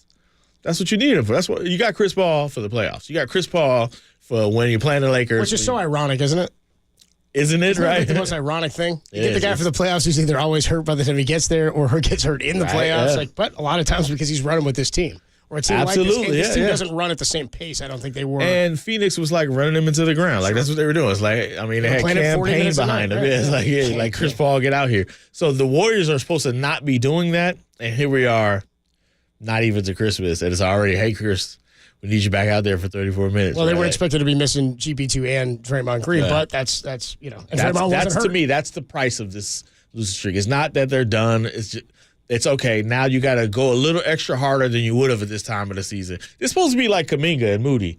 That's who's supposed to be killing right now, right? Like Clay hit a couple shots, Steph, you good, but it's supposed to be the youngsters balling. But now it's not that way. So they got to get back, and we'll see how they are by All-Star break. Tolbert and Cope's Marcus Thompson hanging out with me today. He'll be here tomorrow as well. Warriors get the win over the Houston Rockets, 121-116 the final. And Marcus yesterday said they got to get better on defending the three. Let them take that too, and that's what happened. 56 points in the point yesterday or last night for the Rockets, 31% from three, and the Warriors dominated at the free throw line. They won the three-point battle. They won the three-point battle. They shot 48% from three.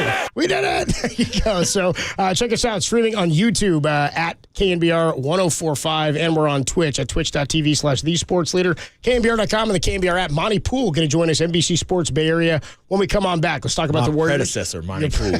Your predecessor, Monty Poole. We'll talk about the Warriors snapping this losing streak, and how do they get right when Draymond Green comes back? Only here on the Sports Leader.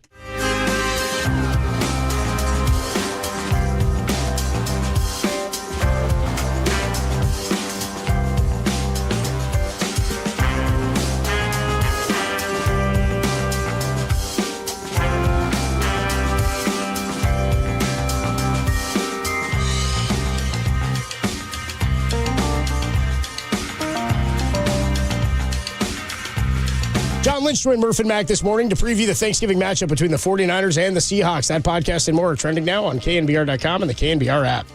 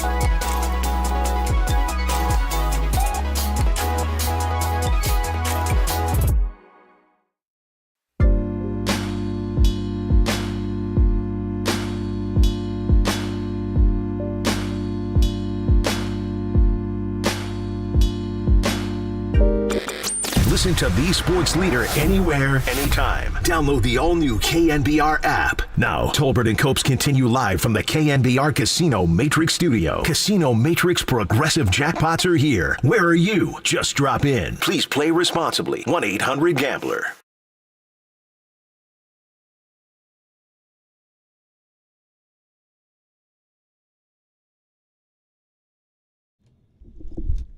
Adam Copeland, Marcus Thompson with you here on a Tuesday afternoon.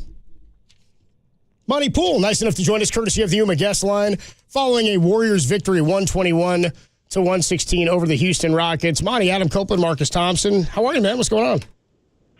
I'm good. How you guys doing? Pretty good, man. Nice to see the Warriors get a win last night after losing 6 in a row. We were just talking about Chris Paul. I was talking about Marcus's questions to him after the game about like whether or not the 12 assists still impress him. Because here we're like, man, we haven't seen a point guard like that. We've seen a point forward handle it like that. But I think we came to the conclusion that he's sort of been playing that Draymond Green role while Draymond's been out. Yeah. I mean, well, they brought him in for specific reasons, and one of those is the assist-to-turnover ratio because, as you know, if you paid attention last year, you saw they got killed in that category. So he's doing pretty well, I'd say. So check this out. The Warriors made 8 more threes than the Rockets. They made 13 more free throws. Yet they were white knuckling at the end because they couldn't guard Şengün. Are you feeling like the streak is actually over, or the problem's still there, and Houston's just not as good as Oklahoma City and Minnesota? Oh, no. The streak is over because they won a game, but the problem's still there. It's like they still have issues. They still have major issues.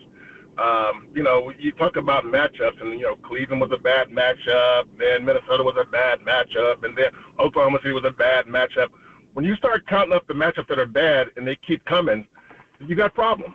And so I think that the bottom line with this team is that they're going to be slower than most teams. They're going to be smaller than most teams, and they're going to be less athletic than most teams. So I don't know about you guys, but when I was growing up, I was always told in sports, small and slow wasn't a good combination. So what they have to do is try to find cheat codes to overcome that. And Steph Curry is a cheat code, but they might need a couple of cheat codes. Talking to Monty Poole here, NBC Sports Bay Area on the UMA guest line. In terms of what happens to the rotation when guys start to get healthy and come back, we were saying Steve Kerr's playing like 12 guys right now. He's going to have to get down to 9. Are these guys playing for that playing time, or do you foresee a pretty easy transition into which guys become the 2 units? No, it'll play itself out. I mean, you look at this team, and, the starting 5 is going to be somewhat fluid. I mean, obviously, Steph, Clay, Draymond, and Wiggs, they're probably going to be there. I know people want to move Clay to 6-man and stuff like that. And, I guess it's possible, but I think that's like a last resort kind of thing. But when you look beyond that, the second unit, you've got Chris, you got GP2, you got Moses, you got JK, you got Dario. So, I mean, that's 10 guys right there. Which one of those guys is out? Is it Moses? He seems to be the one that's the most fluid, where his minutes go from, 21 night to 6 the next night. Is it JK, who sometimes is really good and sometimes is not very good? There's options. It'll play itself out, but you know what? The rotation could change from game to game, week to week, based on matchups. Based on what Steve has been doing over the years, he also looks at matchups and says, okay, what's the best matchup, and goes with it. So, this whole get down to 8 or 9 people, it sounds good, but I don't know if it's going to be the same 8 or 9 people game in, game out. I doubt it will be, actually. Monty, you've been around this team for several years now. It's always Two or three. Klay Thompson, right? Klay Thompson is fascinating to me because while this is the same song and dance, right? Every year, Klay starts cold, and then he'll find his rhythm, and then he'll, reply back. See, I told y'all, right? Like, why would y'all bother me in the first place?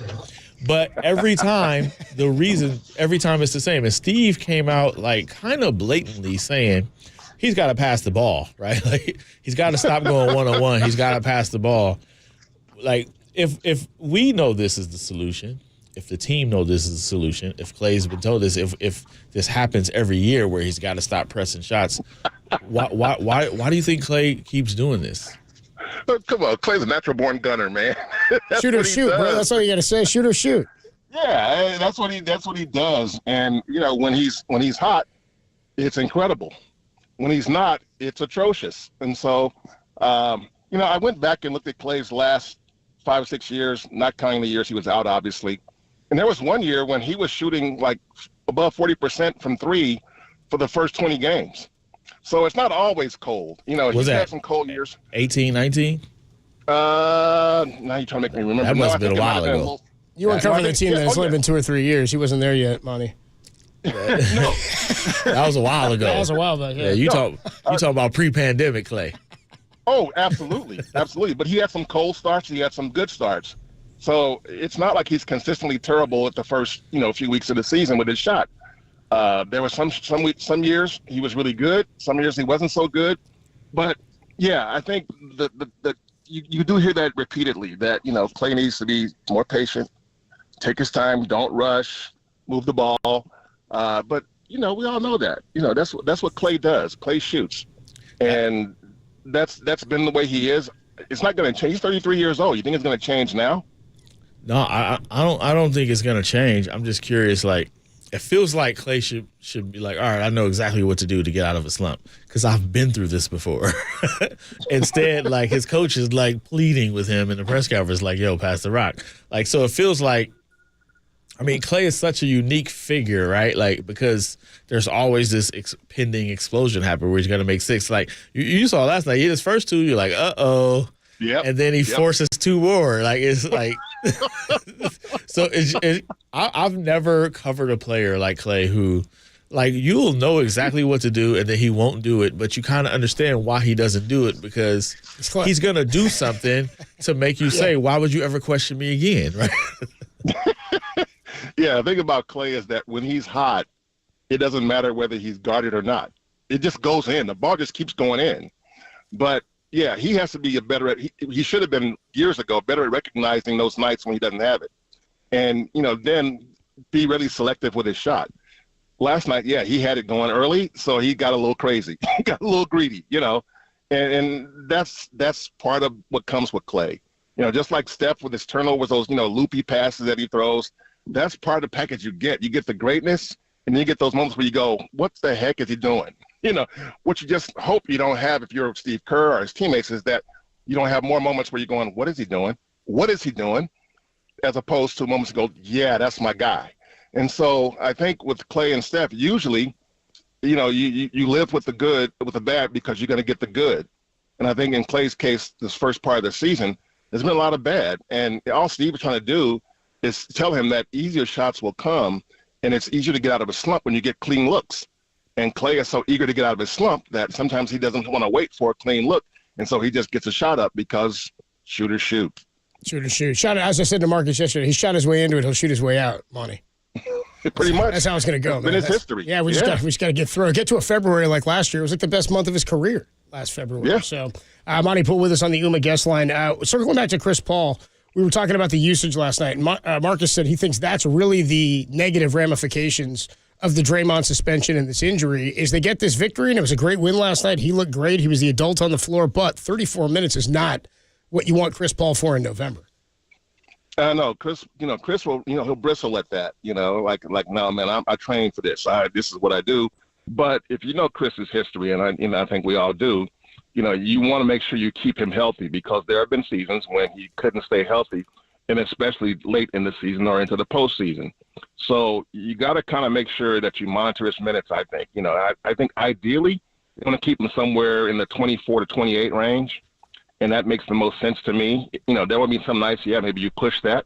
And there'll be some nights where maybe you pull back, because you don't need him out there. You win in the game pretty handily, and, you can let Pods go out there and play the point or something, or Corey Joseph or somebody, So it's with Chris, to me, it's important that you monitor his minutes. I mean, you don't want him playing 34 minutes a night.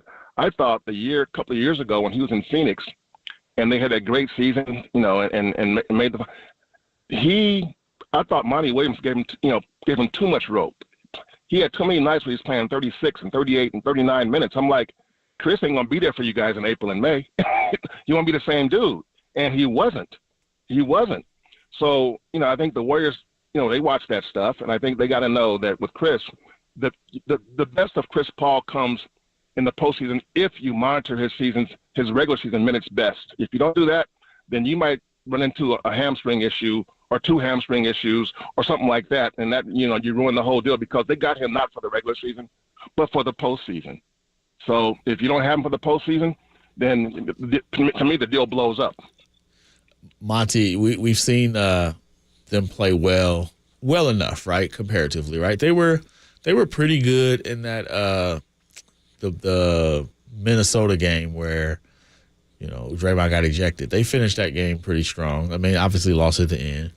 Oklahoma City games, the first one wasn't good, but the second one was good. Then you throw Houston in there. One of the common denominators is Chris Paul was playing a lot. When Draymond comes back, do you just keep Chris Paul in the starting unit? Because I know you've been there. You can tell Chris Paul wants to start. Like it's very clear he wants to start. But do you think he starts, or do you think he goes back to the bench and you go back to the original plan? And my question is the same question that people had when they asked before the season.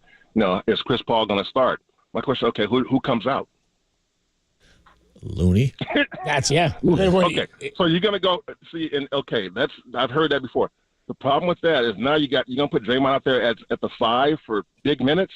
Draymond at the 5 has always worked best when he's playing spot minutes at the 5, maybe 10, 12 minutes a game, 15 maybe. But when you put Draymond out there, if you're gonna play 30 plus minutes at the 5, you're risking something, man. You're risking something because that's a lot of wear and tear on that guy who's, we all know he's undersized. And we all know his advantage against playing against big guys is his speed and his brain. But if he's out there for 35 minutes at the 5, I don't know how I couldn't get comfortable with that. I just couldn't get comfortable with that for a couple of reasons. One, you need more rebounding. And 2, Draymond is just, you don't want to push it to the point where his physical, where his body, it starts to show. And so, and if you start Chris, your backcourt gets that much, your team gets that much smaller. You're already a small team. And now you're going to go out there with the biggest guy out there is 6'7". You can run 6'6", 6'7", 6'6", 6'3", and 6 feet. That's your lineup. Good luck. I don't care how smart you are. There'll be some nights where you get your butt kicked. So there has to be a balance. You have to have somebody who can. Loon is one of those dudes, man, that you may not like what he does if you want fireworks, but his blue collar work ethic, man. This dude gets in there and gets rebounds, dirty, tough rebounds. And if the Warriors don't get those kind of rebounds, how can they get their transition game going at all? How can they pick up the pace? Yeah. And so, I think the idea of Draymond at the 5 as a starter, if you do that, to me, you just got to make sure you monitor his minutes. You got to give him some rest, more rest, and I don't know if that's the way they want to go. You think we should see more CP3 alongside Steph? Depends on the opposition and the way they're playing it. I mean, that puts Steph off the ball. And some nights, Steph off the ball, Steph is a good move. Some nights, on ball Steph is the right move. Yeah, sometimes I give Steph the ball, man. What are we doing? Yeah. Put it in his hands. If you're seeing how the game is going, and let's say Steph is one of those nights when on ball Steph can't get it going, which is pretty rare because when he's on the ball, that's when you can dip into that old pick and roll well and play with that, And so, but I think a Steph CP3 backcourt, is, to me, that's a short minute thing. That can't be a 30-minute a night thing either. That has to be here and there. And if Chris is in the starting lineup, who the hell leads the second unit? Brandon Pajemski. Brandon might be fine at some point, but I mean, if you look at your team and say we can compete for a championship, if you got a rookie point guard leading the second unit, I don't know about that. I'm skeptical. Just say that. I'm skeptical. Let's go. Nico Mannion worked. Wow. Why'd you throw Nico under the bus? Why we throwing Pajemski under the bus? It was fine when Quinn Cook did it. Nah, it was fine with Quinn. You were good with Quinn, huh? Yeah, you were happy with that. Well, here's the thing. They had a different team when Quinn was out there. That's true. They had a 7-foot power forward who could play wing, who could pass, who had handle. people forget, man, those death lineups with KD, it helps. If Draymond's going to play 5, but your power forward is 6'11", yeah, it's a little different. It's way different from what they have right now. Yeah. Way different. Monty, we really appreciate the time, man. Thank you so much for coming by. We don't get a chance to talk to you often. Have a great holiday. I know Marcus will see you out at the arena, but we don't get a chance to talk all that much. Have a great Thanksgiving, and hopefully we'll catch up after the holiday, man. And thanks for paving the way for my career. Care. I appreciate you. Thanks for paving the way for Marcus's career. I'm a fan. So, you know what I'm saying? Town biz, yeah. Somebody did it for me, so hey, you got to pass up. You got to pass it on, man. East Oakland's finest, baby. That's it. All right, Monty, we'll catch you later, man. I'm Brookfield. He's Soprani Park. Let's go. Let's go. Monty Poole of NBC Sports Bay Area does a great job covering the Dubs and paving the way for many young writers' careers. Not many. Just one. Just one who he now has to sit alongside and like compete for stories with Marcus Thompson. So thoughts on what he had to say there about Klay Thompson, his situation, getting right? I mean, you guys were talking a lot about what Steve Kerr had to say after the game. Yeah, I mean, you get it, right? That's like Klay's going to Klay. And it's why, like, everybody loves Klay. He's going to do his thing. It just puts the emphasis on everybody else to. I just remember this last year. Remember, it was like Draymond had to talk with him, like, come on, Klay. If you run the offense will take care of you. But, we talked about this earlier, how much of this is because of the contract situation, where he's like, hey, I kind of need to be good. He just takes the shots. You can just tell when Klay, like, all right, it's my time. In his mind, he's like, all right, it's my time. Yeah. But they don't need that from Klay. Does he not look right in your mind, though? Does he look different? He looks fine when he's, like, playing, like, his usual basketball. To me, Klay, 2019, when he got hurt, he was becoming a guy. He was a guy. I mean, people forget he was taking another level in the finals, man. They would have won that finals in that, Klay, because they couldn't guard him. But he was becoming a off the dribble. He could do all that. I think it's been tough for Klay to come to grips with the reality that he just never quite got to that peak. Like, he knew another level was coming. He was taking over in that final. So all the off the dribble, the fading, and all that stuff, like, he was hitting all that. And now it's not the money it used to be. It was changing a little bit. Yeah. So let's talk more about that. Let's talk more a little bit later in the show, specifically about Klay Thompson and about what, I mean, you're right, because fans have to calibrate too, right? When we see a guy and what we see him becoming, and then something like an injury, and then a second injury, he didn't play for 900 days, but we didn't see him for like 3 years, it felt like, right? And then the pandemic happens. It seems like he's not a totally different guy, but we were in the part of his career where you're right, it might have become something different, and we were all watching it build to that. And now we all kind of have to recalibrate to what it is to expect from him and how he fits into what this role is, because I still think this team can win. When you've got Steph and you've got Draymond, CP3, I think these are our weapons that can help you, but do they have enough, and what does Klay have to be? We'll get more into that a little bit later. We do have an NBA grab bag coming up here in just a couple of minutes. We'll do that, get you some stuff from around the NBA and whatever else there is in the NBA grab bag. We got some football to get into at 3:50. Greg Cosell is going to stop by from NFL Films. We'll talk about Brock Purdy's perfect day and what he saw in some of those throws. Also can talk to him about the play of the Philadelphia Eagles last night. They were, fantastic, really, and shutting down the Chiefs' offense. 17 points for Pat Mahomes off a bye against Andy Reid is unheard of. It's just not something you get.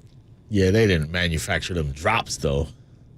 Kind of seems like that's week 1 we were talking drops for the Chiefs, though, weren't we? It's week 11, and we're still talking drops for the Chiefs receivers. Drops. That's what I mean. So Rashee Rice didn't do all that much. We thought he was kind of emerging a few weeks ago. The running game looked pretty good. Isaiah Pacheco. Can't believe that guy is a stud the way he is. He's a hard runner, man. Hey, he's one of those guys where it's like, hey, man, I understand 7 yards is pretty good, but, like, chill out on the celebration. Every run, he's doing something. He'd almost not finished the first down celebration before Travis Kelce put the ball on the turf in like 15. I was like, dude, they hurried to the line, and then Kelce dropped it within seconds. I was like, what are we doing, man? You barely got a first down before your teammate is dropping the ball. So, the 49ers road to a number 1 seed is going to be a little bit more difficult after the Eagles win over the Chiefs last night. We'll talk about that with Greg Cosell. Make sure you're streaming us on twitch.tv/thesportsleader. Thanks so much for doing so. And, of course, on YouTube at KNBR 1045. You can also check in on the Golden State Lumber and Building Materials text line. When we come on back, a nice big NBA grab bag for you. Whip around the NBA and whatever else is in that bag. I saw Snoop Dogg might pop up in the NBA grab bag. That's coming up next. Marcus Thompson, Adam Copeland with you. It's a Black Friday. By the way, head coach of the Warriors, Black Friday. It's a Black Tuesday. Head coach of the Warriors, Steve Kerr, joins us at 5:30, only here on the Sports League. Fairfax, shout out to you for supporting KNBR, Fairfax's sports leader.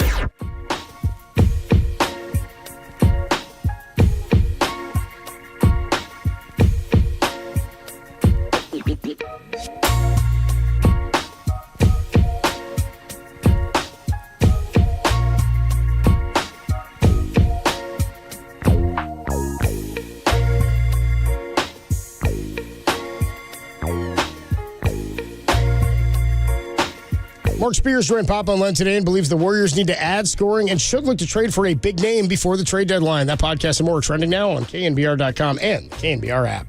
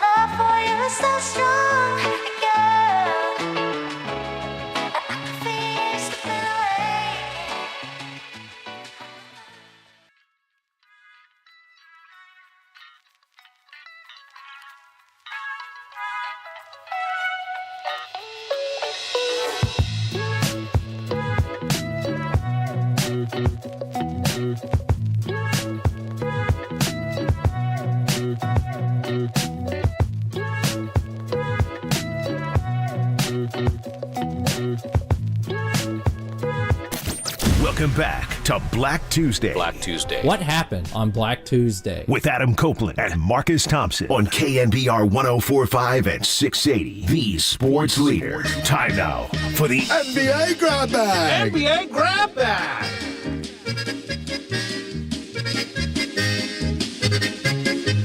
Tobin Copes with you on a Tuesday afternoon. Marcus Thompson hanging out with me yet again, and he'll be here tomorrow as well. Thursday, no live shows here on KNBR, but we do have your 49er coverage starting for you. We got a 5:20 kick, is that right, Tim? So we got a 2 o'clock pregame.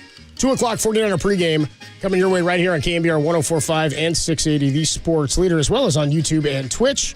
But right now, we got an NBA grab bag for you. NBA Grab Bag. And it starts, how about this, in the NBA. Nikola Jokic was ejected from last night's game in Detroit in the second quarter after getting a second technical foul for arguing with an official for not getting a foul call. This is after 2 weeks ago when Giannis was ejected after his second tech after a dunk.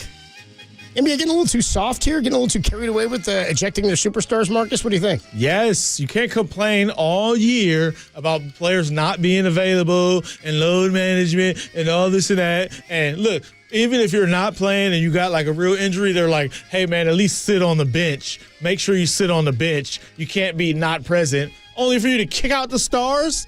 Or how about if you eject them, they get to just stay on the bench then? How about that? If the emphasis is players being available, stop kicking them out of games because referees have, like, temper tantrums. It raises the question, what's a worse look? The player not being on the floor or the player berating the official?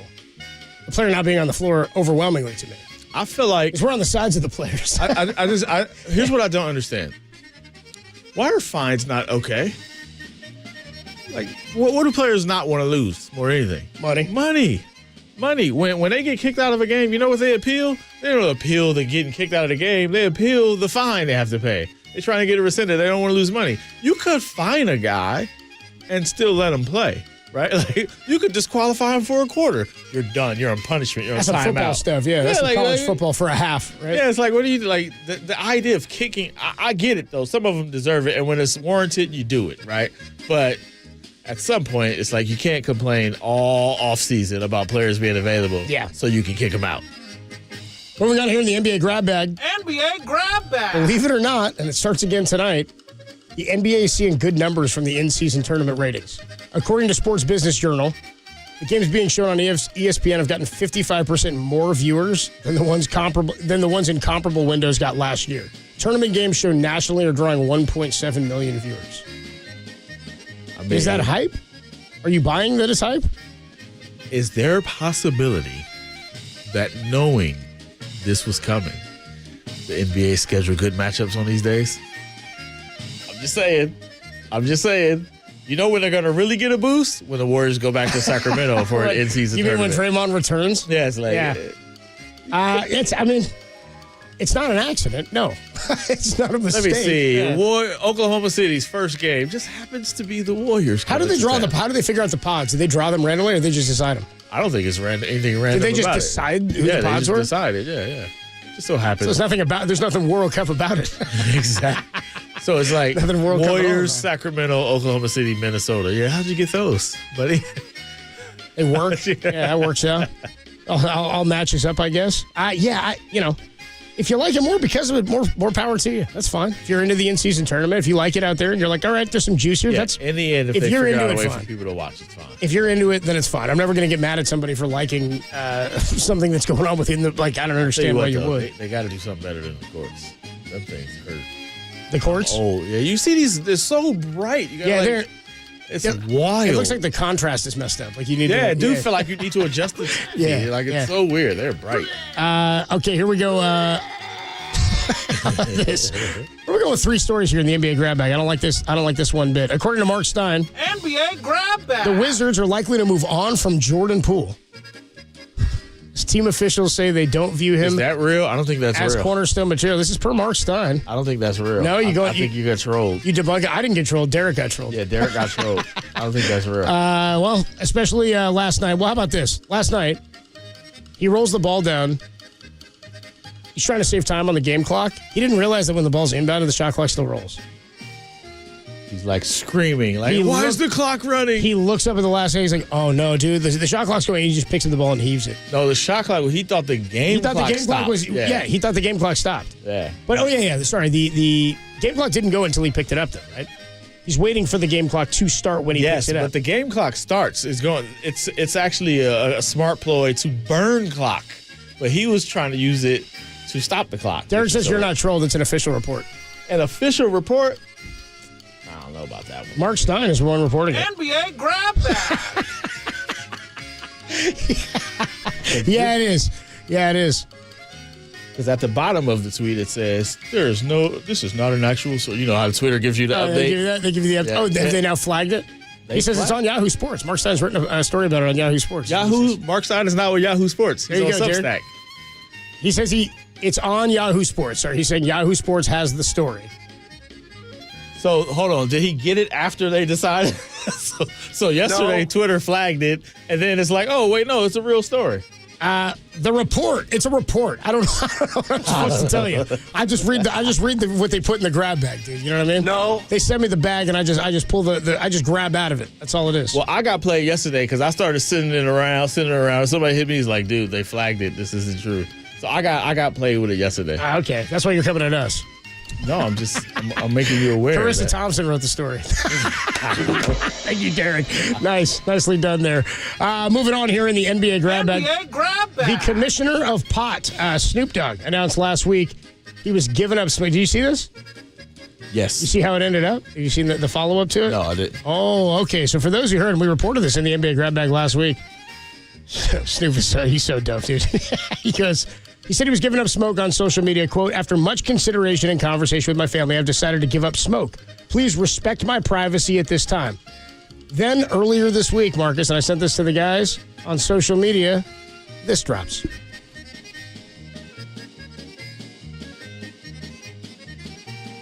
Or it doesn't. Or it doesn't drop. We're gonna piece this out here. Here it is. He puts this out on social media. I have an announcement. I'm giving up smoke. I know what you're thinking. Snoop, smoke is kind of your whole thing. But I'm done with it. Done with the coughing and my clothes smelling all sticky icky. I'm going smokeless. Solo Stove Fix 5. They take out the smoke. Clever. The dude is selling a smokeless grill is what he was hyping it for, dude. He's sitting by a grill. He's like, they took out the smoke. Smokeless. He's selling like a grill. Oh, it was he's selling all like a ploy. It was all a marketing. I was like, there's no way. And then, by the way, you see all the other rappers that have come out too, like, I got emphysema, I'm going to stop doing it too. Follow with Snoop. Hey, that's what I saw. All these people were like, hey, man. Snoop played all these fools now. Are you kidding? It's about a grill? It's about a grill, bro. Smoke is kind of your whole thing.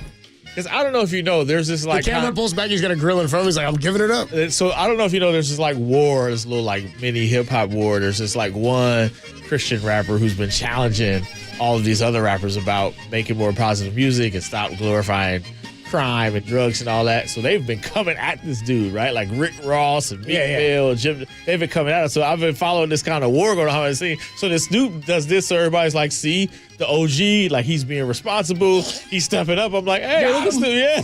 Got him. That's the last I heard of it. I thought this was like, all right, rap is about to grow up. That's what I thought. I was like, damn, it's crazy, man. They're like, yeah. And then there was all these like articles that came out, like, it's so much stronger now. It's much different than it used to be.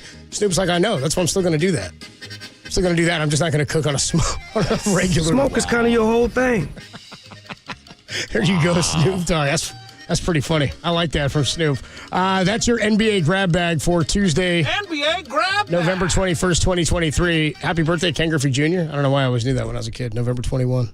There you go. It's out there. Look it up. All right, when we come on back, let's get back in to a little bit of football. Greg Cosell joins us at 3:50, a little bit of film breakdown. And then Brock Purdy. How about this? Making more and more of a case for MVP after what we saw last night. Is that in the cards after Patrick Mahomes potentially took a step back? What did Jalen Hurts do to help his case? We'll talk more about that when we come on back. And then Greg Cosell at 3:50, only here on the Sports Leader.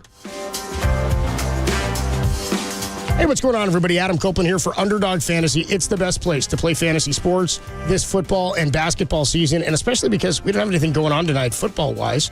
We can get back in to a little bit of basketball. First, head on over to the Underdog Fantasy app. You can download it if you haven't already, or sign up at UnderdogFantasy.com. And when you do, sign up with promo code KNBR. They will match your first deposit up to $100. And they're going to give you a special pick live in your Pick'em lobby. Let me tell you about the Pick'em game. That's where they give you a series of player stats, and you pick whether or not the player will go higher or lower than each stat. So let's go with let's go Scotty Barnes tonight for the Raps. They're going to be at Orlando, so we could go with why don't we go higher than Scotty Barnes points? We can go lower than Ben Caro's rebounds for Orlando. Those win. You can go you can make 5 times your money right there, or you go 5 for 5. You can go 20 times in a single game, totally legal in California. A ton of fun to play along as you watch your team. But it all starts with downloading that Underdog Fantasy app, signing up with promo code KNBR. They'll match that first deposit up to $100, and you get the special pick in the Pick'em lobby. It must be 18 or older and present in the state where Underdog Fantasy operates. Terms apply. Are you concerned with your play? Call 1-800-GAMBLER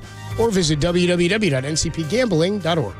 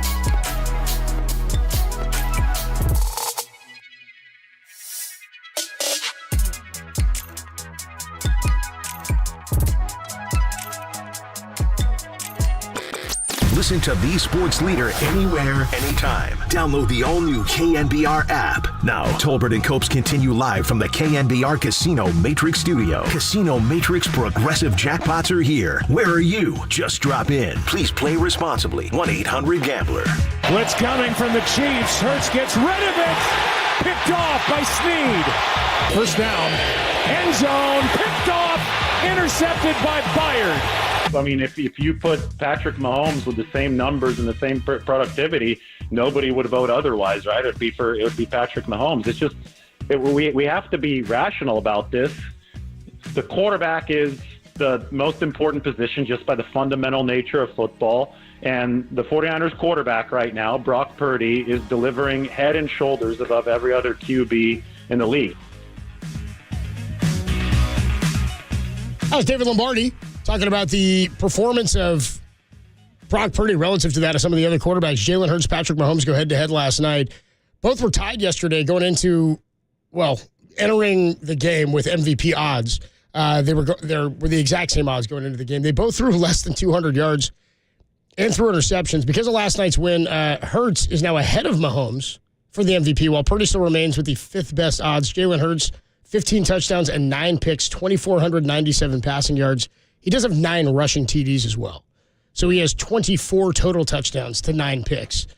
Purdy has 18 touchdowns to 5 picks, 2,600 passing yards. Do you value stats more for the best player in the league when it comes to MVPs? I mean, quarterback at some point, if we're just going to give it to quarterbacks, it's got to be a winning quarterback with good numbers. Yeah, numbers are important, but I think it matters, like, how you win. Sound weird. The value to the team. This is where I feel like war comes into play, right? Like, if you put somebody else in there who's good, would they still be the same? With Jalen Hurts, it's like, no, you can't. No, that's a fair argument. The whole thing is, it depends on who. I said that. I think we said this yesterday, or maybe I said to Tom. Who's the replaceable player? What's the replaceable level quarterback player? Is it a guy like Jimmy Garoppolo? Is it a guy like what's the average? What's the average guy you would have to plug into each team and say, are they good with said guy? Like Alex Smith might have been a good middle. You know what I mean? Yeah, but like in that offense, you can't. You can't because it's designed around what he's capable. Literally based on him, and it changed with his completion percentage. I mean, his first year when he was completing less than 60%, I think he might have been around 52 or something, 53. Yeah. He was not nearly as good. So, like, how many quarterbacks could you put in Brock Purdy's situation and they thrive? They end up being. Well, we've seen a handful. I mean, we haven't seen the exact roster, but we saw Nick Mullins here. We saw like Beathard. No, I mean, you mean in this exact team in this situation? Yeah, and also I'm talking about like average level quarterback. That's what I mean. So who's the average level quarterback? What is that? Like, it's the 25th best quarterback in the league? It's got to be like 15. He's got to be right in the middle? Yeah, it's the 15th best quarterback in the league. I bet you could find 15 pretty damn good ones that you would say that's above average. Yeah, no question. I feel like if you could put that person in and you'll be just fine. Like, to me, that like it's about what they bring to it. It's not just like the stats or the wins or the success. You know, like if somehow, I don't know, the Jets ended up winning games more than they did, is Zach Wilson MVP just because he's the quarterback? Like, nah. What they do would be different. I do think if you put a few other quarterbacks in Brock Purdy's shoes, they would be just fine. But I think you have to be considerably better elsewhere. Like, if we're going to make the example, you gave the Jets as an example, right? Let's go to like the Buccaneers, the Brad Johnson Buccaneers that won the Super Bowl. Like, that team was clearly not run by the quarterback. So you'd never go there for the MVP. Rich Gannon, I think, won it that year, right? So you could go to that same Ravens situation in 2000. Like, you're not going to give the MVP to that quarterback because the defense is what's getting it done. Yeah, in today's game, Dilfer, in today's game, I don't think you're going to get a team that is so good elsewhere that the quarterback is irrelevant in terms of their value to the team. Like, I think you have to have. That's why you can't just throw anybody in there. That's why it doesn't work the same way anymore. And I think we all agree that the quarterback's the most valuable position in sports, which is why maybe next to basketball, and basketball's tough because there's so, like, you could give it to a handful of guys almost every year in the NBA, it feels like. There's so many, like, without that guy, without Embiid, what are the Sixers? Without Giannis, what are the Bucks? Like, they're valuable to every one of those teams. Yeah, and there's only 5 guys. That's what I mean. Yeah. But for quarterback, it's tougher to tell because you play one side of the ball, but you need a good one to win. Yeah, so to me, quarterback to win MVP, it's got to be more than you need a good one to win. Like, Russ has never gotten a vote. Isn't that wild? Russell Wilson's never had an MVP vote. Not really. It's not wild. It's not wild, but you think about his numbers. You think about his numbers. You think about when he played. You think about going to the Super Bowl in the playoffs every year.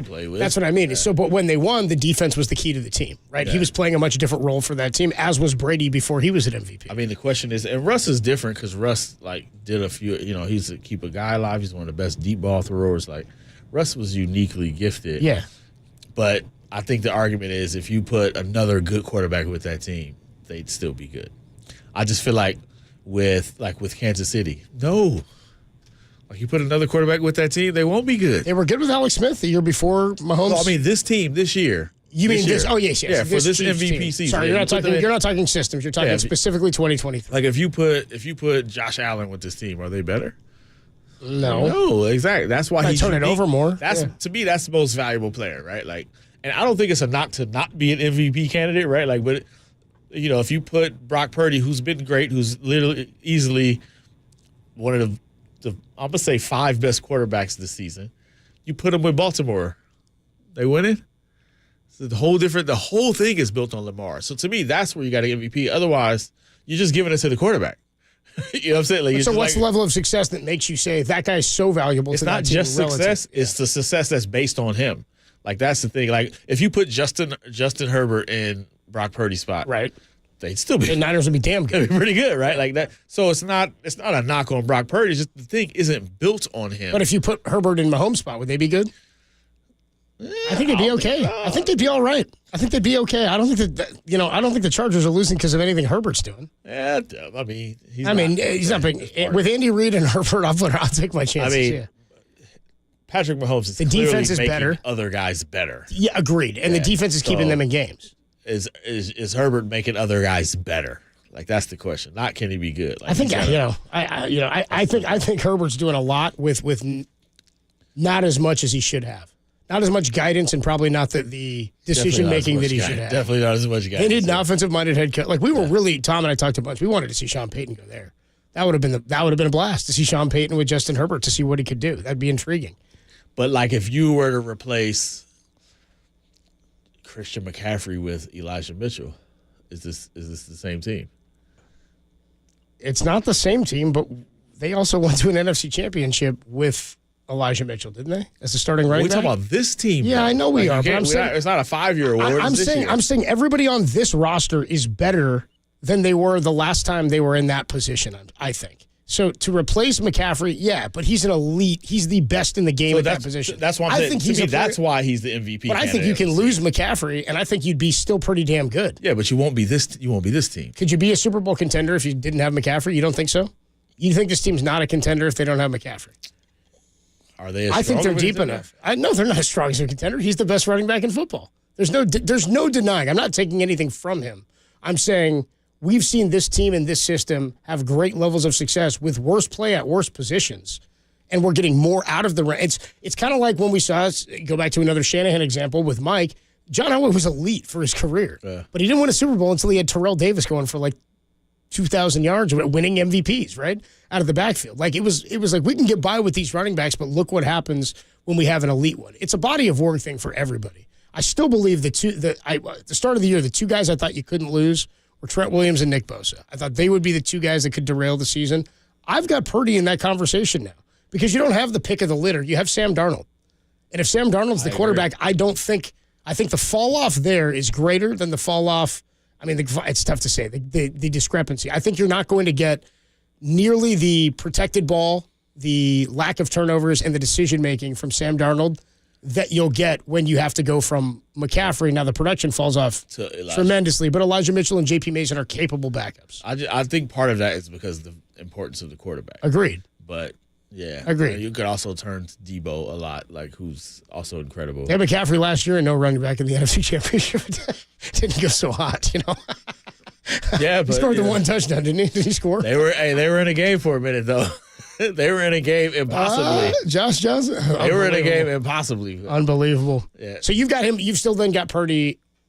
You've got him behind. So Josh Allen. Who are the five above it? Because we had him yesterday. It was Hurts, Mahomes. Was it Josh Allen? Was he above him? Lamar has got to be above him.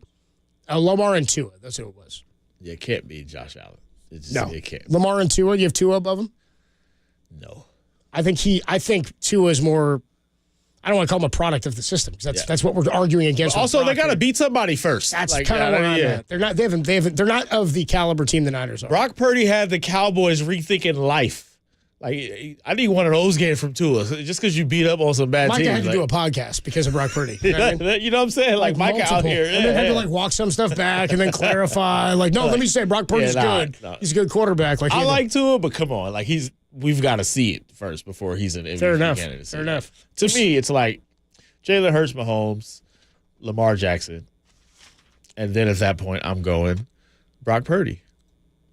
But I think to what they do and who they are, and this particular team, Christian McCaffrey is the MVP. Is the MVP. Yeah. I don't know what it's going to take for a guy like that to get the votes. He literally scored a touchdown in like 80,000 straight games. Like he's the center of the offense. Like he's the running back. He's catching balls out of the backfield. He's the blocker. He's the guy Shanahan uses to move the defense. Like which opens up.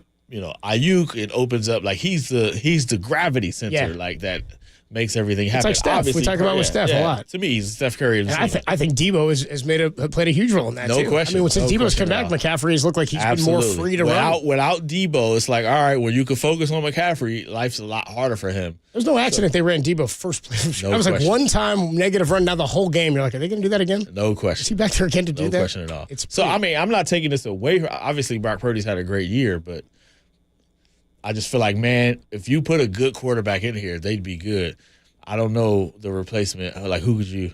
I mean, but then running backs are like, throw anybody back there, right? The running back, so that's what I mean. That's why the argument for McCaffrey is like, this is my point for the Chiefs, is that they just won a Super Bowl with Isaiah Pacheco out of Rutgers as their starting running back.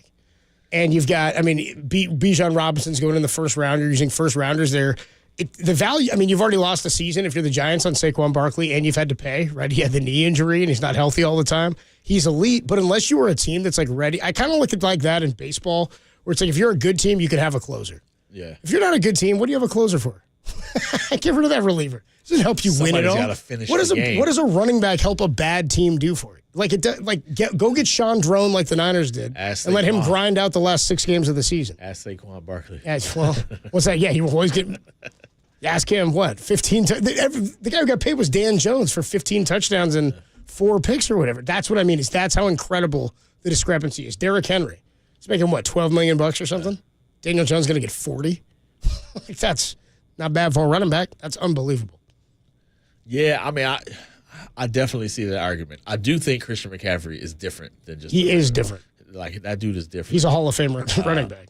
And the 49ers went from being capable of winning the Super Bowl to a perennial favorite with Christian McCaffrey. Like, they got Christian McCaffrey, all of a sudden it's like, okay, they should win a Super Bowl at some point.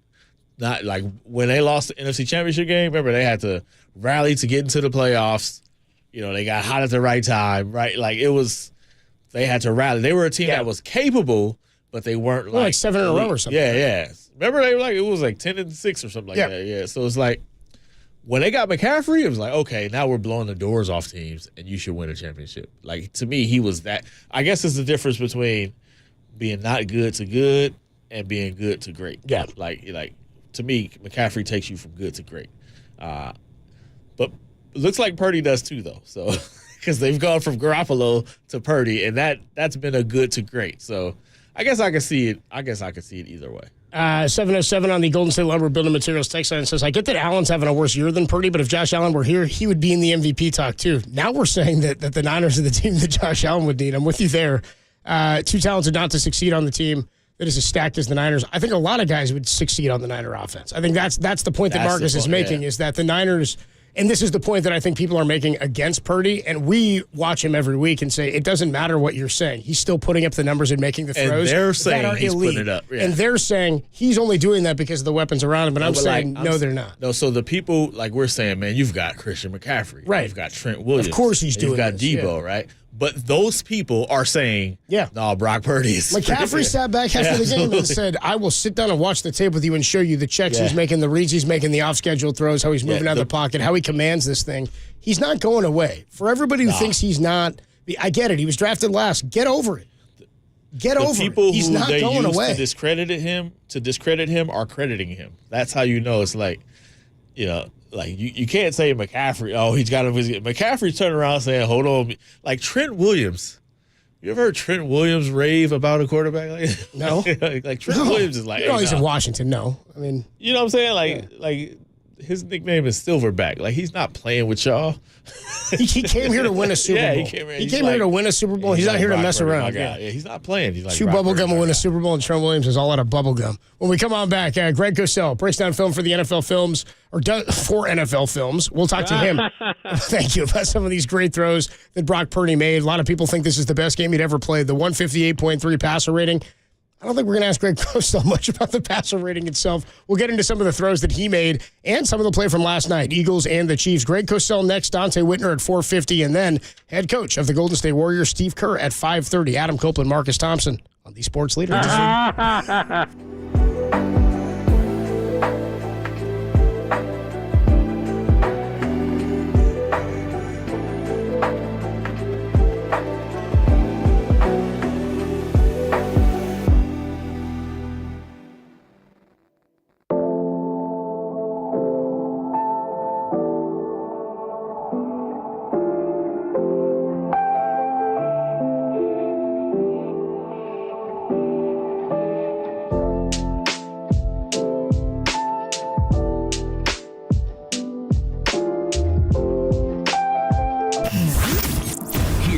What's trending now? Trending now. On KNBR.com. 49ers safety Tashan Gibson joined Murph and Mac this morning and says the moment will not be too big for Jer Brown to fill in for Talanoa Hufanga. That podcast and more are trending on KNBR.com and the KNBR app.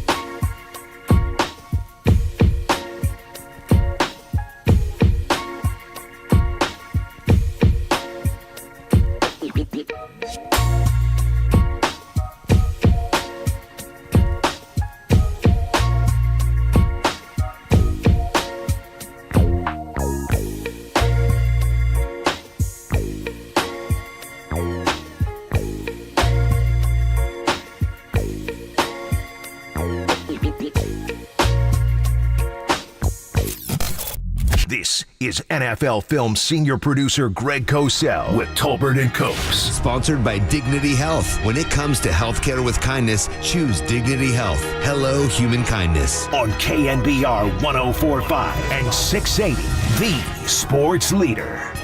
We do it every Tuesday throughout the football season. One of our favorite guests, Greg Cosell, course, of NFL Films, does a great job breaking down film throughout the week and then does a great job explaining it to us when he joins the show. What's up, Greg? Adam Copeland and Marcus Thompson in for Tom today. How are you, man? Hey, guys. How you doing? Pretty good. It's funny because I was thinking about this. I was thinking about you because we don't always get into like numbers and stats, of course. We get into the film study and breakdown. But everybody made such a big deal about the Brock Purdy 158.3 QB rating. And I love that after the game, they asked him about it, and he said, I don't really know what it is, man. I don't either. I don't even know what Nobody does. Nobody does, man. It's hysterical. So let me ask you, just from watching the tape and watching Brock, what did you think of his play? Well, I think Brock Purdy's a really good player. I mean, the totality of his play, since he's been the starter, has been really, really good.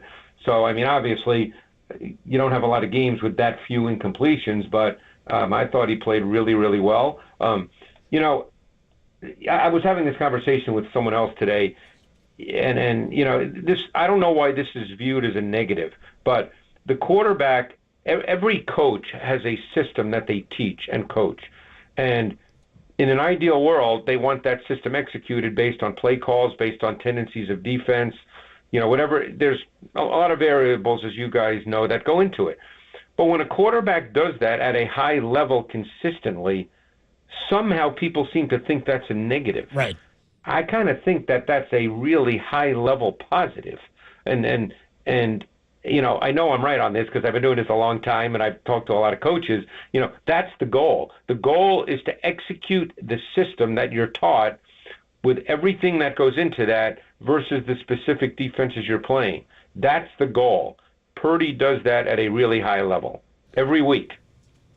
So the talk, or I guess one of the knocks about him has always been the arm question, the strong arm, and then he comes off the surgery, obviously, from the NFC Championship game. But he made a couple of throws over the last couple of weeks that seemed to be counter to that. It was like a 30-yard throw to Kittle in Jacksonville, like under pressure that he threw on the money. But last week it got a lot of attention. The deep throw he made to Brandon Ayuk, about 40 yards, ended up being a 76-yard touchdown. Can you just explain the difference between, like, what are people talking about when you have a big arm and what is actually needed? Because Kyle was talking about you don't actually really need a guy to throw it 70 yards. You just need a guy to get it downfield. And Marcus, you're right. And arm strength is, I think, a misunderstood thing. The slot fade to Ayuk for the touchdown is not an arm strength throw. The better example of a great throw came the week before against Jacksonville. I don't know if you guys remember this play. He hit Ayuk for 21 yards along the right sideline. Yep. That was a big-time throw because actually that was his 21st dropback of the game. And on 17 of the 20 dropbacks prior, the Jaguars had played single high safety coverage. Well, they called a play to attack single high safety. And what happened was the Jaguars went late rotation to cover 2, which is 2 high safeties. So the play they called was not going to work. So Purdy had to take the snap, and he had to see all this in about a second, okay? And he did. And the play that was initially called, which was to throw it to Samuel on a crosser or over, was not going to be there. So he went all the way across the field to Ayuk in a void in cover 2. So that was a far hash, deep sideline throw. That's much more of an arm strength type throw than a slot fade. The slot fade to Ayuk is not an arm strength throw the way people think of arm strength. Talking to Greg Cosell here on the Uma Guest Line. Is that we were just talking about it while you were going? Is that because we were discussing that throw yesterday? That's the left to right throw, right? He's coming across the field. Ayuk. Well, on my tape, it's from right. He's coming from right to left. Right to left. Okay. Yeah, I know what you're talking about. It's a 21-yard gain you're talking about. 21-yard gain, and Ayuk caught it on the left sideline. Yeah. Okay. Yeah. I was backwards there. We were talking about that exact throw yesterday. So that's more of an arm strength. That was a big time throw. And by the way, he made a really big time throw this week as well to Ayuk, which was 37 yards to start a late second quarter possession. I mean, it was one of his best throws of the season for a number of reasons. But he started his delivery before Ayuk even began his break, and he put it right on his hands.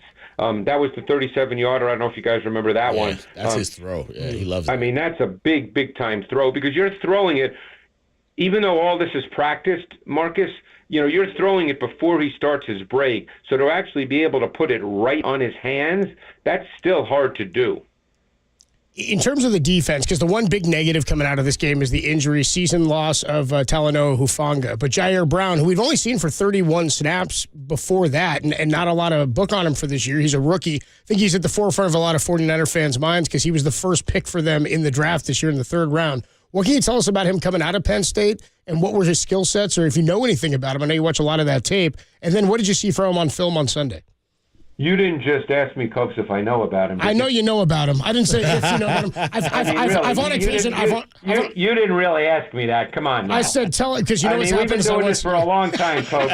You didn't really ask me. You once time caught me on it was like a random, I don't know, some guy they picked up on a practice squad somewhere and but it was like 8 years ago. You know what I mean? It was like he was way back. So I only watched 7 games of him at Penn State this year, so I've heard of him. You're my guy, Greg. Yeah, you got it. Yeah, I said in my transition that he's one of the better safety prospects in the draft with his combination of traits and his versatility to play multiple roles in different personnel packages. At his core, he's a back-end safety who showed the play speed and range to play in split safety coverages and be the post safety in single high coverage. But there was much more to his game than that. He can match up to tight ends. He can play in the box. I really liked him a lot. I didn't think he was a whole lot different than Jaquan Brisker, who came out the year before and is a starter for the Bears. I think he can play on the back end. I think he can play in the box. He's aggressive. He's competitive. I really, really liked his college tape. So let me ask you, because you brought up the tight end situation, and we've seen Talanoa Hufanga play close to the line a lot. I mean, he plays with his hair on fire. We were talking to Brent Jones yesterday about what tight ends will do to young safeties like that to try to deceive them. They say, normally, it's funny you say that. Normally, when they go man, okay, they're not a high percentage man-to-man defense relative to other teams in the league. But when they go cover one, normally Gibson is the tight end matchup, and Hufanga would play post safety. Everybody thinks of Hufanga solely as a line of scrimmage attacking guy, and that was a major part of his game. But when they went cover one, Gibson was, I would say, 80 to 90% of the time the man-to-man matchup on the tight end, and Hufanga was the post safety. That will likely continue, and Brown in those situations will be the post safety. Did you see anything? Did you see the noticeable effect of Chase Young on that pass rush? Oh, yeah, he looks really, really good. He looks, I'd forgotten how big he is. He's huge, Greg. I walked by him in the game. He's a monster. I'd forgotten just watching, because now, obviously I watch the Commanders as well, but now I watch the 49ers, in greater detail and depth than I watch the Commanders. So, seeing him these last 2 weeks, I'm like, wow, I'd forgotten how big this dude is. Yeah.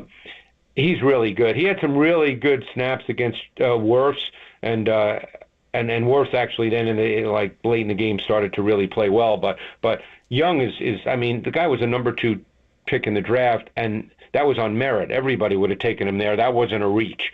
So, this pass rush D line, when they go nickel on third down and they have Bosa and Young on the edge, and they have Armstead and Hargrave inside, is there a better 4-man D line nickel pass rush? I don't know. That's a really good foursome. Talking to Greg Cosell here, NFL Films on the UMA guest line. Have you watched the tape from last night's game yet, Chiefs and Eagles? I did, in great detail. You did in great detail. So we were just talking a lot about that game because of how it relates record-wise for the 49ers and that matchup December 3rd for them to have a chance to try to chase down the Eagles. But we were also talking a lot about that defense, about how they're getting – they were fantastic, I thought. The D-line for them is incredible. What do you see from them? What are the massive strengths for them on the defensive side of the ball? Well, they've always got a great D-line. That's not profound. You guys know that. They've got great talent. What I thought last night was super impressive, and these are the kinds of things that I notice and that I love about football, is I thought their first-year D coordinator, Sean Desai, and, of course, they had the bye, I thought he was so multiple with the things he did on defense, with his coverages and his looks. I thought it was a master class. Now Chiefs fans will say, oh, if Kelce doesn't fumble and Valdez-Scantling catches the ball, that's great. Right. But I'm talking about the process of putting it all together. You've got to coach all that up, and you've got to get your players to do all that. And I thought it was just absolutely masterful. And by the way, I don't think Patrick Mahomes is playing very well, and I don't think he's played very well this year. And they've got definite issues at both offensive tackle positions. I can't tell you how many times Kelce had to be a chipper to help the tackles, and that means he's not a primary route runner, and that's a problem for them. So a lot of people would say Patrick Mahomes, I mean, it seems to the naked eye, it's just drops. What about Patrick Mahomes has not been like himself this year, or has been down this year? I think Mahomes, we all get used to seeing Mahomes, and granted, the guy's been absolutely special. It's incredible. It's funny. There's certain people you talk about, and because they've had great success, people think, you're just talking negatively. Well, he's had great success. He's a great player. That's not the point. But, sometimes this happens, and then guys learn.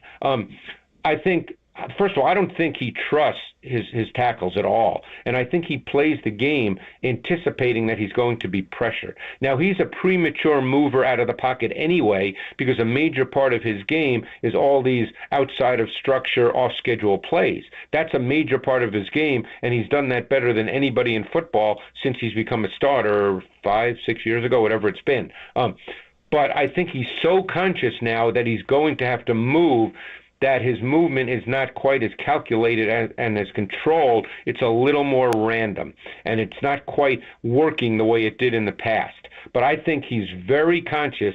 This is just, I'm not in his head. I'm just telling you what I think the tape tells me. I think he's very conscious of the fact that his tackles are not very good one-on-one pass protectors. This week we get to see Josh Allen against this Philadelphia defense. Yep, he's had a hard time. He's a turnover machine a bit, but he's still a really good quarterback. Not as hard as you think, Marcus, if you watch all the plays. Well, I haven't. That's why I need you to tell me. That's been an overblown story. Thank you. I need you to help me with that one, because I've only watched a little Buffalo Bills. Well, Dan Orlovsky, who I have tremendous respect for, and I know Dan, the guy sat in quarterback rooms for 11 years, and he knows ball really, really well. He went through all his interceptions on a show. I tend to see this stuff on social media. I'm not sitting around watching TV. And if interceptions, you've got to look at each one as an individual play and the circumstance and the reason. Now, he's thrown 4 or 5 that have been atrociously bad. You could say the same thing about Mahomes' interception last night in the red zone. Atrociously bad. And by the way, he's had a few of those this year too. But you got to put all that in perspective. Now, Allen is a certain kind of player. He's not a precision player. Like Josh Allen is not a Tom Brady or a Drew Brees or a Joe Burrow. He's not that kind of player. He's kind of an instinctive player. I think you need to continue to work with him to get him to be more precise, and I think Joe Brady, the new OC, is going to move in that direction, and you saw a little bit of it this past week against the Jets. It's going to take some time, but in any given game, he can truly be special because physically, I'm just talking physically, he's the most gifted quarterback in the league. Yeah, I mean, he's incredible. He's got a huge arm. He can run. I mean, they put it all, I think, on different places. They tried to move on from the coordinator, Ken Dorsey, as you mentioned there. But I don't know. We'll see how it plays out. You have to be in the building to know about that. That's the kind of stuff I will not talk about, folks, because you got to be in the building to know all that. And I'm not gonna make a statement that I know nothing about. Agreed, because you don't know what's what, and it's too much to tell. We don't know relationships and what works and what doesn't. You're looking at tape, and that's why we like to get into the breakdown here with Greg Cosell on the Yuma Guest Line, NFL Films. I want to ask you about the Detroit Lions, who ran into the Bears this weekend, and it was the first time we've really this year seen Jared Goff look as bad as I think he's looked. I think he's a pretty good quarterback. I really like the Lions, and I like that they have a veteran quarterback in a guy like Jared Goff. What do you think of them? Because they've got a pretty easy schedule. They ran into a tough challenge, but division games are always tough, I think, to make out what side it's going to go to, because it was a hard-fought battle. What did you see in this one? Yeah, and I think, we all do it, okay? I'm not exempt from it. We all tend to focus on individual plays as if it's the totality. Just like with Brock Purdy. He threw a couple of fourth-quarter interceptions and all of a sudden, this guy stinks, Yeah, but Jared Goff, he threw 3 picks. The first one was not on him. The next 2 were. They were bad reads and bad throws. That happens. It's the NFL, okay? It happens. That doesn't mean all of a sudden he's a bad player, And by the way, he came back and made some really good throws in critical situations in a division game to come back and win. Yeah. Goff he's a pure pocket player. The scheme is really, really good. Their OC, Ben Johnson, is a master in terms of route design, the spacing of route design. Spacing and balance are terms we more often hear in basketball, but they're very true in football. They're true in any sport where there's confined space. Yeah. We don't think of football as confined space in the way we think of basketball or hockey, but they're still confined space. So therefore, spacing and balance are still factors, and he's a master at that. I want to ask you sort of systematically here about young quarterbacks and as it relates to one guy in C.J. Stroud, because he's been a blast to watch. Oh, my God. This guy it's so much fun when there's a young quarterback or a rookie quarterback who just seems to get it so quickly, and it seems like he's building, and then he sort of hits a wall or they figure him out, and then he adjusts. I mean, that's what sports and pro sports are all about. Do you pay attention to, or have you seen late in the season, things that teams do to young QBs like him that they weren't doing early on and he's adjusted to? Is it that simple, or is it just the development of the throws that he's making? Well, obviously teams try to do things. I mean, one reason, and this gets to a larger point, that what I think you're seeing a lot more teams do, and it's one reason why explosive pass plays are a little bit at a lower level than they've been in years past, is there's a lot more disguise and late rotation.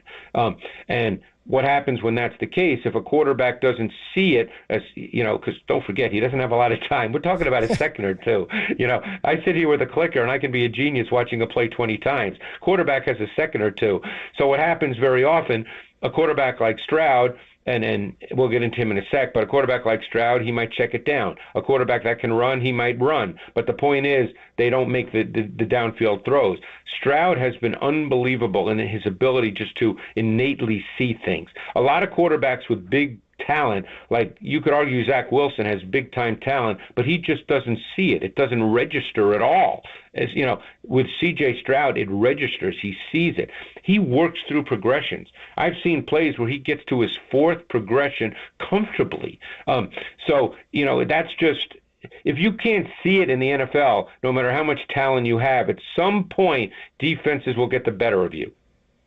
But before you get out of here, I got to ask you about another guy, who's, he's in his fourth year. He's not a rookie, but man, he's got so much potential, and you've seen it develop.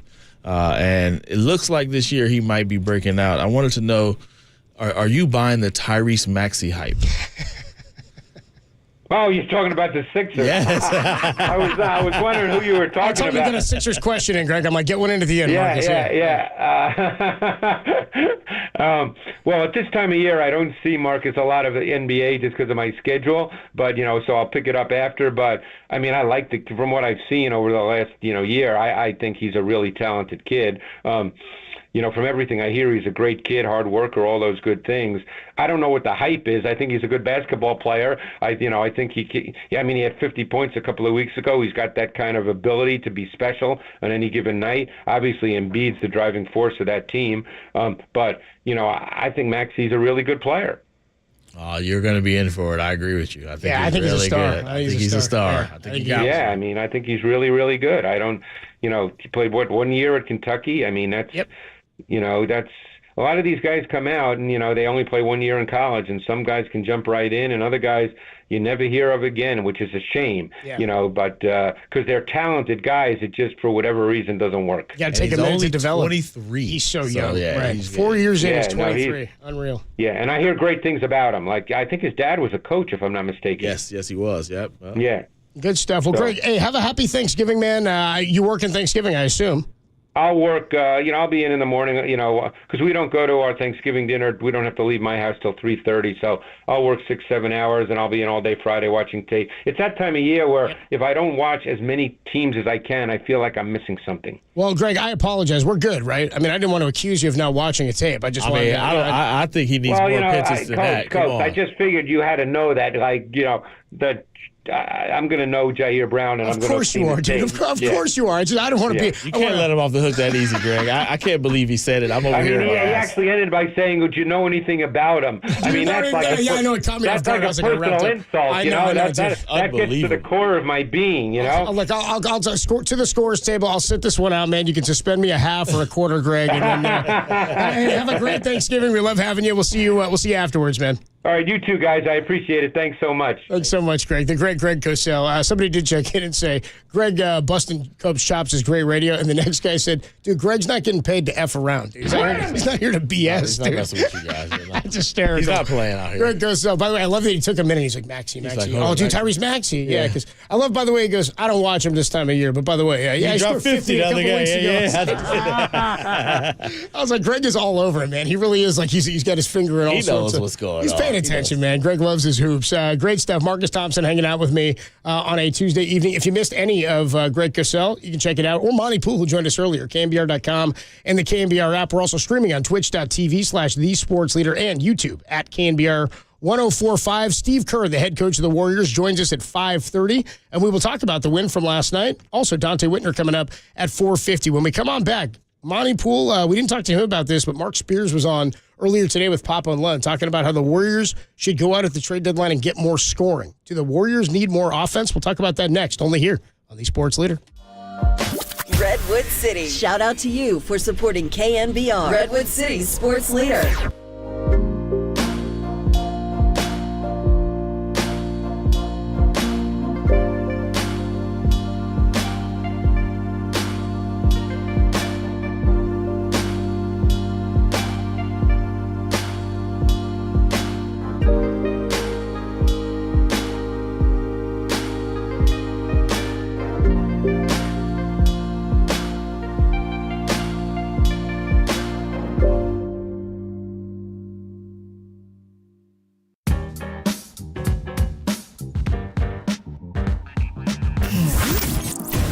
What's trending now? Trending now. On KNBR.com. The Warriors finally won a game. Their 6-game losing streak came to an end with a 121-116 win over the Houston Rockets. More on that story is trending on KNBR.com and the KNBR app.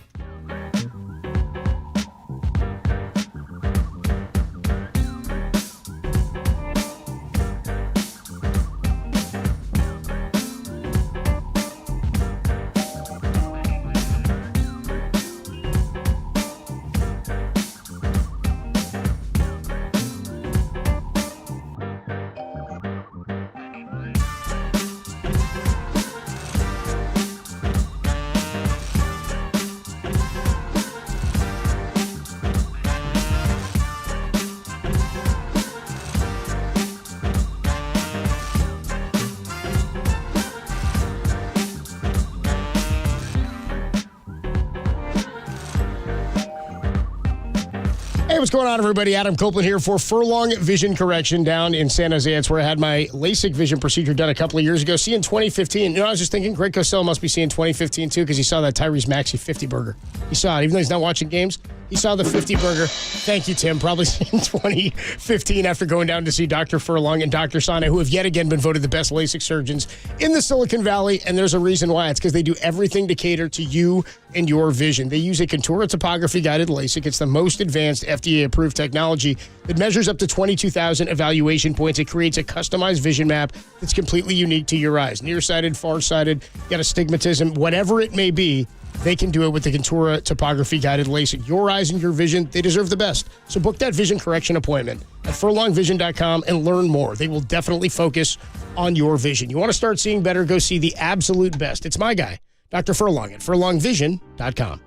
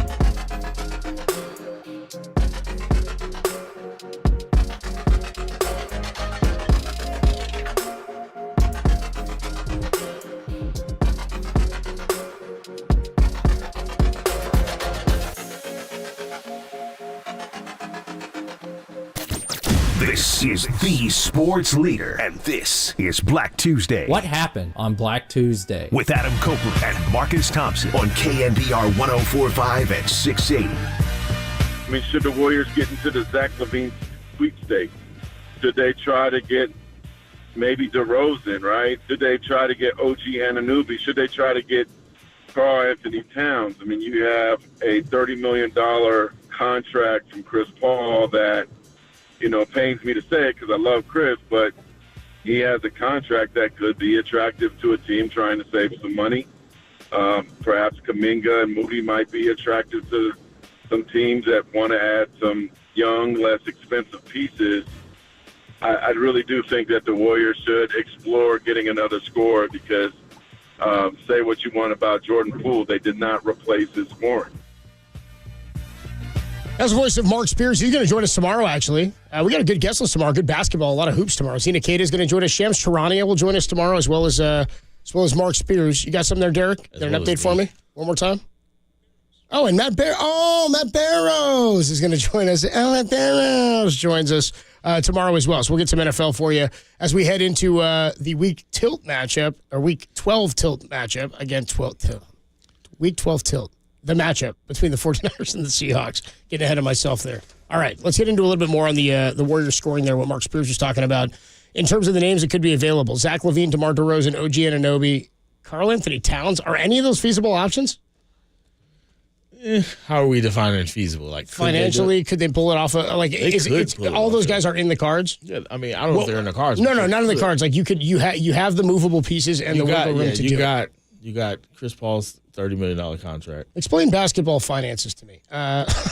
Which is something I'll never ever understand. Go to a site called Spot. I use Spot Track. Yeah, that's what I use. Yeah. I'll go to Spot Track usually for contract stuff.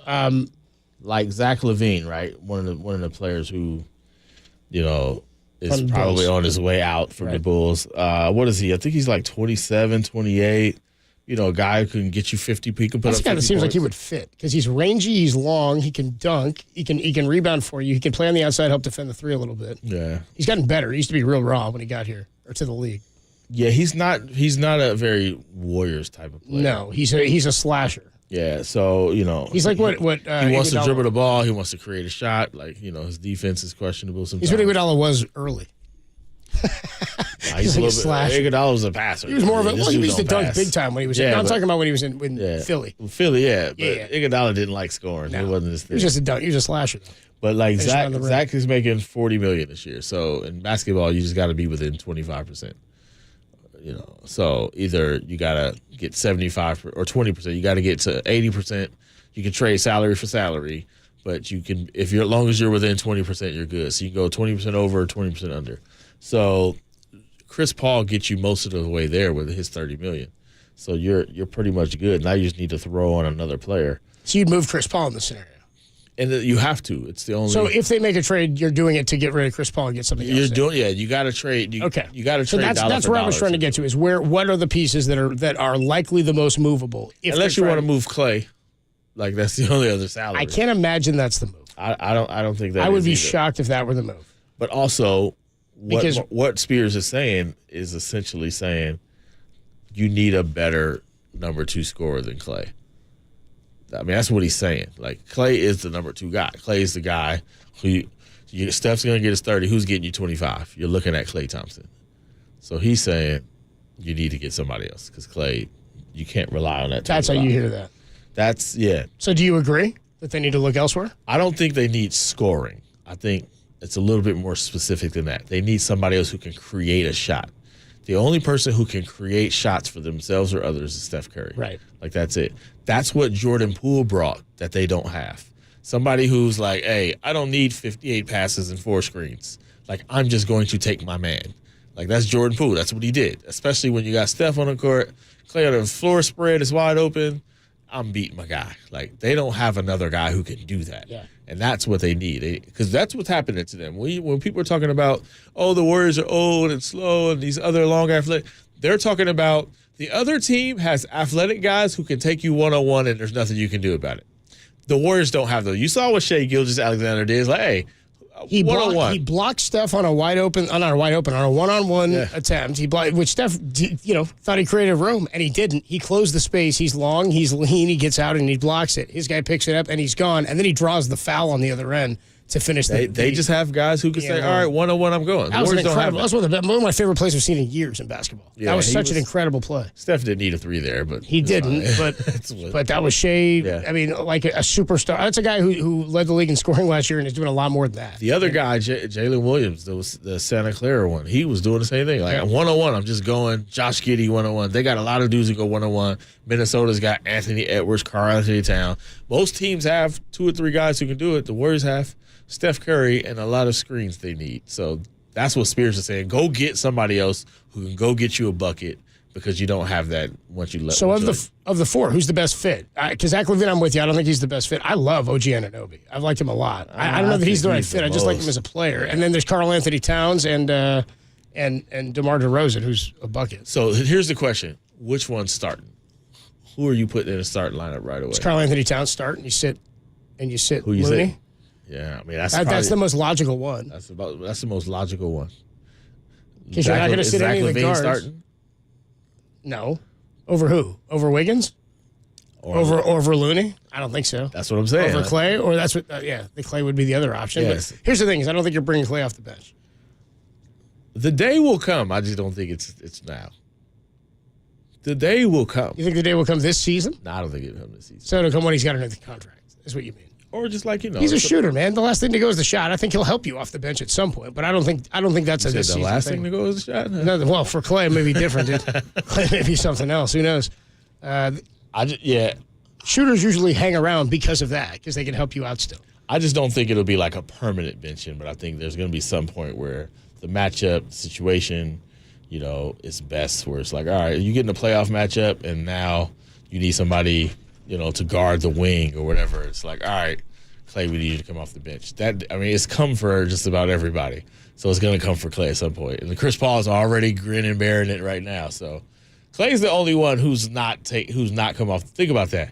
Clay's the only one who's not come off the bench for the Warriors. Because Steph did it off of injuries a couple times. And Steph did it in the playoffs. Yeah. Was it against New Orleans? No, it was against Denver. That's right. Yeah. Remember Draymond did it against last year against Sacramento. Yeah. I was going to ask you think he does it again this year when he comes back for Sacramento? I think it's very possible. Draymond's saying, like, the only one who hasn't done it is Clay. So at some point Draymond volunteered.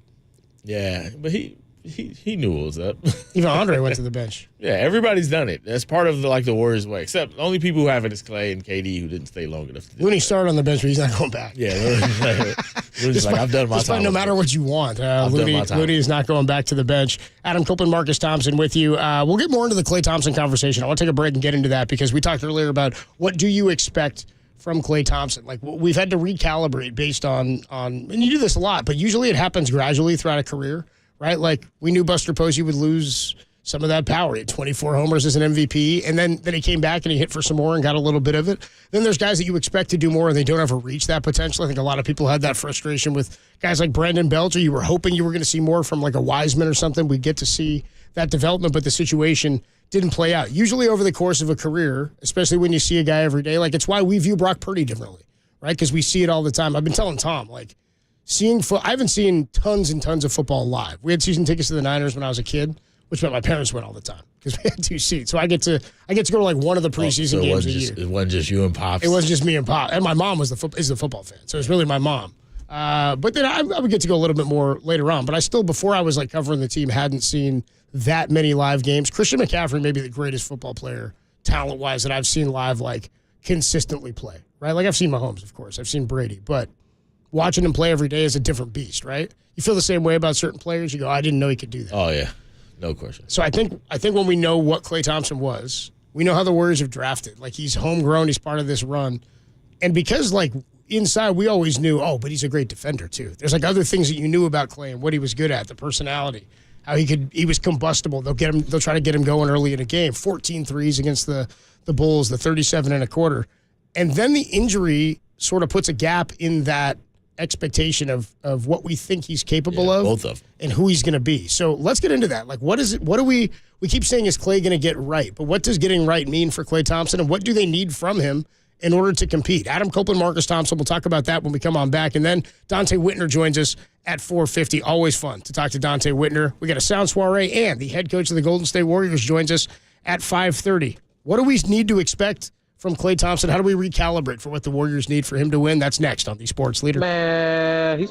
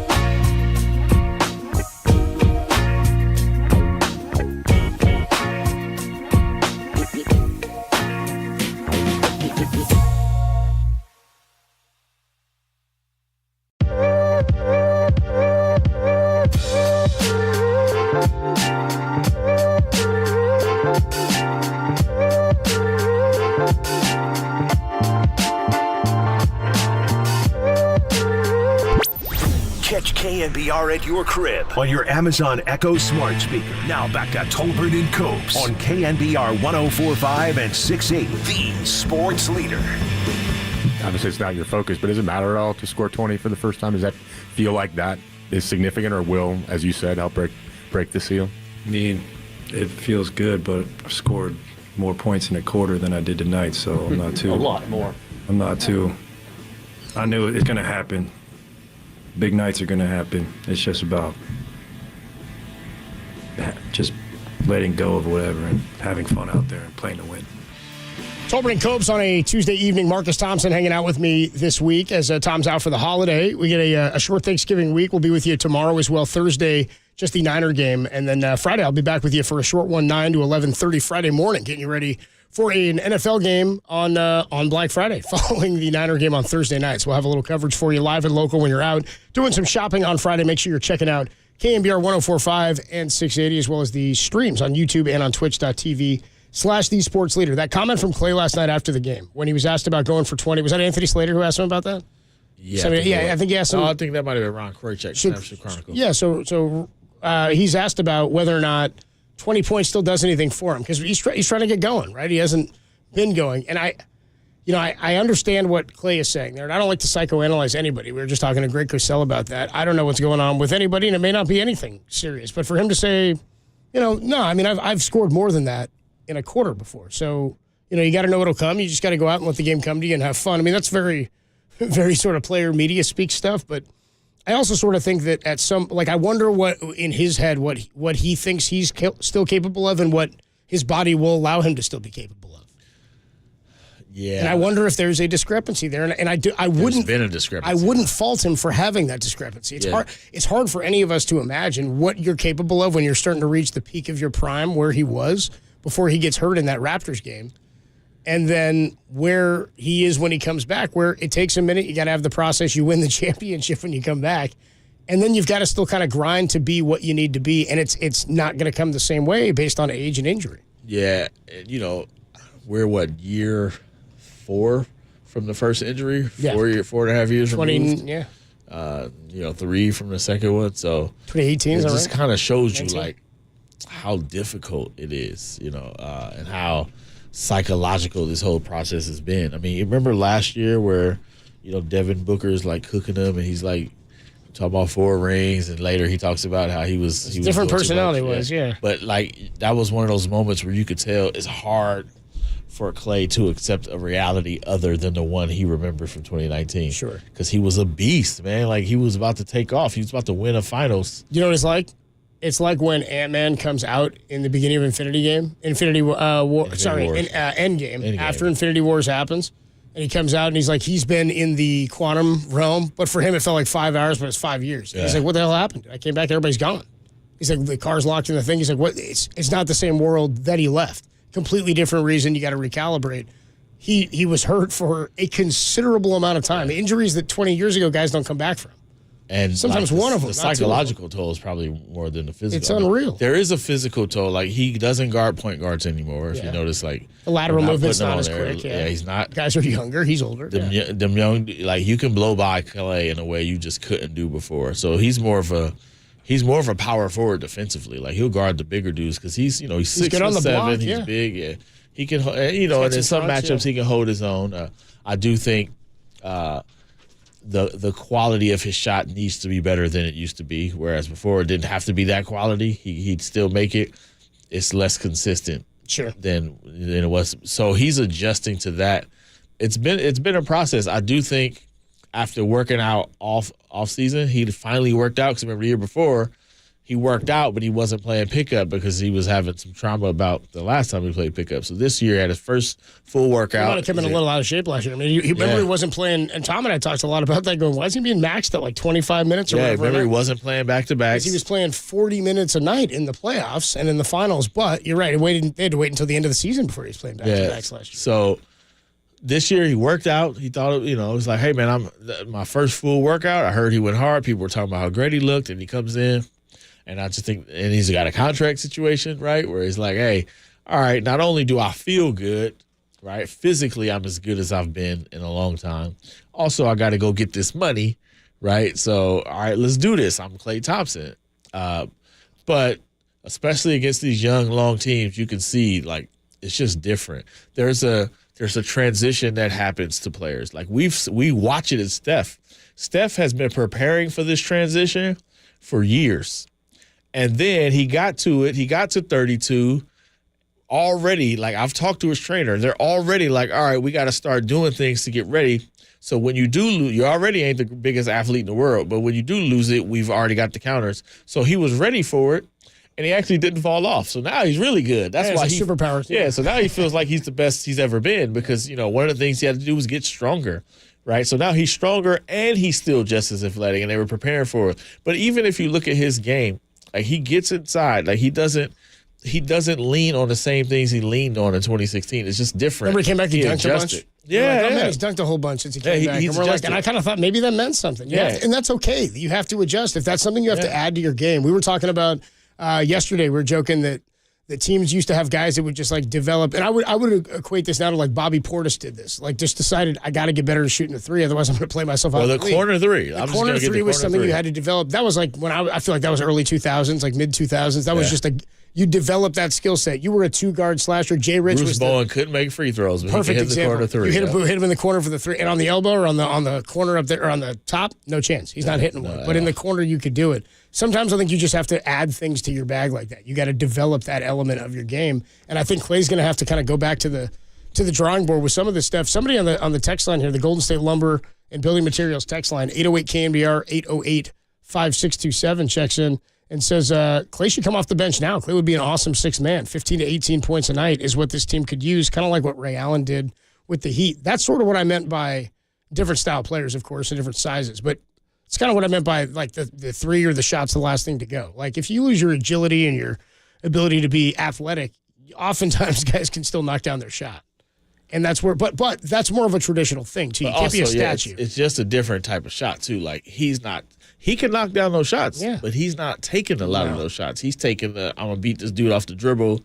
I'm going to shoot and fade because I can't get up as high as I like to, so I got to like kind of avoid this. If he came off the bench, first off, I don't think it's a physical thing. I think it's a psychological thing. Clay's going to have to accept that first. Yeah. And I think out of all the people, he'd be the hardest one to accept that he's not an NBA starter anymore, where like he's trying to get back to what he was. So it's for him to not be a starter, you might lose him. I remember back in the day, because remember Andre Iguodala came to the Warriors before Kerr. It was Kerr who said, Andre, come off the bench, right? Right. And initially, Andre was a starter, but Andre is the one out of the two who could handle coming off the bench. The mentality of it, right. Like you got to be, even though he didn't like it, like he was able to handle it. That's the being a vet. Like Mark Jackson, he would never take David Lee out of the starting lineup. He's like, I need David Lee like locked in. Yeah. Like I need him, and he's a starter. Like if I take that from him, because Draymond's pretty good, and sometimes you just need defense, right?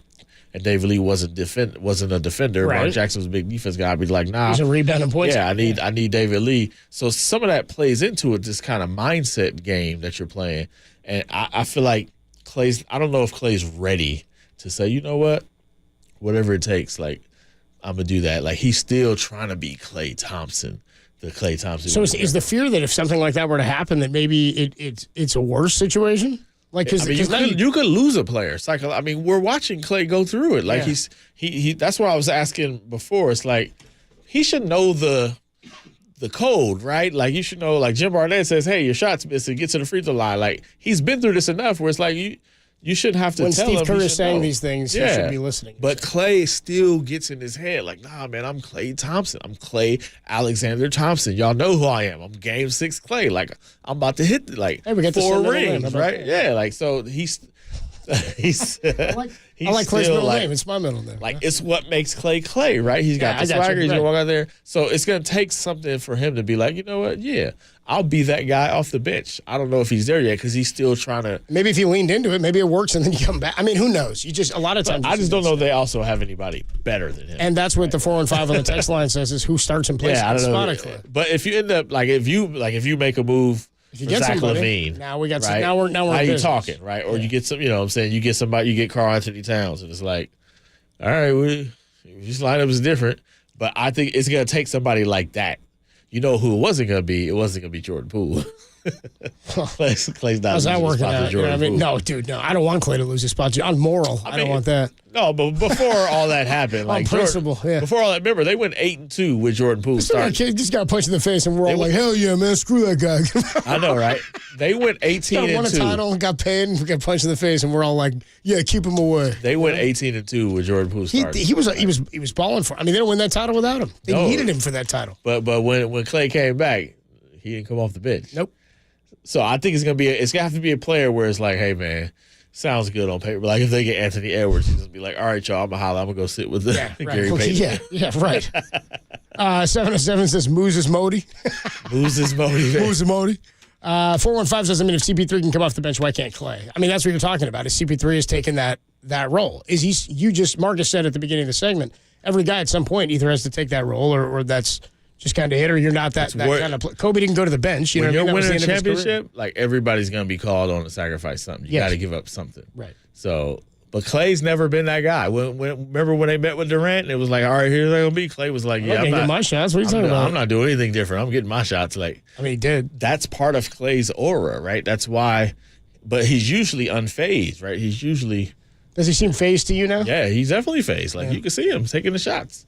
Like you can see the shots he takes where he's like, I want to do this so badly. He's trying too hard. It's almost like you're trying too hard. They say like when you're playing golf, too, you can't think about anything. When you think about it, you're thinking too much. Yeah, it's kind of like that. I think you get out of whack when you get. I mean, shooting is it's mechanical. It's definitely a lot connected to that. Body mechanics. It's repeatable things you do over and over and over. You because can feel each time somebody goes and they'll talk to Clay.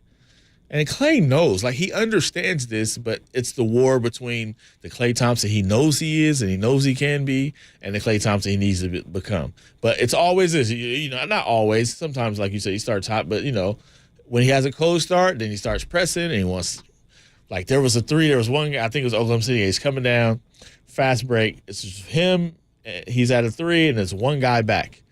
And he stops and he takes a three. And I'm like, nope, you're not hot. That's the three you take when you're hot. Yeah. But in his mind, he's always one shot for being hot. You know what I'm saying? Like it's Clay.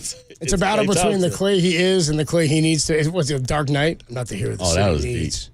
That was kind of deep. That was deep. Yeah, at least until he gets to the point. Yeah, you're right. He's not. It's a struggle between what he was and thinks he's capable of and what he needs to be right now to get to at least some portion of that road of getting back to what he hopes. You know, I mean, you've got to have that aspiration. Because he's still good. Like the Klay Thompson, who if he just played his game, is still really good. Like it's not like that guy's bad. Right. Like it's still really good. It's just it has to evolve, understanding the circumstance and the reality. Like he's not a dude who's gonna remember Clay was getting 60 on 11 dribbles. Now he takes 11 dribbles in a possession, right? Like that. So to me, the evolution. And then references that he went 37 points. Absolutely, but not the same way, bro. It's different. When he lets trust the offense, like whenever his feet are set and he's open, like his bucket, he shoots 50% wide open. Like he's making the shots. It's the other shots that are hurting him, and those are the shots where Clay is like, I need to let y'all know. 4 rings. We gotta get my man in the ocean. We gotta put this guy in the water somewhere. 4 rings, baby.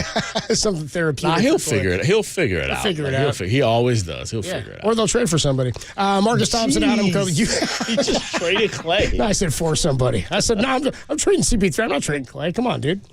I'm trading for somebody, and then if Clay has to go to the bench is what I'm talking about. Okay. I'm talking about acquiring one of these big-time scorers for CP3. I don't think getting rid of Clay and keeping CP3. Why would Minnesota, who's like at the top of the league, I don't think they would. I don't think they would. So who? So Chris Paul at that. Levine, DeRozan, Anunoby. I'll take DeRozan if you got him. DeRozan is a bucket. DeRozan's gonna get you buckets, and he don't shoot threes. And he just cares about getting a bucket. I'm gonna get you a bucket, and I'm gonna get to the line. What do you want, Steve? 26 tonight? I'm gonna get you a bucket and get to the line. Imagine him 1-on-1 with space. Yeah. Just outlet to the corner. Let's get into a little bit more football here. We'll come back to some sound and more basketball. Steve Kerr going to join us at 5:30. We are streaming live, YouTube, twitch.tv/thesportsleader, and on the KNBR app. Marcus